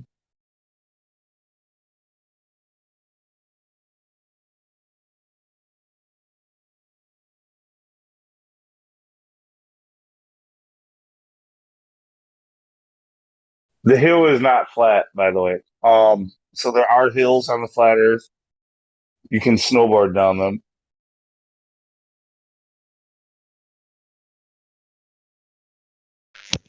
That would be part of the various topography that exists on our plane, correct, Luke? Yeah, hills and valleys. Yep. Plains too. Yep. The plains are where we would more focus our attention and compare them to fluids like oceans, lakes, rivers, and streams.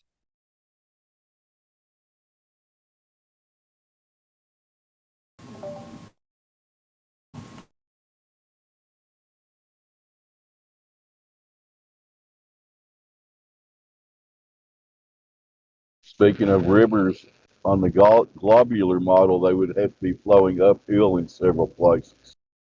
That is physically impossible. No. I don't know if I like it when people say that. No, see, that's the thing is on their model, gravity is omnidirectional. So, like, just like we say gas is omnidirectional.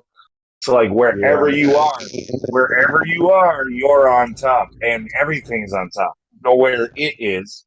So, I retract that one. That's not a good one. It's a self-leveling model, which is what's awesome about it.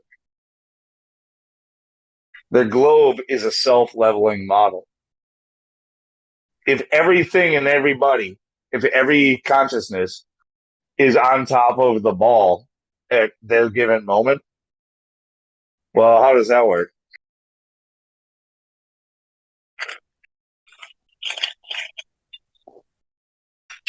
Flat explains it a lot better.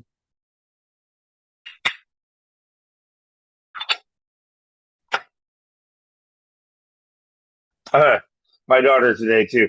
She's been around since she was like a young kid, like really young, hearing me talk about flat Earth. But often when she's around, I try to be vague or just listen. Or I don't want to like push her into the flat Earth prematurely.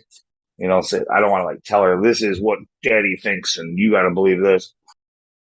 I want to teach her how to think, but she knows I'm in this community. She sees this server up all the time. She talks in here once in a while, and she knows that that's the topic of conversation. But she asked me today again, you know, like what I think, and I guess I've been too vague when I answer that question. And today I actually told her, I said, well, the evidence shows that even though most people don't agree with it, that's what, when you look into it, that's how it appears. And she was like, well, what do you mean? And I was like, well, like she talked about, she actually mentioned hills and stuff. And I said, well, no, I'm not talking about hills, mountains, or valleys. I'm talking about across water. water's flat. And she didn't even respond verbally. She just thought about it. You could see her like looking up to the corner, and then she looked at me and she just nodded. She was like, "Yeah, okay, that checks." Yeah, like when you deal with young kids, they're just like, "Yeah, that checks out." It doesn't bother them. They're not going to get mad at you.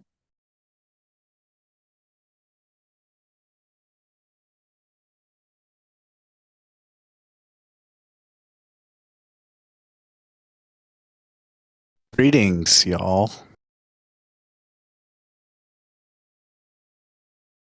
Greetings. What's up, CB? That wasn't me. But I was just going to ask how old she was. But yes, greetings and welcome to the new person. Oh, I thought I saw you light up. My bad. I did, yeah. No, she's 8. She's 8 years old. Yeah. Nice.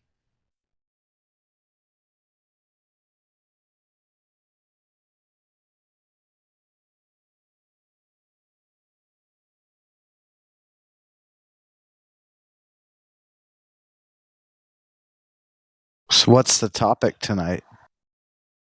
The same topic every night, Pinky. How to take over the world? Oh, okay.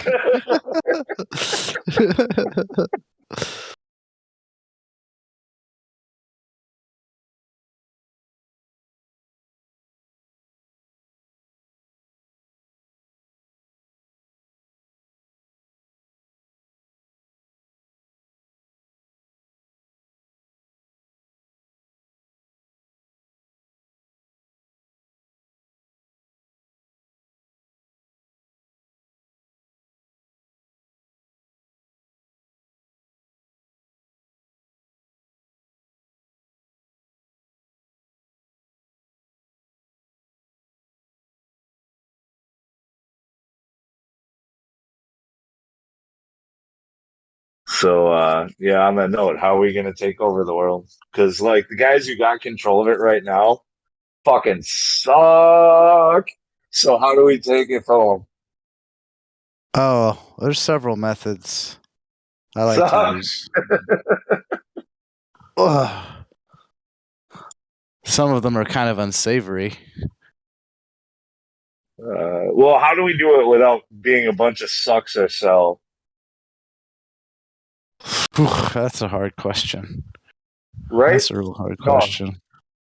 Because it's an important one, too, because you're setting the standard when you do it. You know, why don't we do it? Why don't we do it the same way they did it? Because then we're gonna face the same bullshit that we faced. You're just gonna replace one terrible fucking regime with another, right? Eventually, power. That's a good point. Yeah. Yeah, we don't want to do it using Satan, I guess.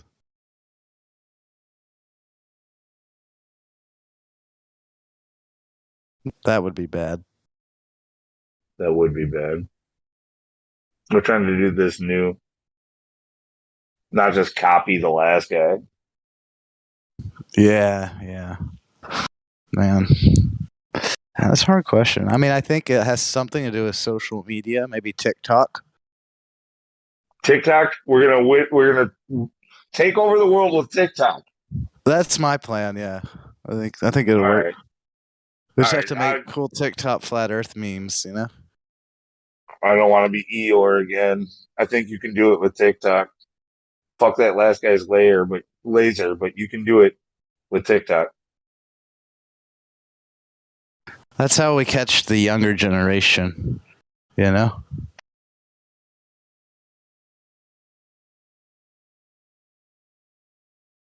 I think we probably don't need to shove it down their throats. I think it's going to be something that's plainly obvious when they understand that the controllers are not trustworthy. Like, we can just point to any, we need to broaden, point to all of the inconsistencies and contradictions that are made all around us.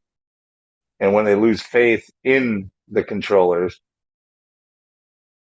then they can find the flat earth. Yeah, that makes sense. Take over I the think world they've with already. TikTok. Oh, go ahead. I was going to say, take over the world with TikTok. Isn't that what China was planning to do? Well, they have some pretty good ideas. Like trying to take over Taiwan with TikTok. They're going to send their TikTok fighters in there. I mean, hey, with TikTok, they've already won the battle. They read Sun Tzu.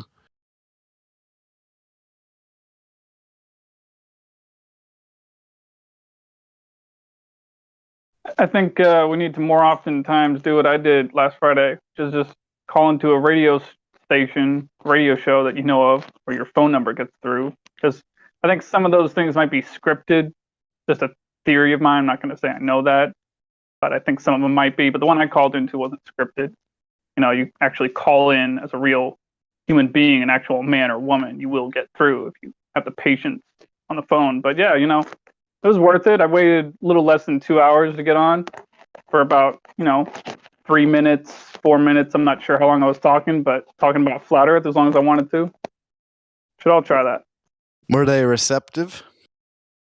Well, yeah. Actually, I was talking to Lars Larson, and his reaction was he was still kind of like a ball believer by the end of the conversation. But with some of the things he was saying, it kind of sounded like, it wasn't entirely married to the ball mentally, like some of the Globers are in here. Like, I really think if I had enough time to talk with them, I plan on calling in again over the next few weeks. But I really think if I had enough time to talk with them, I'm pretty sure could at least put him on the fence, if not at least, convince him to stop believing the nonsense that he's in a spinning ball in the vacuum of space.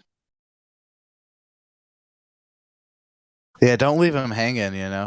If you popped his cherry with 3 minutes, but he needs more than that. Probably could have talked for longer, but I don't know. I just didn't want to, feel like I'm trying to eat up as much time on the radio as I can. Gotcha.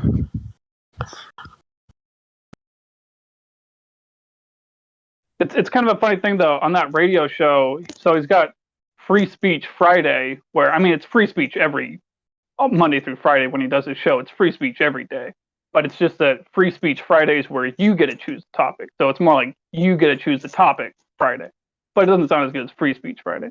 So that's when I called in. But the thing is, on Thursdays he does his Conspiracy Theory Thursday, where if you have a conspiracy theory to talk about, by all means, call in on Thursday. He even mentioned that while I was talking with him.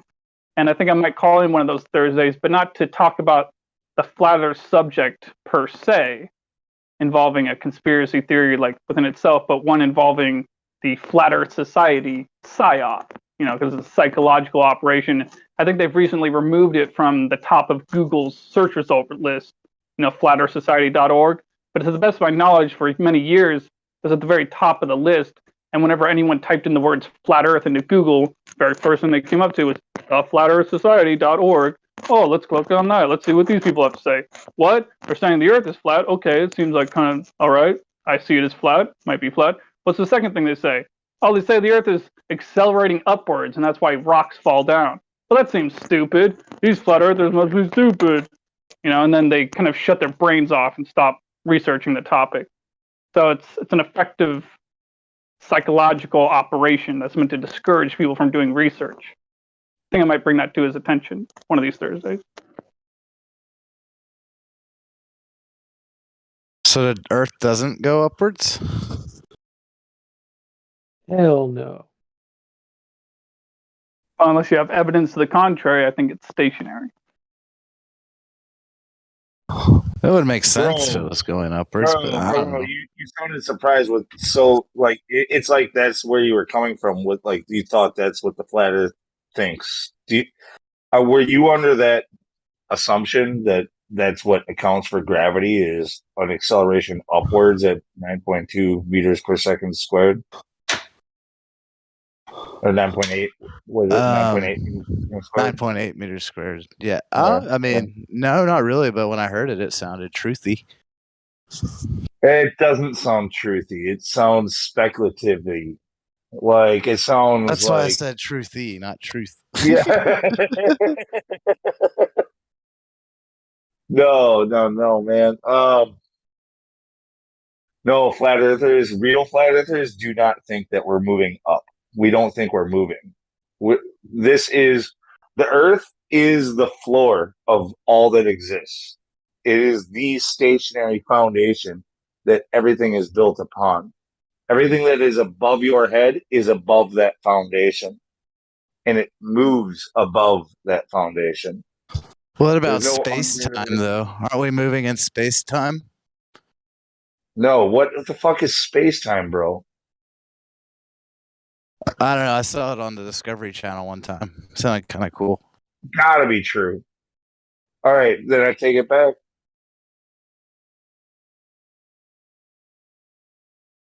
So is space congruent with flat Earth? What is space time? Tell me, what is it? Oh, you want me to tell you what break space it down. Let's break it down. Let's break it down. What? All right. What is space what time? is What is space? space time? What is space? What is space? What is space? Space is space. I think we all know what space is. It's a 2 to 3 dimension. It's either 1, 2, or 3 dimensions, right? Possibly more than that. We live in a 3-dimensional plane, okay, like of existence. Right. Let's When just we say it's see- 3 dimensions. You have an Yeah. X, Y, and Z axis. That's space, right? Yeah. And you got time, right? Time is that 4th dimension, right? That like interweaves with the space. Time isn't anything tangible. Neither is space. Okay, so like space between you and me, or space between your ears, or outer space, the vacuum of space. That's why we talk about space, right? Usually when people say space, they're talking about the vacuum of space. But space is literally just the distance between your left shoe and your right shoe, or the distance between your ears, or the distance between you and me, right? So, but this still is just a concept that we made up to better understand our reality around us, correct? Sure. Yeah. So it's a concept. Does it really exist? What is space? It's the absence of something. It's not something. It's the absence Does the of Earth something. exist? The Earth exists. Yeah, it squishes between my toes when I'm on the beach and all that stuff. Like that's. So you can't feel time. You can't feel time. No, you can experience aging, but you cannot feel time. You can't feel space. No, I mean, dude, like, what is in that space? Because space is the absence. Space is so like we have void, right? We have molecular matter, right? Like, space or all anything that is of substance, everything that is physical takes up space. But the distance between one physical object and another in the absence of space, that's what space is.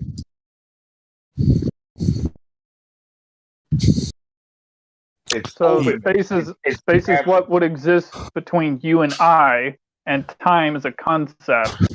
And so, it's just combining 3 dimensions of the physical reality we live in with a concept in our mind, which is nonsensical.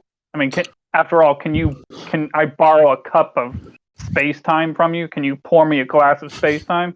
No, it's just a concept. It's only in your head. I'd like to. Hey guys, how y'all doing? Hey. How y'all doing? Fuck, y'all Good. y'all in the conversation right now. I came. I had a question, but I don't want to interrupt. Y'all go ahead. No, go for it, man.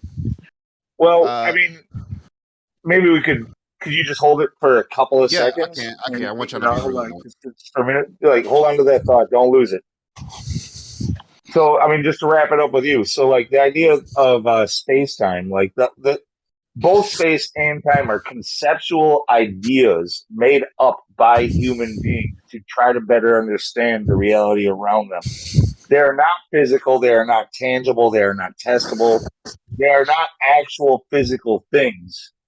What does it mean they're not real, though? No, but they cannot do a non-physical, something that doesn't really exist except for in your head cannot physically push something or make something happen. Do you understand? Yeah, not without another actor. Right? And he's a physical actor. All right. Anyway, does anyone want to go forward with this, or should we go to the other guy? We can go to the other guy. I want to hear what he has got to say. This could go on forever. All right, guy that we said to hold your thought. What was it that you wanted to bring up?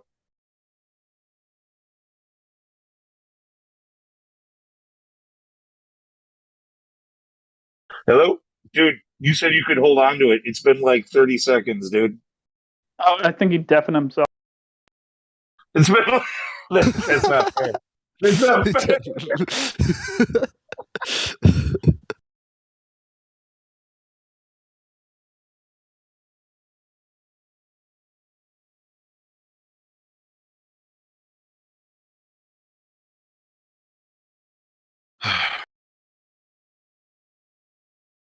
Flat Power, what was your question? It's Flat Earth 24. It's 24/7 Flat Earth. What is it? What's this? Yeah, it's 24/7 Flat Earth Discord. Just look it up on YouTube real quick. All right. Yeah. All right, now just mute yourself so you won't be just hopping. Just go to YouTube and listen real quick. All right, so I was talking to my nephew. All right, about a few months ago. Just look for it, nephew. I'm finna mute you. I can't have you in my ear. 1 second, guys. Okay, so last year I was looking at this video. E War had a channel. It was a channel called E War, and he was talking about all these infrastructures around the world and the cathedrals and stuff. And I tried to go back to his channel. I don't know if he removed the videos and removed the channel. If y'all know anything about what he was talking about, but I was talking to my nephew about the flat Earth, and we came across. I don't know how we got to this conversation, but I was trying to tell him like it's certain things because we was talking about the Creator, and he's 100% against God or anything like that. And I was telling him like this how I view the world, and it's things like this. You see this building, and I'm from Chicago, and I was talking about the Chicago Cultural Library. That was built in 1880, 97 or 87 or something like that. And I was like, how the fuck was this building built? And we talked about it for like 15 minutes, and then I started to Google cathedrals around the world and shit. And I think I looked at one that was in Spain, and I showed them that, and even that was blowing me. I was like, who the fuck built this? And I tried to go to the E War channel on YouTube, and I guess he took everything down. So I'm trying to figure out, is it a way for me to get back? Like, do y'all have any information on that about? All right. Look, here I'm gonna go as Eeyore again. Eeyore. By the way, I don't trust that fucking Eeyore 1 fucking second. All right, like if you're into him, I'm not gonna like go too deep. I'm not invested. Like, I'm not invested into he's him. not. He's in my opinion, he's not a trustworthy source, and he showed up out of nowhere, dropped a huge bomb that took off like crazy and disappeared.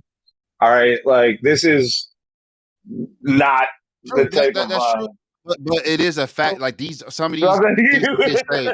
I'm not talking about. I don't agree with everything he spoke Can I about. just tell him what happened? Say what? He basically got doxxed off the internet, so you won't find him anywhere. Okay, because what was the bomb drop?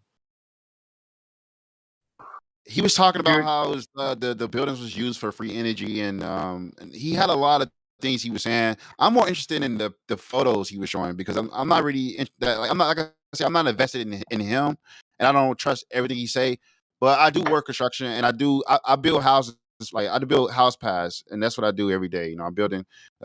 We just opened a new subdivision. It's 1,400 homes that's supposed to be going in there. It's supposed to take 3 years. That's the deadline to do. And and all I do is just look at people build stuff all day long, and I look at different companies do different things, and then I go look at these buildings like these crazy ass cathedrals and shit, and I'm like, how did they do that? Like, the things we use today to build stuff, we use heavy machinery and we didn't Yeah. have chills and No, stuff. look, You know, bro, we don't like use bro, that. all that stuff. You'll find a lot of other channels that cover all of like, typically under like Tartaria or Mud Flood or That the channel. resets, like world resets, stuff like that. These are things you can search up and find this information.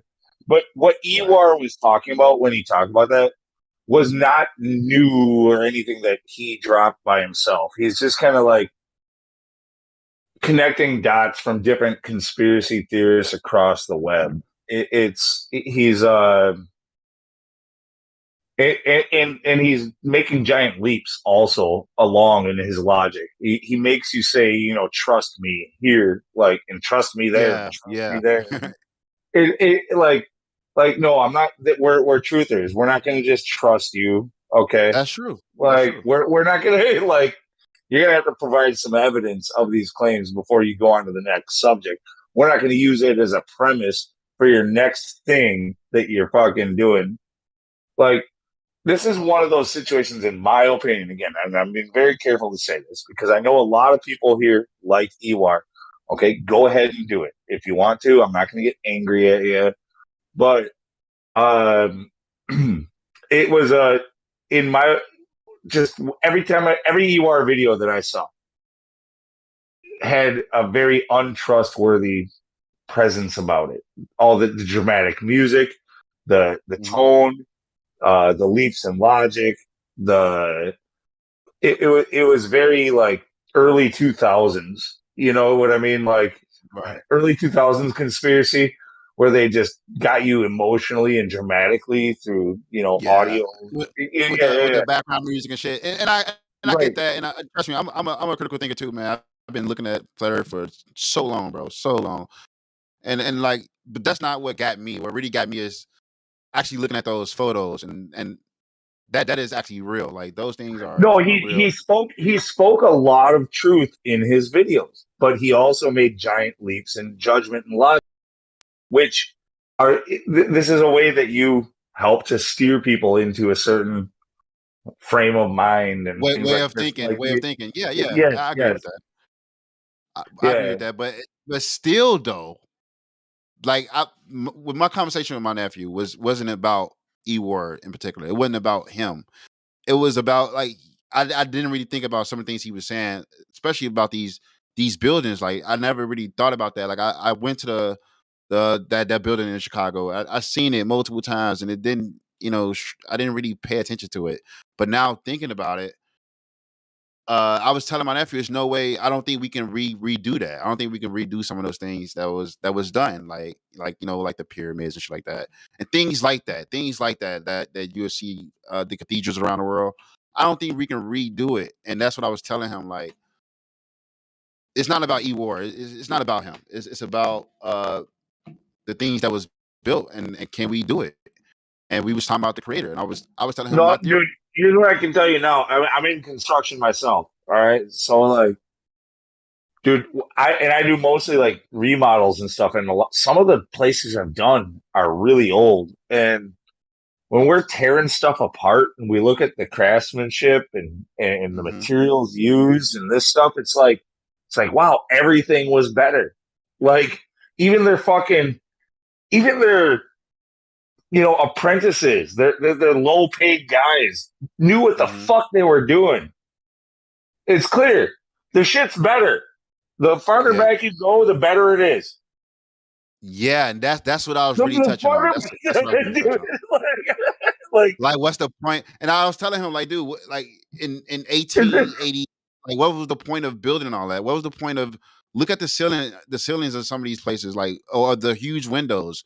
Like, I was like, what would be the point? And then it wasn't because Ewar said something. This was like natural questions I would just ask myself. Like, why would we do that? Like, why would we take so much time, spend so much time doing those things? And can we? And why is it not a normal thing now? It's like it's not normal. Have you ever been in a building like that before? And just been in it? Yeah, in Chicago, I've been in. What do you feel when you walk in there? I'm just amazed. Like, wow. Like, you feel the energy, right? Yeah, of course. It's a lot of things going through my head, and for a second, I thought that was something that we did. I like in our lifetimes that was built. I didn't know until and after I watched the Eward videos, and I was like, and once again, it's not about him. I don't believe everything he say also, but some of the things I was like, wow, I haven't thought about it like that. I don't know, like it's just crazy that that shit was built, and that's not a normal thing. Like you go to China or you go to Japan and all these other places, you look at the stuff they built versus what was already there. It's like they don't do things like that, and we don't do things like that. And I was pretty much just getting at. I think it was like I said, and I know Ewart said it too, but I think that would be a natural way of thinking for me. Like I would just naturally start to think like, damn, it looked like that was put there. Like that's what it looked like to me. I just don't think we did it, and we don't do things like that. That's the only thing I was getting at to him, and I was just trying to get more information on that. Like I'm just being lazy right now. I could just sit home and just do heavy research and seeing where all these things was built at and what they was made out of and where the material came from and how far was it. I just don't feel like doing that. I gotta work tomorrow and construction life. But that's all, man. That's all I was just. I think it's fascinating. That's all. Like it is. It really is to me. We don't do things like that. It's not normal. Yeah, dude. I agree with you that especially being in construction. You said you were also like I'm fascinated by that stuff myself. I don't look to EWAR as one of my sources. Just letting you know that. That's cool. Do you still follow that type of stuff? Like, what should I be Yeah, looking at? of course I do. Of course I do. Yes, I do. I look. There's better sources. I'm just saying. EWAR is the most untrustworthy source of this information that I have found yet. Mm-hmm. Well, I need to look at other places, man. I just wanted to go back, not for him. Like I said, some of the things he was showing, like the photos and stuff. I'm more interested in those things. Like, that's something like, that's not his word really. That's me looking at photos and like, hey, I could think however I want to think. I could think how I want to think about this. But I just didn't want to. I don't know. I'm just being lazy right now. I could take extra time to just do more research on this stuff. But I just wanted to go to videos like that where I can just. Dude, and I would like to point out also, like, I could give you a couple of channel names that maybe that I do watch, but even with them, the problem is that I hear them make these giant leaps in judgment also and logic. Mm-hmm. Paul Cook, this is a channel you should definitely check out. Not because of what he says, but because of what he does. He takes his drone, he takes his cameras, and he goes on site to these old ass locations, ruins, broken across Europe and shit like that. And like, and so it. I mean, yeah, you can listen to him. You don't have to believe every word that he says, but No. I'm not doing it for what they're saying. I want to see these places. Yeah. He's actually taking video footage of all these really cool old places, like tunnels and stuff like that.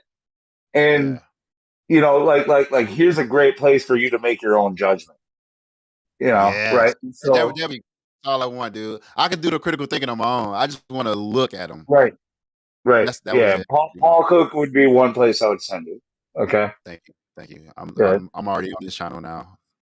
That's it, man. Like I said, I ain't want to come in. I know y'all be in the middle of conversation. I wasn't hearing what y'all was talking about before. I know how I get when somebody come in here with a completely different subject, a topic, and you like, dude, we was just in something. So yeah, I didn't want to come in like that, come in hot. So I appreciate no, dude, we're all good. I'm just saying, like, when I just myself, and this is like everybody else in here. I'm like, I'm the black sheep when it comes to EWAR. For some reason, every time I say I don't like EWAR, they're like, yeah, but so you might be the only one, bro. You might be the only one that don't like him.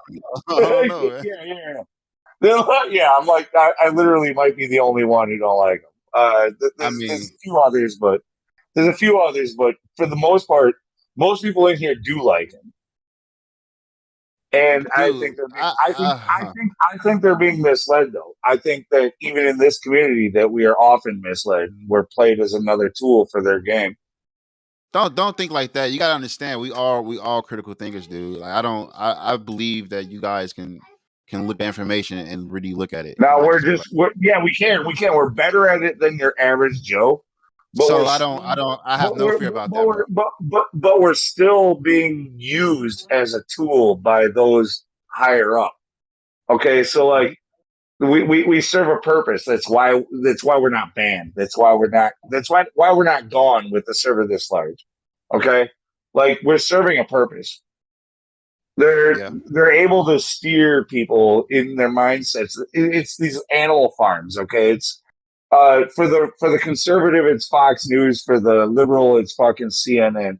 And for the guy who says fuck both of them, it's conspiracy. And where do we go? Places like this. So I feel you. Usually when I'm looking at new information like that, I keep everything in certain categories. I'm like, all right, so what he just said was actually fact, and what he just said was what he feel, and I put them in their own category, and I do it when it happens. I don't wait. I don't be like, all right, well, I'm just gonna take that and I come back to it. Because if I don't come back to it, then I just accepted that information as for what it was. I don't do that. I live in it now. And I listen to every word, all information, and from the get go, I'm already putting them in their own categories. Like, all right, this is his theory, and this is actual fact what he said. I can verify that. I know that's a fact.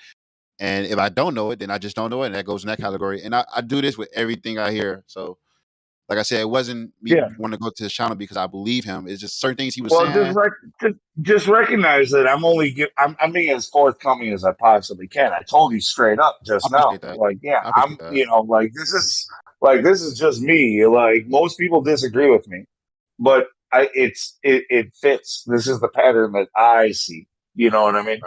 Right. Okay, Lou, we got you. We got you. We know you don't like Iwaranon. We know you don't like Iwaranon, lunatic. It's all good, but I do. I love his work. All right, yeah. Go ahead. Fucking praise you are now. Give it fair choice. All those buildings. And he's not on. And why? So he got flagged. So he's not doing it no more. He took his channel down and everything. That's crazy. No, he's still popping. But I can't. Well, how do you? I like the fact that he did how he just like how nobody knows him. That's the best. Mm-hmm. See, everybody's searching him down. Who is he? Where'd he come from? Yeah. That's exactly why nobody knows who he is, and I'm glad, and he's glad too. Don't nobody need to know who he is. Everybody, why they want to search for him so damn bad? They hating. Like I said, that some of the things he said was new information, and I don't agree with everything he said, but at the same time, like he got me thinking though, like, and I like that. Fine. Just to give me to think, I like that, dude. I love it. Just use your own senses, you know. People will say things and everything, but just go off what you feel. Go off of your senses. If like you said, you've seen buildings in Chicago. And those same kind of type of buildings are all over, That's what I was telling my nephew just a second ago. I was like, yo, you look at other buildings in like other places of the world, like it might not be exactly the same, but dude, you can draw similarities to this one from the next one. That you could definitely do that. I'm like, that is because he was telling me like maybe it was one artist. I was like, nephew, it'd be impossible for one person to do this. And if it was multiple artists, then you would notice the different art. You'll notice the different work. Just naturally notice it, like, all right, this look kind of different. A long time ago. Yeah, like I don't know. I think it's like I said. I think it's fascinating to see things on Earth. That we can look at and be like, wow, what the fuck, And I understand the flat Earth, globe Earth battle, and yeah, flat Earth is definitely winning, and I love it. But absolutely, we are just to look at other things that's going on that we can look at and just investigate, and it's a mystery too. I love it. I love the fact that it is a mystery, and we might not never know, and that's cool with me. Like it's cool. Like at least it's not like somebody give me a bullshit ass story, and that's the end. That's the end of it. And I like it now because it's more open now. It's like there's so many questions and there's so many things to think about, and just we're not just stuck with one story. And I like that. Me too. I'm loving it. So that's all I already had. I do come here and listen a lot, but I just like I'm like, man, I gotta go to my buddies real quick, man. I gotta see what they got to say about this. And thanks for pointing me into Paul Cook. I'm gonna check his shit out. Paul Cook. That's his last name? My last name is Cooks. Flat power. Yeah, never. Shit. Yeah. Maybe it's derived from it. Who knows? Yeah, see, like Lunatic, he likes Paul Cook, and Paul Cook, he's pretty much doing the same thing. He's showing the buildings, No, dude. I guess with Paul Cook, he's actually going out and doing it, and I think that's even more powerful. Than That's just exactly. That's exactly it. That's the reason why I suggested him. It's because I'm not listening to his look. I do listen to him, but every single video there's like, okay, that I don't agree with. Like he says he makes giant assumptions about he goes and views a tunnel or a hill that looks like maybe it was block work and that it was an old civilization before, and all of a sudden he's in his head. He's just and I love I really do appreciate his imagination, like his way of thinking. Like this is the way that he's seeing it while he's there.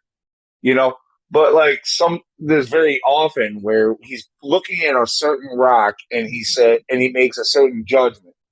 And based off of that judgment and the thing that he says about it, he makes a huge leap there. And he said, I think this is actually this. And, this whole point of history has changed and blah, blah, blah.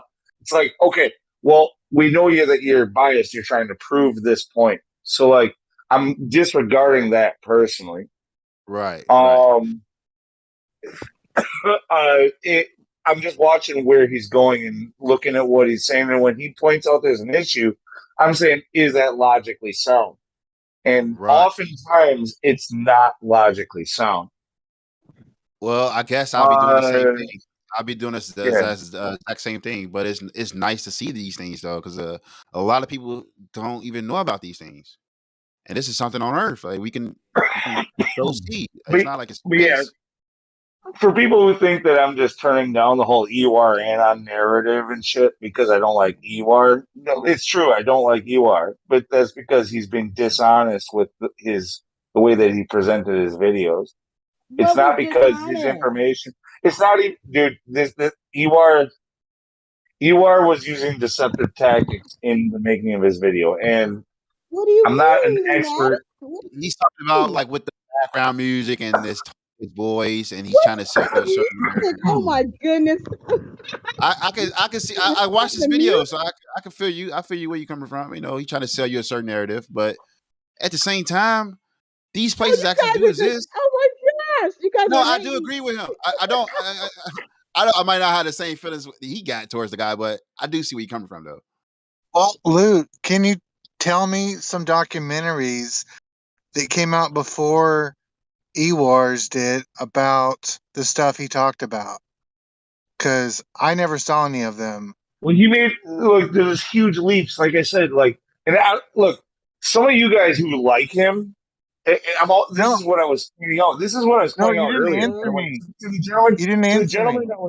Hold on 1 second. To the gentleman I was talking to earlier, just a few moments ago. Who was that? I'm not looking at the chat and stuff. Power. Who is that? Say that one more time. That's Black Power. Okay. Let me look at that. Flat Power. Gotcha. All right, dude. I'm liking you. Okay, we're mingling. But yeah, what I was saying to him about now I'm losing my point because I went to decide. What? Just refresh me one more time. What was I getting all hyped up about? About the information that the guy was giving us, selling us a certain narrative and all that, and about how Paul goes around and do his own thing. So you're not down on the guy. Like you did point me to somebody that does the same thing, but he had okay, just like Alex Jones or something like that, right? He had 90% of the stuff he's saying. There's truth behind it at the very least. Okay. So you can always but you can use information deceptively. You can use it. You can the way you structure an argument can make a major difference in the way everything sounds. And Eward was being very good at that. Okay, and then he was doing it with as I said earlier, like with the intense music in the background to get you on the edge of your seat, and with the whole like these are. But you love watching sci-fi movies, right? But you love that kind of stuff. Not really, no. I mean, there's a certain genre. There's a certain genre of sci-fi that I do like, but like it's you're very hating on specific. on. Okay, I get it. What documentaries But that came like that out was the before first. Ewar that talked about the same stuff he did? Because you said that all he did was put together what everybody else did before him. Yeah. No, yeah. He starts off talking about like mud flood stuff, which a whole bunch of mud flood researchers, tertiary researchers, and shit like that have been working on for years. And all of a sudden, he busts out of nowhere, like hijacking their game for the start of his video, and he somehow fucking mingles that up into like a moon map and shit like that, right? Like all of a sudden, this is the moon, and this is the Earth, and they're the same thing. And then, and you're like, well, wait, I don't. What makes you mad? I get it. I don't. You mad I don't about remember the that moon part. map. Same thing. Well, you're mad about the moon map. But what about the information in the whole? Like you said, I've seen a video like that before him. Like I haven't seen anybody make videos like that, and it's like Nobody wow. has flat Like power. that No one opened me has. up. Eward did it, Like, okay? Ewar's yeah, the one well, who did it, and now yeah, he's that's what he's separates. hating. That's what separates him. That's what separates him, right? But I mean, like, maybe I've been living under a rock, but a lot of that information he presented was new to me. Like, I never heard of the stuff about the buildings being like power battery like centers or Right. whatever. Exactly. I never heard of like, you know, the reset of these empty cities, like in the moon map. And so, like, I mean, I love the moon map. Yeah, I love it. I don't give down a for the whole thing. I like, tell I'm not everybody saying about the moon She's map. all about the moon map. All right, look, more power to you. All right, you be all about the moon map. I came to this server like the old server I came to, and I don't know 3-4 years ago, and I entered into the server with the moon map from All right, Strategio. moon map for life, bitch. And I was putting it down, and everybody was hating on me. Listen, Flat Power, everybody in the server was like shutting me down hard, like shutting me down. And I was like, okay, whatever. And I just went about my business. And then all of a sudden, oh my goodness, the same people. Well, I won't say any names or anything like that, but there was so many talked about me, so many from here about the moon map that I brought to this channel 4 years ago. And then when the moon map came out, when Ewar brought it out and everything, oh my goodness, thousands. Yeah. Are you Where did he go? Why is it here backing you up right now? That motherfucker. Why is this channel down though? Wouldn't you like to know? Wouldn't you guys like to know? Hey, why? Hey. I got Tracy on my team. I'm fine. Yeah, I got this. Okay, I got this. There's thousands. I do find that very interesting though. Like, wow, that is Flat crazy. Power, I'll send you some info. Okay, I'll send you some info on it. Yeah, please. Okay. I'm welcome to any and everything. You know, I'll look at all that shit. Okay. Like, I'm not saying. You know what? You know it would be crazy because I do play like a lot of games too, and like I play Minecraft and stuff like that. We run around and we build stuff. And I'd be like, just thinking about back in those days when you just be traveling and you'll come across something like that and nobody would be there. You'd be like what would go through your head? Like, you know, you find something like that, like the cathedral in Spain. Like you find something like that or something like, be like, it would be nobody there. You'd be like, Or would it be? I don't know. I wasn't there back in the day, but I don't know. That's just it's. I don't know. I haven't been thinking like this. Listen, I haven't been thinking this way since the flat Earth. When the flat Earth first came about, I started thinking a whole lot, and now it's like, all right, there's nothing that would fucking amaze me now. It's like I heard a lot of stuff. I'm just waiting on the rest to wake up and fall in suit. But when that E-word videos was coming out, it got me back interested. I was like, wow, I didn't know this, and I think a lot of people don't know things like that because they either looking at their phone or they looking at some shit about space. Yeah, And I don't know, like I don't hear the flat Earth people. We don't talk about these things, and I get it. It's not what the server is for. It's for the base. I get that, but I just don't hear the people cover this stuff. And I feel like when I go look it up, I really have to dig into it now. I feel like they put so many doors in front of me now, and I got to dig and dig and dig. And that's why I came here, because I was trying to go back to his videos because he had a lot of things he was showing, and I could just be like, hey, look at this, look at this time of the video, look at that, and now I can't do that. Now I gotta actually, and I know it sounds like I'm lazy, but I actually gotta go do the research, and it's like, Have you heard of Vibes of the Cosmos? no. That's the moon map. That's the part of Ewar's series where he's speaking about the moon map. Well, that's from Vibes of the Cosmos.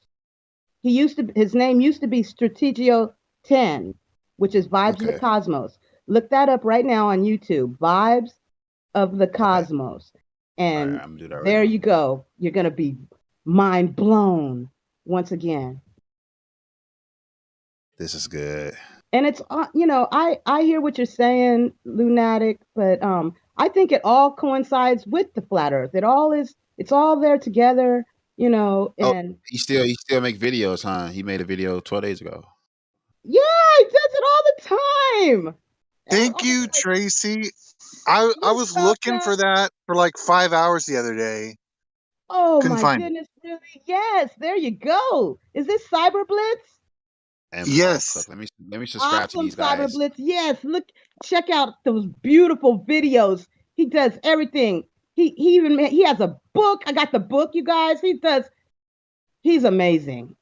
Okay. I find it very interesting. He's Like the before only- this, He's the only I one was looking at. Go ahead. that's absolutely going the distance and just really doing big things as far as the moon goes. Okay, and he's a flat earther. So you guys, he's a flat earther, and now he's all about the moon. Nice. Okay, the moon map. Yeah, no, look. This dude's just talking some shit. That's all it is. Why can't you recognize but this dude is just talking? a lot of people don't know about some of it. Like, you don't got to believe in all that shit, but like some of the people don't know about a lot of this shit though. Like a lot of base things. And I don't know, man. I feel like that's something they don't teach it in school much. Like they don't. I was just talking to my girl about that. Like my son, he's 5. And he was like, wouldn't it be cool if we knew how to speak Spanish? I was like, yeah, that would be cool. But the problem is they give you a teacher that can hardly speak English, and you gotta you gotta learn from that person. It's not, you're gonna sit there and go to sleep. You're not gonna learn anything.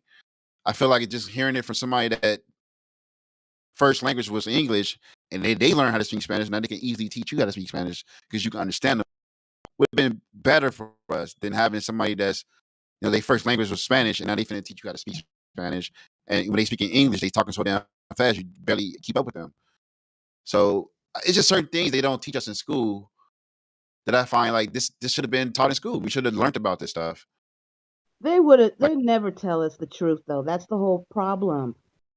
They've been teaching lies, teaching the children lies. All of us, we're adults now. They told us lies, but see now we know the real, so we got to teach the children the truth. And Lou, I heard you speaking about how you weren't ready to tell your daughter, but I'm glad you did. I'm glad that you decided today. Oh, she already knew. She already knew. She just wanted me. She wanted me to like say it to her. Like that's what it was this time. Like it was. You talking about telling your daughter about the flat Earth? You talking about the flat Earth, right? Yeah. He told his daughter, and I'm so happy he did. I try not to. I want to have talks like that with my kids, but like I don't want them to be like the outcast, though, man. I don't want. I They're don't want to not fuck. going to be outcasts. They're going to grow up and be strong individuals. You gotta like. Powerful. You got to You tell gotta them understand. You real. gotta understand. A lot of people don't want to look at this because they don't want they want to they don't want to lose their friends and the people in their circle, and that's exactly what's going to happen. That was the thing I told her immediately after. I think I waited 20 minutes or so. And then I came to her and I was like, look, so this thing about the flat Earth and all that, like, yeah, when you and I can talk about it all you want, but it's not something that you should take to your teachers or to your friends at school or anything like that. Like they're gonna think we're weirdos. They're definitely gonna think. You can say that, but I was like, they're gonna think we're weirdos, and they're definitely gonna think I'm a weirdo. Okay, so like, they're listen very closely. They're about to label fucking flat Earth as like hardcore fucking like hate group extremists. Okay, and anybody who has a child, anybody who has needs any kind of social standing in society, you're going to be the object eventually. I don't know how soon, but eventually you will. This was already talked about by somebody else, but it rang true to me. You gotta be careful. You gotta be You gotta be careful about what you say, even to your own kids and your own family. Yeah, But dude. you Yeah. gotta be careful. And meanwhile, while you being careful, they go to school and how their head filled with this bullshit, and it's like by the time they get to the age when you ready to talk to them, it's gonna be so fucking hard to do it because they already got in their head that the whole premise of them living on the ball. And so, like with some people, they don't want to even look at it because they made certain decisions in their life and they already turned away from the creator, and that's hands down. I was just telling my nephew at one point when I was young, probably like 5, 6. My mom's best friend had got killed, and we knew the guy and everything, and I didn't know what happened really to people when they die, and I stayed up all night just thinking like, well, she said he died, maybe he went to a happy place, or maybe he went somewhere that we won't see him till we die, and I just didn't really understand it. Okay, so I stayed up all night, and I remember that moment when I was like, it's either you go to hell or heaven, or you just go with what the scientists say, and you go with maybe nothing really matters. And I made that decision a long time ago, and I've done things in my life that I shouldn't have done, but I've done it knowing that it really don't matter now. It really don't matter anyway. So being an adult and come across flat Earth, it don't take long until you start thinking about the creator. I swear, it doesn't take long because after you cover some of the main things, yeah. Now you're getting to the bread and butter. You're like, all right, Yeah, maybe it's I can scary. tell It's you fucking straight up, scary. like I came into Mandela effect before I came into flat Earth. Okay, so like 2016, early 2016, like was kind of when all of a sudden the Mandela effect fucking hit me. Like there was somebody at work brought it to me, and like he was like all fucking weird, like ghost face and shit. Like as he came to my truck when I pulled up on the job, he's like, all right, I'm gonna get in. Okay, I'm like, fine, don't be weird. Fucking like he's already acting weird, right? And he's like, all right, I'm gonna tell you something, and I'm gonna show you something, but before I show this to you, I need to make sure that you're not gonna freak out and you're gonna be logical about it, okay? Like blah blah blah, and like you're gonna just like, and like whatever. Show me what the fuck it is. It was this Mandela effect thing, which, by the way, I know a lot of flat earthers really love to hate on the Mandela effect. So they're hate right now. They're fucking burning. But there's certain things that I still say bullshit. Like what's shown today is not what I saw back then. Somehow everything changed. I don't know how this is done. I have no fucking clue. But it led me to flat Earth because as soon as I started looking up Mandela effect shit, flat Earth was everywhere, and I ignored it for a long time. I went to go look for it, and eventually, I went and clicked one of them. I meant then went and looked for it. It was just there. Eventually, I clicked it, and right away, it was like one of those things where it's like, oh shit, oh, that's why I've been seeing all this. Like, it makes sense. Yeah, but the original topic, what the reason why I came in here. What do y'all think? Y'all think these places was built or they was put there? Because I don't know for a fact. Dude, this place is built. Yeah. Somebody. No, like the cathedrals and stuff. Like, of course, the pyramids. Like all these things was built, but was it built by us though? That's the question. Like, because people think. No, that I think we did that. I think we did that. You think we did that? You think you really do? You really do? Yeah, I think we did that. No way. I mean, dude, all I'm right. in construction. I'm in construction, and I think we did it. But I'm just curious as to how we did it. Like, it's how we did it where I'm like, how the fuck did we do that? Like, so that's so you think we did it, but you have no clue how we did it though. Yeah, like, no clue, right. no clue. Like, you can't give me a theory or anything. Clue. Well, with some of this stuff, like the good examples, like with the really big blocks and like how close they are and all that shit, and like or like the fact that they had to go get the material and go back. They had to go. I'm amazed by Victorian houses and Gothic cathedrals. Like oh my god, these cathedrals, like the way that they're able to be built. Literally, their support with these dome structures and stuff like that comes from being laid in a certain manner where each brick lays its pressure out on the next brick. And in order to do that, you think people did that? We understood that. I think that it's possible that people did that. Okay, it's definitely possible people did that. Okay, now you sound like how I was sounding when I was telling my nephew. I'm not saying it's impossible. Of course, that's materials that you can go find, and you can try to do it. But it's impossible and possible at the same time. That don't make sense to me. And I get you there. Well, how can you say, like, even me? How can I say people, but they didn't do it? It don't make sense. I can't say both. No, it's either they did it or they didn't, bro. I'm blown away by the shit. Like, dude, when it comes to these structures, I'm blown away. With you. I'm fucking blown away. That's why I came here. That's why I came here. Like, I had to come here. I usually don't come in with questions like this. I usually come in and listen, and I might say something here and there, but there is a way. There is a way to do it. We know how it could have been done, but to do it today is such a feat. And it's like, well, then how did they do it back fucking then? Right. And where did they go? I was telling my nephew, like, okay, not only how they fucking do it, where do they go? You should have a whole nation that looks like that one building that we see. Like, you look at the things we build, they don't look like that. They don't look like that. It seems to me more like a loss of knowledge than that's possible. Yeah. See, it's an arrogance. It's an extreme arrogance to think that we're at the height of civilization and that we know all that humanity has ever known and more because we're the newest and the best.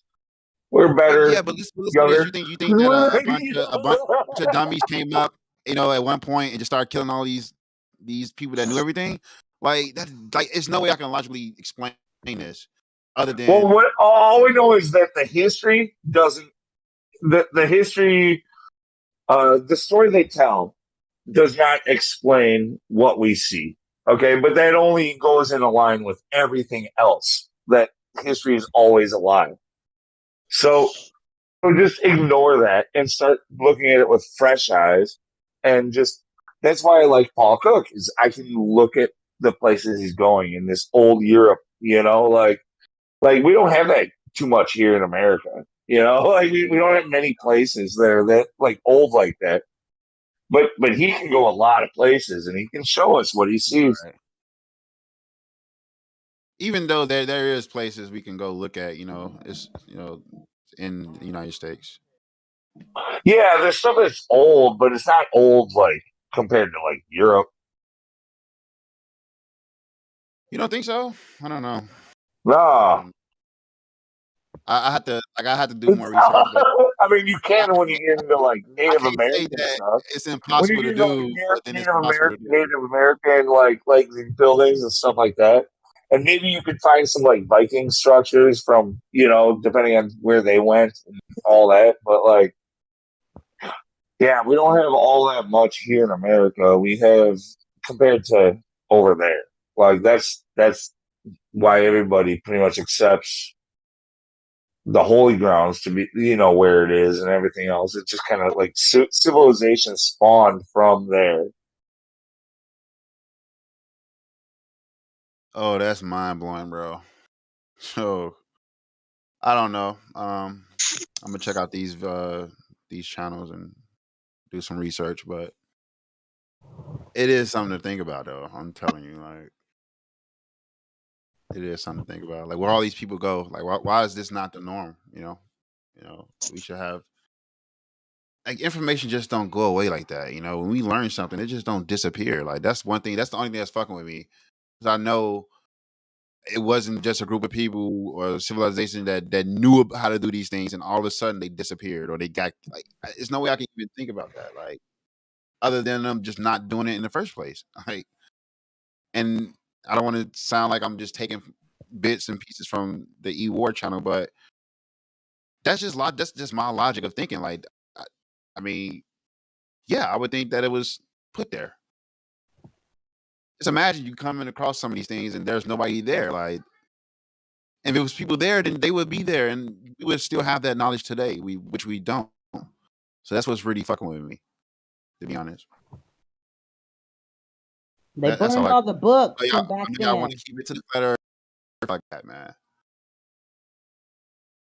All right, guys, hear me out. Is it possible that's by some miracle chance a tornado just happened to put those buildings in those positions, kind of like how they think all this shit happened, just by accident?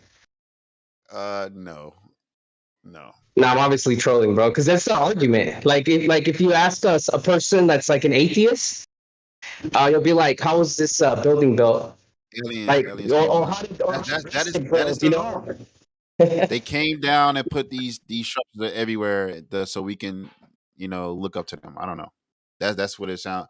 And if you're saying that, then you pretty much replacing the God with that. In my eyes, at this point, if could you go around and ask people that question? How was it done? Yeah.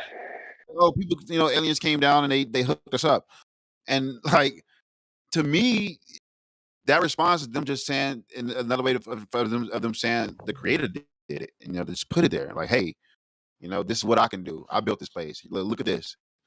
Why don't you try to do that? Why don't you try to build something like that? Just go ahead, try. You'll get it one day. That's how I'm looking at it right now. And I wasn't looking at it like that before because I wasn't really thinking about it. And on top of that, I didn't even believe that was even a fucking creator. I thought this place was just one Earth out of a million, out of a billion different universes. That's what I thought. And I don't think that no more. I know this place was created. So now I'm looking at these places and I got a whole nother perspective. I got a whole nother view of it now. Like, okay, I know we didn't do it. I know space is not real. So the only thing I'm left with personally is that it was put there. Yeah, my biggest fascination right now is how far the Earth goes. Like, I really would love to know, because I'm very interested in, dude, for all we know, just 20,000 miles, maybe one direction, it's like a whole nother fucking Earth, like in a pond or some. Who knows? Yep. I just start contemplating, bro, like the sheer size of what we're standing on. I can't grasp it. Yeah, that's another thing. I don't know. I think it was I was watching Jeranism, and was David Weiss was that map he showed with there's a ring and there's another ring and there's another sun and moon. Like that kind of makes sense a little bit. I mean, if there's way more land out there, it kind of makes sense. That might even explain how some of these things was built and that the guys that built it had to leave this place, because like I said, like that type of knowing how just don't go away. It just don't go. Listen, we will forever know how to build bridges. We will forever know how to build all the things we know how to build today. It's just not gonna just go away at some point. That don't make sense to me. but somebody else built these places though. So where did they go? Then you look at the Here's map. another interesting thing that I think They about. died. Is it possible that maybe there were aliens, but not from outer space, but from further lands with better technology, and they might? Who knows? What if Maybe they? another sun out there, another moon, like the map. That's what I'm saying. That's what I'm. It's the same thing. We are saying the same thing. Just like We're if somebody trying to say aliens figure it came down. out. No, We're trying to. either God or like you said, we did it, and those people just not here no more. They went away. No, they died off for one, Oh, and then all their like literature and books and stuff like that got burned no up fucking and way. No stolen and way. No way. confiscated. Like that's what's kept away from us. You believe that? You believe these people was killed off and all their books and research was destroyed? You believe that? Yes, they died off. Yes. So okay, in that sense, we can all be killed off too, and then all our information and knowing how will be gone. Yeah. And then we'll be cavemans again. No. Oh, I'm getting hot. Let me take off this jacket. It always gets destroyed. No, that Yes. just don't work like that. It doesn't. Like when you know something, you know it. Like especially, I don't know. I need to leave this. You know what? I'm gonna hop on the game. For real, look. Oh, I'm hot. I've been these like I buildings was are talking for still 3 hours before I came in here. Look, the buildings, that you see, that you're talking about and everything, they're still standing. They were actually built. Like we've gotten dumber. That's what's happened. We're not smarter. We're dumber. I agree with that. I agree with that. But where okay, so I can't believe that dumb people came along and killed all the smart people. I just don't believe that. It just don't make sense to me. No, okay, look at it like this. There could be like Jose was saying, other lands, because they're keeping us away from, we can't go anywhere past the 60th parallel. So there's got to be a reason, what are they keeping us away from? I think there's more, continents or, islands with people there, or. So this is pretty much like Attack on Titans. If y'all seen that show, it's just like that then, right? When they didn't know where all these fucking Titans are coming from, and then they yeah, bro, we're the Eldians. We're the Eldians, and then bro. and then they go over there and find out, like, dude, they knew we was over there the whole time. They was fucking killing us. What are we? Yeah, there could what be are we doing? more people. A lot of more. This what kills me. This what kills me. If people was even near this stage right here, the world would be a completely different place. Completely different. Absolutely, because we'd be able to explore. We'd be able to go past the 60th if we wanted to. There's exploration. Remember when you were young and you were told like, oh, there's hidden treasure places and you want to go. Yeah, because I was young and I used to always go with my older brothers hiking and we were thinking we're gonna find some treasure or something. That was fun. I love that feeling. But they stole that away and we can't even do that anymore. So what would happen is we'd be able to go ahead and let's go over there and see what's over there, over that way. And we'd be able to find these locations. That's what's up. I'm wanting everybody to wake up so that we can. Me too. It's not happening places. fast enough. I thought at this point we'll already be there. Like we already be like, all right, bro, what up, bro? What up? Keep it flat, bro. No, I thought we'd already be at that point, and we still arguing with these people about base things. Like it's crazy. It's even more scarier that the smart people that know both arguments. People are evil to me. Like they are on an evil level. Me too. Yeah, they're the worst. I honestly think, bro, that they've gotten the script down. Like whoever, I think there's like a bloodline of either humans, obviously, that have just been ruling the world for so long, and they got the fucking playbook down to a fucking degree where like there's no way out of it for us. That's what I'm starting to believe, bro. Because like it's strange how like just think about it, bro. Like who knows how long we've been on this earth? I don't even want to debate it because I don't know. Some people argue that it's been 7,000 years to the Bible. Some people say it's millions of years with Glovers. I don't fucking know. But what I do know this, bro, is that the fucking playbook that rules right now, like the government's how they rule us, that playbook has been used in many different ways, in my opinion, and it always leads to the same thing: conflict, people, depopulation agenda, where we end up killing each other over stupid shit, and then shit gets lost in that translation. But the ones that are always keeping the knowledge are the ones that are kind of always in positions of power, in my opinion. You know, that's kind of how I see the world, bro. It's like we're just all kind of just like on this farm, and there's these people that just figured out the playbook and they've set themselves up. 100%, You know, that's why there's all these fucking bunkers and shit. All these, look at all those old shacks that you see in the caves. You know, like those old bunkers. Maybe that's what their shit before they got like technology better. You know, who knows? Maybe that's the shit they hit on, and they were doing this playbook before. I start to see all these little things when it just seems to me like they've been on this same fucking playbook, and it's been working for them. Yeah, I don't know, dude. It's so many things is going through my head, but it's just I don't know, cause like there's no way it's too many people on Earth, and like we building all day. Like every day I go to work, I'm smelling trees being burnt down. Like we are building and building and building and building, and they saying it's too many. I don't know, man. This is crazy, and then it's hard to. I don't know. I don't, especially when you're talking about history and how long has we been here.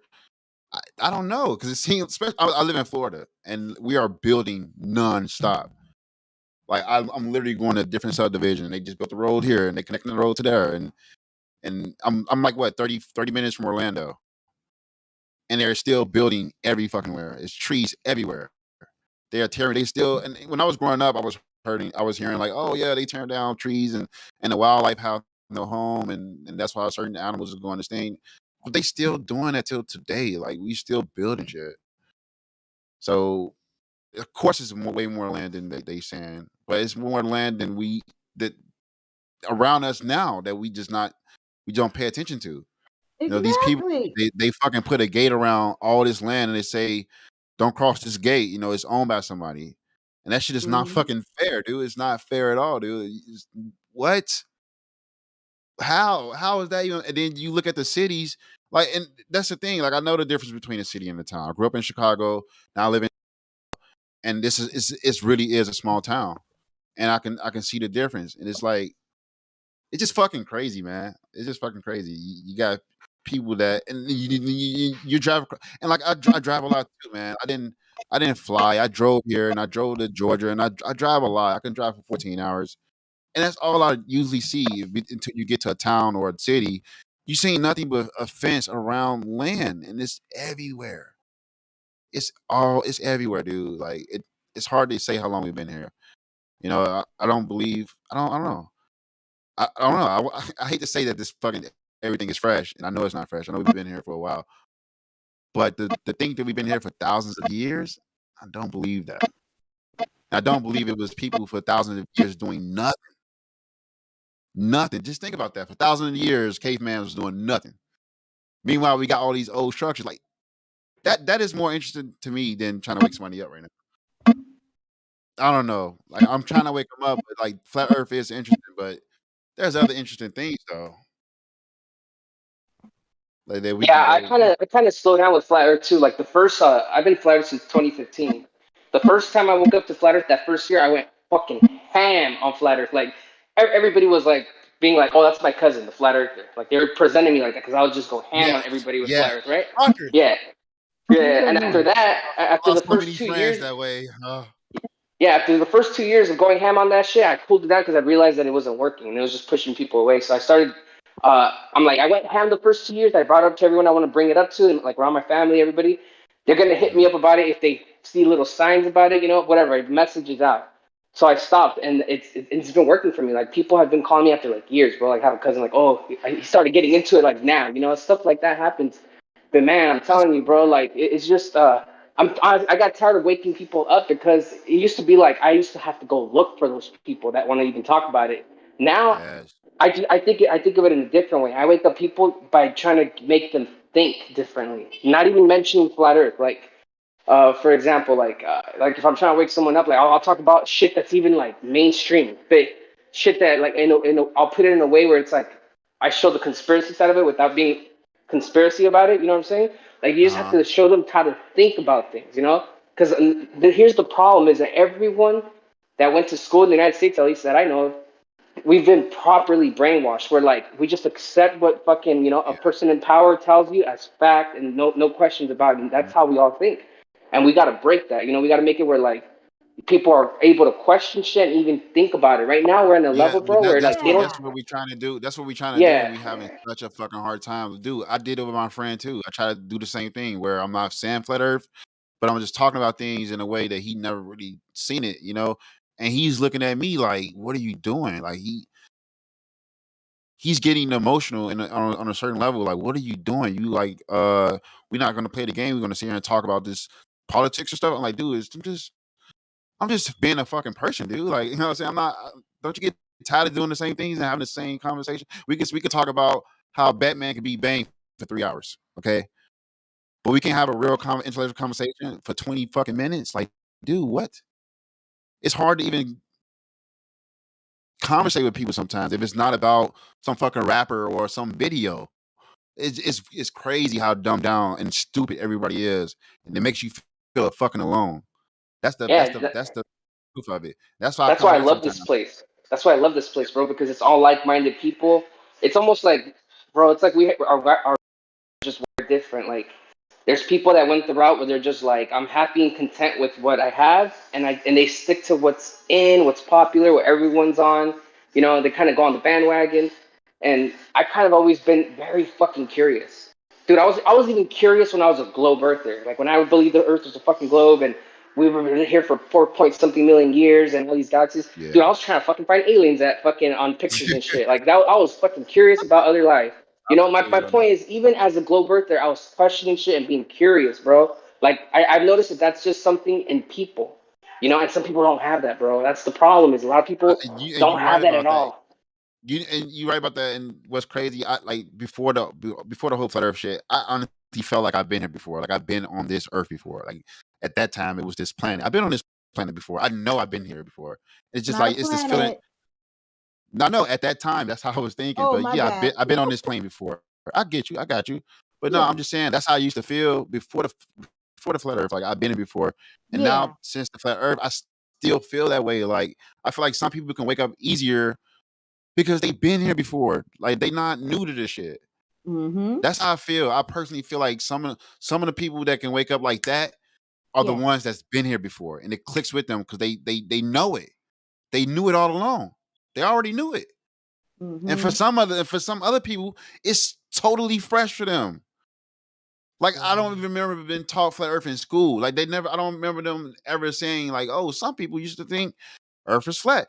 I never even heard that before the flat Earth. I never even heard anything like that in my life. Maybe I wasn't paying attention in the small 5 minutes it was said in school, and for the only one time. But I just never heard that. So it's just crazy when I heard flat Earth. I was like, "That's stupid," because I was brainwashed to be like thinking like that. But once I started to see just little bits of information, it was clicking so well that it was scaring the shit out of me. I was like, nah.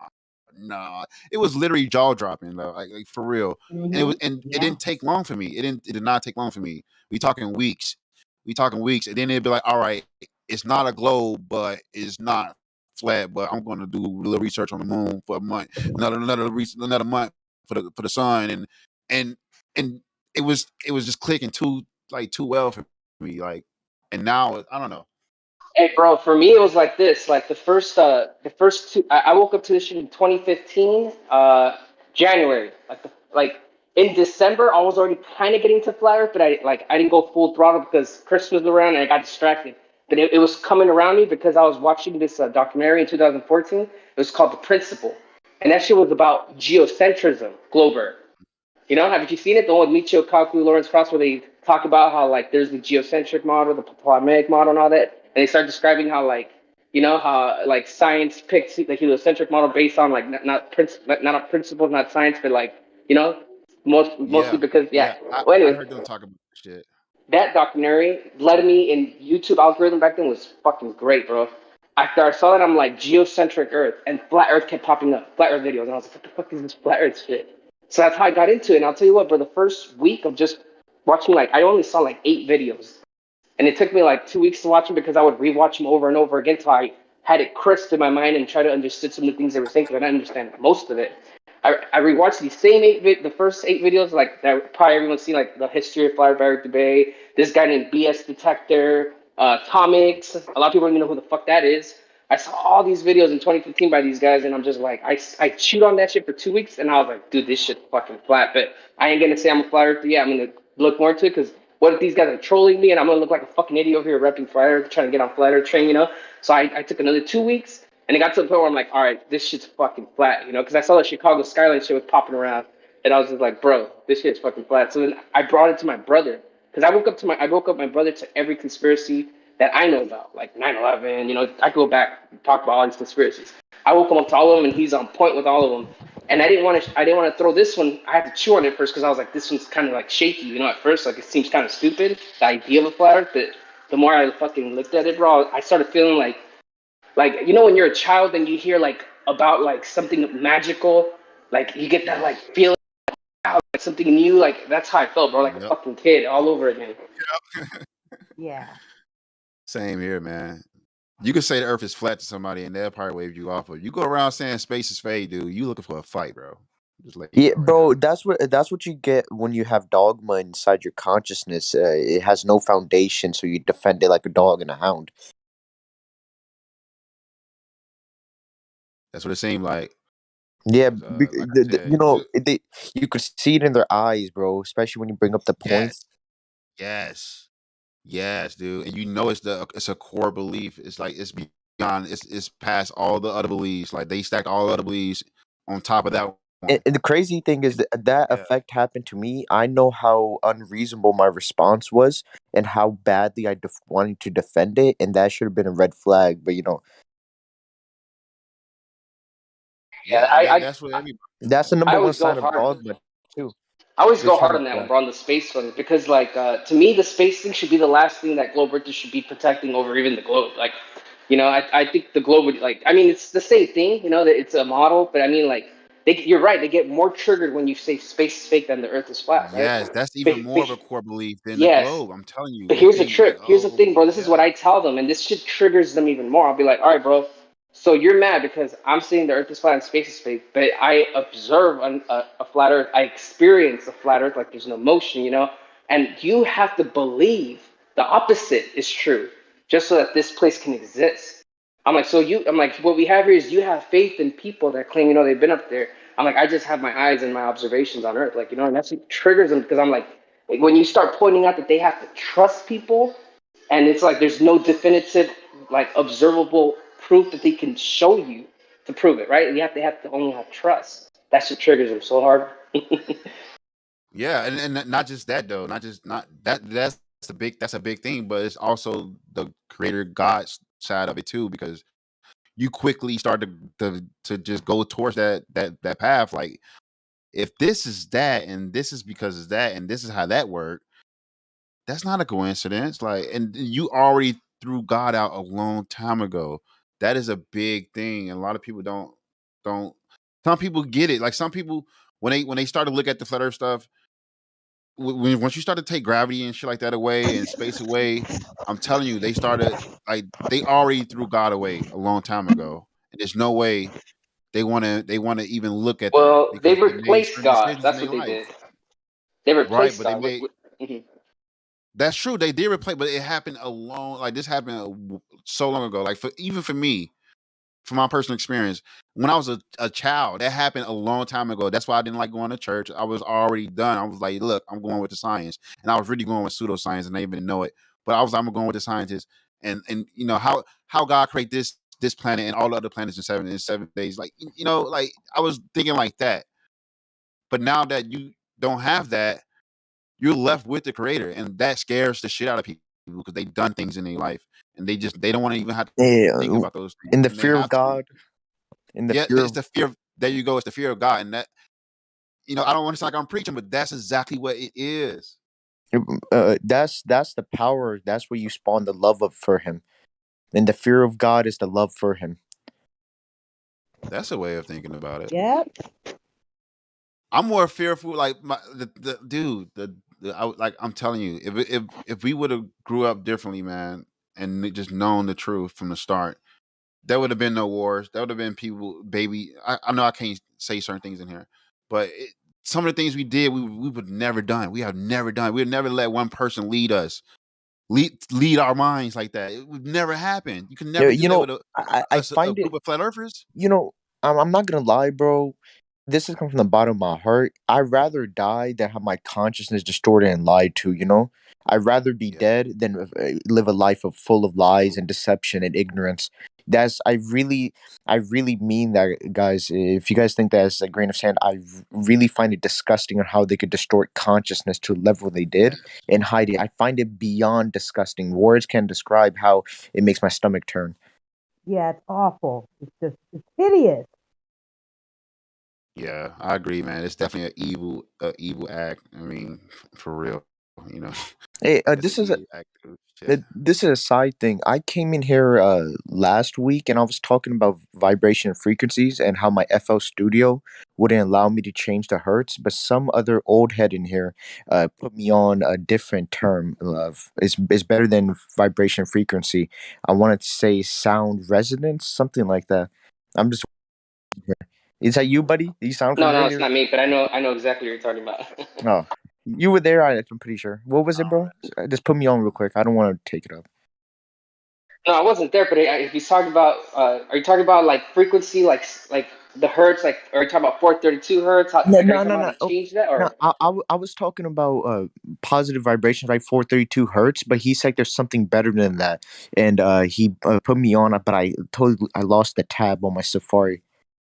It's Oh man, I'm multiple not ones, sure. right? That was he saying? He was saying.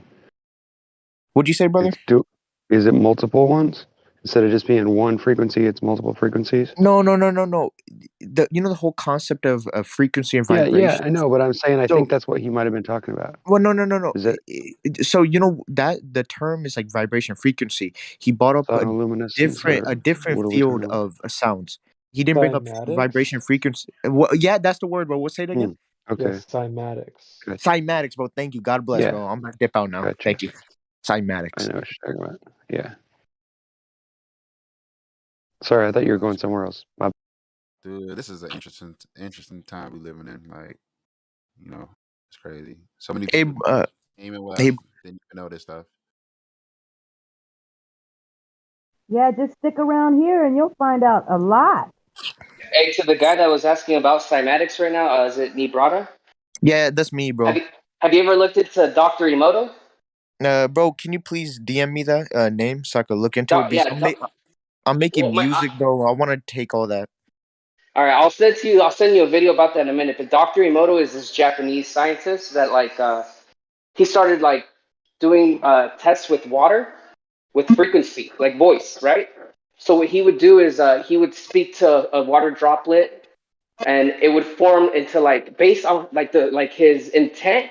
The water droplet would freeze into a beautiful geometrical crystal. If he said beautiful things like "I love you," stuff like that, but if he said "I hate you," "I want to kill you," like if that was his intent, the water wouldn't form into a beautiful crystal. Yeah, it's a really interesting experiment. Yeah.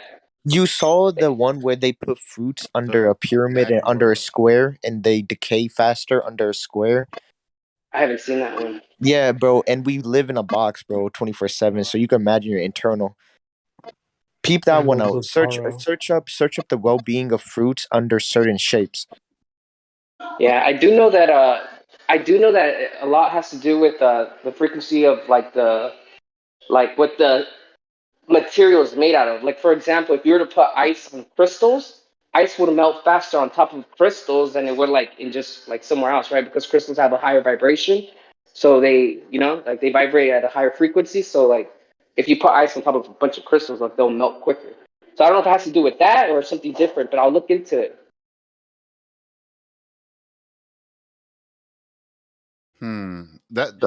I think it's that same nature because geometry is just sound. Because cymatics shows right that sounds could form geometry. Just geometry is just sound in a physical form. And I want to bring up right a lot of religions. At the moment of death, you would hear this profound sound, and I know in some Vedic religions, some dharmic religions, they talk about a endless sound playing within your ear. Then that's the consciousness. The God filled this vessel up with a sound current, and you have to attune yourself to a current to experience it. So it's weird that music plays such a strong role in a lot of these religions, like the trumpets in Christianity, the Vedic flutes. Yeah, it's really interesting, man. That's why you got to tune your shit to 432 hertz, dude. Because like music, Bro, you know, they won't allow me, bro. Bro, they literally FL Studio will not allow me to tune to that frequency. I got what so is it at right shitty. now? 440, right? Like around Yeah, 440 hertz. bro, it Yeah. literally will not allow me. You know, I got so mad. I just click play. I was like, they won't allow me to change the frequency, so I'm about to raise my words. I was like, fuck. I just made a freestyle on that. But I was really mad. Like, I was upset. Like, I came in there, like, I was physically upset, bro. Like, I felt a pressure in my chest that they didn't allow me. I paid Why 150 for didn't that they let program, you know? you? That's what Why I'm didn't they let saying. you? That's what I'm saying. I paid for this frequency, right? I paid for this program. I should be able to tune this frequency to whatever the connotation is, right? If I want to heal people, or if I just want to change it to 432. But it physically upsetted me that this program, and I can't imagine the other shit they do behind the scenes, like to design the program. Even if I did tune it to 432, they probably have methods to block that tune out, or to even That's just how you numb the know that frequency to a certain phase. that's how you know that 432 is what it. What'd you say, sis? I was gonna say that must mean the 432 is really a good thing because if they removed it, you know what I'm saying? This is like a professional, right, mixing platform, right? FL Studio is like a LA level type program, right? So it really blew my mind that I cannot tune it to this frequency, because it's always paraded around to be the number one producer platform, right? The best place to make beats, to rap, to do whatever you want, to create anything you want. But they don't allow you to tune your frequency. And if that's the main motive behind music, it surprised me, bro, that they won't allow me to tune it there. That has showed me a lot, you know. I could take it as like they do it on purpose, or it was a mistake, but that shows me a lot more. That little simple thing right there.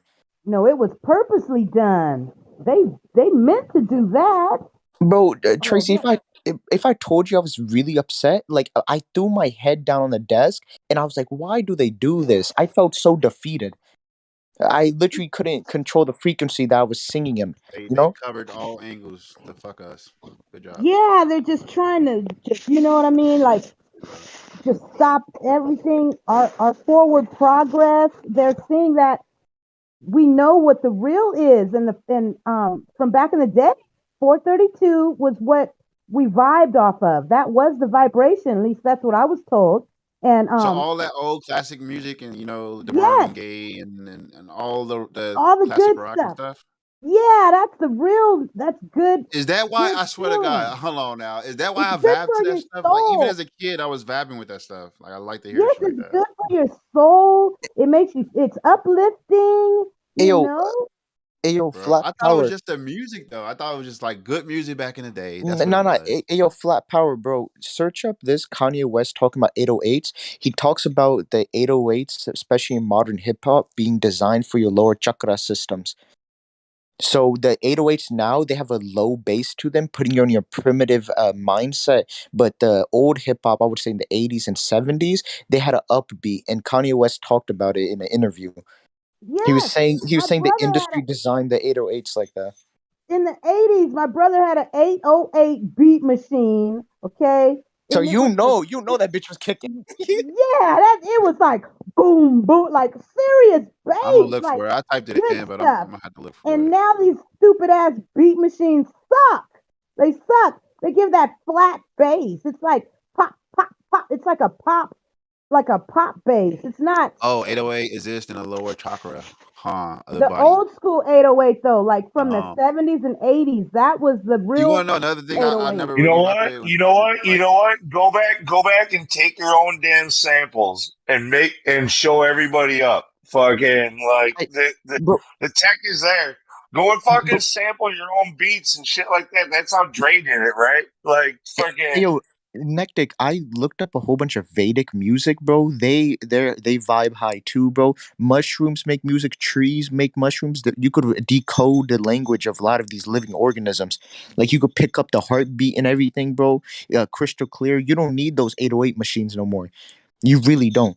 Throw that shit in the past. You could create your own. Dude, I done mushrooms, bro. That shit scared me.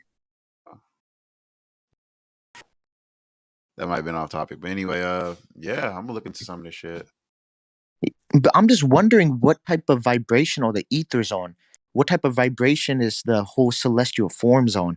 That's what I'm really curious It's about. probably on the 432 hertz or something. They removing it. They don't want us hearing the. No, I think that's silly. All of that when they start talking about the 432 and all that, like, and then it breaks down into like the harmonic frequency of the earth, like all this shit. Like yeah, it changes, which means you need to change with it. I think that's how you stay in harmony, right? Yeah. You don't. That's how you Not don't. You just don't one. want to fight it.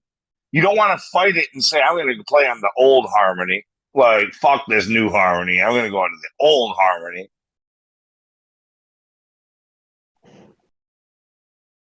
That's crazy, dude. I never even thought about that. That's crazy. Yo, I ain't gonna lie though, but I be kind of vibing with that evil demonic ass 808 though. It kind of does uplift that lower bass though, and I don't fuck with it, bro, no more. But there's a certain type of attraction to it. It's very appealing for some reason. Well, me personally, I love bass. So you get what I'm saying, bro. You know what I mean? That traction is there for it. I love it because I love hip hop though, so that might be the reason. Because I'm a hip hop junkie and I love besides the rap. flat earth, there's definitely something. Yo, rock music put the 808 in the throats.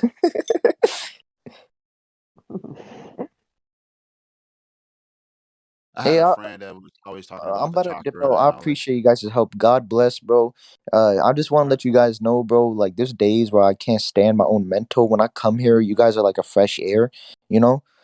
And I really appreciate each and one of you guys being here, pushing this message. I find this to be beautiful, bro, on all spectrums. I'm just a little dude, bro, hanging out, but just know it means a lot to this little dude hanging out. Hell yeah. Yeah, we appreciate you. Awesome. Appreciate Thank you for coming and come back. Nah, well, much love, brothers and sisters. Much love. To peace and honor we reach. Assalamu alaikum. Peace to you Come back too. anytime. So hey guys, we got any new folks in here? We got any globies? Any Yeah, new I'm ones? actually leave too. I'm probably gonna just listen on YouTube. All Y'all take right. it easy. Good night. Good night. All right, 5 power. Hey CB, is there anybody new? Let's have a look through the list and see if anyone's new. Okay. Yeah, there's Monkey Denny we spoke to, I think, a couple days ago. He's back. So Hello. yeah. Hey Monkey, Denny. How you doing? Yep. I'm doing pretty good. How about you? Oh, fabulous. I'm great. That's great to hear. Yeah. So have you been doing any research since you last were here? I actually have. All right. Well, what do you think? What you come up with? I came up with how the black swan theory is not theory, but picture is very flawed actually. Oh my god, here we go. Who would you like me to send the picture to so we could put it in the chat so everyone can see? You? All right. CB, Creation Bear.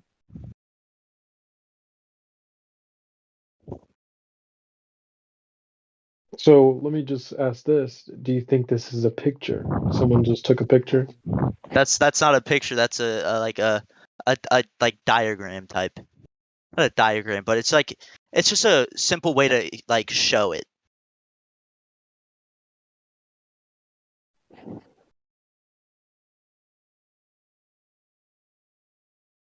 I'm talking about the black swan. Oh, what about the black swan? Is it just a picture? It is a picture. That is a picture. It's actually not a picture. It's a video, but Yeah, it's a picture taken from a video. Is all I've Yeah. seen from it. So what's the issue? The issue Did you see the thing I sent you? I'll post it right now. Because the issue with that is that guy is clearly on a hill. You can see him walking upstairs before. You can see. I have seen clips of that video, and you can see he is walking upstairs before he actually does start Did you zooming in watch on the it. original video? Can you send me the video if possible? I will see.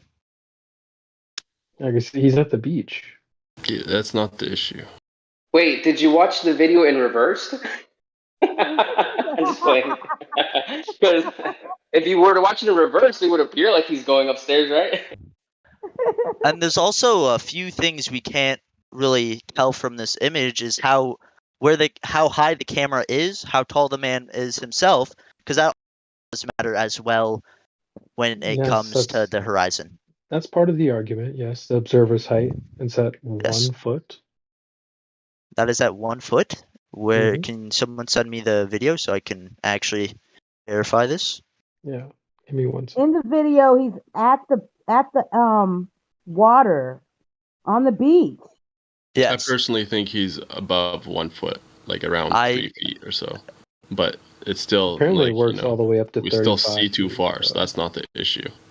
Well, yeah, his tripod. Yeah, we gotta put the tripod in there. So yeah, The reason they did the math for 1 foot is to remove all that scrutiny of is he 5 foot tall? Is he 7 feet tall? Was he it's just to remove that whole argument. That's why the math was done with 1 foot observation, which I don't think it was there. Maybe it was, who knows?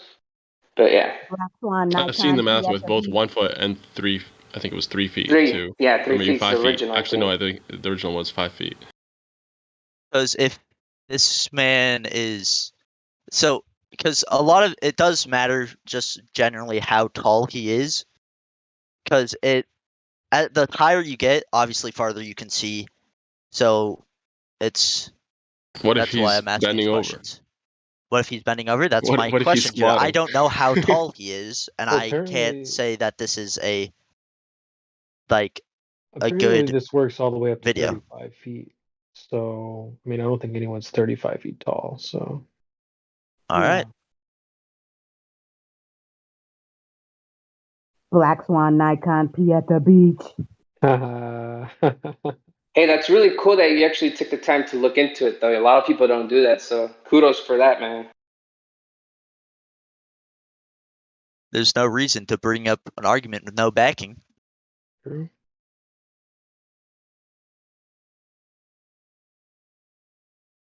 I wish everybody was like you, because at the end of the day, we can still disagree, right? Like, you can still say, "Oh, I don't think it proves it," or whatever arguments there are. At the end of the day, we can all disagree, and that's fine. But what's cool is that people actually are here that kind of want to at least be honest about trying to look into it in some way, right? Most people are just a lot of people that come here, not most people, but a lot of people that do come here, they come with the intention of just they don't want to study anything about flat Earth. They don't want to look into anything. Yeah, they just want to troll or make fun of us and just poke holes in not logic, not even about flat Earth or globe Earth, but about they're more worried about how we run the server.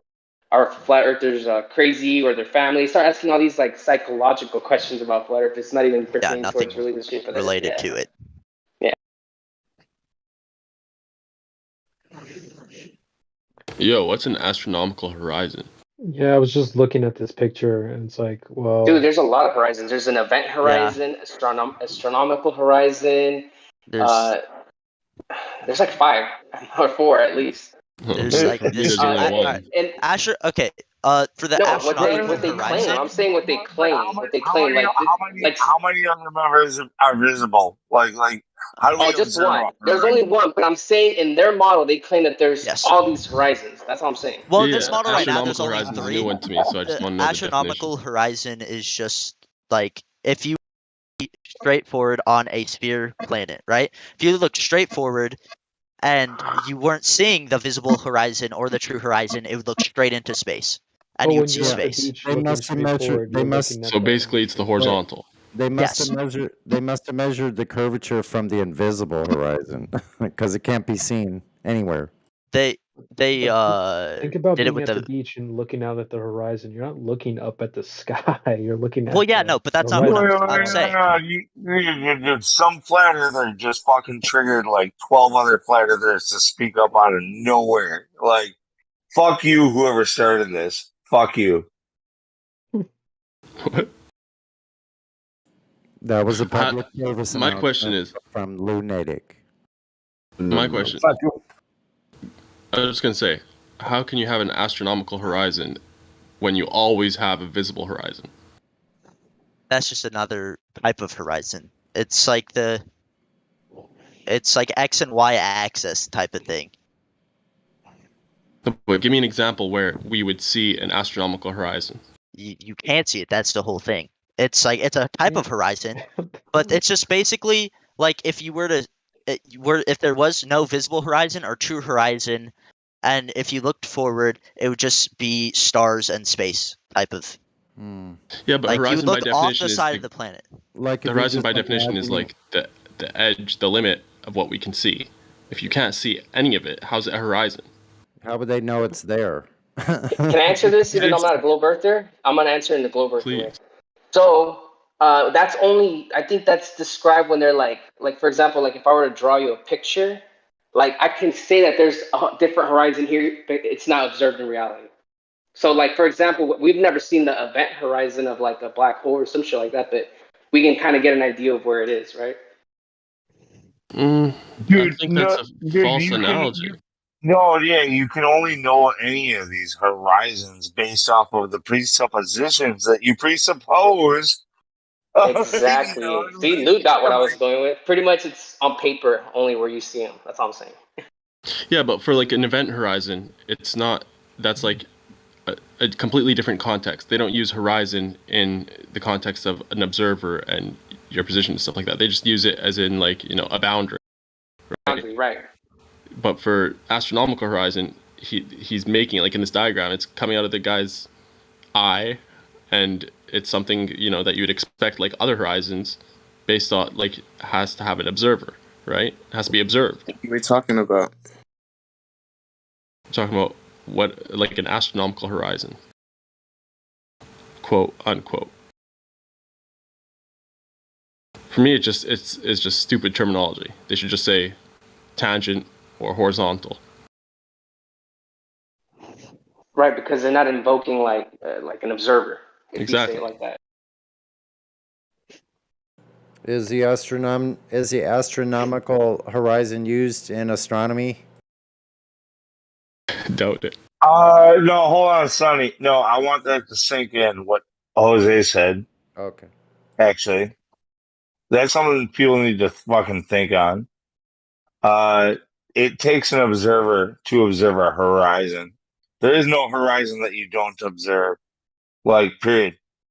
Absolutely. All these other ones are just calculated based off of those presuppositions, right? So the horizon is the horizon is the horizon. Can everybody agree on that? It's where you see it. Yep. Yeah. And it's apparent. Yep, it's apparent. Yeah, It's there I think so. apparently. Yeah, you see it. You only see it. And then second, but that's all flat earthers. Do we have globe earthers who can agree on that? monkey. Oh, sorry, I'm Globies, currently watching the where you video. at? What? Where you at? Huh? I was watching the video. Oh, No worries. Lunatic asked you a question about the horizon. Oh, can you please repeat it? Tracy, All right, you're really muffled, Tracy, right now. Can the horizon be a calculated place, or is the horizon where you see it? Which is it?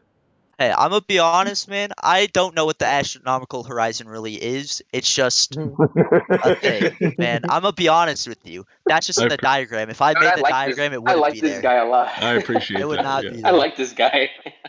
The second thing wrong with this diagram is the visible horizon. So it only points to the top of that tree and calls that the visible horizon. That's not what a visible horizon is. The visible horizon would cover the outline of the tree. So you'd have to go from that slope going up to the tip and then back down again would be the visible horizon. It's not just a line coming from the person's eyes. Oh, okay. What it means by that is that line. I'm pretty sure that by that they mean like that line and below is the only thing visible from. It's this graph. This like image also It's a isn't shitty the diagram. Yeah, it is. Because it doesn't really show. Like, okay, the only reason why I sent this to you because I can say like.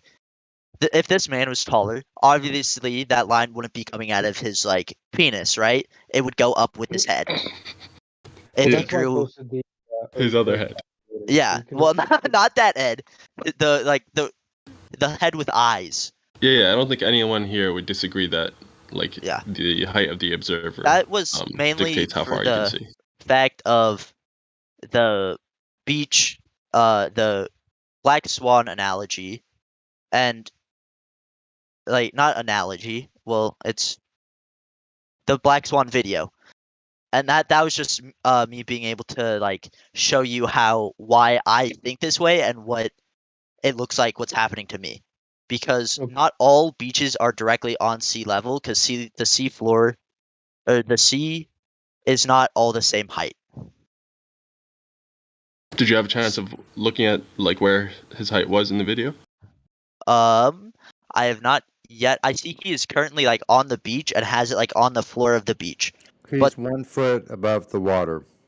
Yes. I'll give you a timestamp at 2 minutes is when he starts putting. He shows you. 2 minutes. Yeah, but somewhere right around 2 above minutes. the water.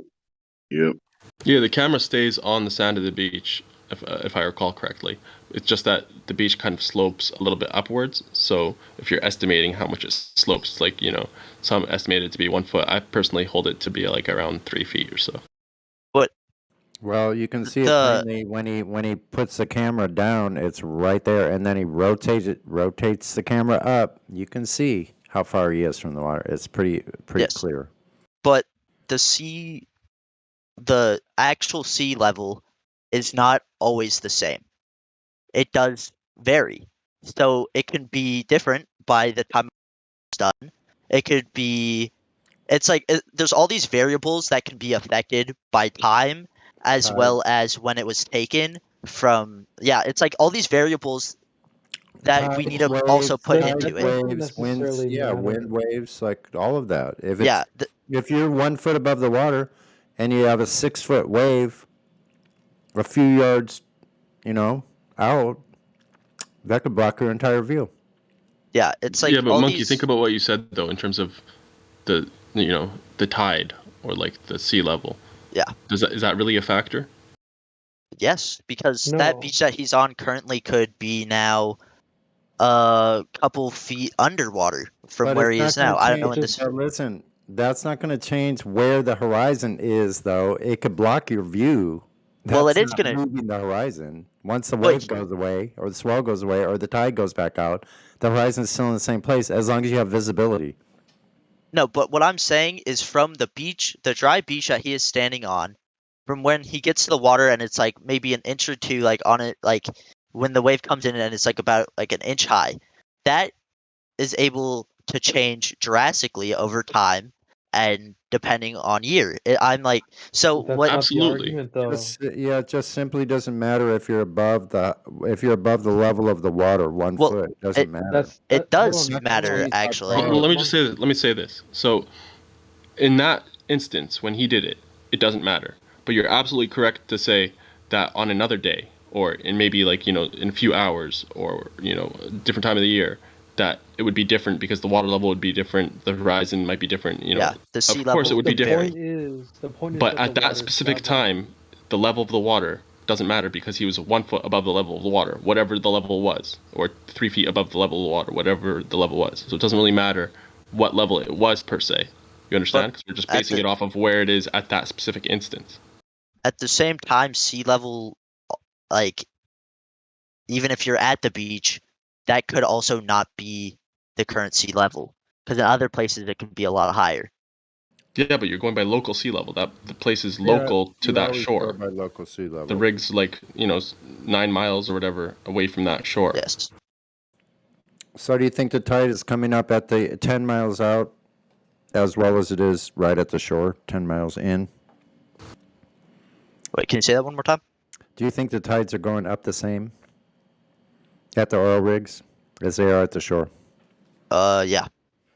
Pretty much. Then it's not an issue. Now, if you were to say the tide was different 10 miles out, and like the sea level was different, then you would have a problem. Those rigs. Okay, yeah, I see. All right, yeah, no, I see what I've done wrong Those rigs here. are anchored into the sand at Yeah, the bottom. they don't move. They're there permanently. They usually have markings. They can measure how high the tide comes up and down. They actually have numbers on the sides of, on the sides of those things. But from a lot of things I have also read, it's a lot of the time people can see. I've heard a lot of the time it's actually 12 feet you can see out from sea level, because I was looking this up more, because I was like, an average person can see, like, I think it was like 2.9, which is 5 if you're 5'7", right? You could see 2.9 miles out. Obviously, that's not the case, because absolutely. I have, because I'm about that height, and I can go to the beach, and I will be able to see oil rigs way farther out than that. And I was looking into it more, and I've realized a lot of people morely say it's more like 12 feet you can see. A lot of boats have said that they are able to see 12 feet. Not 12 feet, miles, my you bad, mean? miles. Yeah, my bad. Okay. They said miles. if they are out at sea, they can see land from 12 miles away. I've seen lighthouses from 75, 80 miles out at sea. But that's also they're emitting light. Is this at night that you've seen them, or? And they're also taller. Myself. But Monkey, you should be comparing what you see to the model that they're claiming. I've seen lighthouses at least 75 to 80 miles. They could be further. And islands, I think we've seen over 100 miles out at sea. I've seen Russia from my house. You live in Alaska? Depends on the visibility under the ceiling. Under the ceiling, it depends on how visible it is under that ceiling. I'm gonna give you an Earth curve calculator that you can play with for a little bit. Punch in some numbers and see if it says you should really be able to see 12 miles. So the question is, for the Black Swan, why, for God's sake, is the horizon 10 times further than it has to be if the globe is 3,959 miles? Why? When was it last taken that is the known thing, though? That is 100% it. Have they done this test recently, or is this an old test? That what is? The horizon, how far it goes out. The islands are back behind those oil rigs, and those islands are 30 miles away. So that would make Earth's radius more than 2 million miles. As far as I know, BMLSB has since, went back, maybe not went back exactly to that location, but he's done other sites, and he's even kind of beaten the Black Swan in terms of seeing farther. Yeah. The thing that I've mainly heard, though, when it comes to these type of arguments is not arguments, debates, is more I've only heard that they did this test 10 years ago. And No. That's all I've heard from. He's went above and beyond the original Black Swan since. Not Black Swan, the test of how far the horizon actually can go. That test. I've only heard that it was done 10 plus years ago. What do you mean? It's not a specific test. It depends on the observer, the atmospheric effects, and a bunch of stuff. Every time someone goes out, this guy that did the Black Swan thing, every time he goes out and tests how far he can see, that's a test, right? And he's, I don't know, who's done. I mean, that you have that Guinness World Book of Records shot, the photograph of being the farthest that they could see, but that was at extreme heights from the beach. It's a BMLSB, I think he's probably done the most. And don't forget, you're supposed to be comparing this to the model that we're told. That's where the Earth curve calculator comes in.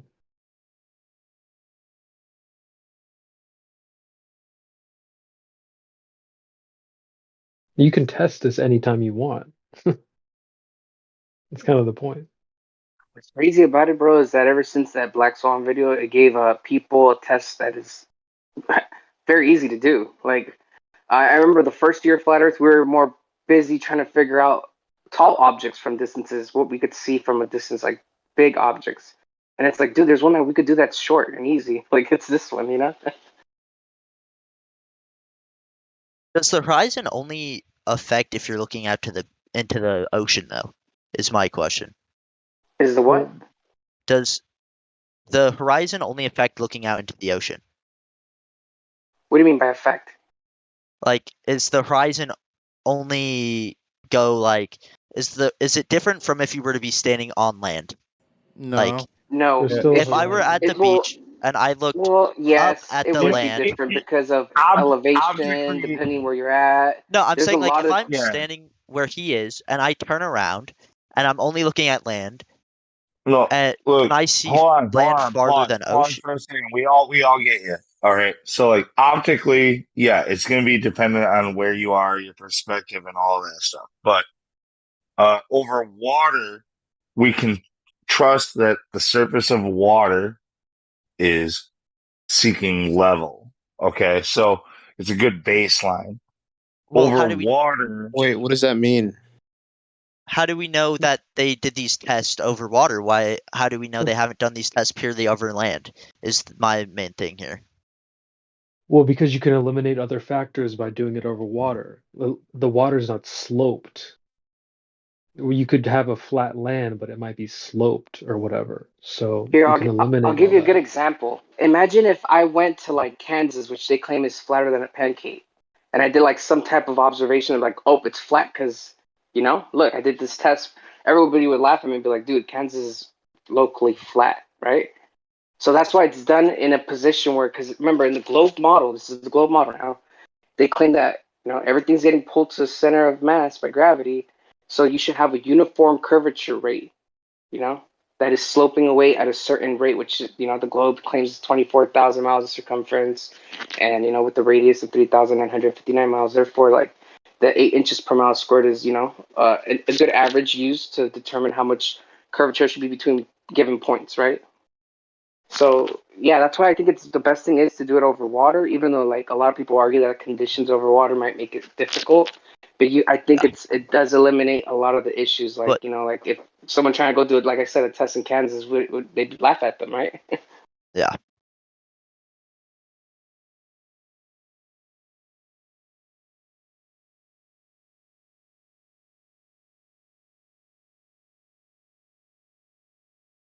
There's another really good test. I don't know if people have showed it to you here, but they did a test with a frozen lake, and they put these like light markers at different positions, right?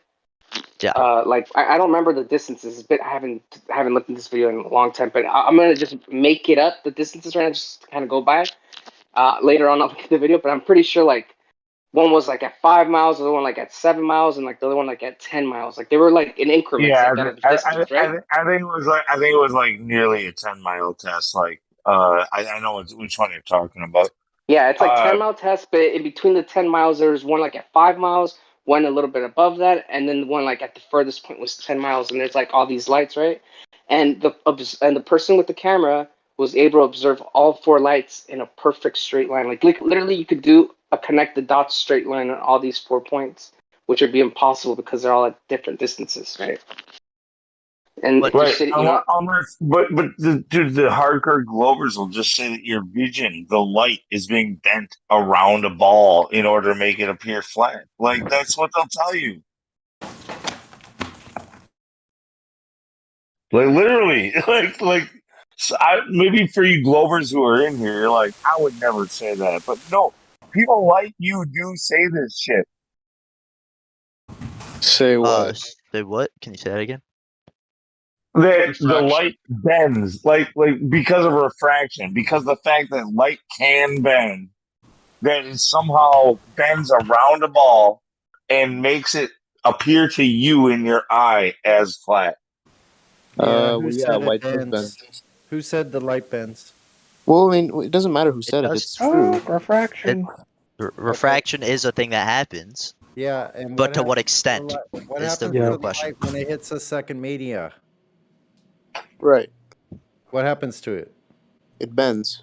No, it doesn't. It changes What does it do? direction. That's It called doesn't bending. bend. Yeah. No, it isn't. Changing direction is not the same thing as bending. So so for example, when light is reflected, it bends at a 45-degree angle. That's bending. That's what it means. Bending. I just think it's awfully telling that we had. I just think it's awfully telling that we had. R7/6 over R. So like, why do you think they do? Sonny, hold right. on. But I'll let you continue. I just think it's really funny that two people jumped in real offended when I made that point, when I pointed that out about refraction. They're like, yeah, why couldn't it do that? They both stood up. No, I'm like, not saying yeah, why couldn't it do that. I'm just saying refraction is a thing, and that still is a thing that can be put into play. You don't know what it is, though. Do you know what bending is? Can you explain? Refraction. You don't know what refraction is. Hold on. Can you explain what you mean by bending?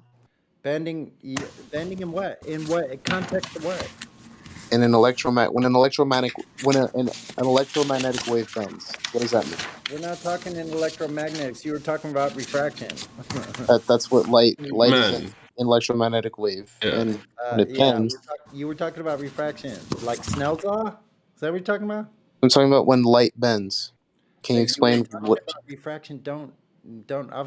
We're talking about when light refracts. Yeah, no. Even in refraction, see, here's the thing. Like, so there's reflection and refraction. Many people confuse the two. Both of them include just the redirection of light, which travels in straight lines. Mm-hmm. So can you post your citation for bending light, please? Put it in the live stream for what? My citation. For your statement, your claim of bending light. Sure. Yeah. Come on. I need a scientific citation. All right. This is a waste of time. No, it isn't. You made a claim, and now you're going to back. Yeah, here you go. Hey, real quick, before we move on into that, I just want to screen back real quick to the person I was talking to. Do you see the little picture that I'll be right back. Creation Bear posted? It says glow predictions, and it's like a bunch of lights. That's a still shot from the video I was talking to you about. I was kind of close. I did say 10 miles was the furthest one. It wasn't. It's the furthest one's actually at 8 miles. Yeah. The next one's at 7 miles. The next one's at 6 miles, and the other one's at 5 miles. So how do you program light to travel the, parallel to the surface of a sphere? Especially when it's 4 different light sources, they are all traveling at exactly the same path. That's pretty crazy. I have another question here that I asked this yesterday, and I didn't really get a good response to it that I was like looking for. I wanted to if it's night for me currently in the US, right? And it's daytime in somewhere like Australia, why isn't here lit if the earth is flat? Because the sun is extremely bright. Where did the sun go?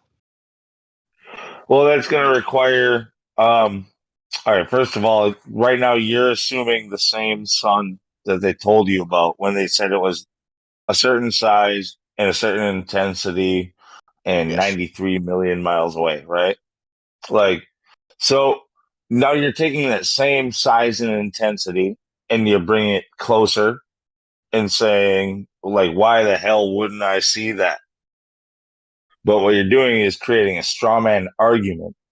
Do you know what that is? No. Okay, so like a straw man argument is when you presuppose somebody else's argument and like or you build up an argument that they didn't make, and then you build up the straw man and then you tear it down and pretending that the straw man was your opponent the entire time. So you build him up and then you tear him down. You make the argument and then you destroy the argument. That's a straw man. How is that a straw man argument? In that context, exactly, though. Like in the phrased it. It's just by assuming. What he's meaning is like, would it be a better way to not make a straw man is to ask us, like what we think is happening. You kind of did that at the beginning, but then you went a little bit forward and you kind of assumed. I just want to know where you guys think like the sun is when it's nighttime. I'll tell you what I think. Obviously, I don't know 100%, but this is my idea, right? We do know how light works. We know how light can't travel through a medium forever, especially like the atmosphere we have, because there's light attenuation. Like certain, it depends on what you're using. Like certain flashlights, it depends on the lumens. You can see them from further distances, etc. Right? So the sun, I don't know what the lumens are for. I don't know how bright it is. I don't know how, like the intensity. I don't know that, but I do know that all light diffuses in the atmosphere at some point. Now, let's just say that the sun might be a lot smaller and a lot more local to Earth. It's as the way I see it is a perspective would be in play. Because we all have perspective. Like anything that you're observing, your perspective is always in play. Whether it's a camera, whether it's your eyeballs, it's those properties are still being at play. So I think perspective has a lot to do with it. I think the atmosphere has a lot to do with it. And I think the light just can't travel forever. So when it's moving away from you, just think about it. Think of the light intensity from when the sun is at sunset, like when it's about to sunset, right when you're almost seeing the end of the sun. You can't. It's not even that bright. You can see it. You can look at it. It's like orange, and just think about the distance between those 2 points. And the light isn't able to fully be at its intensity like it was at noon. So I think it just diffuses, and it goes so far away that it converges to that, to that point. But I got a call. Someone said that, leave a wiki of refraction, then run away like a weasel. Sonny? Yeah, sorry, I got a call from my cousin. So I sent So you're using 7/6R. So you're using the standard refraction model. Where'd you get the R from? Are you talking to me? Yeah. No, someone just asked me proof that light bends, and so I sent them an article about refraction. And you sent a lame wiki article on refraction that anybody could pull up, but you were saying what I was saying was wrong. Somebody said that light doesn't bend, and I sent them an article. Bend. No, it doesn't bend. How about you guys define bend? Just when light is absorbed and re-emitted at a different direction. What type of refraction are you talking about? Can just you tell when me light. Which one of the 3 refractions are you talking about? Please tell me. Whichever one happens when light encounters a different medium. Whichever one? No, you're claiming it, and you don't know that there's 3 different types?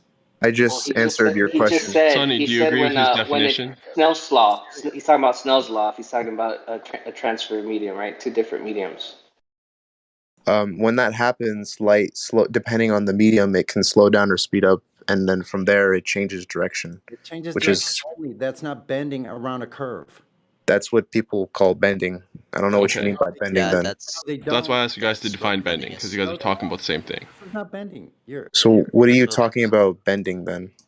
So hold on. I think I can clear this up. The difference would be, so like if you have take for instance a physical thing like a rope, you could bend the rope, or a wire, a copper wire. You can bend the copper wire. All right, so that's something you can bend.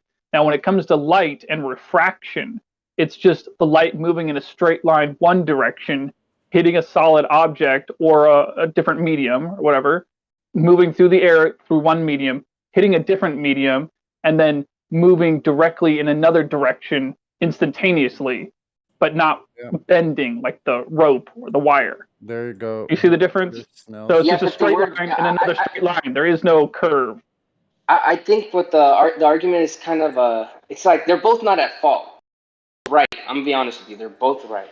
Like Sonny's right because light physically doesn't bend like he was saying, like a rope, right? Like a rope, we could bend it at a certain like loop. Okay. But at the same time, they use that terminology. Like they'll say this. Like I'll read this up from Google right now. It is well known that the light bends. See, the light bends when light rays pass from air into water. For instance, they take a sharp turn. See, sharp turn. A sharp turn is obviously sounds more like a 90-degree angle, or something like that. A straight line. That's what a sharp turn sounds to me. But the word bends is being used there. Do you know what I'm saying? Like so, like I got It's you. colloquially used as bent, but I think you're both right. And if I'm gonna be honest with you guys, I think you're both right. I think it's a blurring of the line between, but okay, fine. So is the kind of refraction you're talking about when you're looking out at the black swan, is that Snell's law? Are you talking to me? Yeah. Oh, I was just answering someone's, or I guess objection that light doesn't bend. But I guess they meant in an arc. Objection. Yes, that was my objection. So I guess you meant in an arc. And to that question, I'm not sure if it can travel in an arc. Okay. I mean, maybe something in relativity says it can, but I mean, I haven't read anything about relativity. Fractional. No, in relativity, it definitely does, bro. In relativity, it definitely does. So this refraction Fiber optics, I think it could. There's atmospheric refraction, there's terrestrial refraction, and Snell's law. I think there's another one in there somewhere. There might be a couple more. But those are the basic kinds. So, you know, if you're using terrestrial refraction, which is what I think you're trying to use, they use 7. There's also another one called turbulence. They have to make it fit 3,959 miles, so that's in that's in their formula. So where did they get the R from? Right. Again, I mean, that wasn't something that I was answering, so I don't know. Yeah, that's the question I'm asking, and that is what are I don't know is my answer. Well, you're talking about refraction, and you don't know what you're talking about. Yeah, because someone said that. Do you think you live in a spinning space monkey ball religion? Well, hold on. So all I was doing was responding to someone saying that light doesn't bend. Someone was that me. was it. Yeah. Okay. Yeah. The third you time were saying that light doesn't. Yeah. Can we clear that? Hey, can we just move past that part? All right. Great. Sure. All right. What do you want to talk about? So how do they get R, the radius value of the Earth? Anything about refraction? Oh, the radius of the Earth. I would like you to concede that you don't know what you're talking about as far as refraction. I know the process. I'm not sure about the mathematics. Refraction is not a process, bro. Yeah, it is. It's the process that happens when light traveling in one medium encounters a different medium. Okay, great. Like that I know. I'm not sure about the mathematical specifics. You don't know how the process works or which category you're using of that process. I don't know what this R you're talking about is, so no, I don't know what that is. So just put the refraction to bed because you don't know what you're talking about. So we'll move along. Do you have any other questions? Well, I mean, you were the one that brought up an objection. I wasn't asking questions. But, I mean, you were wrong about that. Light does bend. So no, I'm not wrong about it. Then you're going to have to tell me how I'm wrong exactly by citation.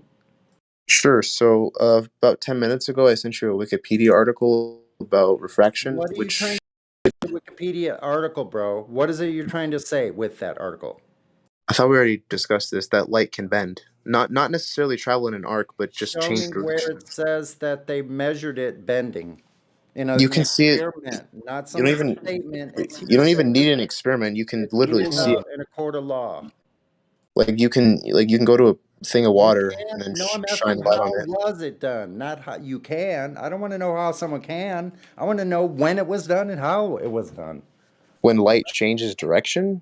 Where's the experiment? Okay. Well, one you don't. Talking about. Do you have an experiment that shows light bending?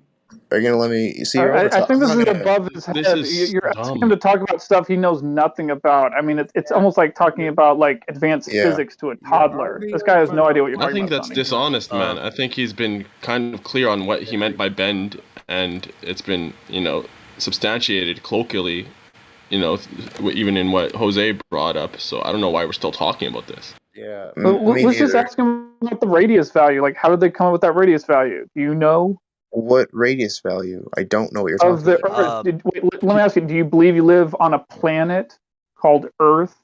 Yeah. Okay. Does a planet have a radius? Like a sphere have a radius? Spheres, yeah, generally. Yeah. Okay. So do you know what that radius is of this place that you think you live?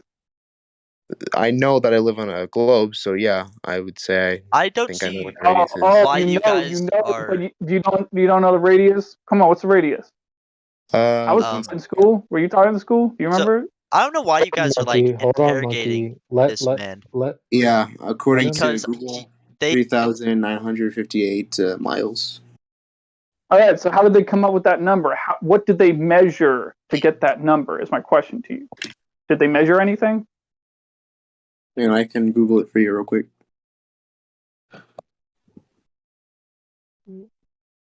Just to be clear, we're not asking as if we don't know. Wait a second. If you have to go Google it, that means you don't know it. So there's that part. Yeah. Thanks for the concession, though. Well, somebody just asked me if I know what the radius is. Yeah, and so you don't. Googled and it. you don't. Hey, guys, it's okay I guess that he doesn't You don't have to know. memorize the Like, radius like to engage in this conversation. exactly. That's what I was about to say, dude. It doesn't matter that he doesn't know. Just let him. If he has to, like, That's kind why of are you guys like? I ridiculous. don't understand this. Why are you guys getting mad that he doesn't know shit? Like, if he does, even though he's making claims, like, you have to understand, we were all there, man. We were all there. Like, just he's at least trying to be civil, have a conversation. Take it easy, guys. Bring it down a notch. That's all I'm asking. Dude, the best example of this, that gets me angry is when Sonny. Hold on a second, because this includes you. Right. You're one of the ones who does this. We're like, oh, you don't. What's the radius of the Earth? And they're like, I don't know. And you're like, you don't even fucking know the radius of the fucking Earth that you're defending. You goddamn dumbass. You don't Look, man. All I'm saying is like 90% of the people that come here don't know any of this stuff. Like, it's cool. Like, if they're willing to at least like show links, even though they're Wikipedia. I mean, I know a lot of people won't agree with Wikipedia. I think Wikipedia is the worst site to use, but that's fine. At least he's trying to do something, man. Like, work with the guy. That's all I'm saying, man. Like, get somewhere. Yeah. You know, like if talking down to people is what we're doing now. Oh man, I'm good. No, that's what we've been doing for fucking. That's what we've been doing forever in your entire absence, Jose. That's the whole thing. Like, Sonny, look, Sonny, bro. Like, it's not about getting an upper hand on somebody or flexing your muscle. It's not about that. I know some people that's their gig, but like, let that be their gig. You know, like. Well said. It does seem like it's a little ineffective, though, to kind of like interrogate people and try to break them down. I mean, if they have questions, let's just answer them if we can. I mean, let's just try to give as much information as possible. What we need is a good cop. We got too many bad cops. That's fair. Dude, I'm always That's why a good cop. talking to people like on the street about this better than like, you know, on Discord, at least as far as arguing goes, because it's like it's easier to like be friendly when you're face to face with someone than it is like on the internet. Like, I actually said that thing that, you know, you were saying Sonny does all the time, and I know he does that. You're right, he does, and he shouldn't do that, or he should go back on it, you know. But like this time around, I did it first. The only reason I was an asshole first. I feel bad about excluding him, like by naming him by name. But like, the funny thing is with him, he's a good example of this because when he came in, he was very soft spoken. He was like very apologetic, and he was, you know, and now he's like always trying to like. It was a trap, bro. It was a trap. He was like. No, you're like, and I just don't. I've seen the whole transformation, and it bothers me. I'm like, what took this very nice, friendly guy into being someone who thinks he has to be a killer? You know, like he doesn't. You don't have to be a killer, dude. I mean, the only reason I don't like that though is it's not to pick on anyone, and I'm sorry if someone felt offended by that. It's just I have to speak what I feel, man, and what I feel is this: it's not that it's just annoying. It's not productive. It's not effective. Yeah, it's not productive at all. Like think about it. Like, everyone listening right now is like, all right, so the guy did another radius. The conversation's over now. Like, that's what everyone listening on YouTube's probably thinking. You know, when in reality we could just be like, oh, you know what? All right, cool. Like, all right, like. I know not everyone's like that. I understand there's some people that are really difficult to talk to here, and that's fine. You know, I guess there's a time. I think here's the thing. There's a time and place for everything. Like, I do think some people need to be talked to like that, but like, I just don't think this guy deserved it. You know, that's all I'm saying. I think it's the you know, how Globe Earth, like how you realize it's religion, right? And then it becomes like that, you know, like you're trying to attack the religion, you're trying to point out to this guy, you're in a cult, and then we get carried away with it. Like I used to do it all the time too, but Yeah, I don't mind that. I think that's fair game, bro. To me, fair game is like they're rude and they're coming at you like foul. That it's fair game. But I mean, if someone's trying to like get somewhere in a conversation, like let it progress. Not every. I know this for a fact, dude. Like, fuck, dude. If I kept myself as a flat earther right here, and there was like another Jose from 2015 that came in here still thinking it was a globe, like I just think of that. Like, how would I talk to myself? How would I like to be talking to? That's kind of how I see it. That's not the I way don't that know. we came into the flat Earth. We had a decent conversation with people that were willing to answer questions. Not try to break us down or interrogate us. And so it's like we're not even giving people the experience that we got when we came to the flat Earth, and that's where it becomes I had a really great experience, Lemon Bird. You're right. Our experience was pretty good. I mean, the troll It was experience chill. It was hasn't changed. conversational. Yeah. People would field, speculation. They let you talk about it. They let you hash it out. Now it's just, very prescriptive, very, very stultifying. It's ironic, but, some of the most stultifying discussions we have are sadly about the shape of the earth with new people, and I know that it can get a little wild. And sometimes you want to control the conversation, up to a point. But when it's so stultifying, people are like, well, should I speak or is my head going to get bitten off?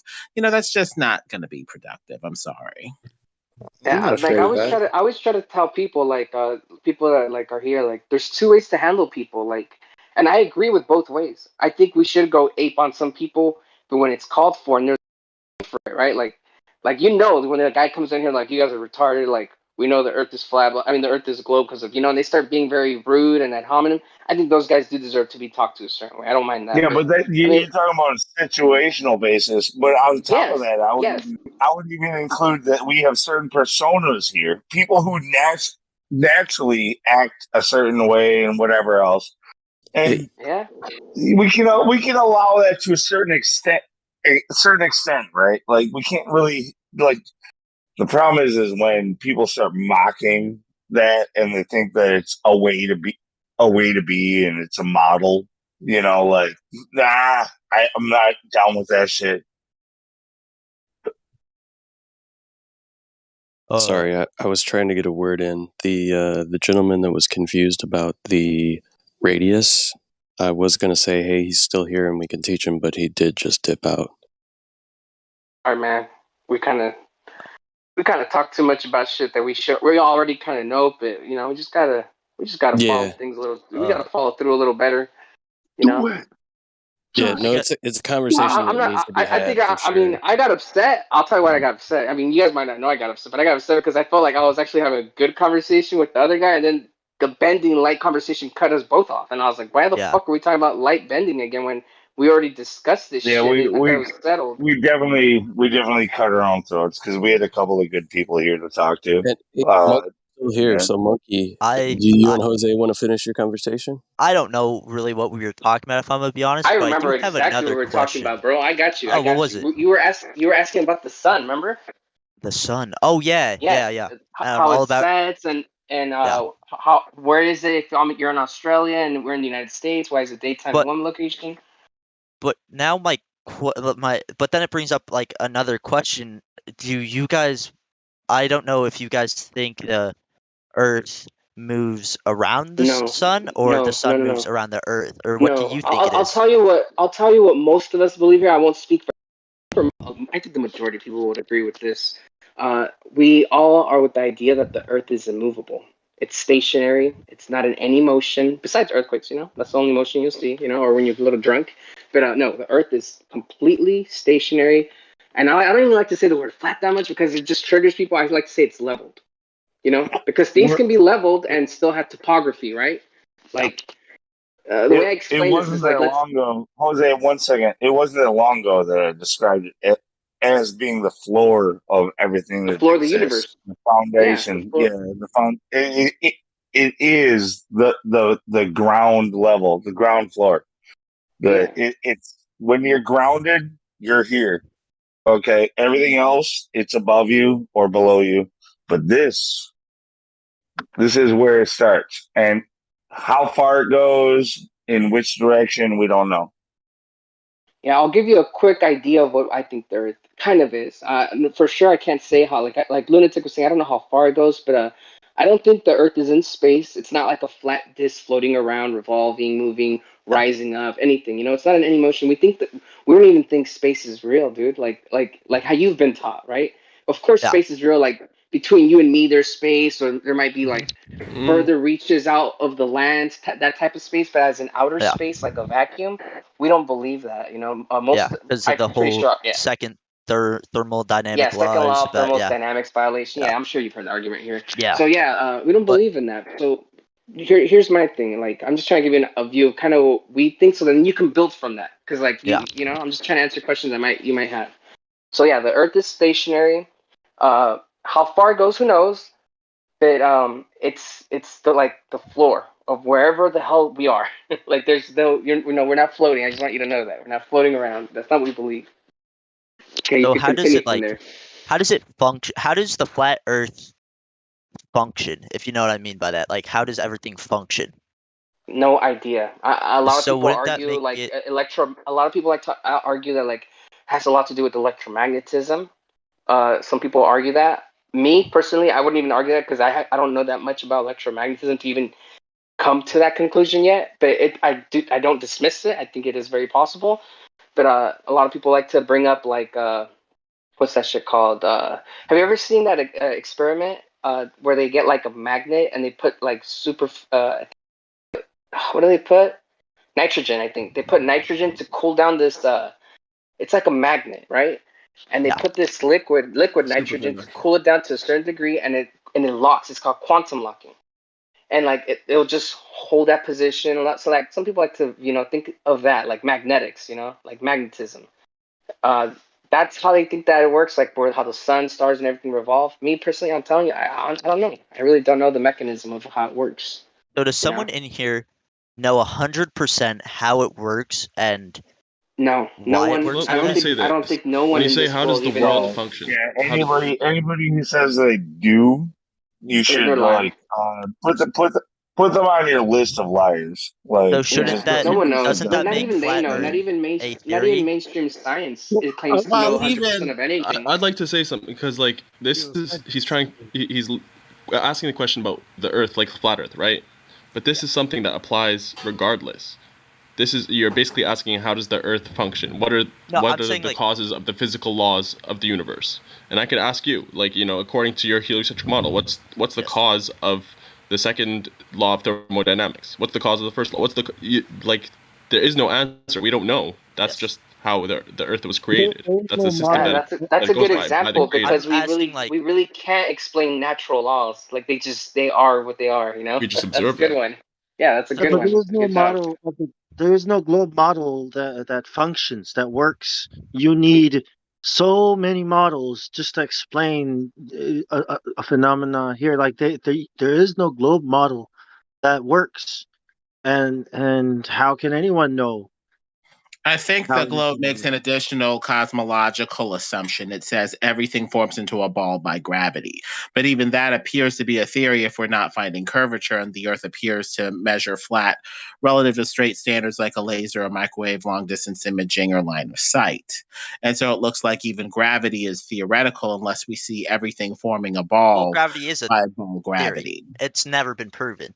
Gravity? Wow. It's a theory. Good job. That's already known. It's not. There's no way to like. No experimental evidence. I have a quick question. Like things fall, gravity. And you could say it's gravity. I mean, yes, but like let's go into weight. Like weight is pretty much how much force is pushing you down just to keep you on ground, right? How do you explain weight then? How much do you weigh on your scale in your bathroom? I'd say a solid 320 pounds. Me personally? Right. Okay, fine. We got a 220. How much do you weigh in water? Honestly, I have no idea, and I'm not even a 220. I'm a solid 150. But I honestly don't know. Buoyancy, I guess. I don't know. Yeah, that'd be some buoyancy stuff. Well, the thing is, the medium of the water would support you and take you off the scale. So what we call Lemon, you Why cut does off. buoyancy apply in the water but not in air? Hold on. Meadowlark, you there? Mic check. This freaking thing. I was just saying that the water appears to support you more than the air, and therefore you weigh more on the scale. So it appears to be a medium object interaction where what we call quote unquote weight just varies depending on how much the medium is willing to support you, be it the air, the water, whatever. Lava. Yeah, so it's like a medium buoyancy interaction of some sort. I would go with all the way to some background medium of space itself, the ether that air itself and all objects mix into. That medium determines what goes up, down, or floats. That's what I'd go with over a flat, motionless plane without making gravity pull to the center of a ball. But there's different variations of that if you want to go with something flat. Hey, what's up with quicksand? Why the hell do we sink in quicksand? It's not quick. Watery. You sink slow. They should call it slow sand. I know. Okay, so can we all agree here that sphere Earth and flat Earth are both theories? Because there's no 100% way to prove them. No. Wrong, sir. There's How is that wrong? way too much evidence for both sides. Yeah. No. I'm going to lay this down. Observation. No, hold on. Pause. I'm going to lay it down real simple. First off, there is no flat Earth theory. There is no flat Earth model. There is a globe Earth theory and a globe Earth model, however. And what we are debunkers of that theory and of that model. We can prove almost everything that you claim from your fucking model wrong. Or if it's not wrong, it's contradictory to something else. Okay, so there is no. It's not that we're here claiming a positive claim. No, we're here saying what you guys are standing there firmly backing up and saying this is the truth because all of the body of science is behind it. Okay? We're telling you that you idiots are wrong. Hey, yo. Not very cash money like that. But, Can I just add one thing? I think he's getting the idea that it's a theory because there are unknowns. So let's take a look at one of the unknowns that the globe side might have. Oh yeah, there are unknowns on both sides. That's why I said both are technically theories when it comes down to definition. Flat Earth Society.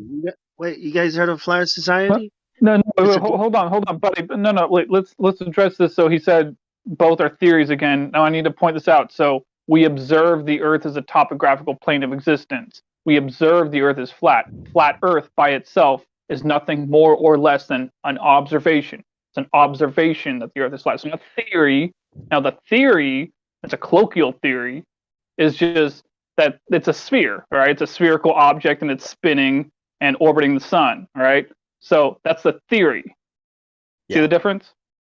But I mean, let me just finish my point real quick because, with the unknowns thing, it's like just because there are unknowns. So let's look at one of the unknowns on the globe side. So they say that they have explored space more than the oceans. So is the oceans a theory or anything now just because it's an unknown? No, no, it's just not something really. You don't know, and that's okay. So it's also okay that there are some unknowns in flat Earth as well. Doesn't make it a theory all of a sudden. So just like the ocean. Dropping something. You know, Michelle. Hold on. You know, what Michelle Thaler said. She said it's an amazing thing for me to know exactly where you come from. Now, does that sound like a fucking hypnotist trying to freaking what? It's an amazing thing for me, for us, to know exactly where you come from a rock, from stars. Who said that? Michelle Thaler. So who's that? My NASA, thing is the science communicator. Okay. Just like okay. Let homeboy get in. He's been trying. Go ahead. When you say it's an observation, dropping a pen and having it fall, you can call it gravity, right? That's an observation. No. Sure. That's an That's a observation. theory. So If that's by an gravity you mean the observation of downward an effect. acceleration of said pen, then sure. you can call it Observations are just because it's an observation does not mean it's not a theory. No. So it's an observation that the pen is dropping, and the theory. Yeah. Whatsoever. Let me just say, the theory part comes in with a hypothesis. You're theorizing that it's dropping because of something. You're insinuating a cause and effect relationship. Yes. An observation alone doesn't make a theory. Yeah. Well, yeah. When humans see anything, it's our brains immediately go to cause and effect, though. That's just how it works. Wait, what are we talking I did about? this, and then this ended up happening. Like but I flicked my arm, effect. that inflicted pain. It's I like see a Okay, so helium anything all you cause and letting effect. go of the pen was the All cause right. of it. All right. Real quick, I had sex with your wife, and now you're raising my baby. Okay, so I have a wife. hold on a That's second. to me. Hold on a second. Hold on a second. Let's just get back to This is hypothetical, and I know it's obviously meant to trigger somebody, but all right. Let's say I had. Let's say. I see a flat table, therefore it's a ball. How about that? You like that? Can flat? But that has no logic. Hold on, guys. Hold on. There's no science put behind that. Look, hold on. I just want to clear something up because I think there's a really simple confusion that he's having. Look, so And there's back a to bunch of flat Earth people here. hold on a second, bro. So you're saying, dropping a pen is an observation of gravity, right? And then we're saying that observing the Earth flat, which is what we observe, is not a theory. And I'll tell you why. Because that's what we observe. We're not trying to figure out why it's flat, right? That would be the theory. A theory would be like, why we would have a theory of trying to figure out why it's flat, or how it became flat. We're not trying to do it. We're just saying we observe it to be flat. When the pen, Percent was telling you earlier, right?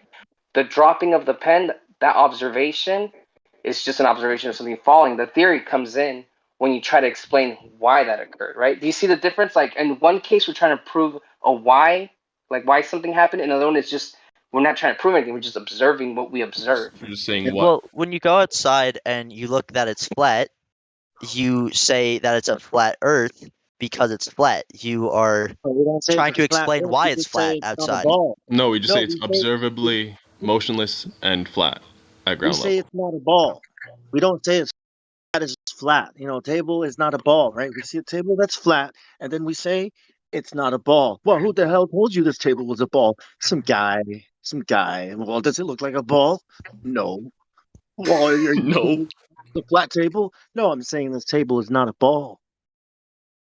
Like he claimed. He claimed the table was a ball, right? Yeah, See? and much like how you can measure a table to know for sure that it's flat and not a sphere, you can measure the Earth as well. And to the best of my knowledge, it measures flat, unless you have any evidence to the contrary. Yep. I mean, there was that one laser experiment, and then the horizon, gravity. A laser experiment measuring curvature or measuring it flat. Mm-hmm. Measuring how much it rises. I know what you're talking about. You're talking about that. It's from a couple years ago. Discovery Channel. Yeah, they did a test where they got on a boat and they got they drove off with the boat and they had this big construction. It looked like construction paper. Who knows what it was, right? No, not stripes. Not that one. That's the Salton Sea one. I'm talking about that. I'm talking about the one with the laser test. It was a green laser, and there was a guy that looked like John Cena that was there. Okay, that one. No, he wasn't there. He looks like John Cena. He's not there. Yeah, but it looked like John Cena, the guy that was doing the test. One of them. Anyways, yeah, we've seen that one. And here's the crazy thing is that they did that and they claim that's what happened.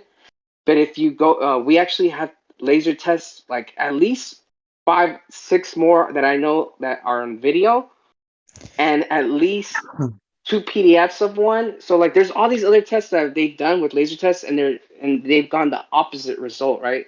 So at the end of the day, we're gonna have there's one from the globe Earth that's claiming it went up this much. To be honest, I used to be able to debunk it, and I don't even remember the argument for anymore. Is that the one with the helicopter that they photoshopped? Yes, that one. Yes, it's that one. Yes, it's that one exactly. Yeah, they photoshopped that one crazy. The PBS one. Birds. Yeah, it's super Photoshop. I'm not gonna even make the argument. I'm just gonna say you can choose to believe that one, But I'm telling you, like, if you go, like, the best thing to do, dude, is like there's flat earthers all over this earth, dude. Like, I guarantee you, like, if you really wanted to make a way of like doing a test yourself, that's like the best thing you can do. Because like, yeah, we're both gonna sit here and argue like, oh, this one's real. They didn't. You I'm guys not here faked to it. argue. No, I'm just no, here to no. I know. But I'm telling you, it could come to that, you know, because I could show you all my Yeah. videos of like laser tests that are like I think they're way better in my opinion. But you're gonna be like, oh, not saying you would, but most people would be like, well, how do you know these guys aren't? Or how do you know your guys aren't lying or mine are? You know, like it comes to that at the end of the day. All I'm saying, man, To is be like, honest, yeah. at the end, it's everybody's take on it, and let me just share my thoughts. I do Yeah, go believe ahead. the Earth is spherical. There's just way too much fucking evidence for it to not be spherical. I Well, don't know, no, space, gravity. wait, hold on. What was Wait, it? hold on. Did you declare that you were making declarations without No, evidence? I'm just saying, like, that's my take on it. Okay, so you are declaring these are your declarations, then. I'm not declaring anything. I'm just sharing No, thoughts, that's what you're my doing. That's beliefs. exactly what you're doing. Your I'm actions are saying. showing that you're declaring this. I You're know. I'm saying. declaring it. You guys. What I'm saying is. Before you leave, you want to make sure everybody knows that you think the Earth is a ball. No, what I'm saying is I respect everyone's views on it. Everyone is entitled to their own views. No, we respect you respecting us. Like, dude, respect goes both ways, right? Yes, like, yes. But when you do this is a declaration. I think the Earth is a fucking spinning ball in space, a vacuum to the -17 torque. So, like, that's what you are declaring. Do you stand by those words? Yes. All right. Got it. Excellent. Thank you. All right. Let's see how much. You said there's so much evidence, right? So maybe just pick one out of the heap of them, and just let's go through it. Hey, Cap, do you know the radius of Earth by chance?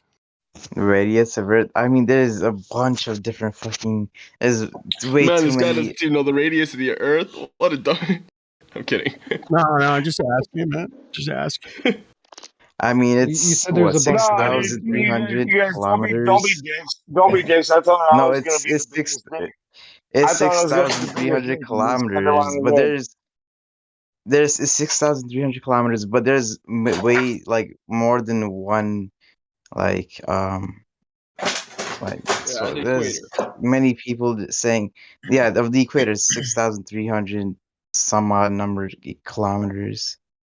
Well, there's technically two versions. That's why you got the one where it's like I don't know it in kilometers. I know it in miles. Like the oblate spheroid model is off by a couple of miles. Obviously, I think the radius is like 3,963 miles. I might be wrong. I might have confused the numbers, but it's not that much of a difference, you know. But yeah, there's oblate spheroid model, and then there's like the one that's not too chubby, you know. But the thing is, the one thing I do want to take out of the flat Earth side is the whole history of Let me stop you. Let me stop you. Let me stop you. Let me stop you. One thing that Hold on. This is important. This is important. Let me handle it, guys. Let me handle it. Okay. Don't ever call us a flyer society because we hate those motherfuckers. Oh those no, I'm saying people who you're with your guys' beliefs. I didn't say society. I just said what your guys' take is one thing that I did always I'll always like, what the fuck is going on in Antarctica? Like, what the fuck is it? There's so many experiments going. Like, what the fuck? Let me what the fuck? Yeah, but never use flyer society and real flat earthers because no. I didn't even say flat Earth society. I said flat Earth. You know, the you guys who believe in the flat Earth. I didn't say flat Earth society. I never said that. I must have misheard, but everyone went roar, so I assumed everyone heard it too. I think 20 people here misheard you. At least. I didn't say flat Earth society. Oh my god. You didn't mean to. It's all right. Yeah, I really heard that, in my opinion, but I might have misheard you. Man. Sorry about that, man. I'm sorry. It's okay. Yeah, no, trust me. I'm aware. But I do have a question for you, Caprice. When you said that you're afraid that space might not be real, huh? If the Earth is flat, you were kind of going there. No. I said I was never afraid that the I never said that, but I did say. I mean, I do believe in space. That shit, that shit bonkers. Like you just can just grab a telescope or whatever, look into it. Yeah, but that I doesn't mean, verify what you're looking at. verify. Yeah, it's an observation, but like then again, there's a whole SpaceX, NASA. You know, motherfuckers going to the Easily moon. Can you show me My a single favorite one is demonstration? JAXA. JAXA's my favorite one. Look, real quick, do you see where Livestream voice text is? Like where we type? Mm-hmm. All right, I'm gonna post see what JAXA did, dude. I love JAXA. It's the most funniest one in my opinion. See. All right, so this is the Japanese hovering like satellite, yeah, hovering over the moon. NASA. This That is shit JAXA. bonkers. That shit's fake, huh? Come on, keep it real. That shit is fake as fuck. Like as fuck. Dude, a good test I like to give to globe earthers is get all the different space agencies and compare Earth photos. Compare. Of course, they're gonna say they weren't taken at the same time. Seasons are different, whatever. But just, it's not even about the seasons, man. Take a look at just how it looks, man. It doesn't look nothing alike. You know, looks nothing the same. The moon, there's no excuse for the moon looking this. To me, there's no excuse for the moon looking this different because technically the moon's in a vacuum. It's like there's no fucking seasons, right? Like, What about aliens? Do you guys believe in aliens? I do, but not from outer space. Not from outer space. I think they're on Earth. Just like I honestly think the Earth is a lot bigger than what we've been taught. And if it's flat, it could probably go way like let's say Antarctica wraps around in a circle like a pizza. It's the crust of the pizza, right? And that's all we know about. You know, what if there's more little like land past those points? You know, and other civilizations. Who knows, man? I'm open to that idea. You know, I like aliens.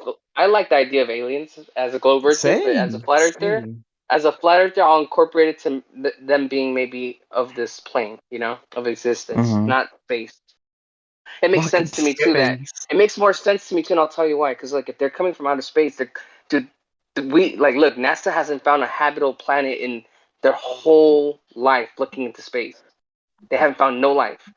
So think about it. The only place they would be like listen. The only place that aliens can come from outer space are trillions of fucking light years away. I doubt there's some like I don't really believe in a technology that's gonna travel at that speed, and you're gonna be like you're not gonna be a pancake or a fucking like you can handle that speed. I mean, you know? to be honest, we still don't know if the speed of light is as accurate as people say, because the way speed of light is measured is by pointing a light at a mirror and how long it takes for that light to bounce back to the camera, which we don't know if the speed of light is accurate because we're going based off of a reflection, not the actual speed. We only have the two-way speed of light. We don't have the one-way. Yeah, we don't have the one way. Right. Like, well, even if can that's be off by a instant for all we little, know. I don't think it's much of a difference, to be honest. But like the point is this: like it makes more sense to me that if aliens were real and they were visiting all these, because I'm not gonna lie, dude, I've seen what I believe was a UFO, like legit, I've seen one, and I'm a flat earther. It makes more sense to me that they're closer by Earth than they're on Earth actually. They're on Earth. Wait. You know. What would make more sense though, that idea or the idea that it's just hidden technology that some other, human being hasn't let your direction? Well, I still don't believe that shit. I'll tell you why, man. I don't even think NASA astronauts are traveling in that rocket at the speed they're claiming they're going, bro. Just look at the training videos. Look at the training videos of fucking of people like on fighter jets. Like how they have to train in a simulation of like that speed. Dude, those motherfuckers pass out. Imagine like at these high fucking speeds. I don't believe, bro, that all the G forces I that some agree experiences from it. That's all fake. Holy shit! But what I'm saying though is like I've actually recorded. I mean, I've seen two different UFOs at two different points in time. One daytime, one at nighttime. The one at nighttime I barely caught on camera with my cell phone, and I had two friends there to watch it with me, caught their reactions on the microphone. The point I'm trying to make is, it could just be technology that someone else is hiding from you. It doesn't. Oh yeah, I get what you're saying. Like the government like could the be hiding that technology. Yeah. I agree with that. I honestly do believe that too. I do think that they just look at the. I don't know if you want to believe this or if we should believe this, but let's just take it for fact for a minute. Let's just say that World War II, everything went down the way they said it. Look what Hitler was doing, right? Like that motherfucker was working with UFOs and shit. That fool was working on Die Glocke and all that shit. Like who knows, like maybe there is this fucking technology that was like, you know, that they have their hands in and we don't. Maybe they're the ones that are gonna be flying around doing a fake alien invasion. You know, who knows? Yeah. So along these topics, I've actually gone to a UFO support group once before for people that like there was only like 2 or 3 people there that had like claimed to even see, you know, quote unquote aliens face to face. Some of them had like some kind of stories, some of them had another kind of stories. I thought it was interesting that 2 of them had 2 different stories about the pink goo that they were in. Like they both like they'd never met each other before, I think, but you know, like they had multiple encounters where they find themselves in a liquid where they can breathe, but they panic for maybe a few seconds because they think they can't breathe, but they can breathe even though they're in the liquid, but it's like pink or whatever. Anyway, some crazy story. But the point is, with what I've heard from this end of the spectrum and what I've heard about from those who talk about potentially human beings dressing themselves up in costumes and using advanced technology to like, you know, stage this bullshit as like a psyop. Like, I'm just saying, like, if I think that either one of these things is true, it'd be the psyop part, you know, if it's happening at all. Wow, how are we still on aliens? That was like 10 hours. I mean, that shit. I mean, because it's cool. Like, point is there's no because it's aliens. cool. The point is there are no aliens. I know, I but mean, still, I mean, my take they on it roaming is, around. Bro, I'm an alien. I'm from Mexico and I'm in the United States. Is that guy Johnny still here? Is that what's going on? We got. No, bro, it must have just circled around, man. I swear we just started the alien conversation. You just popped up like 5 minutes ago. We weren't on it. To be honest, so like I'm a huge. I believe in aliens. That shit gotta be real. All right. Shit gotta be. Yeah, you were here earlier when that guy brought it up. Too. I remember that guy's voice. I mean, if there's alien, if there are experiments being done on humans, right, like that are unethical, that has to do with crossbreeding or whatever, right? We wouldn't know. Probing. Yeah, none of us would know because it's not a good look.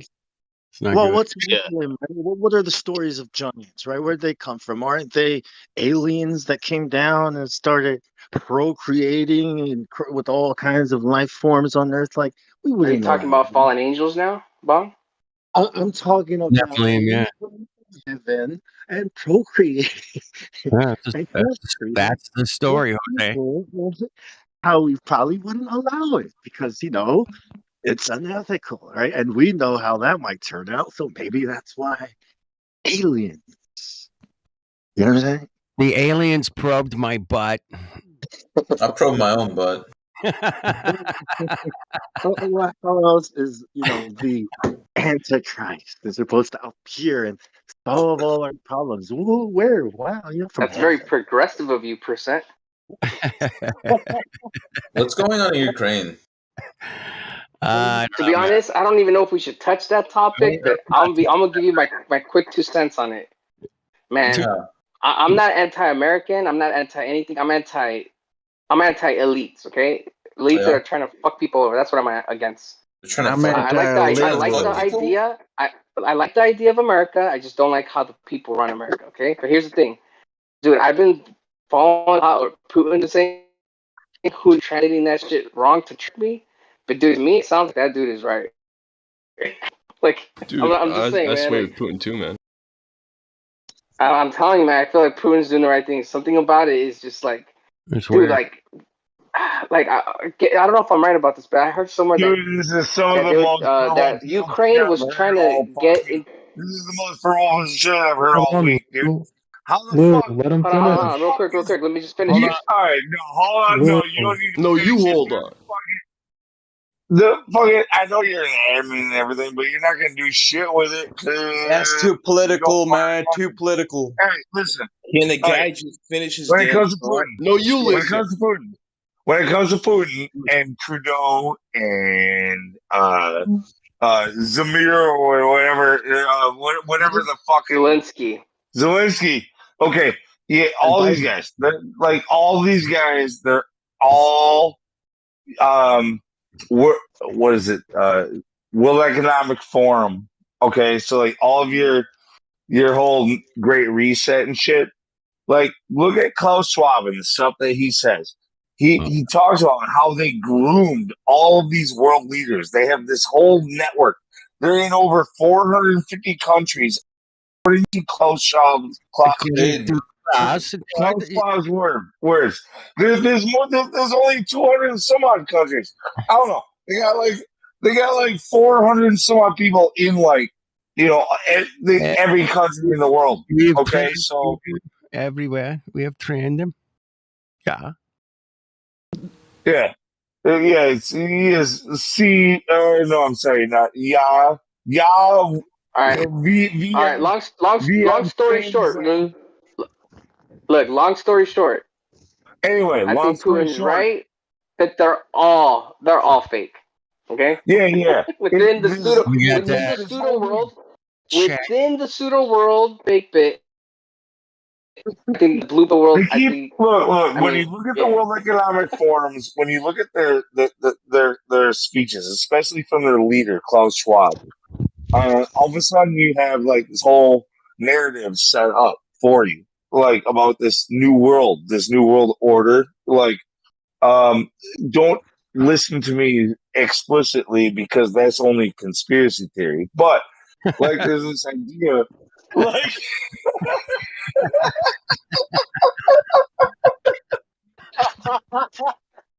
Don't listen to Lou, man. Don't listen to Lou. Damn it. Don't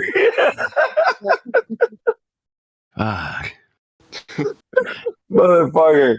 Back to flat Earth. Back to flat Earth. Yeah. You got to keep it power guy. If you're not fun, man, you're doing it wrong.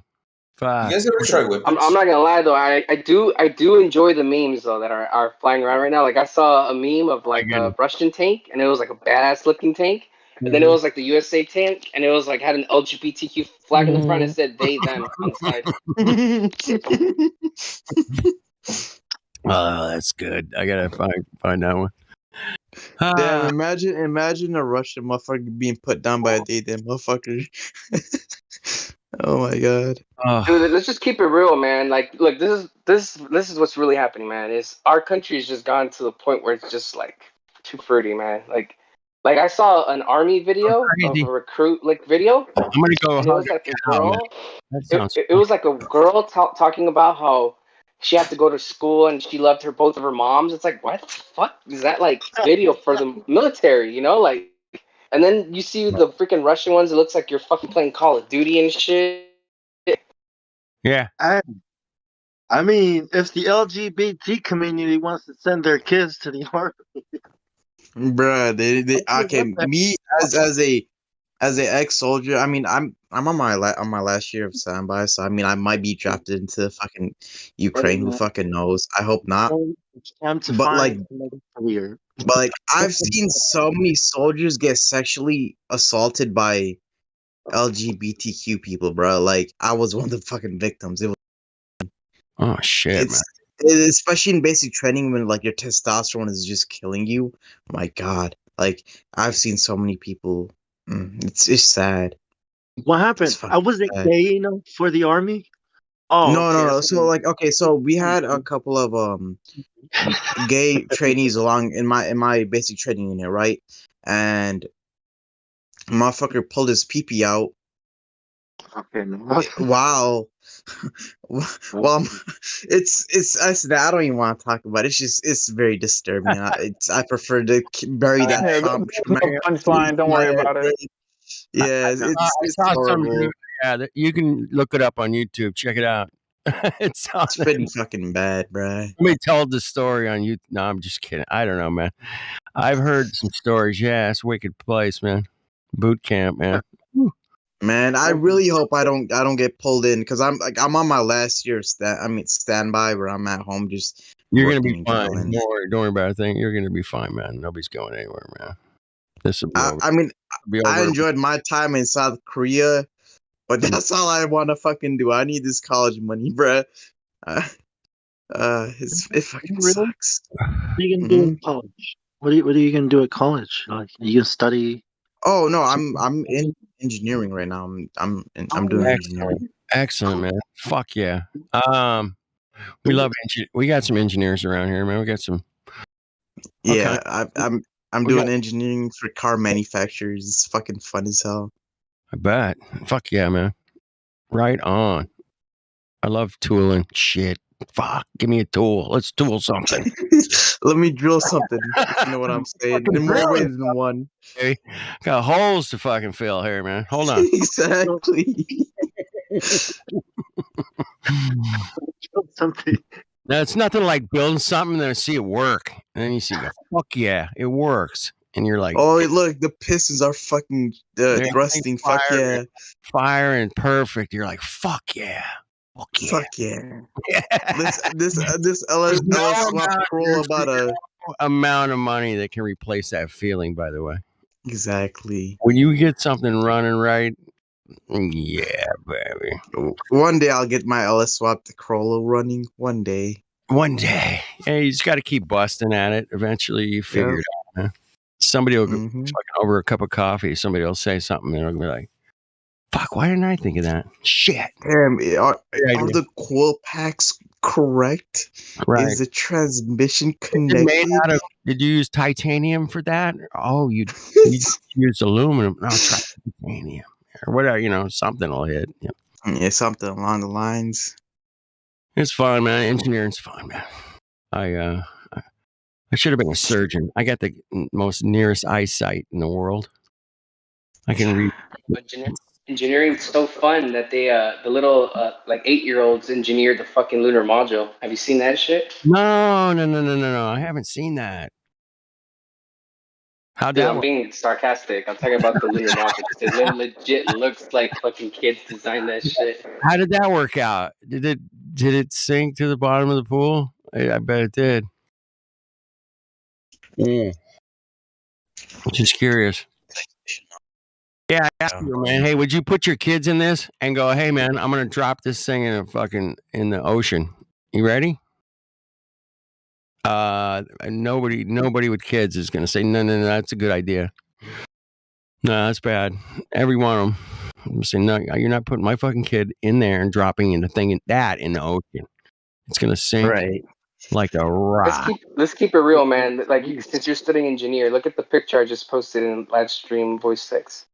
Imagine the people that engineered that shit. What is it? Like, dude, that's like the fucking construction paper. It looks like a homeless encampment. It's a homeless tweaker shelter. Yeah. To be honest, that was built like so long ago. It's like, yo, that shit so long. I was alive when that shit was built. So don't give me that. Shit, I was born 2000. Look at this, bro. Look at this angle. Come on. Look at this shit. That shit's legit, bro. That's airtight, baby. It's airtight. Airtight right there. Power. You got a fucking toilet. No, wait. They had curtain rods. Dancing with stars. My grandma's Prius is way more well built than that. I tell you what. Look at your face while you're looking at guys in a space rover in that, dude. And a space rover. They brought a fucking car with them in that thing. Shut up. Bro. Fuck off. They brought a car with them. Are you kidding me? A Jeep chassis. I saw somebody check that out once, man. It's an actual Jeep. Supposed to be an antenna at the top? What is that supposed to be? A dish? There's a dish. Of course, you got to have a dish on a spacecraft. It's a pie pan, dude. It's a pie pan. You got to have a dish on your How else you gonna make French fries in space? No. It's a solar winds deflector. The dish. I mean, that fucking thing is hanging on some kind of string. It's a tractor beam, dude. Do you guys know the temperature in the shade in space is like minus 250? Is that about right? And in the sun, it's plus 250. Is that R2D2? Is that the right numbers, man? I'm just checking. Yeah. I'm not sure, to be honest, but it sounds reasonable. It's something close to that. I think that's their. It's so cold and it's so hot. It's so cold and it's so hot. At the same time. In the sun and in the shade, it's minus 250, and then in the sun, it's plus 250. Damn. I don't know. I've been in 122 degrees, man. I thought I was gonna. Dude, imagine the ISS, like when it's like on the on the side where the sun isn't, where it's freezing. Just think of like something getting to such a cold temperature. Imagine like the bolts contracting, extracting.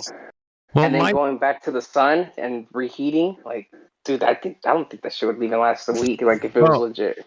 It's called, things are gonna retract or they're gonna shrink. Usually, Expand, contraction. Yeah, and they contract. It's if you do that like a bunch of times, yeah, it's gonna be a problem, man. You're gonna have some what they call metal fatigue, no doubt about it. And metal fatigue's a bad thing, man. That's what causes failure. You can ask your engineer here, right? Cap? Yeah, all I know is aerogel kind of works in thermodynamics. Yeah, it can hold a lot of fucking heat. It cools down quite a bit. Yeah. Aerogel? Aerogel? What's aerogel? What the hell is aerogel? What the hell is that? Aerogel is what it's pretty much solid air. Very good for heat dissipation. It's used in a lot of spacecrafts and yeah. Solid air. Solid air. Dude, Yeah. I could have sworn you said oral gel. No, it's aerogel. No, aerogel is supposed to be lighter than air. It's supposed to be the first ever known to be solid that is lighter than 99. It's 99% air and then some other shit. How do I get my hands on some aerogel, man? Where you can buy it online. Buy it online? Really? Uh-huh. You can get Oragel at CVS. I got a shipment of aerogel coming this week, man. Check it out. It's actually very light. You can actually get your hands on aerogel I'm powder gonna build too. a fucking guitar out of this aerogel. Yeah, dude. When it comes to like creating like clouds over the sky and shit, aerogel is your fucking guy. Okay, exactly, bro. Yeah, that's what I'm talking about. Now we're laughing about physics. See, you can do physics and laugh at the same time, man. Come on. You guys know this by now. Come on. Some people like to dry it up. And, well, I measured it a millimeter and a tenth of a millimeter and a nanometer. To be honest, I am the engineering guy, but only for cars. So, like, if y'all need any car advice, you gotta transfer that knowledge. You gotta transfer that thought process. And let's say I'm gonna build something to take to outer space, where you have to deal with all these elements, man. Look here, man. All I know is that a goddamn 6.2 liter Hemi sounds beautiful, and there's some serious motorheads around here. Don't fuck around with motorheads. They'll come in here, whoop your ass. I mean, I am a motorhead, bro. I fucking there's some Helios and Motorhead. We got Mike. I want them to come in here because I want to debate. I'm going to let them know that a fucking LS swapping a Miata is a better fucking idea than fucking K swapping a Miata. There you go. Everybody knows V8 power is the only way you should go. Fuck your 4-cylinder that was made by some Japanese guy in a fucking V8's the only way to go. I know that, man. The Ace of Spades. Exactly. You know that song? Ace of Well, Spades. V8 sucks right now in California, I'll tell you that. A cap, man. That's why California sucks, sir. Sorry, but honesty. It sure does. Hey, thank you for telling me I live in a shit place. Thank you very much. No problem. Come to Michigan. Come to Michigan. You'll enjoy a lot of snow, car accidents, and a lot of crime. Crime. Yeah. I'd go to Texas before I go to Michigan. You guys got a crappy ass governor. We have a shitty ass governor. Our potholes are literally the whole state is a pothole. Didn't you guys just lose the bridge, or is that somewhere else? No, we didn't. Okay, but the bridge to Canada is blocked off by some truckers that are pissed off because of Canada trying to mandate the COVID-19 vaccine. But that's them. But that is them. That's some Canadian shit. Yeah, whatever. Well, what I like about motors is just the overall simplicity of the actual. Once you know how a combustion engine works, air, fuel, and spark. Not one of them can fuck you up. You know what I mean? Nope. Air, fuel, spark, compression. Cylinder 1, 4, 80, fuck, it doesn't matter. You're gonna know. It doesn't fucking matter. It'll work. It'll what work. happened to make it work. And for water, it's so simple, man. It's a beautiful, simplistic. Air plus really. fuel plus spark equals a lot of explosions. I think it's the second best invention, right behind the electric motor. Can you guys the electric motor. I don't know about that one, sir. I'll tell you, the electric motor, you wouldn't be able to build the shit you got without the electric motor. So it trumps the fucking combustion motor because you got to have something turning those drill bits. It's called an alternator, and it is not. You got to turn those drill bits. Can you guys hear me?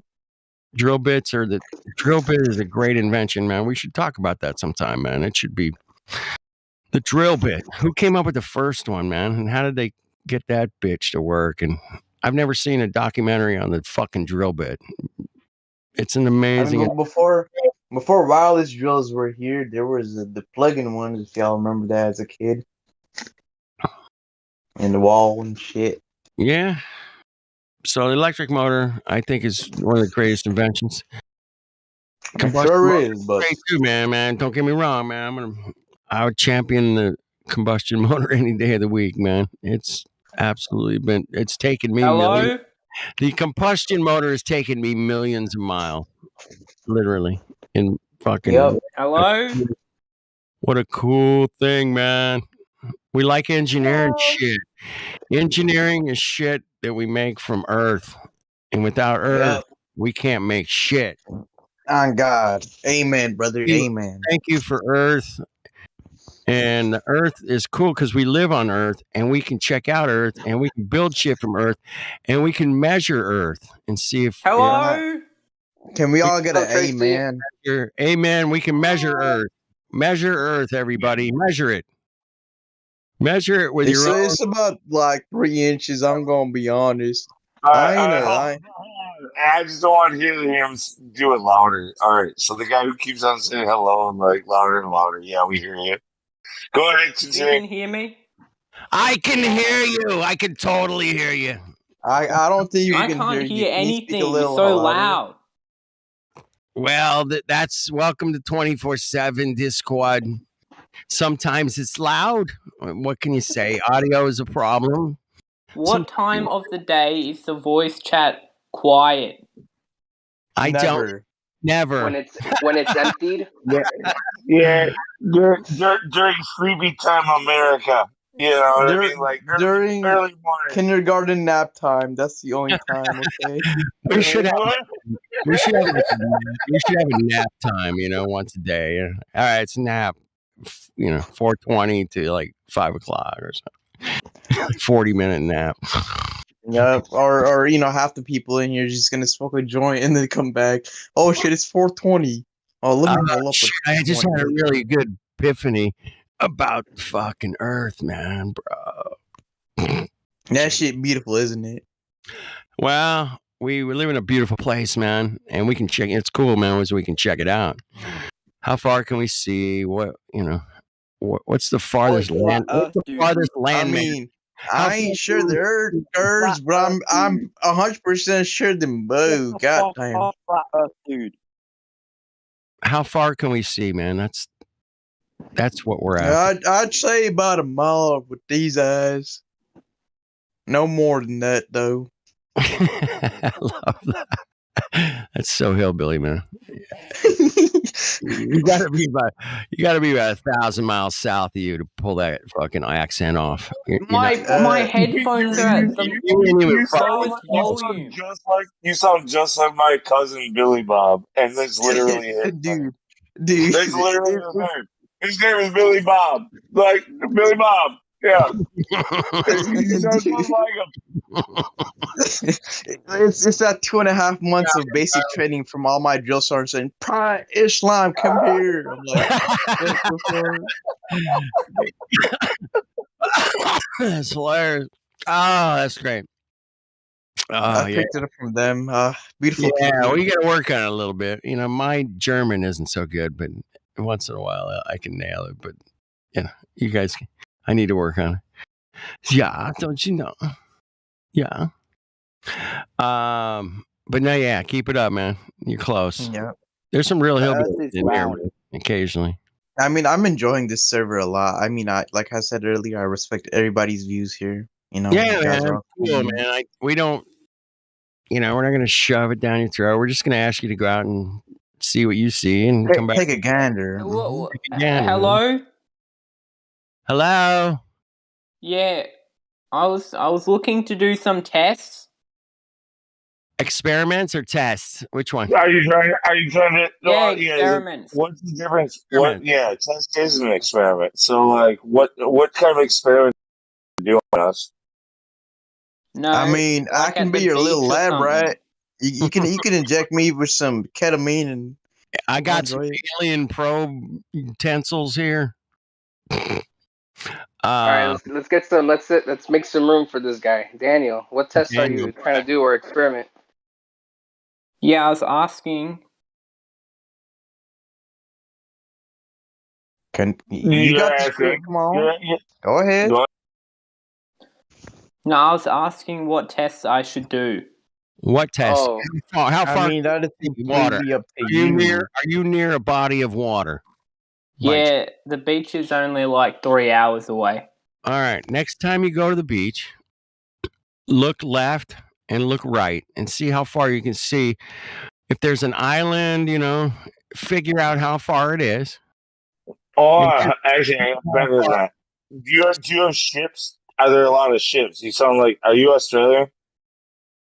Yeah. Yeah, there's ships. Do you have a shipping I live in Alice Springs. Yeah. Go ahead, Lou. Go ahead. Say that again, Lou. Oh, he's from the land down under, innit? Yeah, Mike, do you have a shipping yard down under near you?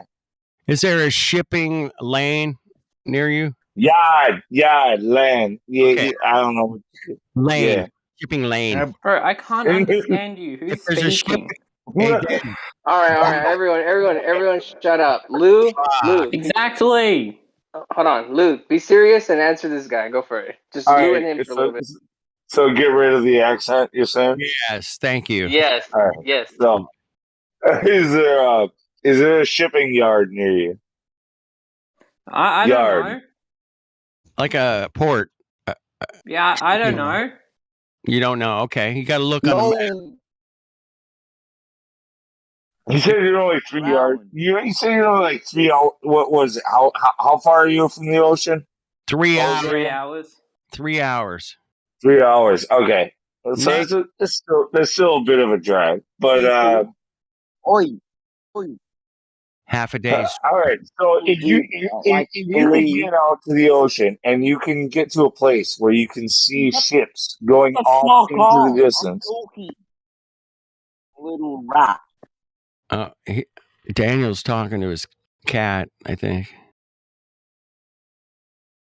All right. I'm not sure what just happened there. I think I just got yelled at by in Aborigine or some shit. I'm not sure. It happens, Lou. Man. I'm gonna get yelled at. Daniel, go. Oh, you guys have the loudest microphones. Well, we're professionals, man. Turn the volume down, bro. I have to turn the volume down of everyone. You can turn people down, man. Just click on your fucking control and then click on the icon that's too loud. You can turn them down, man. Turn them down. All right. I'm turning everyone down. Turn everyone down. Can you hear us now? All right. Turn. You have a volume on your speaker though that you can just turn down. You don't have to but turn there's every like single one of us, quiet you guy. just turn your speaker. Do you want me to change your nappy? I don't understand that. Then tell everyone else to be louder. Everyone down when you can just turn your own speaker down. Exactly. Turn your own speaker down. Yeah, as I was saying, everyone is loud except for one guy. That's at max. All right, Max, turn your volume up. Come on, laugh. Everybody. I can hear everybody. Congratulations. That was a great joke. That was awesome.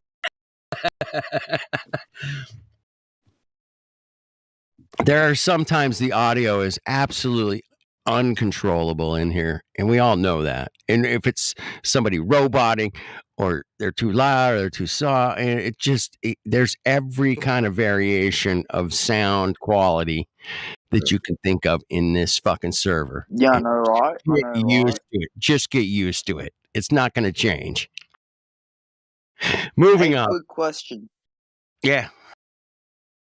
What type of mic do you have? I have a professional studio mic. It's made. I doubt that. You doubt You it? sound like you're talking. Flat Earth dude, is that a SM7 you're using? Nah, man, just got a Marantz. Okay. I got a 57 over here. I don't use it much, but It sounds like you're talking into a potato. excellent, man. Let me make sure that you can hear Dude, me. you sound like a Rory Lowe fucking comedy sketch from You fucking sound like an old Australia. fat Doing- guy. My guy, you have. You sound like you're talking with a potato in your What mouth. if I add some reverb, man? Sound like you're talking in a toilet. What if I talk like this now? Is that better? You sound like Aussie Peppa Pig. Look up Aussie Peppa Pig. You sound exactly like Rory Lowe when he does it. Lunatic, the toilet flushes the other way over here. So sound the like other's a ball, don't you know? Sound like a toaster? I sound like a potato, apparently. He thanks the Prime Minister, making sure that all of the entire country knows that he's entirely full of shit. I sound like a potato. The Queen knows it's a ball. The Queen would never lie. I'm talking through a potato. You're making me hungry. You got some French fries or fish and chips? Anything? It's funny how he says Hey, you know what it sounds like to me when I'm listening to a live stream? It sounds like you guys are just fucking making bad jokes. That's what it sounds like to me on live. No shit, Helio. Well, It's 11 o'clock on the west. Jokes so they're not angry.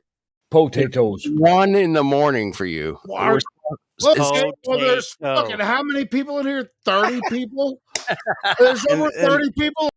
Guys are just making fun of each other. You know, this isn't Potatoes here, man. Flat Earth Discord joke channel. You know, whatever.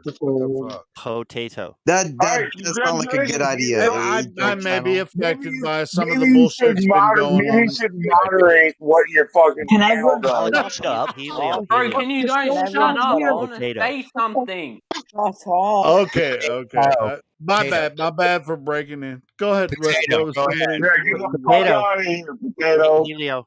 What about Mr. Don't Potato? fucking speak when I'm speaking. The safe word. No, you Potato. can't say that to the moderators. You can't do that. Helio. But anyway, I want to hear what you have to say. Helio, the safe word is potato, okay? Oh, safe word is potato. I didn't know that. Come on. Asking if there were any fish and chips and maybe some tartar sauce. All right, let me ask you a question. Don't forget the tartar sauce. We're waiting on you, Daniel. Go, Daniel. Go. You better make it make sense because I busted in here and busted It up better the. be- it You better be better funny make it in make sense. Arkansas. It better be Arkansas. funny. It better be fucking funny because like if it's not serious, it better be funny and make all of us laugh. I'm just saying. Yeah, it's either gotta be serious or funny. And when we say funny, it's gotta be funny in Arkansas. I'm just gonna take. Love you, Lou, man. You're my brother. I love you, Lou. I love you. We're gonna have to write a song about Lou. Mute your mic. Don't do that. I'll start writing it. I'll start writing it. There's all kinds of funny lyrics and No, shit that I I got. want you to write "I Love You, Lou" song for you, written by you. Fuck that. Do that.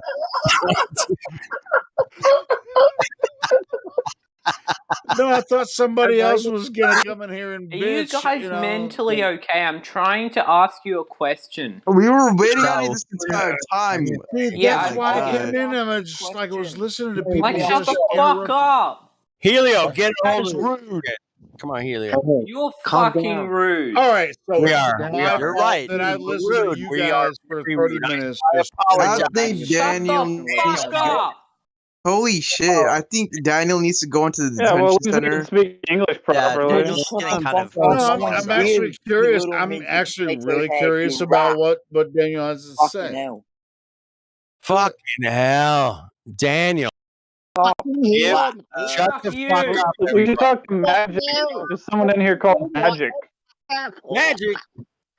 I believe in Magic still needs to get like voice Oh. verified. I'm so lazy. I don't even feel like typing it. But LMAO is going in the text. Just log it for me. No one cares. Dude, I've been dealing with you motherfuckers in the YouTube chat. I've been like, Let me ask you a just question. like people bitching What's the about question? what's going on. Shoot, All right, go ahead. yes. Please. Shut up, everybody. Let me ask you a question. We're waiting. Waiting. Oh, okay. So basically, who believes that the Earth is flat? Belief. Okay, wrong choice of words, man. Wrong What do I choice say of then? words. What do I I'll just say say then? that straight away. Belief. Belief. Hey, I believe I can fly. Who believes in Santa Claus? Hold on. I Let's believe take that this you can step. shut your fucking mouth. Yeah, Oh my god. let's take this step by step. Now, flat Earth is not necessarily a belief.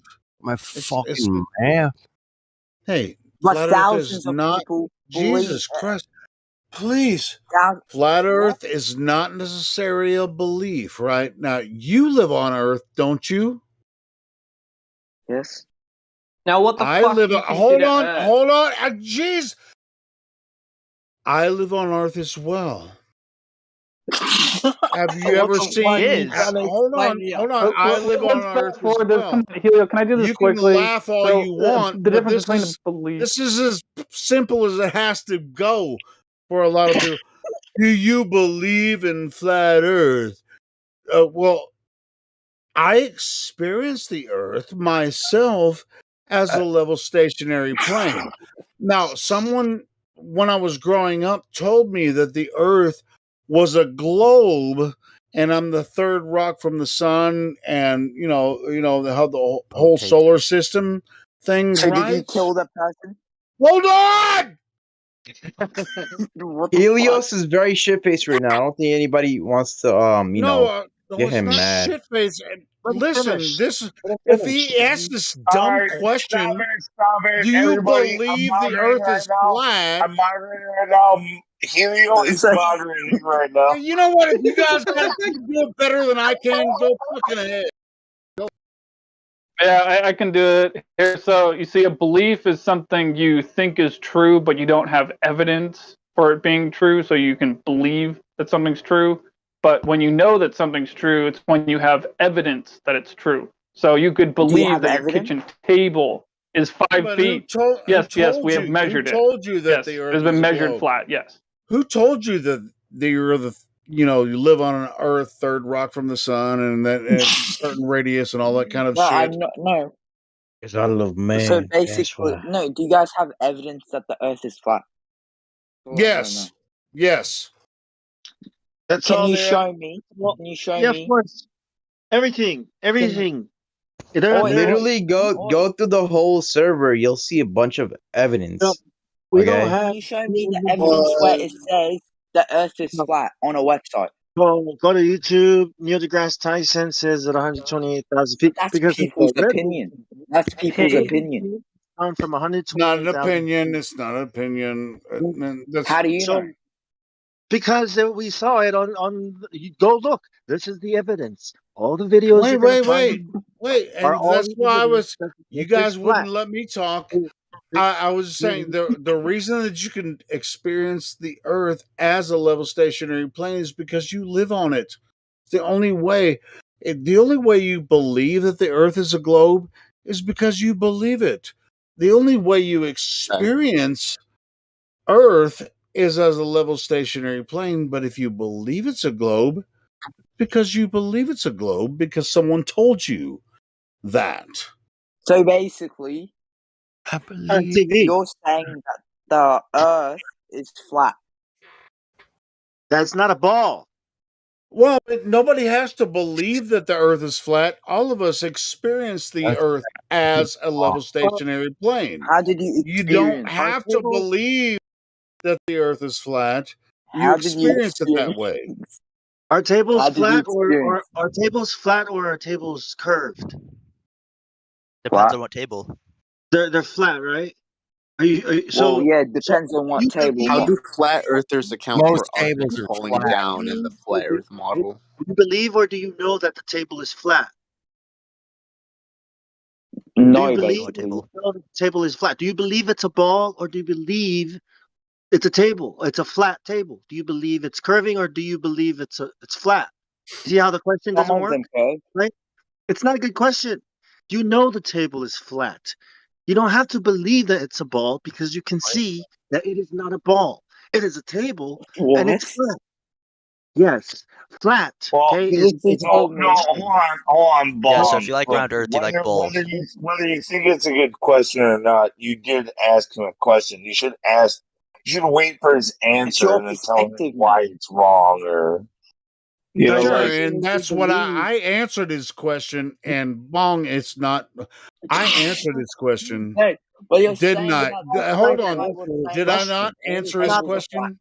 We're all Did I? trying to answer his question. What the fuck Well, is this guy, you, me, no, fucking... no. Yeah, one at a time. One at a time, man. Who wants to take it, man? I answered his question. I'll take it. I let Helio, the voice of reason, take care of this. Take it, Helio. Well, I don't necessarily want to take it. I mean, but he was saying It's round, by the way.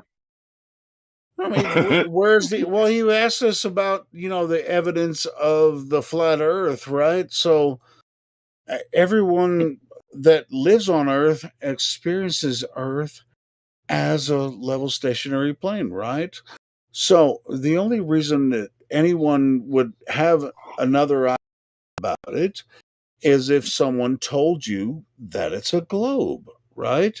And so that's what has happened to society with this globe idea, and it's really through media and the space idea and all that kind of stuff. No, can I ask you a Like men cock. But I'm really want to. What do you? You're like a caveman. the guy that was asking the question? I want to say, hey, the reason that we have flat earthers here, and we get excited sometimes. But if you really have a question about the globe, do you really have any evidence that they're, to the contrary from the way we experience Earth? I mean, I used to think theirs was a globe, so it's not like we all didn't used to think the same thing, What made We you used to change think your mind? Hey, because I started looking at Earth. That's why. Belief is the enemy of knowing. Okay? No, but anything can be out there that's false. Belief is the enemy. We're not your enemy You're a either. caveman. We're all here, humans living on Earth. We're What's not trying to false? figure out what this is. Now, have you ever seen the globe? Go ahead. Hold on. Lou. I'm just gonna add in. So like anything, you heard the rhetoric. Okay, so like whatever you believe, whatever you want to think is possible. You can do whatever you want. Whatever, like all of this rhetoric, like where anything that you can imagine, anything you can imagine, that can be true. That's false. I'm sorry, but that's false. Yeah, but when you see a flat surface, is that false? Your experience is your experience false? No, it's See, not. that's the Bob. problem. No. Right. Hey, excuse me. I'm a guitar builder. I fucking have to cut the wood and say, hey man, if I cut the wood too short, can I? It's gonna be fucked. So you got to Small guitar. believe I cut it too short. You measured it and see, oh fuck, I cut that shit too short. Fuck, damn. It's happened, man. It happens. So Yeah, sure. Let's believe. make cogent points for the person that. Yeah, well, I was has working a on cogent one. question. I was working on one. But Hello. the point of that of everything being possible, when you start thinking this How way, can you all of a convince sudden me? they can make claims. You want to But convince what are somebody? you trying to say? What? What are you trying to convince people of? Nobody here is trying to convince anyone of anything. What we're trying to do No, here. I was talking to Joe Gamal. He said Can something flat like, earthers count what would for convince you? falling on the flat Earth model? Yeah, what are you trying to convince me? Model. There's no model, man. Who keeps? Why do you keep bringing Who up a the model? fuck came up with There's this no model. Hello. Hello. Hi, and potato. Hello. Hello. Hello. Hey, what? Bro, shut the fuck up. And potato says hello like 50 times in that conversation for some reason. Just a heads up. But because you Well, guys don't answer. I think we're doing a great job, man. I think we're answering your shit. Yeah, we're trying to